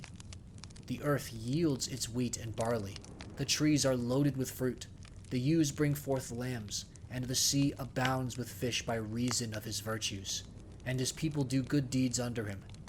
Nevertheless, as I sit here in your house, ask me some other question, and do not seek to know my race and family, or you will recall memories that will yet more increase my sorrow. I am full of heaviness, but I ought not to sit weeping and wailing in another person's house, nor is it well to be thus grieving continually. I shall have one of the servants or even yourself complaining of me, and saying that my eyes swim with tears because I am heavy with wine." Then Penelope answered, "Stranger, heaven robbed me of all beauty, whether of face or figure, when the Argives set sail for Troy and my dear husband with them. If he were to return and look after my affairs, I should be both more respected and should show a better presence to the world. As it is, I am oppressed with care, and with the afflictions which heaven has seen fit to heap upon me. The chiefs from all our islands, Delusium, Same, Zacynthus, as also from Ithaca itself, are wooing me against my will and are wasting my estate. I can therefore show no attention to strangers nor suppliants, nor to people who say that they are skilled artisans, but am all the time broken-hearted about Ulysses. They want me to marry again at once, and I have to invent stratagems in order to deceive them. In the first place, heaven put it in my mind to set up a great tambour frame in my room, and to begin working upon an enormous piece of fine needlework. Then I said to them, 'Sweethearts, Ulysses is indeed dead. Still do not press me to marry again immediately. Wait, for I would not have my skill in needlework perish unrecorded, till I have finished making a pall for the hero Laertes, to be ready against the time when death shall take him. He is very rich, and the women of the place will talk if he is laid out with a pall.' This was what I said, and they assented, whereon I used to keep working at my great web all day long, but at night I would unpick the stitches again by torchlight. I fooled them in this way for 3 years without their finding it out. But as time wore on, and I was now in my 4th year in the waning of moons, and many days had been accomplished, those good-for-nothing hussies my maids betrayed me to the suitors, who broke in upon me and caught me. They were very angry with me. I was forced to finish my work whether I would or no. And now, I do not see how I can find any further shift for getting out of this marriage. My parents are putting great pressure upon me, and my son chafes at the ravages the suitors are making upon his estate, for he is now old enough to understand all about it, and is perfectly able to look after his own affairs, for heaven has blessed him with an excellent disposition. Still, notwithstanding all this, tell me who you are, and where you come from, for you must have had father and mother of some sort. You cannot be the son of an oak or of a rock." Then Ulysses answered, "Madam, wife of Ulysses, since you persist in asking me about my family, I will answer no matter what it costs me. People must expect to be pained when they have been exiles as long as I have, and suffered as much among as many peoples. Nevertheless, as regards your question, I will tell you all you ask. There is a fair and fruitful island in mid-ocean called Crete. It is thickly peopled, and there are 90 cities in it. The people speak many different languages which overlap one another, for there are Achaeans, brave Eteocretans, Dorians of threefold race, and noble Pelasgi. There is a great town there, Knossos, where Minos reigned, who every 9 years had a conference with Jove himself. Minos was father to Deucalion, whose son I am, for Deucalion had 2 sons, Idomeneus and myself. Idomeneus sailed for Troy, and I, who am the younger, am called Aethon. My brother, however, was at once the older and the more valiant of the 2.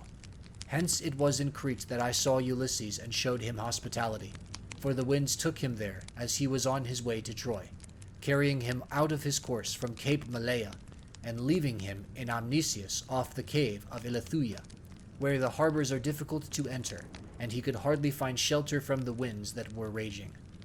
As soon as he got there, he went into the town and asked for Idomeneus, claiming to be his old and valued friend. But Idomeneus had already set sail for Troy some 10 or 12 days earlier. So I took him to my own house, and showed him every kind of hospitality, for I had abundance of everything. Moreover, I fed the men who were with him with barley meal from the public store, and got subscriptions of wine and oxen for them to sacrifice to their heart's content. They stayed with me 12 days, for there was a gale blowing from the north so strong that one could hardly keep one's feet on land. I suppose some unfriendly god had raised it for them. But on the 13th day the wind dropped and they got away.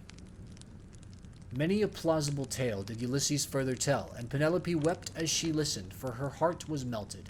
As the snow wastes upon the mountain tops when the winds from south, east, and west have breathed upon it, and thawed it till the rivers run bank full with water, even so did her cheeks overflow with tears for the husband, who was all the time sitting by her side. Ulysses felt for her, and was sorry for her, but he kept his eyes as hard as horn or iron, without letting them so much as quiver. So cunningly did he restrain his tears. Then, when she had relieved herself by weeping, she turned to him again and said, "Now, stranger, I shall put you to the test, and see whether or no you really did entertain my husband and his men as you say you did. Tell me then, how he was dressed, what kind of a man he was to look at, and so also with his companions." "Madam," answered Ulysses, "it is such a long time ago that I can hardly say. 20 years are come and gone since he left my home and went elsewhither. But I will tell you as well as I can recollect. Ulysses wore a mantle of purple wool, double-lined, as it was fastened by gold brooch, with 2 catches for the pin. On the face of this there was a device that showed a dog holding a spotted fawn between his forepaws, and watching it as it lay panting upon the ground. Everyone marveled at the way in which these things had been done in gold, the dog looking at the fawn and strangling it, while the fawn was struggling convulsively to escape. As for the short he wore next to his skin, it was so soft that it fitted him like the skin of an onion, and glistened in the sunlight to the admiration of all the women who beheld it. Furthermore I say, and lay my saying to your heart, that I do not know whether Ulysses wore these clothes when he left home, or whether one of his companions had given them to him while he was on his voyage, or possibly someone at whose house he was staying made him a present of them, for he was a man of many friends and had few equals among the Achaeans.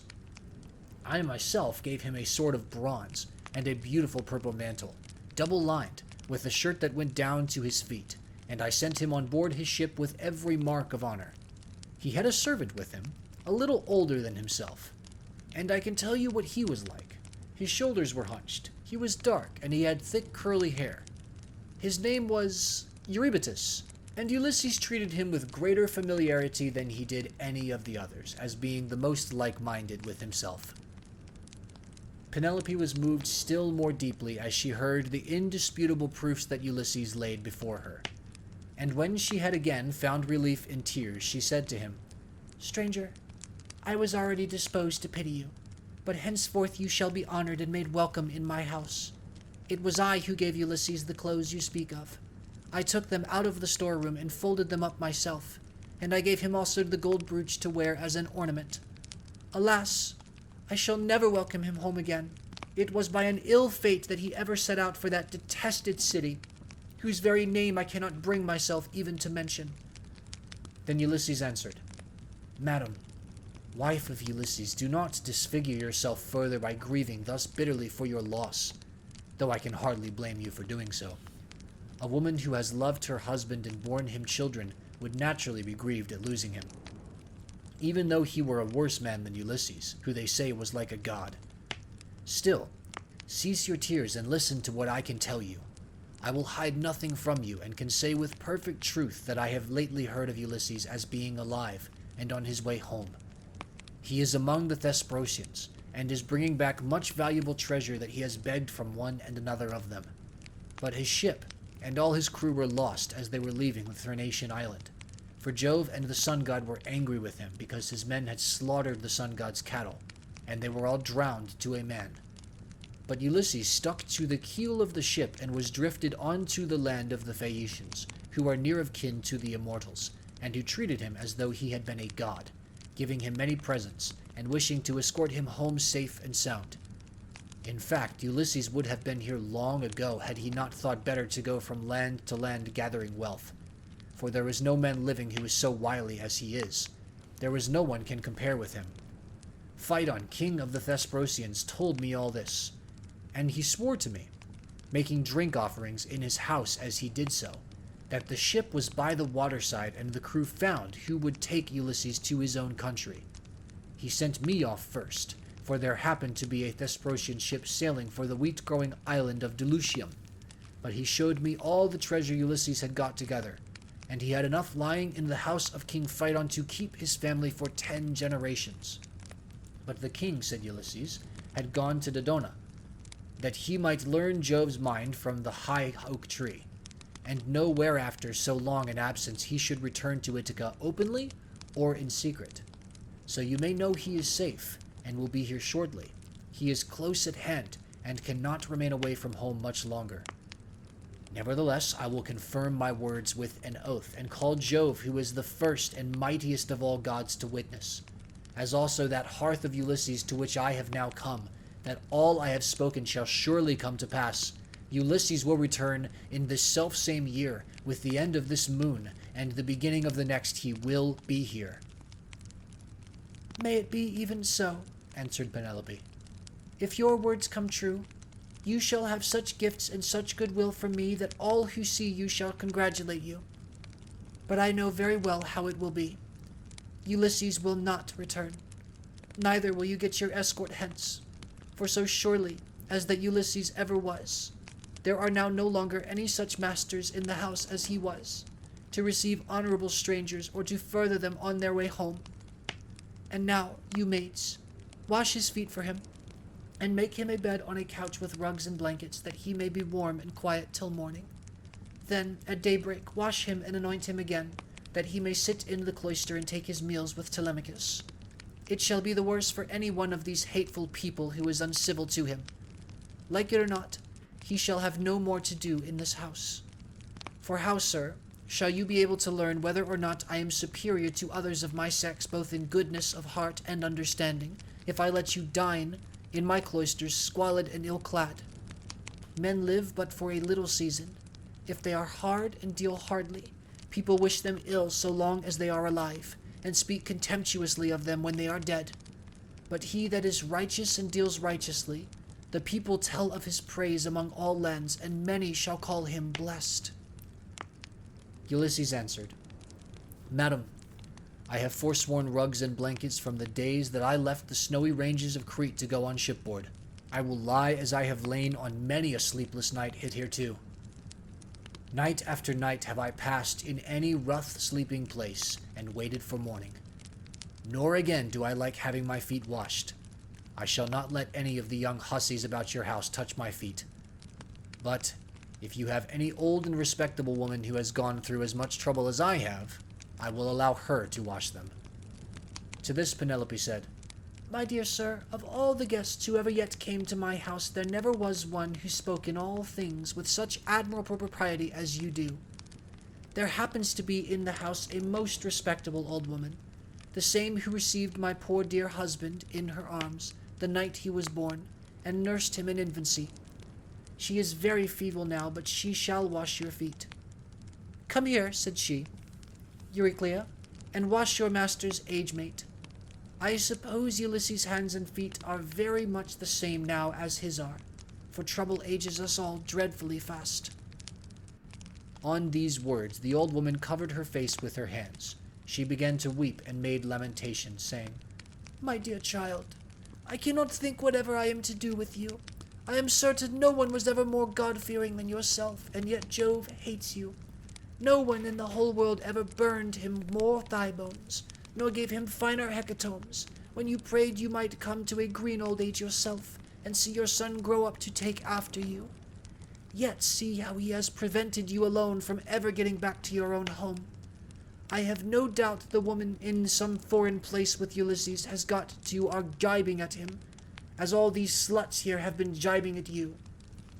I do not wonder at your not choosing to let them wash you after the manner in which they have insulted you. I will wash your feet myself gladly enough, as Penelope has said that I am to do so. I will wash them both for Penelope's sake, and for your own, for you have raised the most lively feelings of compassion in my mind. And let me say this, moreover, which pray attend to.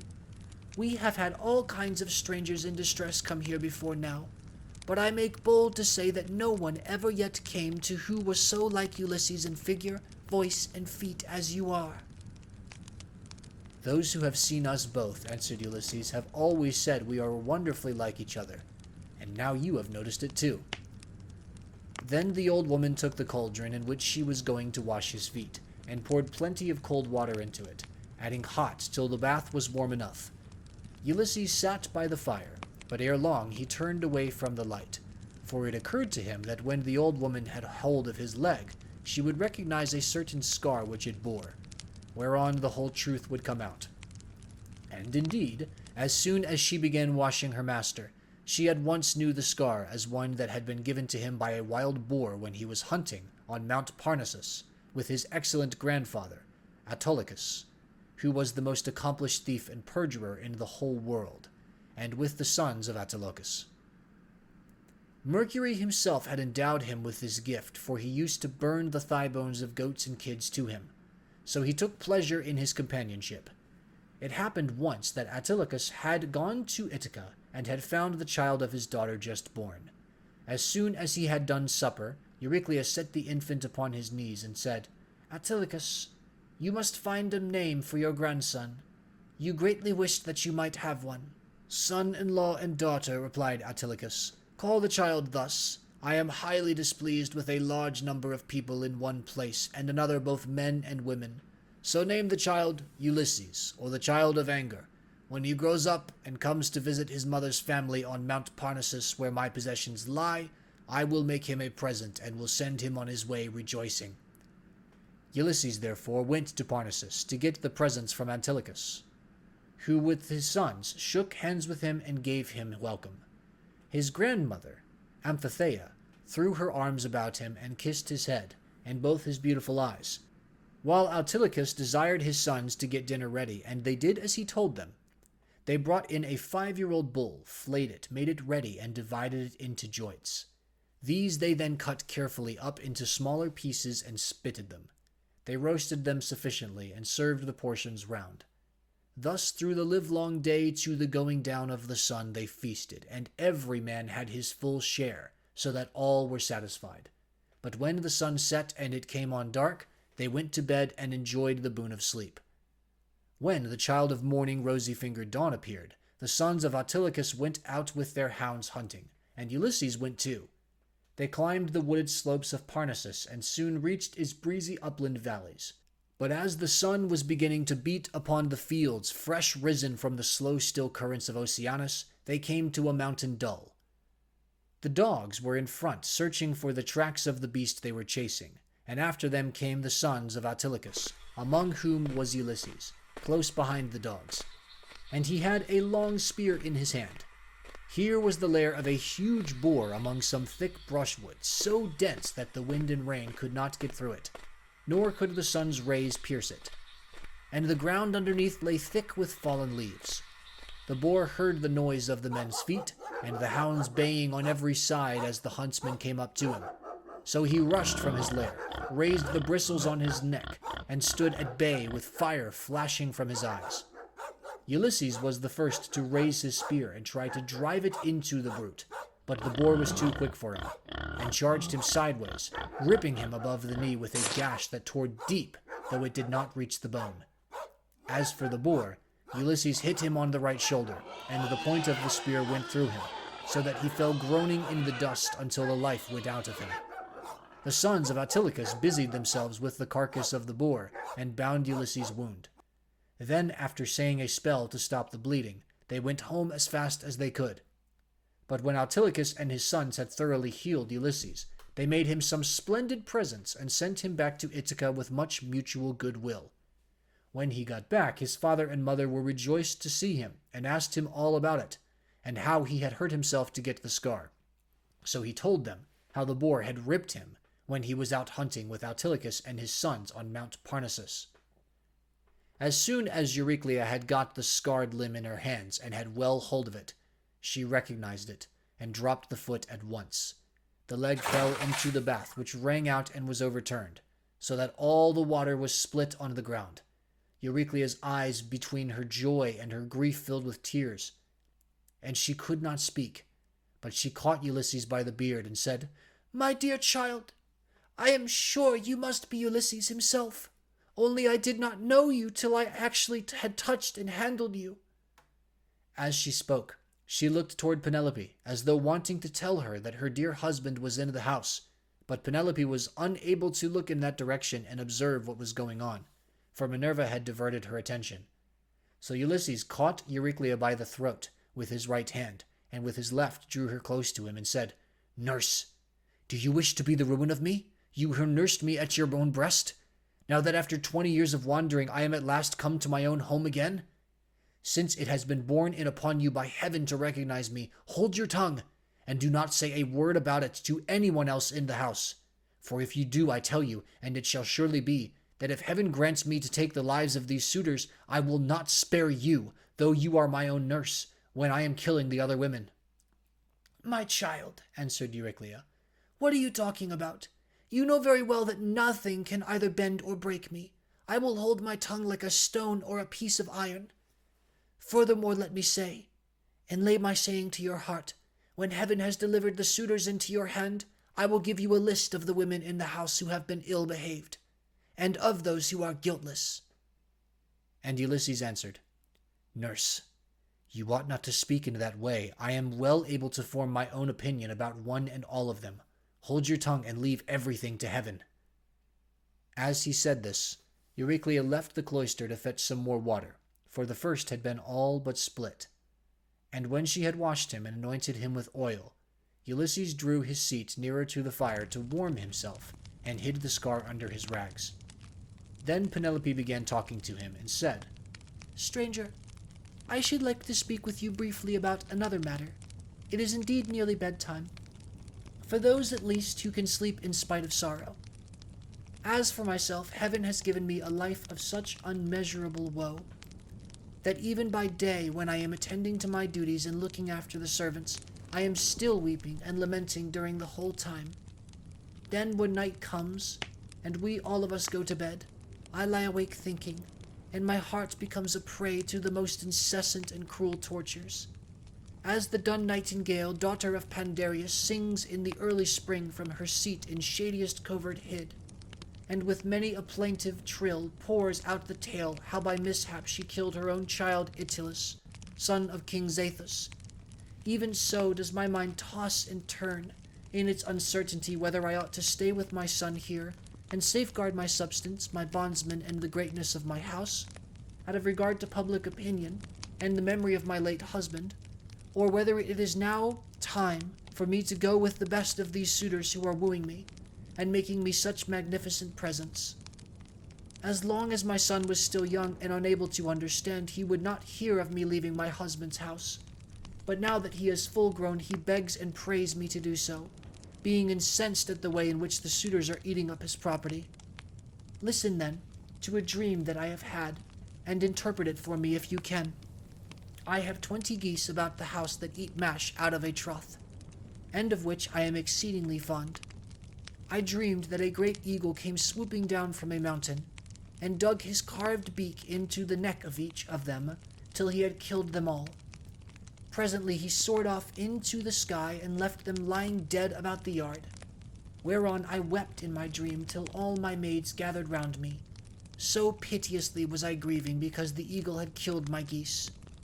Then he came back again, and perching on a projecting rafter spoke to me with human voice, and told me to leave off crying. "Be of good courage," he said, "daughter of Icarius. This is no dream, but a vision of good omen that shall surely come to pass. The geese are the suitors, and I am no longer an eagle, but your own husband, who am come back to you, and who will bring these suitors to a disgraceful end." On this I woke, and when I looked out, I saw my geese at the trough eating their mash as usual. "This dream, madam," replied Ulysses, "can admit but of one interpretation. For had not Ulysses himself told you how it shall be fulfilled? The death of the suitors is portended, and not one single one of them will escape. And Penelope answered, Stranger, dreams are very curious and unaccountable things, and they do not by any means invariably come true. There are two gates through which these unsubstantial fancies proceed. The one is of horn, and the other ivory. Those that come through the gate of ivory are fatuous, but those from the gate of horn mean something to those that see them.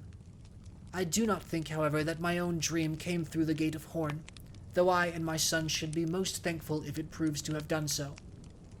Furthermore, I say, and lay my saying to your heart, the coming dawn will usher in the ill-omened day that is to sever me from the house of Ulysses. For I am about to hold a tournament of axes. My husband used to set up 12 axes in the court, one in front of the other, like the stays upon which a ship is built. He would then go back from them and shoot an arrow through the whole 12. I shall make the suitors try to do the same thing, and whichever of them can string the bow most easily and send his arrows through all the 12 axes, him will I follow, and quit this house of my lawful husband, so goodly and so abounding in wealth.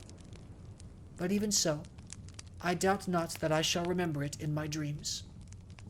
Then Ulysses answered, Madam, wife of Ulysses, you need not defer your tournament, for Ulysses will return, ere ever they can string the bow, handle it how they will, and send their arrows through the iron.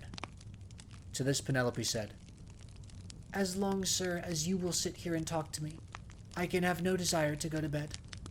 Still, people cannot do permanently without sleep, and heaven has appointed us dwellers on earth a time for all things. I will therefore go upstairs, and recline upon that couch which I have never ceased to flood with my tears from the day Ulysses set out for the city with a hateful name. She then went upstairs to her own room, not alone, but attended by her maidens, and when there, she lamented her dear husband till Minerva shed sweet sleep over her eyelids.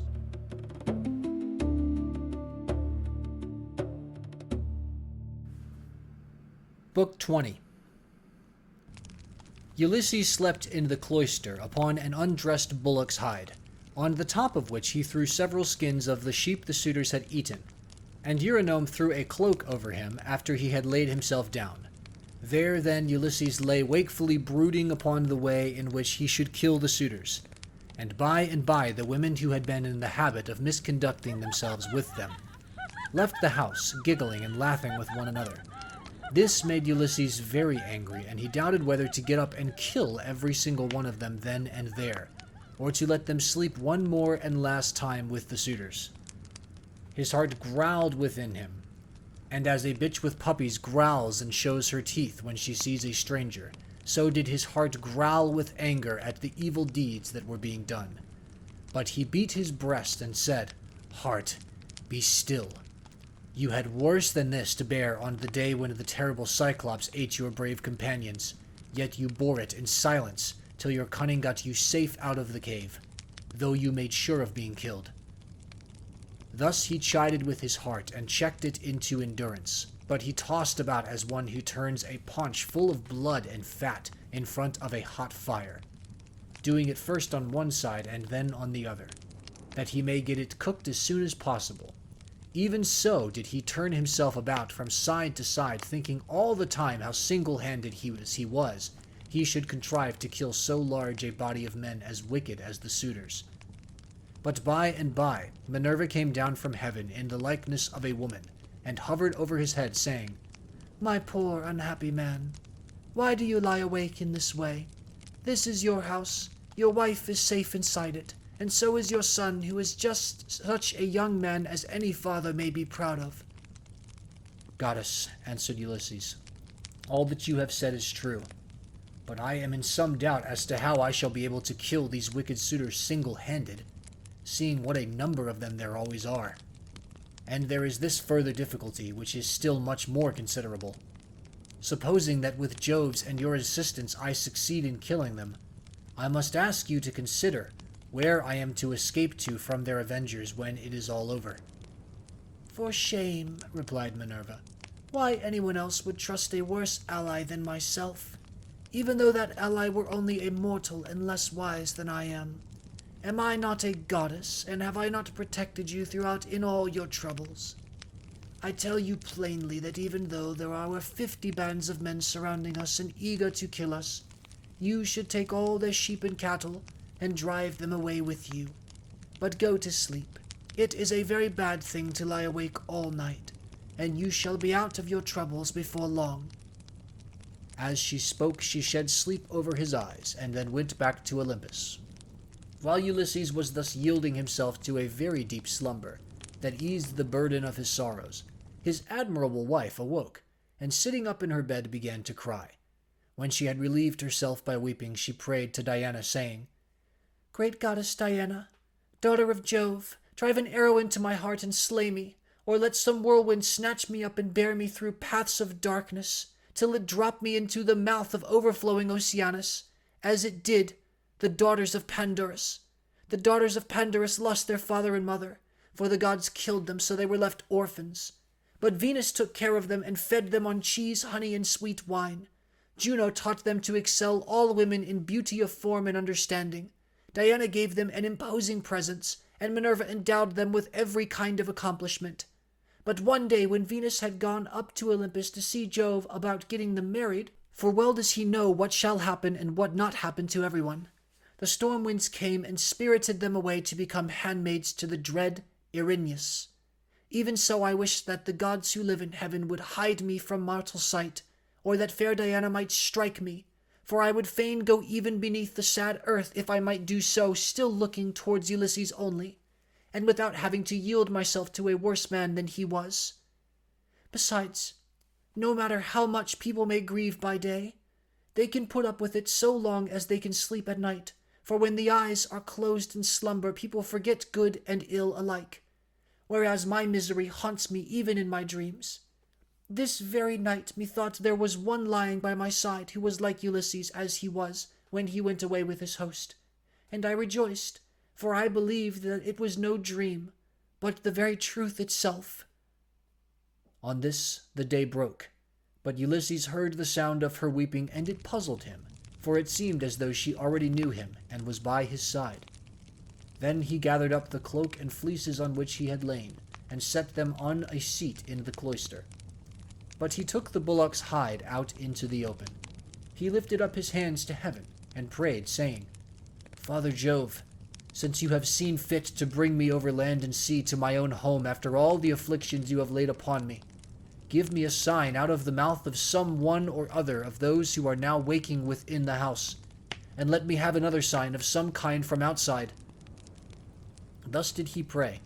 Jove heard his prayer, and forthwith thundered high up among the clouds from the splendor of Olympus, and Ulysses was glad when he heard it.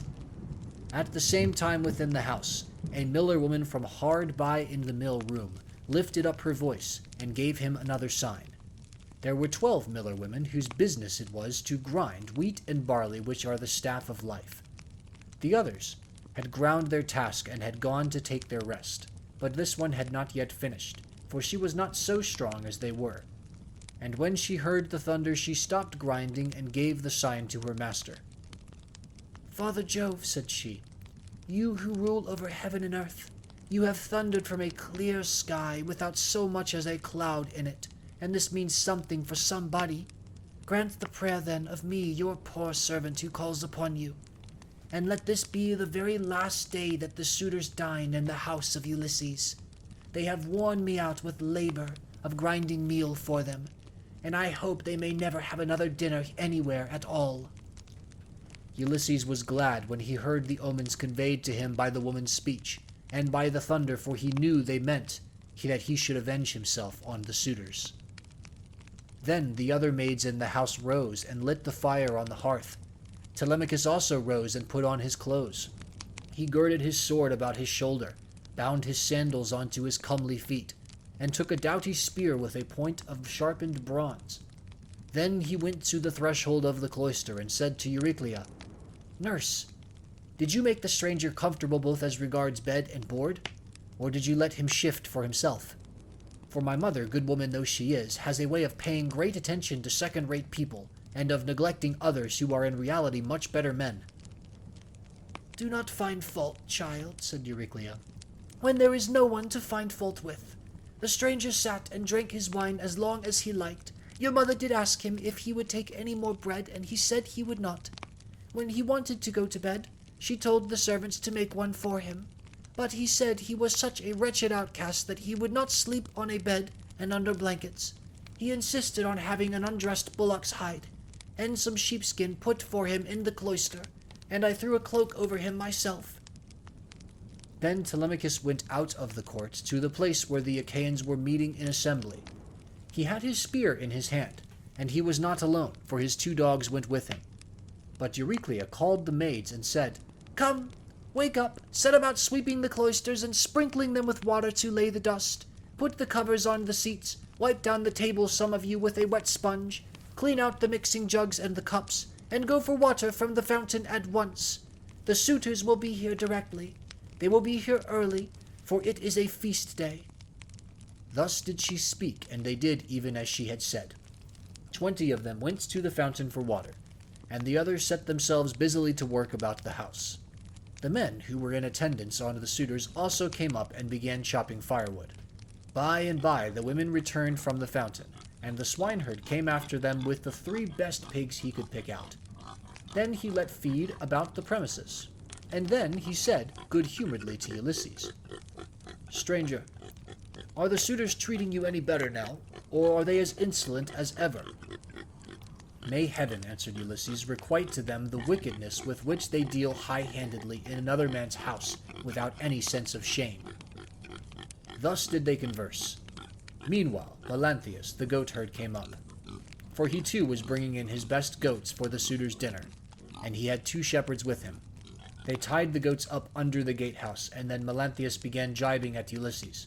"Are you still here, stranger," said he, "to pester people by begging about the house? Why can you not go elsewhere? You and I shall not come to an understanding before we have given each other a taste of our fists. You beg without any sense of decency. Are there not feasts elsewhere among the Achaeans as well as here?" Ulysses made no answer, but bowed his head and brooded. Then a 3rd man, Philosius, joined them, who was bringing in a barren heifer and some goats. These were brought over by the boatmen, who are there to take people over from when anyone comes to them. So Philosius made his heifer and his goats secure under the gatehouse, and then went up to the swineherd. "Who, swineherd," said he, "is this stranger that has lately come here? Is he of one of your men? What is his family? Where does he come from? Poor fellow! He looks as if he has been some great man, but the gods give sorrow to whom they will, even to kings if it so pleases them." As he spoke, he went up to Ulysses and saluted him with his right hand. "Good day to you, father stranger," said he. "You seem to be very poorly off now, but I hope you will have better times by and by. Father Jove, of all gods, you are the most malicious. We are your own children, yet you show us no mercy in all our misery and afflictions. A sweat came over me when I saw this man, and my eyes filled with tears, for he reminds me of Ulysses, who I fear is going about in such rags as this man's are. If indeed he is still among the living. If he is already dead and in the house of Hades, then alas for my good master who made me his stockman when I was quite young among the Cephallenians. And now his cattle are countless. No one could have done better with them than I have, for they have bred like ears of corn. Nevertheless, I have to keep bringing them in for others to eat, who take no heed to his son though he is in the house, and fear not the wrath of heaven, but are already eager to divide Ulysses' property among them, because he has been away so long. I have often thought, only it would not be right while his son is living, of going off with the cattle to some foreign country. Bad as this would be, it is still harder to stay here and be ill-treated about other people's herds. My position is intolerable, and I should long since have run away and put myself under the protection of some other chief. Only that I believe my poor master will yet return, and send all these suitors flying out of the house." "Stockman," answered Ulysses, "you seem to be a very well-disposed person, and I can see that you are a man of sense. Therefore I will tell you, and will confirm my words with an oath. By Jove, the chief of all gods, and by that hearth of Ulysses to which I am now come, Ulysses shall return before you leave this place, and if you are so minded, you shall see him killing the suitors who are now masters here." "If Jove were to bring this to pass," replied the stockman, "you should see how I would do my very utmost to help him." And in like manner Eumaeus prayed that Ulysses might return home. Thus did they converse. Meanwhile the suitors were hatching a plot to murder Telemachus. But a bird flew near them on their left hand, an eagle with a dove in its talons.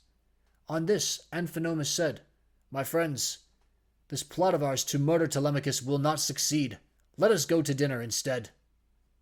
The others assented, so they went inside and laid their cloaks on the benches and seats. They sacrificed the sheep, goats, pigs, and the heifer, and when the inward meats were cooked, they served them round. They mixed the wine in the mixing bowls, and the swineherd gave every man his cup, while Philosius handed round the bread in the bread baskets, and Melanthius poured them out their wine. Then they laid their hands upon the good things that were before them. Telemachus purposely made Ulysses sit in the part of the cloister that was paved with stone. He gave him a shabby-looking seat at a little table to himself, and had his portion of the inward meats brought to him, with his wine in a gold cup. "Sit there," said he, "and drink your wine among the great people. I will put a stop to the jibes and blows of the suitors, for this is no public house, but belongs to Ulysses, and has passed from him to me. Therefore, suitors, keep your hands and your tongues to yourselves, or there will be mischief." The suitors bit their lips, and marveled at the boldness of his speech. Then Antinous said, "We do not like such language, but we will put up with it, for Telemachus is threatening us in good earnest. If Jove had let us, we should have put a stop to his brave talk ere now." Thus spoke Antinous, but Telemachus heeded him not. Meanwhile the heralds were bringing the holy hecatomb through the city, and the Achaeans gathered under the shady grove of Apollo. Then they roasted the outer meat, drew it off the spits, gave every man his portion, and feasted to their heart's content. Those who waited at table gave Ulysses exactly the same portion as the others had, for Telemachus had told them to do so. But Minerva would not let the suitors for one moment drop their insolence, for she wanted Ulysses to become still more bitter against them. Now there happened to be among them a ribald fellow, whose name was Ctesippus, and who came from Same. This man, confident in his great wealth, was paying court to the wife of Ulysses, and said to the suitors, "Hear what I have to say. The stranger has already had as large a portion as anyone else. This is well, for it is not right nor reasonable to ill-treat any guest of Telemachus who comes here. I will, however, make him a present on my own account, that he may have something to give to the bathwoman, or to some other of Ulysses' servants." As he spoke, he picked up a heifer's foot from the meat basket in which it lay, and threw it at Ulysses. But Ulysses turned his head a little aside and avoided it, smiling grimly Sardinian fashion as he did so, and it hit the wall, not him. On this Telemachus spoke fiercely to Ctesippus. "It is a good thing for you," said he, "that the stranger turned his head so that you missed him. If you had hit him, I should have run you through with my spear, and your father would have had to see about you getting buried rather than married in this house. So let me have no more unseemly behavior from any of you, for I am grown up now to the knowledge of good and evil, and understand what is going on, instead of being the child that I have been heretofore. I have long seen you killing my sheep, and making free with my corn and wine. I have put up with this, for no man is match for many. But do me no further violence. Still, if you wish to kill me, kill me. I would far rather die than see such disgraceful scenes day after day. Guests insulted, and men dragging the women servants about the house in an unseemly way." They all held their peace till at last Agelaus, son of Damastor, said, "No one should take offense at what has just been said, nor gainsay, for it is quite reasonable. Leave off, therefore, ill-treating the stranger, or anyone else of the servants who are about the house. I would say, however, a friendly word to Telemachus and his mother, which I trust may commend itself to both. As long, I would say, as you had ground for hoping that Ulysses would one day come, no one could complain of your waiting and suffering, the suitors to be in your house. It would have been better that he should have returned, but it is now sufficiently clear that he will never do so. Therefore, talk all this quietly over with your mother, and tell her to marry the best man, and the one who makes her the most advantageous offer. Thus, you will yourself be able to manage your own inheritance and to eat and drink in peace, while your mother will look after some other man's house, not yours." To this Telemachus answered, "By Jove, ageless, and by the sorrows of my unhappy father, who has either perished far from Ithaca or is wandering in some distant land, I throw no obstacles in the way of my mother's marriage. On the contrary, I urge her to choose whomsoever she will, and I will give her numberless gifts into the bargain. But I dare not insist point blank that she shall leave the house against her own wishes. Heaven forbid that I should do this." Minerva now made the suitors fall to laughing immoderately, and set their wits wandering. But they were laughing with a forced laughter. Their meat became smeared with blood, their eyes filled with tears, and their hearts were heavy with forebodings. Theoclymenus saw this, and said, "Unhappy men, what is it that ails you? There is a shroud of darkness drawn over you from head to foot. Your cheeks are wet with tears. The air is alive with wailing voices. The walls and roof beams drip blood. The gate of the cloisters and the court beyond them are full of ghosts, trooping down into the night of hell. The sun is blotted out of heaven, and a blighting gloom is over all the land." Thus did he speak, and they all of them laughed heartily.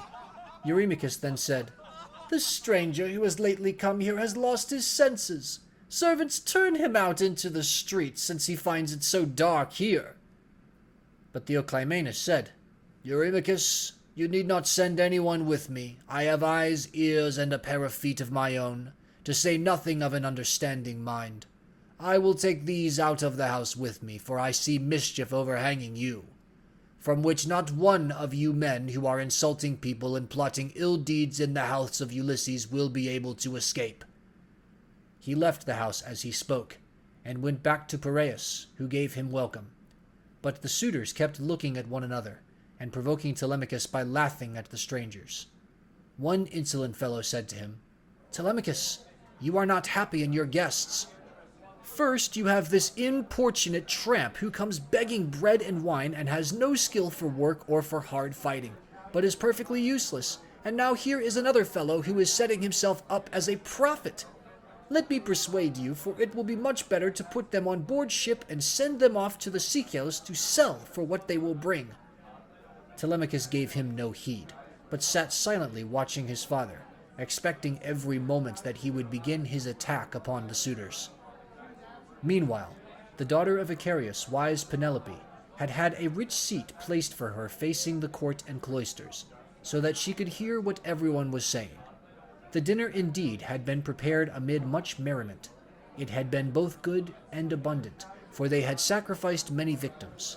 But the supper was yet to come, and nothing can be conceived more gruesome than the meal which a goddess and a brave man were soon to lay before them, for they had brought their doom upon themselves.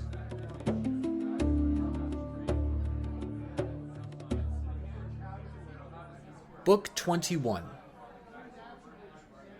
Minerva now put in Penelope's mind to make the suitors try their skill with the bow and with the iron axes, in contest among themselves, as a means of bringing about their destruction. She went upstairs and got the storeroom key, which was made of bronze and had a handle of ivory. She then went with her maidens into the storeroom at the end of the house, where her husband's treasures of gold, bronze, and wrought iron were kept, and where was also his bow and the quiver full of deadly arrows that had been given by a friend whom he had met in Lacedaemon, Iphitus, the son of Eurytus. The two fell in with one another in Messene at the house of Ortilochus, where Ulysses was staying in order to recover a debt that was owing from the whole people. For the Messenians had carried off 300 sheep from Ithaca, and had sailed away with them and with their shepherds. In quest of these, Ulysses took a long journey while still quite young, for his father and the other chieftains sent him on a mission to recover them. Iphitus had gone there also to try and get back 12 brood mares that he had lost, and the mule foals that were running with them. These mares were the death of him in the end, for when he went to the house of Jove's son, mighty Hercules, who performed such prodigies of valor, Hercules to shame killed him, though he was his guest. For he feared not heaven's vengeance, nor yet respected his own table. which he had set before Iphitus, but killed him in spite of everything and kept the mares himself. It was when claiming these that Iphitus met Ulysses and gave him the bow which mighty Eurytus had been used to carry, and which on his death had been left by him to his son. Ulysses gave him in return a sword and a spear, and this was the beginning of a fast friendship, although they never visited at one another's house, for Jove's son Hercules killed Iphitus ere they could do so.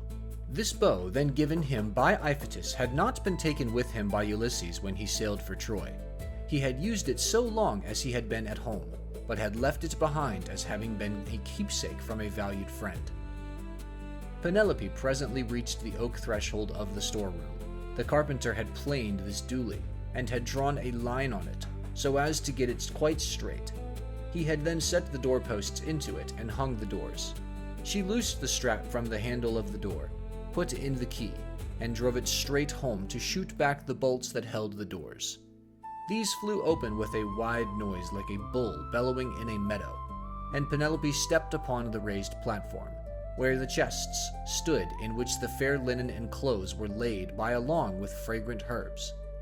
Reaching thence, she took down the bow with its bow case from the peg on which it hung. She sat down with it on her knees, weeping bitterly as she took the bow out of its case, and when her tears had relieved her, she went to the cloister where the suitors were, carrying the bow and the quiver, with the many deadly arrows that were inside it. Along with her came her maidens, bearing a chest that contained much iron and bronze, which her husband had won as prizes. When she reached the suitors, she stood by one of the bearing posts supporting the roof of the cloister, holding a veil before her face, and with a maid on either side of her. Then she said, "Listen to me, you suitors who persist in abusing the hospitality of this house, because its owner has been long absent, and without other pretext than that you want to marry me. This, then, being the prize that you are contending for, I will bring out the mighty bow of Ulysses, and whomsoever of you shall string it most easily, and send his arrow through each one of 12 axes, him will I follow, and quit this house of my lawful husband, so goodly and so abounding in wealth. But even so, I doubt not that I shall remember it in my dreams." As she spoke, she told Eumaeus to set the bow and the pieces of iron before the suitors, and Eumaeus wept as he took them, to do as she had bidden him. Hard by the stockman wept also when he saw his master's bow. But Antinous scolded them. "You country louts," said he, "silly simpletons, why should you add to the sorrow of your mistress by crying in this way? She has enough to grieve her in the loss of her husband. Sit still, therefore, and eat your dinners in silence, or go outside if you want to cry, and leave the bow behind you. We suitors shall have to contend for it with might and main, for we shall find it no light matter to string such a bow as this. There is not a man of us all who is such another as Ulysses, for I have seen him, and remember him, though I was only a child." This was what he said, but all the time he was expecting to be able to string the bow and shoot through the iron, whereas in fact he was to be the first that should taste of the arrows from the hands of Ulysses, whom he was dishonoring in his own house, egging the others on to do so also. Then Telemachus spoke. "Great heavens!" he exclaimed. "Jove must have robbed me of my senses. Here is my dear and excellent mother saying she will quit the house and marry again. Yet I am laughing and enjoying myself as though there were nothing happening. But, suitors, as the contest has been agreed upon, let it go forward. It is for a woman whose peer is not to be found in Pylos, Argos, or Mycenae, nor yet in Ithaca, nor on the mainland. You know this as well as I do. What need have I to speak in praise of my mother? Come on, then. Make no excuses for delay. But let us see whether you can string the bow or no. I too will make a trial of it, for if I can string it and shoot through the iron, I shall not suffer my mother to quit this house with a stranger. Not if I can win the prizes which my father won before me." As he spoke, he sprang from his seat, threw his crimson cloak from him, and took his sword from his shoulder. First, he set the axes in a row in a long groove which he had dug for them, and had made straight by line.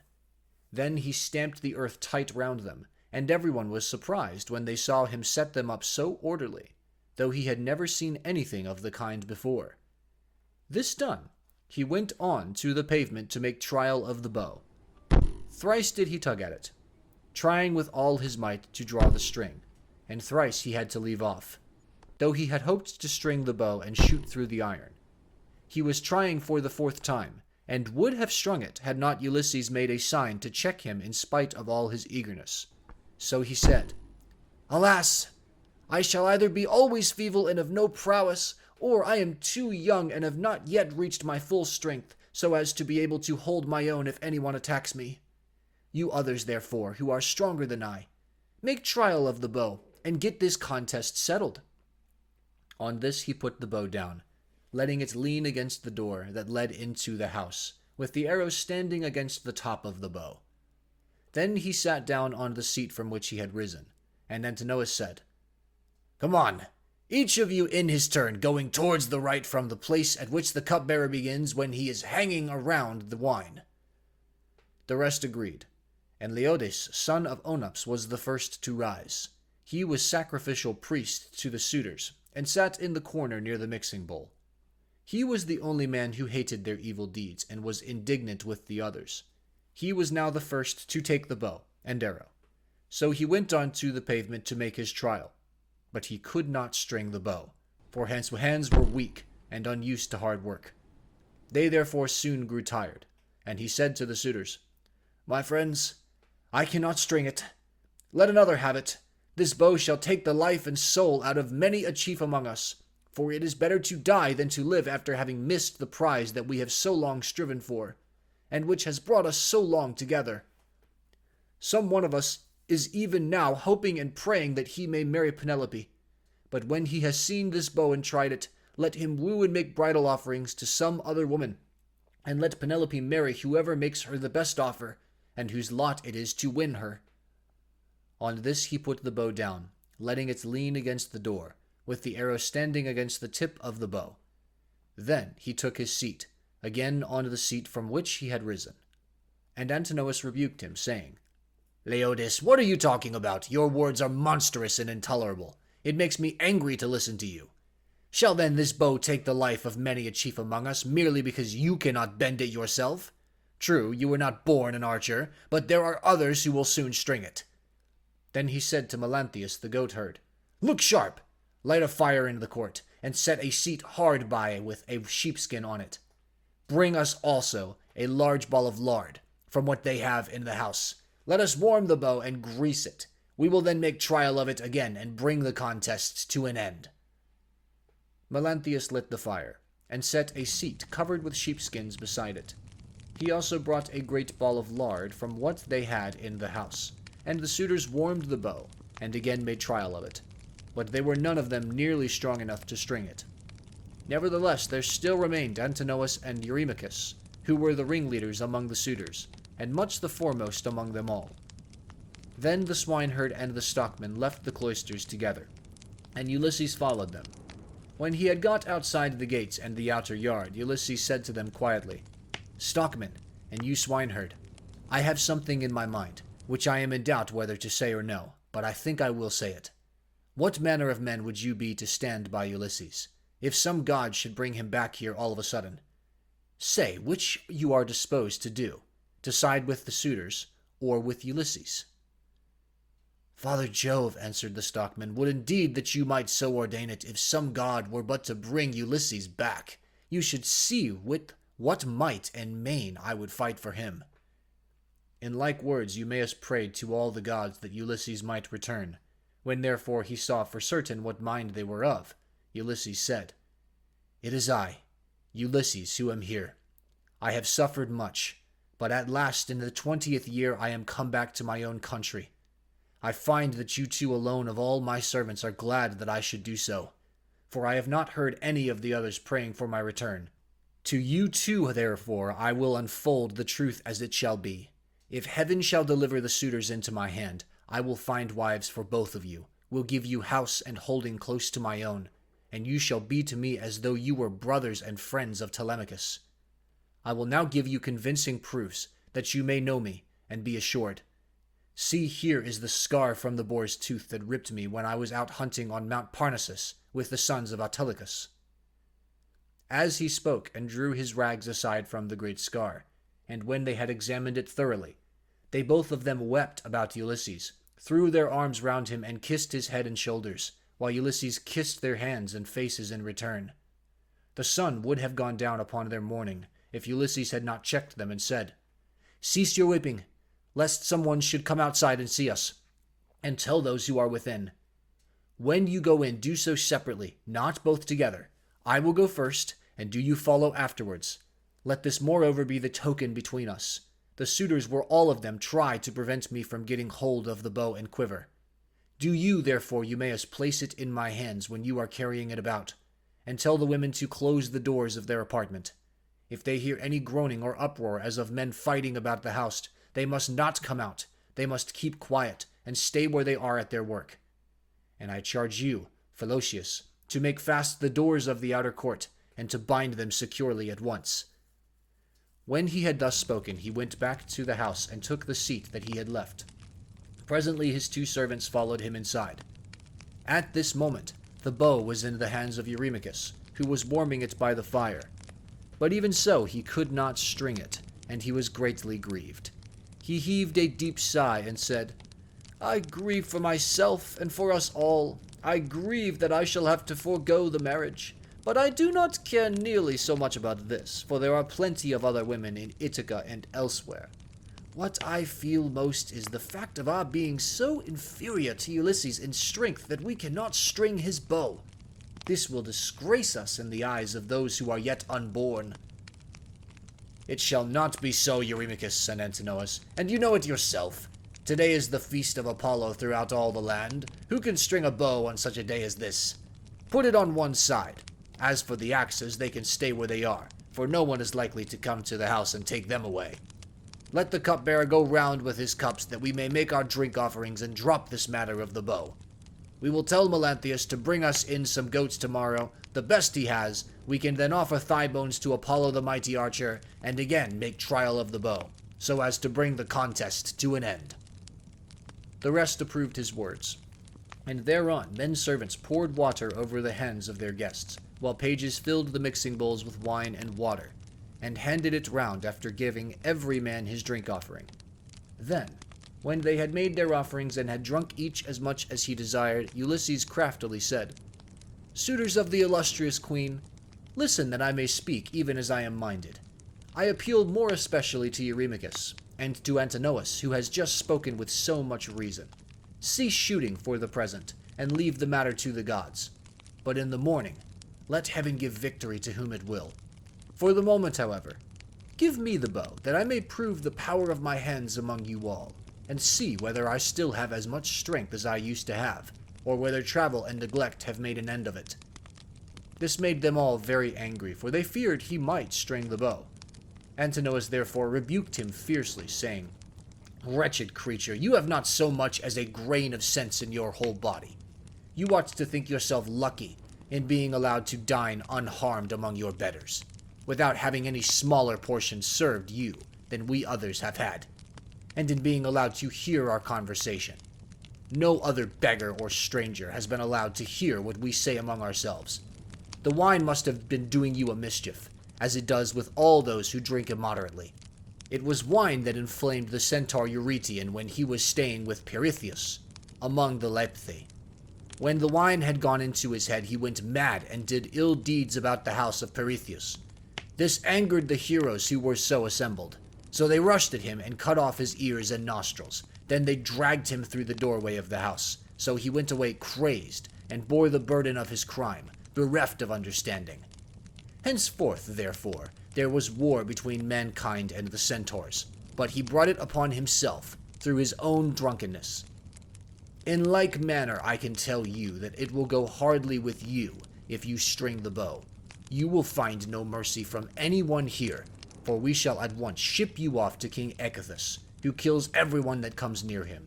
You will never get away alive, so drink and keep quiet, without getting into a quarrel with men younger than yourself."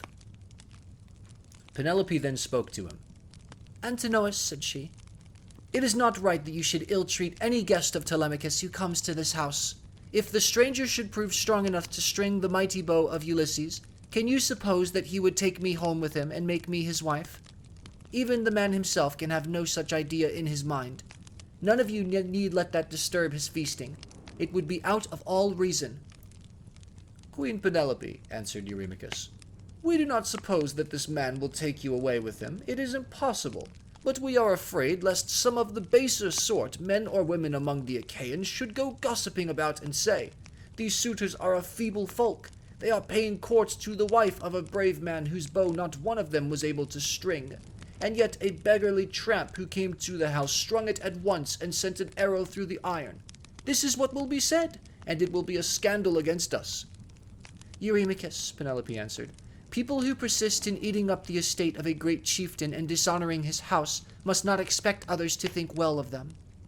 Why then, should you mind if men talk as you think they will? This stranger is strong and well built. He says, moreover, that he is of noble birth. Give him the bow, and let us see whether he can string it or no. I say, and it shall surely be, that if Apollo vouchsafes him the glory of stringing it, I will give him a cloak and shirt of good wear, with a javelin to keep off dogs and robbers, and a sharp sword. I will also give him sandals, and will see him sent safely wherever he wants to go." Then Telemachus said, "Mother, I am the only man either in Ithaca or in the islands that are over against Elis who has the right to let anyone have the bow or to refuse it. No one shall force me one way or the other, not even though I choose to make the stranger a present of the bow outright, and let him take it away with him. Go then, within the house, and busy yourself with your daily duties, your loom, your distaff, and the ordering of your servants. The bow is a man's matter, and mine above all others, for it is I who am master here." She went wandering back into the house, and laid her son's saying in her heart. Then going upstairs with her handmaids into her room, she mourned her dead husband till Minerva sent sweet sleep over her eyelids. The swineherd now took up the bow, and was for taking it to Ulysses, but the suitors clamored at him from all parts of the cloisters, and one of them said, "You idiot, where are you taking the bow to? Are you out of your wits? If Apollo and the other gods will grant our prayer, your own boarhound shall get you into some quiet little place and worry you to death." Eumaeus was frightened at the outcry they all raised, so he put the bow down there and then. But Telemachus shouted at him from the other side of the cloisters and threatened him, saying, "Father Eumaeus, bring the bow on in spite of them, or young as I am, I will pelt you with stones back to the country, for I am the better man of the two. I wish I was as much stronger than all the other suitors in the house as I am than you. I would soon send them off sick and sorry, for they mean mischief." Thus did he speak, and they all of them laughed heartily, which put them in a better humor with Telemachus. So Eumaeus brought the bow on, and placed it into the hands of Ulysses. When he had done this, he called Euryclea apart, and said to her, "Euryclea, Telemachus says you are to close the doors of the women's apartments. If they hear any groaning or uproar as of men fighting about the house, they are not to come out, but are to keep quiet and stay where they are at their work." Euryclea did as she was told, and closed the doors of the women's apartments. Meanwhile, Philocius slipped quietly out and made fast the gates of the outer court. There was a ship's cable of bideless fiber lying in the gatehouse, so he made the gates fast with it, and then came in again, resuming the seat that he had left, and keeping an eye on Ulysses, who had now got the bow in his hands, and was turning it every way about, and proving it all over to see whether the worms had been eating into its two horns during his absence. Then would one turn towards his neighbor, saying, "This is some tricky old bow fancier. Either he has got one like it at home, or he wants to make one. In such workmanlike style does the old vagabond handle it." Another said, "I hope he may be no more successful in other things than he is likely to be in stringing this bow." But Ulysses, when he had taken it up and examined it all over, strung it as easily as a skilled bard strings a new peg of his lyre, and makes the twisted gut fast at both ends. Then he took it in his right hand to prove the string, and it sang sweetly under his touch like the twittering of a swallow. The suitors were dismayed and turned color as they heard it. At that moment, moreover, Jove thundered loudly as a sign, and the heart of Ulysses rejoiced as he heard the omen that the son of scheming Saturn had sent him. He took an arrow that was lying upon the table, for those which the Achaeans were so shortly about to taste were all inside the quiver. He laid it on the centerpiece of the bow, and drew the notch of the arrow and the string towards him, still seated on his seat. When he had taken aim, he let fly, and his arrow pierced every one of the handle holes of the axes, from the first onwards, till it had gone right through them, and into the outer courtyard. Then he said to Telemachus, "Your guest has not disgraced you, Telemachus. I did not miss what I aimed at, and I was not long in stringing my bow. I am still strong, and not as the suitors twit me with being. Now, however, it is time for the Achaeans to prepare supper while there is still daylight, and then otherwise to disport themselves with song and dance, which are the crowning ornaments of a banquet." As he spoke, he made a sign with his eyebrows, and Telemachus girded on his sword, grasped his spear, and stood armed beside his father's seat.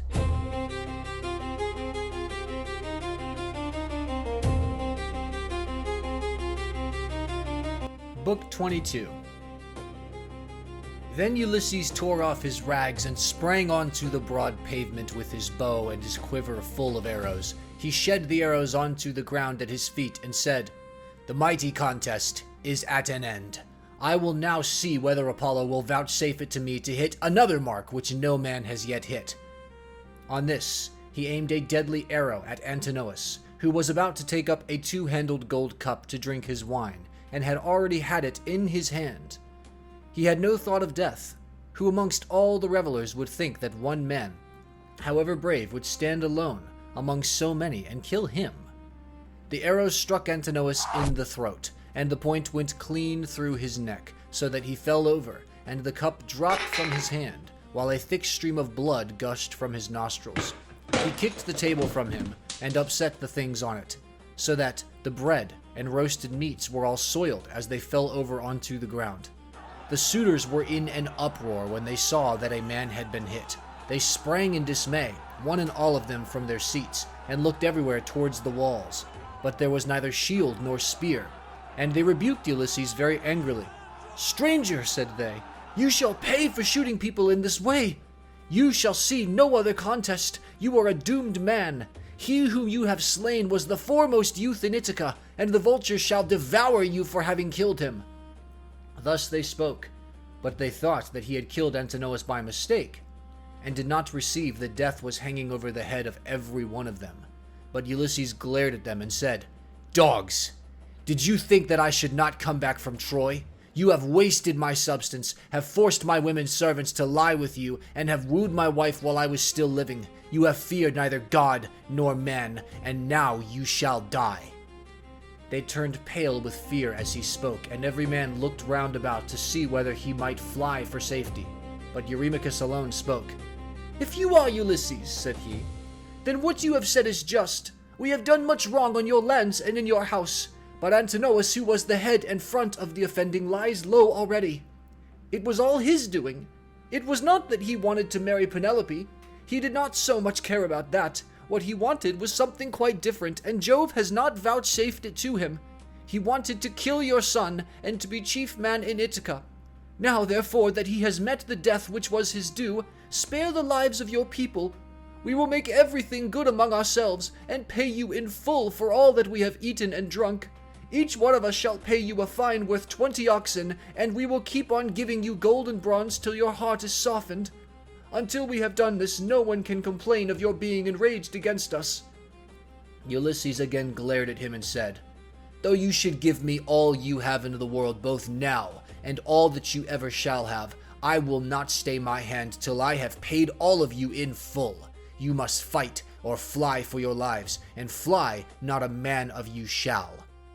Their hearts sank as they heard him, but Eurymachus again spoke, saying, "My friends, this man will give us no quarter. He will stand where he is and shoot us down till he has killed every man among us.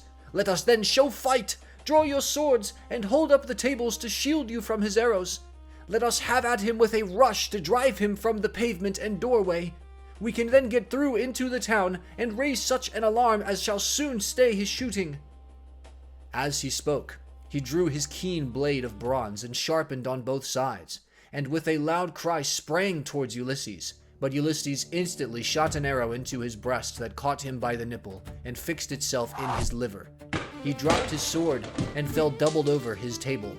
The cup and all the meats went over onto the ground as he smote the earth with his forehead in the agonies of death, and he kicked the stool with his feet until his eyes were closed in darkness. Then Amphinomus drew his sword and made straight at Ulysses to try and get him away from the door.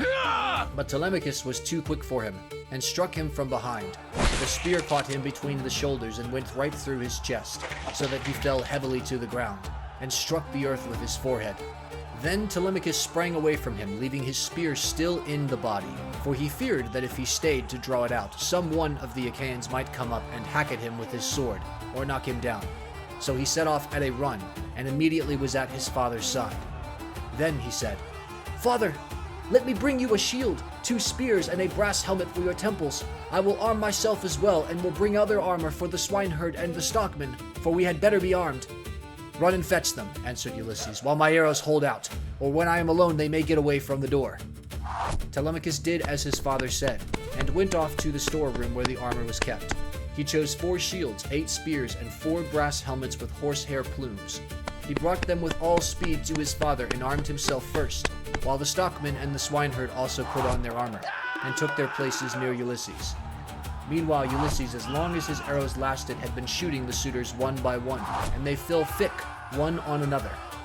When his arrows gave out, he set the bow to stand against the wall of the house by the doorpost, and hung a shield 4 hides thick about his shoulders. On his comely head he set his helmet, well wrought with a crest of horsehair, that nodded menacingly above it, and he grasped 2 redoubtable bronze-shod spears. Now there was a trap door on the wall, while at one end of the pavement there was an exit leading to a narrow passage, and this exit was closed by a well-made door. Ulysses told Philocius to stand by this door and guard it, for only one person could attack it at a time. But Aeschylus shouted out, "Cannot someone go out the trap door and tell the people what is going on? Help would come at once, and we would soon make an end of this man and his shooting." "This may not be, Aeschylus," answered Melanthius. "The mouth of the narrow passage is dangerously near the entrance to the outer court. One brave man could prevent any number from getting in. But I know what I will do. I will bring your arms from the storeroom, for I am sure it is there that Ulysses and his son have put them." On this, the goat-herd Melanthius went by back passages to the storeroom of Ulysses' house. There he chose 12 shields, with as many helmets and spears, and brought them back as fast as he could to give them to the suitors. Ulysses' heart began to fail him when he saw the suitors putting on their armor and brandishing their spears. He saw the greatness of the danger and said to Telemachus, "Some one of the women inside is helping the suitors against us, or it may be Melanthius." Telemachus answered, "The fault, father, is mine and mine only. I left the storeroom door open, and they have kept a sharper lookout than I have. Go, Eumaeus, put the door to, and see whether it is one of the women who is doing this, or whether, as I suspect, it is Melanthius, the son of Dullius." Thus did they converse. Meanwhile, Melanthius was again going to the storeroom to fetch more armor. But the swineherd saw him and said to Ulysses, who was beside him, "Ulysses, noble son of Laertes, it is that scoundrel Melanthius, just as we suspected, who is going to the storeroom. Say, shall I kill him if I can get the better of him, or shall I bring him here, that you may do your own revenge for all the many wrongs that he has done in your house?" Ulysses answered, "Telemachus and I will hold these suitors in check, no matter what they do. Go back, both of you, and bind Melanthius' hands and feet behind him. Throw him into the storeroom and make the door fast behind you. Then fasten a noose about his body, and string him up close to the rafters from a high bearing post, that he may linger on in an agony." Thus did he speak, and they did even as he had said. They went to the storeroom, which they entered before Melanthius saw them, for he was busy searching for arms in the innermost part of the room. So the two took their stand on either side of the door and waited. By and by Melanthius came out with a helmet in one hand, and an old dry-rotted shield in the other, which had been borne by Laertes when he was young, but which had long been since thrown aside, and the straps had become unsewn. On this the two seized him, dragged him back by the hair, and threw him struggling to the ground. They bent his hands and feet well behind his back and bound them tight with a painful bond, as Ulysses had told them. Then they fastened a noose about his body and strung him up from a high pillar, till he was close up to the rafters. And over him did you then vaunt, O swineherd Eumaeus, saying, Melanthius, you will pass the night on a soft bed as you deserve. You will know very well when morning comes from the streams of Oceanus, and it is time for you to be driving in your goats for the suitors to feast on. There then they left him in very cruel bondage, and having put on their armor they've closed the door behind him, and went back to take their places by the side of Ulysses. Whereon the 4 men stood in the cloister, fierce and full of fury. Nevertheless, those who were in the body of the court were still both brave and many. Then Jove's daughter Minerva came up to them, having assumed the voice and form of Mentor. Ulysses was glad when he saw her, and said, Mentor, lend me your help, and forget not your old comrade, nor the many good turns he has done you. Besides, you are my age mate. But all the time he felt sure that it was Minerva, and the suitors from the other side raised an uproar when they saw her.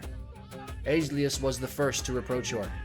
Mentor, he cried, do not let Ulysses beguile you into siding with him and fighting the suitors. This is what we will do. When we have killed these people, father and son, we will kill you too. You shall pay for it with your head, and when we have killed you, we will take all that you have, indoors or out, and bring it into the hotch pot with Ulysses' property. We will not let your sons live in your house, nor your daughters, nor shall your widow continue to live in the city of Ithaca. This made Minerva still more furious, so she scolded Ulysses very angrily. Ulysses, said she, your strength and prowess are no longer what they were when you fought for 9 long years among the Trojans about the noble lady Helen. You killed many a man in those days, and it was through your stratagem that Priam's city was taken.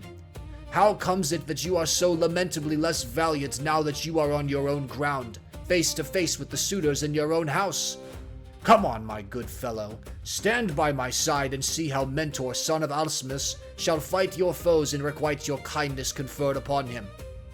But she would not give him full victory as yet, for she wished further to prove his own prowess and that of his brave son.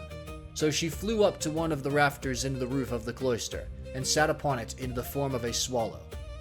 Meanwhile, Aeschylus, son of Damastor, Eurynomus, Amphimedon, Demoptilus, Pisander, and Polybus, son of Polyctor, bore the brunt of the fight upon the suitor's side. Of all those who were still fighting for their lives, they were by far the most valiant, for the others had already fallen under the arrows of Ulysses. Aeschylus shouted to them and said, My friends, he will soon have to leave off, for Mentor has gone away after having done nothing for him but brag. They are standing at the doors unsupported. Do not aim at him all at once, but 6 of you throw your spears first, and see if you cannot cover yourselves with glory by killing him. When he has fallen, we need not be uneasy about the others. They threw their spears as he bade them, but Minerva made them all of no effect. One hit the doorpost, another went against the door, the pointed shaft of another struck the wall, and as soon as they had avoided all the spears of the suitors, Ulysses said to his own men, My friends, I should say we too had better let drive into the middle of them, or they will crown all the harm they have done us by killing us outright. They therefore aimed straight in front of them and threw their spears. Ulysses killed Demoptilus, Telemachus, Eurytus, Eumaeus, Elatus, while the stockmen killed Pisander. These all bit the dust, and as the others drew back into a corner, Ulysses and his men rushed forward and regained their spears by drawing them from the bodies of the dead. The suitors now aimed a second time, but again Minerva made their weapons for the most part without effect. One hit a bearing post of the cloister, another went against the door, while the pointed shaft of another struck the wall. Still, Amphimedon just took a piece of the top skin from off Telemachus' wrist, and Ctesippus managed to graze Eumaeus' shoulder above his shield, but the spear went on and fell to the ground. Then Ulysses and his men let drive into the crowd of suitors. Ulysses hit Eurydamus, Telemachus Amphimedon, and Eumaeus Polybus. After this, the stockmen hit Ctesippus in the breast and taunted him, saying, Foul-mouthed son of Polythersus, do not be so foolish as to talk wickedly another time, but let heaven direct your speech, for the gods are far stronger than men. I make you a present of this advice to repay you for the foot which you gave Ulysses, which was begging about in his own house. Thus spoke the stockman, and Ulysses struck the son of Damastor with a spear in close fight, while Telemachus hit Leocritus, son of Evenor, in the belly. and the dart went clean through him, so that he fell forward full on his face upon the ground. Then Minerva from her seat on the rafter held up her deadly aegis, and the hearts of the suitors quailed. They fled to the other end of the court like a herd of cattle maddened by the Gothly in early summer, when the days are at their longest. As eagle-beaked, crook-taloned vultures from the mountains swoop down on the smaller birds that cower in flocks upon the ground and kill them, for they can neither fight or fly, and lookers on enjoy the sport. Even so did Ulysses and his men fall upon the suitors and smite them on every side. They made a horrible groaning as their brains were being battered in, and the ground seethed with their blood. Leodes then caught the knees of Ulysses and said, "Ulysses, I beseech you, have mercy upon me and spare me. I never wronged any of the women in your house, either in word or deed, and I tried to stop the others. I saw them, but they would not listen, and now they are paying for their folly. I was their sacrificing priest. If you kill me, I shall die without having done anything to deserve it, and shall have got no thanks for all the good that I did." Ulysses looked sternly at him and said, "If you were their sacrificing priest, you must have prayed many a time that it might be long before I got home again, and that you might marry my wife and have children by her. Therefore, you shall die." With these words he picked up the sword that Aegeus had dropped when he was being killed, and which was lying upon the ground. Then he struck Leodes on the back of his neck, so that his head fell rolling in the dust while he was yet speaking. The minstrel Phemius, son of Terpis, he who had been forced by the suitors to sing to them, now tried to save his life. He was standing near toward the trap door, and held his lyre in his hand. He did not know whether to fly out of the cloister and sit down by the altar of Jove that was in the outer court, and on which both Laertes and Ulysses had offered up the thigh bones of many an ox, or whether to go straight up to Ulysses and embrace his knees. But in the end he deemed it best to embrace Ulysses' knees. So he laid his lyre on the ground between the mixing bowl and the silver-studded seat. Then going up to Ulysses, he caught hold of his knees and said, "Ulysses, I beseech you, have mercy on me and spare me. You will be sorry for it afterwards if you kill a bard who can sing both for gods and men as I can. I make all my lays myself, and heaven visits me with every kind of inspiration. I would sing to you as though you were a god. Do not therefore be in such a hurry to cut my head off. Your own son Telemachus will tell you that I did not want to frequent your house and sing the suitors after their meals, but they were too many and too strong for me, so they made me." Telemachus heard him and at once went up to his father. "Hold!" he cried. "This man is guiltless. Do him no hurt, and we will spare Medon too, who was always good to me when I was a boy. Unless Philocius or Eumaeus has already killed him, or he has fallen in your way when you were raging about the court." Medon caught these words of Telemachus, for he was crouching under a seat beneath which he had hidden, by covering himself up with a freshly flayed heifer's hide. So he threw off the hide, went to Telemachus, and laid hold of his knees. "Here I am, my dear sir," said he. "Stay your hand, therefore, and tell your father, or he will kill me in his rage against the suitors for having wasted his substance and been so foolishly disrespectful to yourself." Ulysses smiled at him and answered, "Fear not. Telemachus has saved your life, that you may know in future and tell other people how greatly better goods prosper than evil ones. Go, therefore, outside the cloister into the outer court, and be out of the way of the slaughter, you and the bard, while I finish my work here inside." The pair went into the outer court as fast as they could, and sat down by Jove's great altar, looking fearfully round and still expecting that they would be killed. Then Ulysses searched the whole court carefully over to see if anyone had managed to hide himself and was still living. But he found them all lying in the dust and weltering in their blood. They were like fishes which fishermen have netted out of the sea, and thrown upon the beach to lie gasping for water till the heat of the sun makes an end of them. Even so were the suitors all lying, all huddled up against each other. Then Ulysses said to Telemachus, "Call nurse Euryclea. I have something to say to her." Telemachus went and knocked at the door of the women's room. "Make haste," said he. "You old woman who have been set over all the other women in the house, come outside. My father wishes to speak to you." When Euryclea heard this, she unfastened the door of the women's room and came out, following Telemachus. She found Ulysses among the corpses, bespattered with blood and filth like a lion that has just been devouring an ox, and his breast and both his cheeks all bloody, so that he is a fearful sight. Even so was Ulysses besmirched from head to foot with gore. When she saw all the corpses and such a quantity of blood, she was beginning to cry out for joy, for she saw that a great deed had been done. But Ulysses checked her. "Old woman," said he, "rejoice in silence. Restrain yourself and do not make any noise about it. It is an unholy thing to vaunt over dead men. Heaven's doom and their own evil deeds have brought these men to destruction, for they respected no man in the whole world, neither rich nor poor, who came near them. And they have come to a bad end as a punishment for their wickedness and folly. Now, however, tell me which of the women in the house have misconducted themselves, and who are innocent." "I will tell you the truth, my son," answered Euryclea. "There are 50 women in the house. We teach to do things, such as carding wool, and all kinds of household work. Of these, 12 in all have misbehaved, and have been wanting in respect to me, and also to Penelope. They showed no disrespect to Telemachus, for he has only lately grown, and his mother never permitted him to give orders to the female servants. But let me go upstairs, and tell your wife all that has happened, for some god has been sending her to sleep." "Do not wake her yet," answered Ulysses, "but tell the women who have misconducted themselves to come to me." Euryclea left the cloister to tell the women, and make them come to Ulysses. In the meantime he called Telemachus the stockman and the swineherd. "Begin," said he, "to remove the dead, and make the women help you. Then get sponges and clean water to swill down the tables and seats. When you have thoroughly cleansed the whole cloister, take the women into the space between the domed room and the wall of the outer court, and run them through with your swords till they are quite dead, and have forgotten all about love, and the way in which they used to lie in secret with the suitors." On this the women came down in a body, weeping and wailing bitterly. First they carried the dead bodies out, and propped them up against one another in the gatehouse. Ulysses ordered them about, and made them do their work quickly, so they had to carry the bodies out. When they had done this, they cleaned all the tables and seats with sponges and water, while Telemachus and the 2 others shoveled up the blood and dirt from the ground.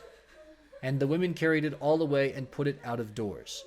Then, when they had made the whole place quite clean and orderly, they took the women out, and hemmed them in the narrow space between the wall of the domed room and that of the yard, so that they could not get away. And Telemachus said to the other 2, "I shall not let these women die a clean death, for they were insolent to me and my mother, and used to sleep with the suitors." So saying, he made a ship's cable fast to one of the bearing posts that supported the roof of the domed room, and secured it all around the building, at a good height, lest any of the women's feet should touch the ground.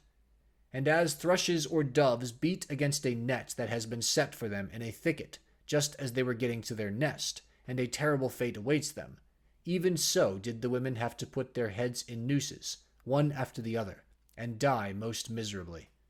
Their feet moved convulsively for a while, but not for very long.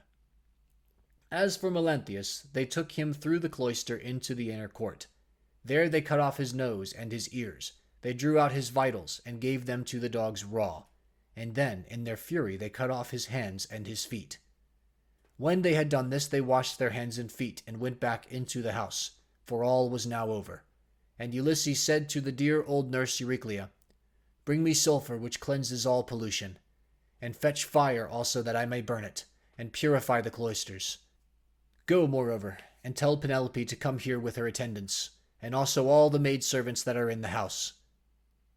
"All that you have said is true," answered Euryclea. "But let me bring you some clean clothes, a shirt and a cloak. Do not keep these rags on your back any longer. It is not right." "First light me a fire," replied Ulysses. She brought the fire and sulphur, as he had bidden her, and Ulysses thoroughly purified the cloisters in both the inner and outer courts. Then she went inside to call the women and tell them what had happened. Whereon they came from their apartment with torches in their hands, and pressed round Ulysses to embrace him, kissing his head and shoulders and taking hold of his hands. It made him feel as if he should like to weep, for he remembered every one of them.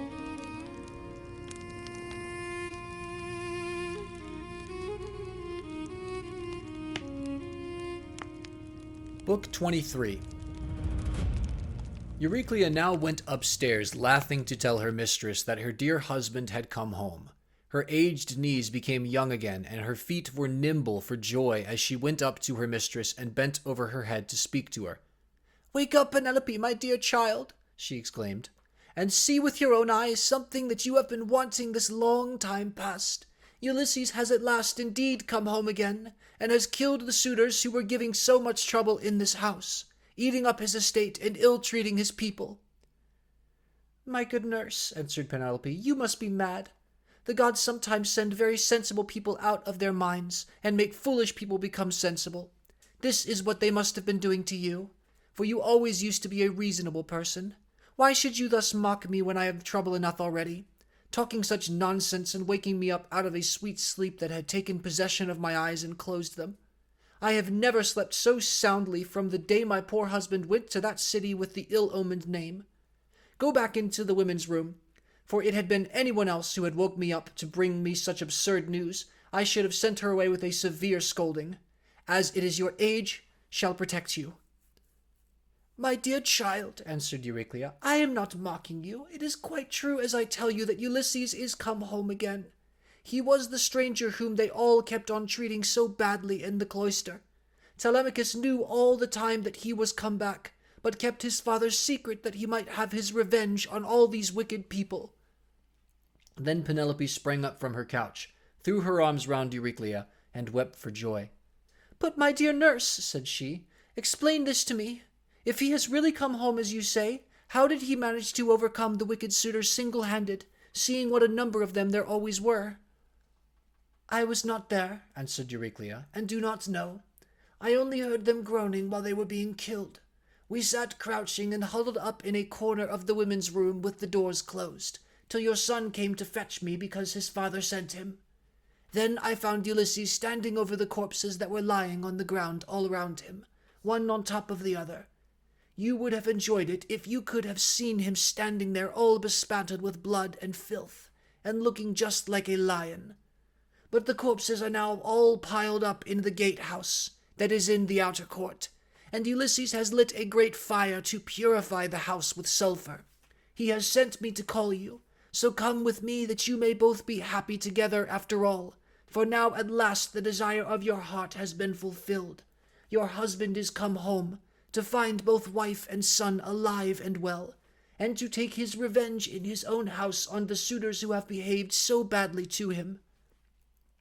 "My dear nurse," said Penelope, "do not exalt me too confidently over all this. You know how delighted everyone would be to see Ulysses come home, more particularly myself, and the son who has been born to both of us. But what you tell me cannot be really true.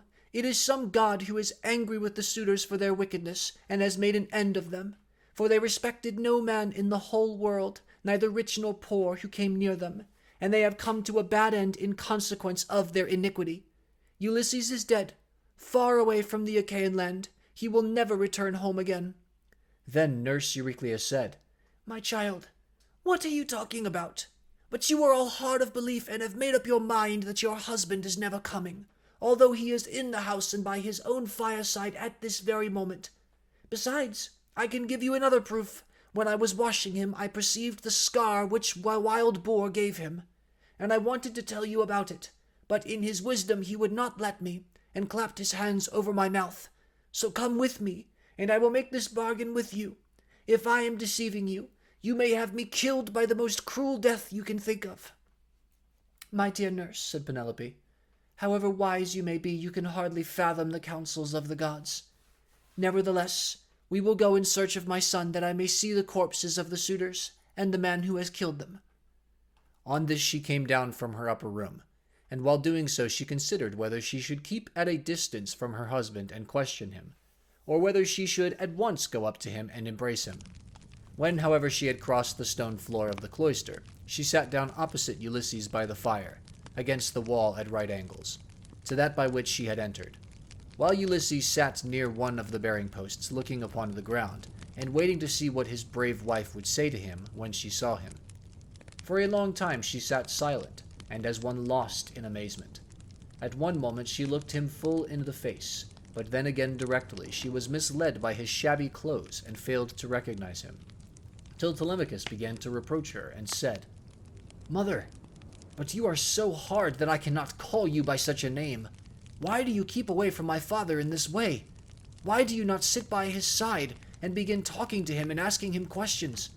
No other woman could bear to keep away from her husband when he had come back to her after 20 years of absence, and after having gone through so much, but your heart always was as hard as a stone." Penelope answered, "My son, I am so lost in astonishment that I can find no words in which either to ask questions or to answer them. I cannot even look him straight in the face. Still, if he really is Ulysses come back to his own home again, we shall get to understand one another better by and by, for there are tokens with which we two are alone acquainted, and which are hidden from all others." Ulysses smiled at this, and said to Telemachus, "Let your mother put me to any proof she likes. She will make up her mind about it presently.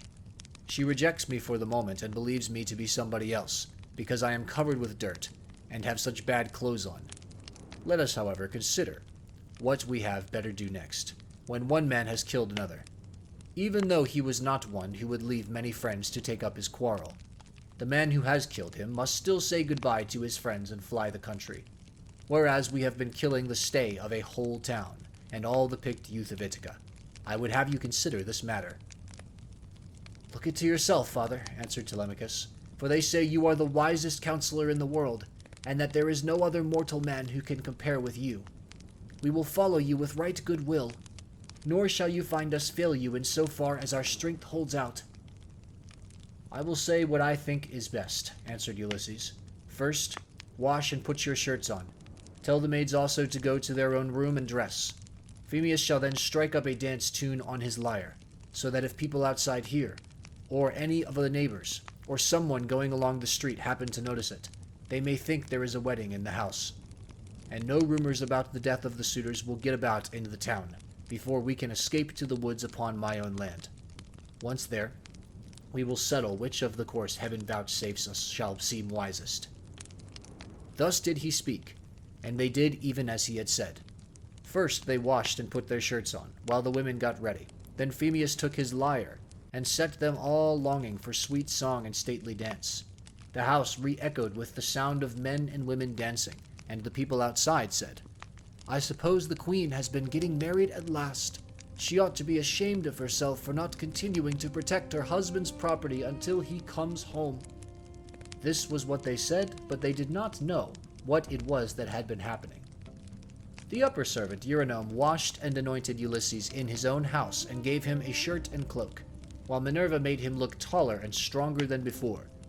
She also made the hair grow thick on the top of his head and flow down in curls like hyacinth blossoms.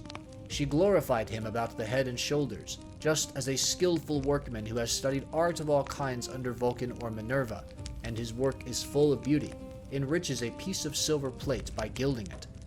He came from the bath looking like one of the immortals and sat down opposite his wife on the seat he had left. "My dear," said he, "heaven has endowed you with a heart more unyielding than woman ever yet had.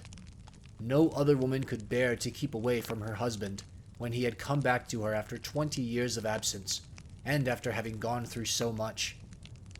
But come, nurse, get a bed ready for me. I will sleep alone, for this woman has a heart as hard as iron." "My dear," answered Penelope, "I have no wish to set myself up nor to depreciate you, but I am not struck by your appearance, for I very well remember what kind of a man you were when you set sail from Ithaca. Nevertheless, Euryclea, take his bed outside the bedchamber that he himself built. Bring the bed outside this room, and put bedding upon it with fleeces, good coverlets, and blankets." She said this to try him, but Ulysses was very angry and said, "Wife, I am much displeased at what you have just been saying. Who has been taking my bed from the place in which I left it? He must have found it a hard task, no matter how skilled a workman he was, unless some god came and helped him to shift it.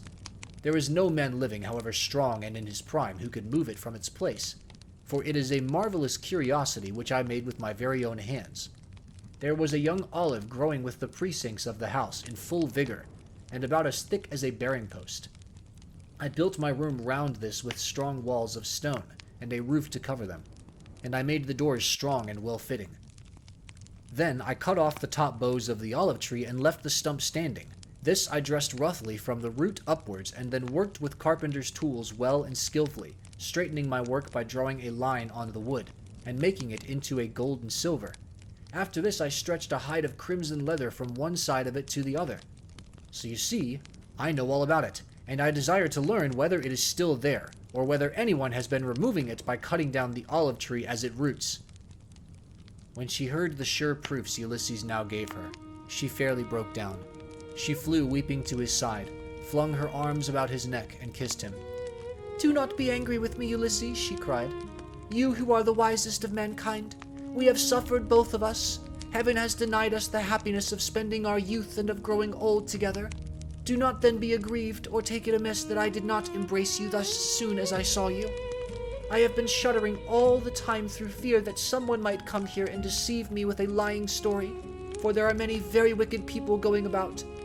Jove's daughter Helen would never have yielded herself to a man from a foreign country if she had known that the sons of the Achaeans would come after her and bring her back. Heaven put it in her heart to do wrong, and she gave no thought to that sin, which has been the source of all our sorrows. Now, however, that you have convinced me by showing that you know all about our bed, which no human being ever has seen but you, and I and a single maidservant, the daughter of Actor, who was given me by my father on my marriage, and who kept the doors of our room, hard of belief though I have been, I can mistrust you no longer." Then Ulysses in his turn melted and wept as he clasped his dear and faithful wife to his bosom. As the sight of land is welcome to men who are swimming toward the shore when Neptune has wrecked their ship with the fury of his winds and waves, a few alone reach the land, and these covered with brine and thankful when they find themselves on firm ground and out of danger. Even so was her husband welcome to her, as she looked upon him, and she could not tear her two fair arms from about his neck. Indeed, they would have gone on indulging their sorrow till rosy-fingered morn appeared, had not Minerva determined otherwise, and held night back in the far west, while she would not suffer dawn to leave Oceanus, nor to yoke the two steeds Lampus and Phaethon that bear her onward to break the day upon mankind. At last, however, Ulysses said, "Wife, we have not yet reached the end of our troubles. I have an unknown amount of toil still to undergo. It is long and difficult, but I must go through it, for thus the shade of Tiresias prophesied concerning me, on the day when I went down into Hades to ask about my return and that of my companions. But now, let us go to bed, that we may lie down and enjoy the blessed boon of sleep." "You shall go to bed as soon as you please," replied Penelope, "now that the gods have sent you home to your own good house and to your country. But as heaven has put it in your mind to speak of it, tell me about the task that lies before you. I shall have to hear about it later, so it is better that I should do at once." "My dear," answered Ulysses, "why should you press me to tell you? Still, I will not conceal it from you, though you will not like it. I do not like it myself, for Tiresias bade me travel far and wide carrying an oar, till I came to a country where the people have never heard of the sea, and do not even mix salt with their food. They know nothing about ships nor oars that are the wings of ships. He gave me this certain token, which I will not hide from you. He said that a wayfarer should meet me, and ask me whether it was a winnowing shovel that I had on my shoulder. On this I was to fix my oar in the ground and sacrifice a ram, a bull, and a boar to Neptune, after which I was to go home and offer hecatombs to all the gods in heaven, one after the other. As for myself, he said that death should come to me from the sea, and that my life should ebb away very gently when I was full of years and peace of mind, and my people should bless me. All this, he said, should surely come to pass." And Penelope said, "If the gods are going to vouchsafe you a happier time in your old age, you may hope then to have some respite from misfortune." Thus did they converse. Meanwhile, Eurynome and the nurse took torches, and made the bed ready with soft coverlets. As soon as they had laid them, the nurse went back into the house to go to her rest, leaving the bedchamber woman, Eurynome, to show Ulysses and Penelope to bed by torchlight. When she had conducted them to their room, she went back, and they then came joyfully to the rites of their own old bed. Telemachus, Philocius, and the swineherd now left off dancing, and made the women leave off also. They then laid themselves down to sleep in the cloisters. When Ulysses and Penelope had had their fill of love, they fell talking with one another. She told him how much she had had to bear in seeing the house filled with a crowd of wicked suitors who had killed so many sheep and oxen on her account, and had drunk so many casks of wine. Ulysses in his turn told her what he had suffered, and how much trouble he had himself given to other people. He told her everything, and she was so delighted to listen that she never went to sleep till he had ended his whole story. He began with his victory over the Citons, and how he thence reached the fertile land of the Lotus Eaters. He told her all about the Cyclops, and how he had punished him for having so ruthlessly eaten his brave comrades. How he then went on to Aeolus, who received him hospitably, and furthered him on his way. But even so, he was not to reach home, for to his great grief a hurricane carried him out to sea again. How he went on to the Lystrigonian city Telepelos, where the people destroyed all his ships with their crews, save himself and his own ship only. Then he told of cunning Circe and her craft, and how he sailed to the chill house of Hades to consult the ghost of the Theban prophet Tiresias, and how he saw his old comrades in arms, and his mother who bore him and brought him up when he was a child. How he then heard the wondrous singing of the sirens, and went on to the wandering rocks and terrible Charybdis, and to Scylla, whom no man has ever yet passed in safety. How his men then ate the cattle of the sun god, and how Jove therefore struck the ship with his thunderbolts, so that all his men perished together, himself alone being left alive. How at last he reached the Ogygian island, and the nymph Calypso, who kept him there in a cave, and fed him, and wanted him to marry her, in which case she intended making him immortal, so that he should never grow old, but she could not persuade him to let her do so. And how after suffering much, he had found his way to the Phaeacians, who had treated him as though he had been a god, and sent him back in a ship to his own country after having given him gold, bronze, and raiment in great abundance. This was the last thing about which he told her, for here a deep sleep took hold upon him, and eased the burden of his sorrows. Then Minerva bethought her of another matter. When she deemed that Ulysses had had both of his wife and of repose, she bade gold-enthroned Dawn rise out of Oceanus, that she might shed light upon mankind. On this Ulysses rose from his comfortable bed, and said to Penelope, "Wife, we have both of us had our full share of troubles, you here in lamenting my absence, and I in being prevented from getting home, though I was longing all the time to do so. Now, however, that we have at last come together, take care of the property that is in the house.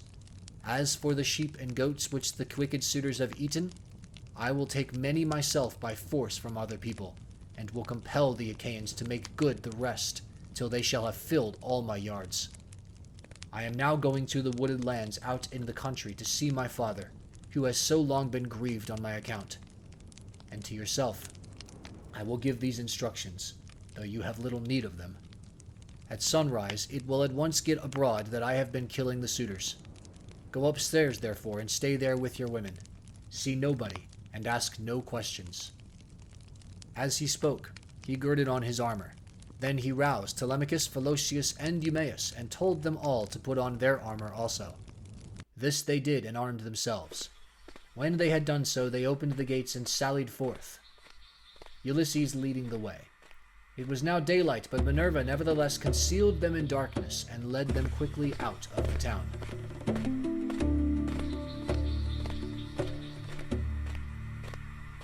Book 24. Then Mercury of Cyllene summoned the ghosts of the suitors, and in his hand he held the fair golden wand with which he seals men's eyes in sleep, or wakes them up just as he pleases. With this he roused the ghosts and led them, while they followed whining and gibbering behind him, as bats fly squealing in the hollow of some great cave when one of them has fallen out of the cluster in which they hang. Even so did the ghosts whine and squeal as Mercury, the healer of sorrow, led them down into the dark abode of death.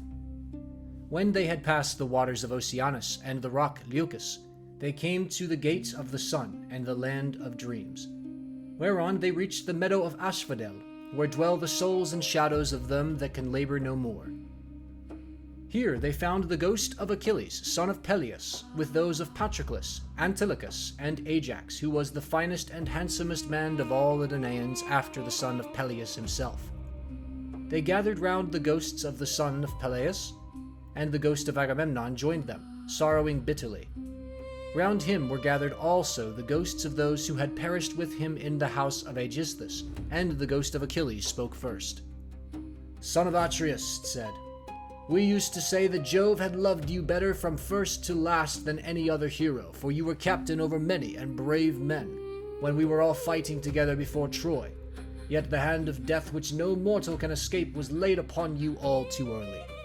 Better for you had fallen at Troy in the heyday of your renown, for the Achaeans would have built a mound over your ashes, and your son would have been heir to your good name. Whereas it has now been your lot to come down to a miserable end." "Happy son of Peleus," answered the ghost of Agamemnon, "for having died at Troy far from Argos, while the bravest of the Trojans and the Achaeans fell round you fighting for your body. There you lay in the whirling clouds of dust, all huge and hugely, heedless now of your chivalry. We fought the whole of the livelong day, nor should we ever have left off if Jove had not sent a hurricane to stay us. Then, when we had borne you to the ships out of the fray, we lay you on your bed and cleansed your fair skin with warm water and with ointments. The Danaans tore their hair and wept bitterly round about you. Your mother, when she heard, came with her immortal nymphs from out of the sea, and the sound of a great wailing went forth over the waters, so that the Achaeans quaked for fear. They would have fled panic-stricken to their ships, had not wise old Nestor, whose counsel was ever truest, checked them, saying, 'Hold, Argives, fly not, sons of the Achaeans, this is his mother coming to the sea, with her immortal nymphs to view the body of her son.' Thus he spoke, and the Achaeans feared no more. The daughters of the old man of the sea stood round you weeping bitterly, and clothed you in immortal raiment. The 9 muses also came and lifted up their sweet voices in lament, calling and answering one another. There was not an Argive but wept for pity of the dirge they chanted. Days and nights, 7 and 10, we mourned you, mortals and immortals. But on the 18th day we gave you to the flames, and many a fat sheep with many an ox did we slay and sacrifice around you. You were burnt in raiment of the gods with rich resins and with honey, while heroes, horse and foot, clashed their armor round the pile as you were burning, with the tramp as of a great multitude. But when the flames of heaven had done their work, we gathered your white bones at daybreak, and laid them in ointments and in pure wine. Your mother brought us a golden vase to hold them, gift of Bacchus, and work of Vulcan himself. In this we mingled your bleached bones with those of Patroclus who had gone before you, and separate we enclosed also those of Antilochus, who had been closer to you than any other of your comrades now that Patroclus was no more. Over these the host of the Argives built a noble tomb, on a point jutting out over the open Hellespont. Then it might be seen from far out upon the sea by those now living and by them that shall be born hereafter. Your mother begged prizes from the gods and offered them to be contended for by the noblest of the Achaeans. You must have been present at the funeral of many a hero, when the young men gird themselves and make ready to contend for prizes on the death of some great chieftain. But you never saw such prizes as silver-footed Thetis offered in your honor, for the gods loved you well. Thus, even in death your fame, Achilles, has not been lost, and your name lives evermore amongst all mankind. But as for me, what solace had I when the days of my fighting were done? For Jove willed my destruction on my return by the hounds of Aegisthus and those of my wicked wife." Thus did they converse, and presently Mercury came up to them, with the ghosts of the suitors who had been killed by Ulysses. The ghosts of Agamemnon and Achilles were astonished at seeing them, and went up to them at once. The ghost of Agamemnon recognized Amphimaedon, son of Melanius, who lived in Ithaca and had been his host, so it began to talk to him. "Amphimaedon," it said, "what has happened to all you fine young men, all of an age, too, that you are come down here under the ground? One could pick no finer body of men from any city. Did Neptune raise his winds and waves against you when you were at sea? Or did your enemies make an end of you on the mainland when you were cattle lifting or sheep stealing, or while fighting in defense of their wives and city? Answer my question, for I have been your guest. Do you not remember how I came to your house with Menelaus to persuade Ulysses to join us with his ships against Troy? It was a whole month ere we could resume our voyage, for we had hard work to persuade Ulysses to come with us. And the ghost of Amphimaedon answered, Agamemnon, son of Atreus, king of men, I remember everything that you have said and will tell you fully and accurately about the way in which our end was brought about. Ulysses had been long gone, and we were courting his wife, who did not say point blank that she would not marry, nor yet bring matters to an end, for she meant to compass our destruction. This then was the trick she played us. She set up a great tambour frame in her room and began to work on an enormous piece of fine needlework. Sweethearts, she said, Ulysses is indeed dead. Still do not press me to marry again immediately.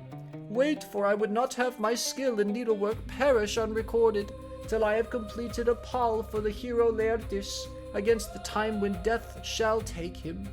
He is very rich, and the women of the place will talk if he is laid about without a pall. This is what she said, and we assented, whereupon we could see her working upon her great web all day long, but at night she would unpick the stitches again by torchlight. She fooled us in this way for 3 years without our finding it out. But as time wore on, and she was now in her 4th year, in the waning of moons and many days had been accomplished, one of her maids who knew what she was doing told us, and we caught her in the act of undoing her work. So she had to finish it whether she would or no, and when she showed us the robe she had made, after she had had it washed, its splendor was as that of the sun or moon. Then some malicious god conveyed Ulysses to the upland farm where his swineherd lives. Thither presently came along his son, returning from a voyage to Pylos, and the two came to the town when they had hatched their plot for our destruction. Telemachus came first, and then after him, accompanied by the swineherd, came Ulysses, clad in rags and leaning on his staff as though he were some miserable old beggar. He came so unexpectedly that none of us knew him, not even the older ones among us, and we reviled him, and threw things at him. He endured both being struck and insulted without a word, though he was in his own house. But when the will of aegis-bearing Jove inspired him, he and Telemachus took the armor, and hid it in an inner chamber, bolting the doors behind them. Then he cunningly made his wife offer his bow, and a quantity of iron to be contended for by us ill-fated suitors. And this was the beginning of our end, for not one of us could string the bow, nor nearly do so. When it was about to reach the hands of Ulysses, we all of us shouted out that it should not be given to him, no matter what he might say, but Telemachus insisted on his having it. When he had got it in his hands, he strung it with ease and sent his arrow through the iron. Then he stood on the floor of the cloister and poured his arrows on the ground, glaring fiercely about him. First he killed Antinous, and then, aiming straight before him, he let fly his deadly darts, and they fell thick on one another. It was plain that some one of the gods was helping them, for they fell upon us with might and main throughout the cloisters. And there was a hideous sound of groaning as our brains were being battered in, and the ground seethed with our blood. This, Agamemnon, is how we came by our end, and our bodies are lying still uncared for in the house of Ulysses, for our friends at home do not yet know what has happened, so that they cannot lay us out and wash the black blood from our wounds, making moan over us according to the offices due to the departed. Happy Ulysses, son of Laertes, replied the ghost of Agamemnon. You are indeed blessed in the possession of a wife endowed with such rare excellence of understanding, and so faithful to her wedded lord as Penelope, the daughter of Icarius. The fame, therefore, of her virtue shall never die, and the immortal shall compose a song that shall be welcomed to all mankind in honor of the constancy of Penelope. How far otherwise was the wickedness of the daughter of Tyndarus, who killed her lawful husband. Her song shall be hateful among men, for she has brought disgrace on all womankind, even on the good ones. Thus did they converse in the house of Hades, deep down within the bowels of the earth. Meanwhile, Ulysses and the others passed out of the town and soon reached the fair and well-tilled farm of Laertes, which he had reclaimed with infinite labor. Here was his house, with a lean-to running all around it, where the slaves who worked for him slept and sat and ate, while inside the house there was an old Sikele woman, who looked after him in his country farm. When Ulysses got there, he said to his son and to the other two, "Go to the house, and kill the best pig that you can find for dinner. Meanwhile, I want to see whether my father will know me, or fail to recognize me after so long an absence."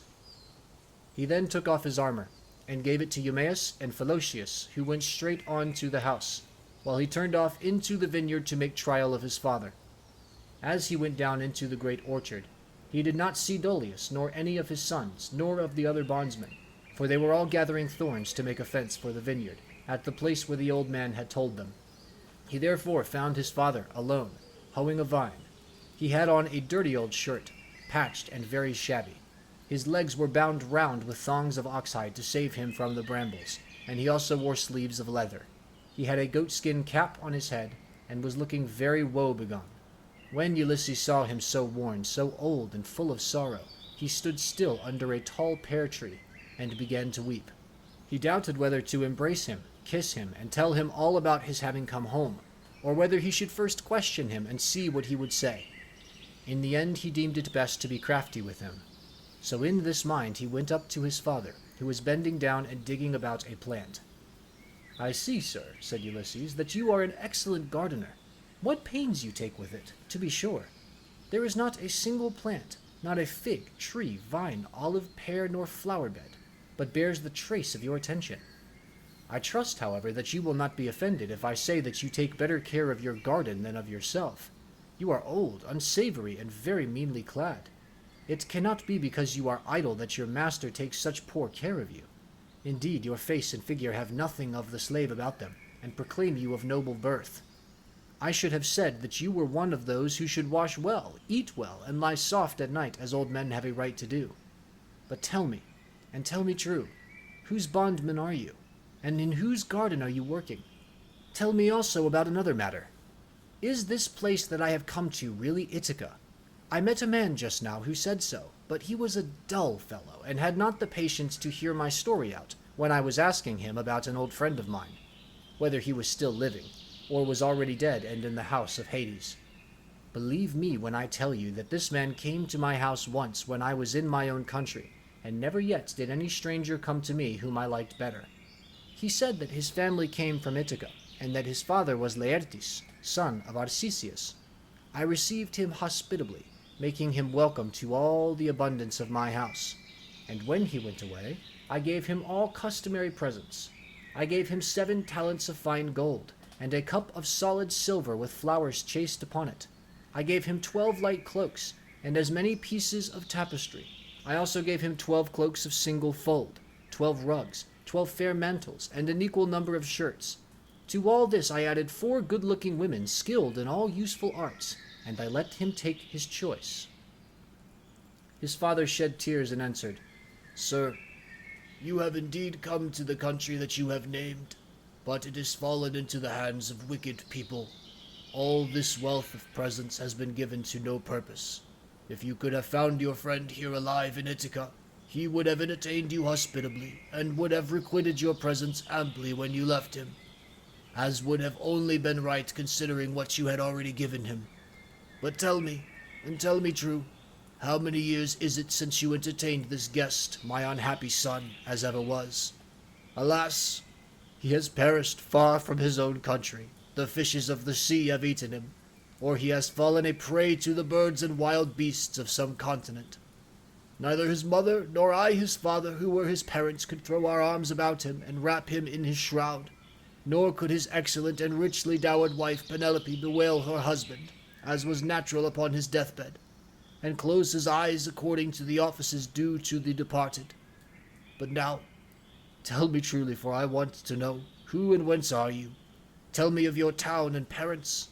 Where is the ship lying that has brought you and your men to Ithaca? Or were you a passenger on some other man's ship, and those who brought you here have gone on their way and left you?" "I will tell you everything," answered Ulysses. "Quite truly. I come from Alibus, where I have a fine house. I am son of King Aphaetus, who is the son of Polypaemon. My own name is Eperitus. Heaven drove me off my course as I was leaving Sicania, and I have been carried here against my will.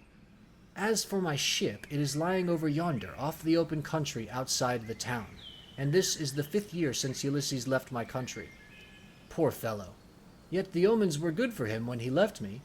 The birds all flew on our right hands, and both he and I rejoiced to see them as we parted, for we had every hope that we should have another friendly meeting and exchange presents. A dark cloud of sorrow fell upon Laertes as he listened. He filled both hands with the dust from off the ground and poured it over his gray head, groaning heavily as he did so. The heart of Ulysses was touched, and his nostrils quivered as he looked upon his father. Then he sprang towards him, flung his arms about him, and kissed him, saying, "I am he, father, about whom you are asking. I have returned after having been away for 20 years, but cease your sighing and lamentation. We have no time for lose, for I should tell you that I have been killing the suitors in my house to punish them for their insolence and crimes." "If you really are my son Ulysses," replied Laertes, "and have come back again, you must give me such manifest proofs of your identity as shall convince me." "First, observe this scar," answered Ulysses, "which I got from a boar's tusk when I was hunting on Mount Parnassus. You and my mother had sent me to Autolycus, my mother's father, to receive the presents, which when he was over here he had promised to give me. Furthermore, I will point out to you the trees in the vineyard which you gave me, and I asked you all about them as I followed you round the garden. We went over them all, and you told me their names and what they all were. You gave me 13 pear trees, 10 apple trees, and 40 fig trees. You also said you would give me 50 rows of vines. There was corn planted between each row, and they yield grapes of every kind, when the heat of heaven has been laid heavy upon them." Laertes' strength failed him when he heard the convincing proofs which his son had given him. He threw his arms about him, and Ulysses had to support him, or he would have gone off into a swoon. But as soon as he came to and was beginning to recover his senses, he said, "O Father Jove, that your gods are still in Olympus after all, if the suitors have really been punished for their insolence and folly. Nevertheless, I am much afraid that I shall have all the townspeople of Ithaca up here directly, and they will be sending messengers everywhere throughout the cities of the Cephallenians." Ulysses answered, "Take heart, and do not trouble yourself about that, but let us go into the house hard by your garden. I have already told Telemachus, Philocius, and Eumaeus to go on there and get dinner ready as soon as possible." Thus conversing, the two made their way towards the house. When they got there, they found Telemachus with the stockman and the swineherd cutting up meat and mixing wine with water. Then the old Sicel woman took Laertes inside and washed him and anointed him with oil. She put him on a good cloak, and Minerva came up to him and gave him a more imposing presence, making him taller and stouter than before. When he came back to his son, was surprised to see him looking so like an immortal, and said to him, "My dear father, some one of the gods has been making you much taller and better looking." Laertes answered, "Would by Father Jove, Minerva, and Apollo, that I were the man I was when I ruled among the Cephallenians, and took Nericum, that strong fortress on the foreland. If I was still what I was then, and had been in our house yesterday with my armor on, I should have been able to stand by you and help you against the suitors. I should have killed a great many of them, and you would have rejoiced to see it." Thus did they converse. But the others, when they had finished their working and the feast was ready, left off working, and took each his proper place on the benches and seats. Then they began eating. By and by, old Dullius and his sons left their work and came up, for their mother, the Sicel woman who looked after Laertes now that he was growing old, had been to fetch them. When they saw Ulysses and were certain it was he, they stood there lost in astonishment. But Ulysses scolded them good-naturedly and said, "Sit down to your dinner, old man, and never mind about your surprise. We have been wanting to begin for some time and have been waiting for you." Then Dullius put out both his hands and went up to Ulysses. "Sir," said he, seizing his master's hand and kissing it at the wrist, "we have long been wishing you home, and now heaven has restored you to us, after we had given up hoping. All hail, therefore, and may the gods prosper you. But tell me, does Penelope already know of your return, or shall we send someone to tell her?" "Old man," answered Ulysses, "she knows already, so you need not trouble about that." On this he took his seat, and the sons of Dolius gathered round Ulysses to give him greeting and embrace him one after the other. Then they took their seats in due order near Dolius, their father. While they were thus busy, getting their dinner ready, rumor went around the town, and noised abroad the terrible fate that had befallen the suitors. As soon, therefore, as the people heard of it, they gathered from every quarter, groaning and hooting before the house of Ulysses. They took the dead away, buried every man his own, and put the bodies of those who came from elsewhere on board the fishing vessels, for the fishermen to take each of them to his own place. They then met angrily in the place of assembly, and when they were got together, Euphathes rose to speak. He was overwhelmed with grief for the death of his son Antinous, who had been the first man killed by Ulysses. So he said, weeping bitterly, "My friends, this man has done the Achaeans great wrong. He took many of our best men away with him in his fleet, and he has lost both ships and men. Now, moreover, on his return, he has been killing all the foremost men among the Cephallenians. Let us be up, and doing before he can get away to Pylos or to Elis where the Epeans rule, or we shall be ashamed of ourselves forever afterwards. It will be an everlasting disgrace to us if we do not avenge the murder of our sons and brothers. For my own part, I should have no more pleasure in life, but had rather die at once. Let us be up then, and after them, before they can cross over to the mainland." He wept as he spoke, and everyone pitied him. But Medon and the bard Phemius had now woke up, and came to them from the house of Ulysses. Everyone was astonished at seeing them, but they stood in the middle of the assembly, and Medon said, "Hear me, men of Ithaca. Ulysses did not do these things against the will of heaven. I myself saw an immortal god take the form of Mentor and stand beside him. This god appeared, now in front of him, encouraging him, and now going furiously about the court and attacking the suitors, whereon they fell thick on one another." On this pale fear laid hold of them, and old Halitherses, son of Mastor, rose to speak, for he was the only man among them who knew both past and future. So he spoke to them plainly and in all honesty, saying, "Men of Ithaca, it is all your own fault that things have turned out as they have. You would not listen to me, nor yet to Mentor, when we bade you check the folly of your sons, who were doing much wrong in the wantonness of their hearts, wasting the substance and dishonoring the wife of a chieftain who they thought would not return. Now, however, let it be as I say, and do as I tell you. Do not go out against Ulysses, or you may find that you have been drawing down evil on your own heads." This was what he said, and more than half raised a loud shout, and at once left the assembly. But the rest stayed where they were, for the speech of Halitherses displeased them, and they sided with Euphathes. They therefore hurried off for their armor, and when they had armed themselves, they met together in front of the city, and Euphathes led them on in their folly. He thought he was going to avenge the murder of his son, whereas in truth he was never to return, but was himself to perish in his attempt. Then Minerva said to Jove, "Father, son of Saturn, king of kings, answer me this question. What do you propose to do? Will you set them fighting still further, or will you make peace between them?" And Jove answered, "My child, why should you ask me? Was it not by your own arrangement that Ulysses came home and took his revenge upon the suitors? Do whatever you like, but I will tell you what I think will be the most reasonable arrangement. Now that Ulysses is revenged, let them swear to a solemn covenant, in virtue of which he shall continue to rule, while we cause the others to forgive and forget the massacre of their sons and brothers. Let them then all become friends as heretofore, and let peace and plenty reign." This was what Minerva was already eager to bring about, so down she darted from off the topmost summits of Olympus. Now, when Laertes and the others had done dinner, Ulysses began by saying, "Some of you go out and see if they are getting close up to us." So one of Dolius' sons went as he was bid. Standing on the threshold, he could see them all quite near, and said to Ulysses, "Here they are! Let us put on our armor at once!" They put on their armor as fast as they could, that is to say, Ulysses, his 3 men, and the 6 sons of Dolius.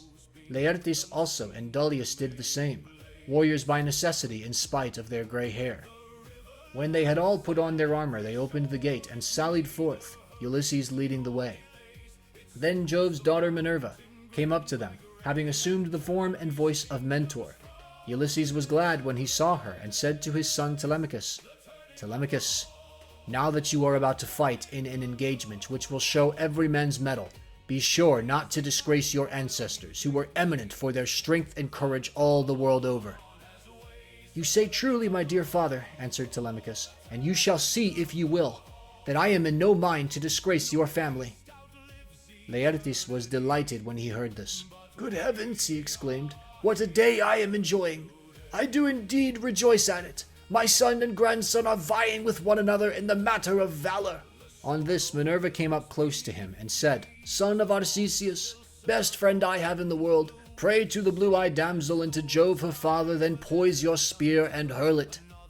As she spoke, she infused fresh vigor into him, and when he had prayed to her, he poised his spear and hurled it. He hit Euphathes' helmet, and the spear went right through it, for the helmet stayed it not, and his armor rang rattling round him as he fell heavily to the ground. Meantime Ulysses and his son fell upon the front line of the foe, and smote them with their swords and spears. Indeed, they would have killed every one of them, and prevented them from ever getting home again. Only Minerva raised her voice aloud, and made everyone pause. "Men of Ithaca," she cried, "cease this dreadful war, and settle the matter at once without further bloodshed." On this, pale fear seized everyone. They were so frightened that their arms dropped from their hands and fell upon the ground at the sound of the goddess's voice. And they fled back to the city for their lives. But Ulysses gave a great cry, and gathering himself together, swooped down like a soaring eagle. Then the son of Saturn sent a thunderbolt of fire that fell just in front of Minerva. So she said to Ulysses, "Ulysses, noble son of Laertes, stop this warful strife, or Jove will be angry with you." Thus spoke Minerva, and Ulysses obeyed her gladly. Then Minerva assumed the form and voice of Mentor, and presently made a covenant of peace between the two contending parties. The counting debts are paid. The turning of the hall. Oh, the turning of the hall. Give thanks for bread, for hearth, for wine, for friends who share the flame. The turning of the hall. Oh, the turning of the hall. And when the old song comes again, may every heart be tame. The turning of the hall. Oh, the turning of the hall. The dawn has ways of settling all, though none can guess by whom it came.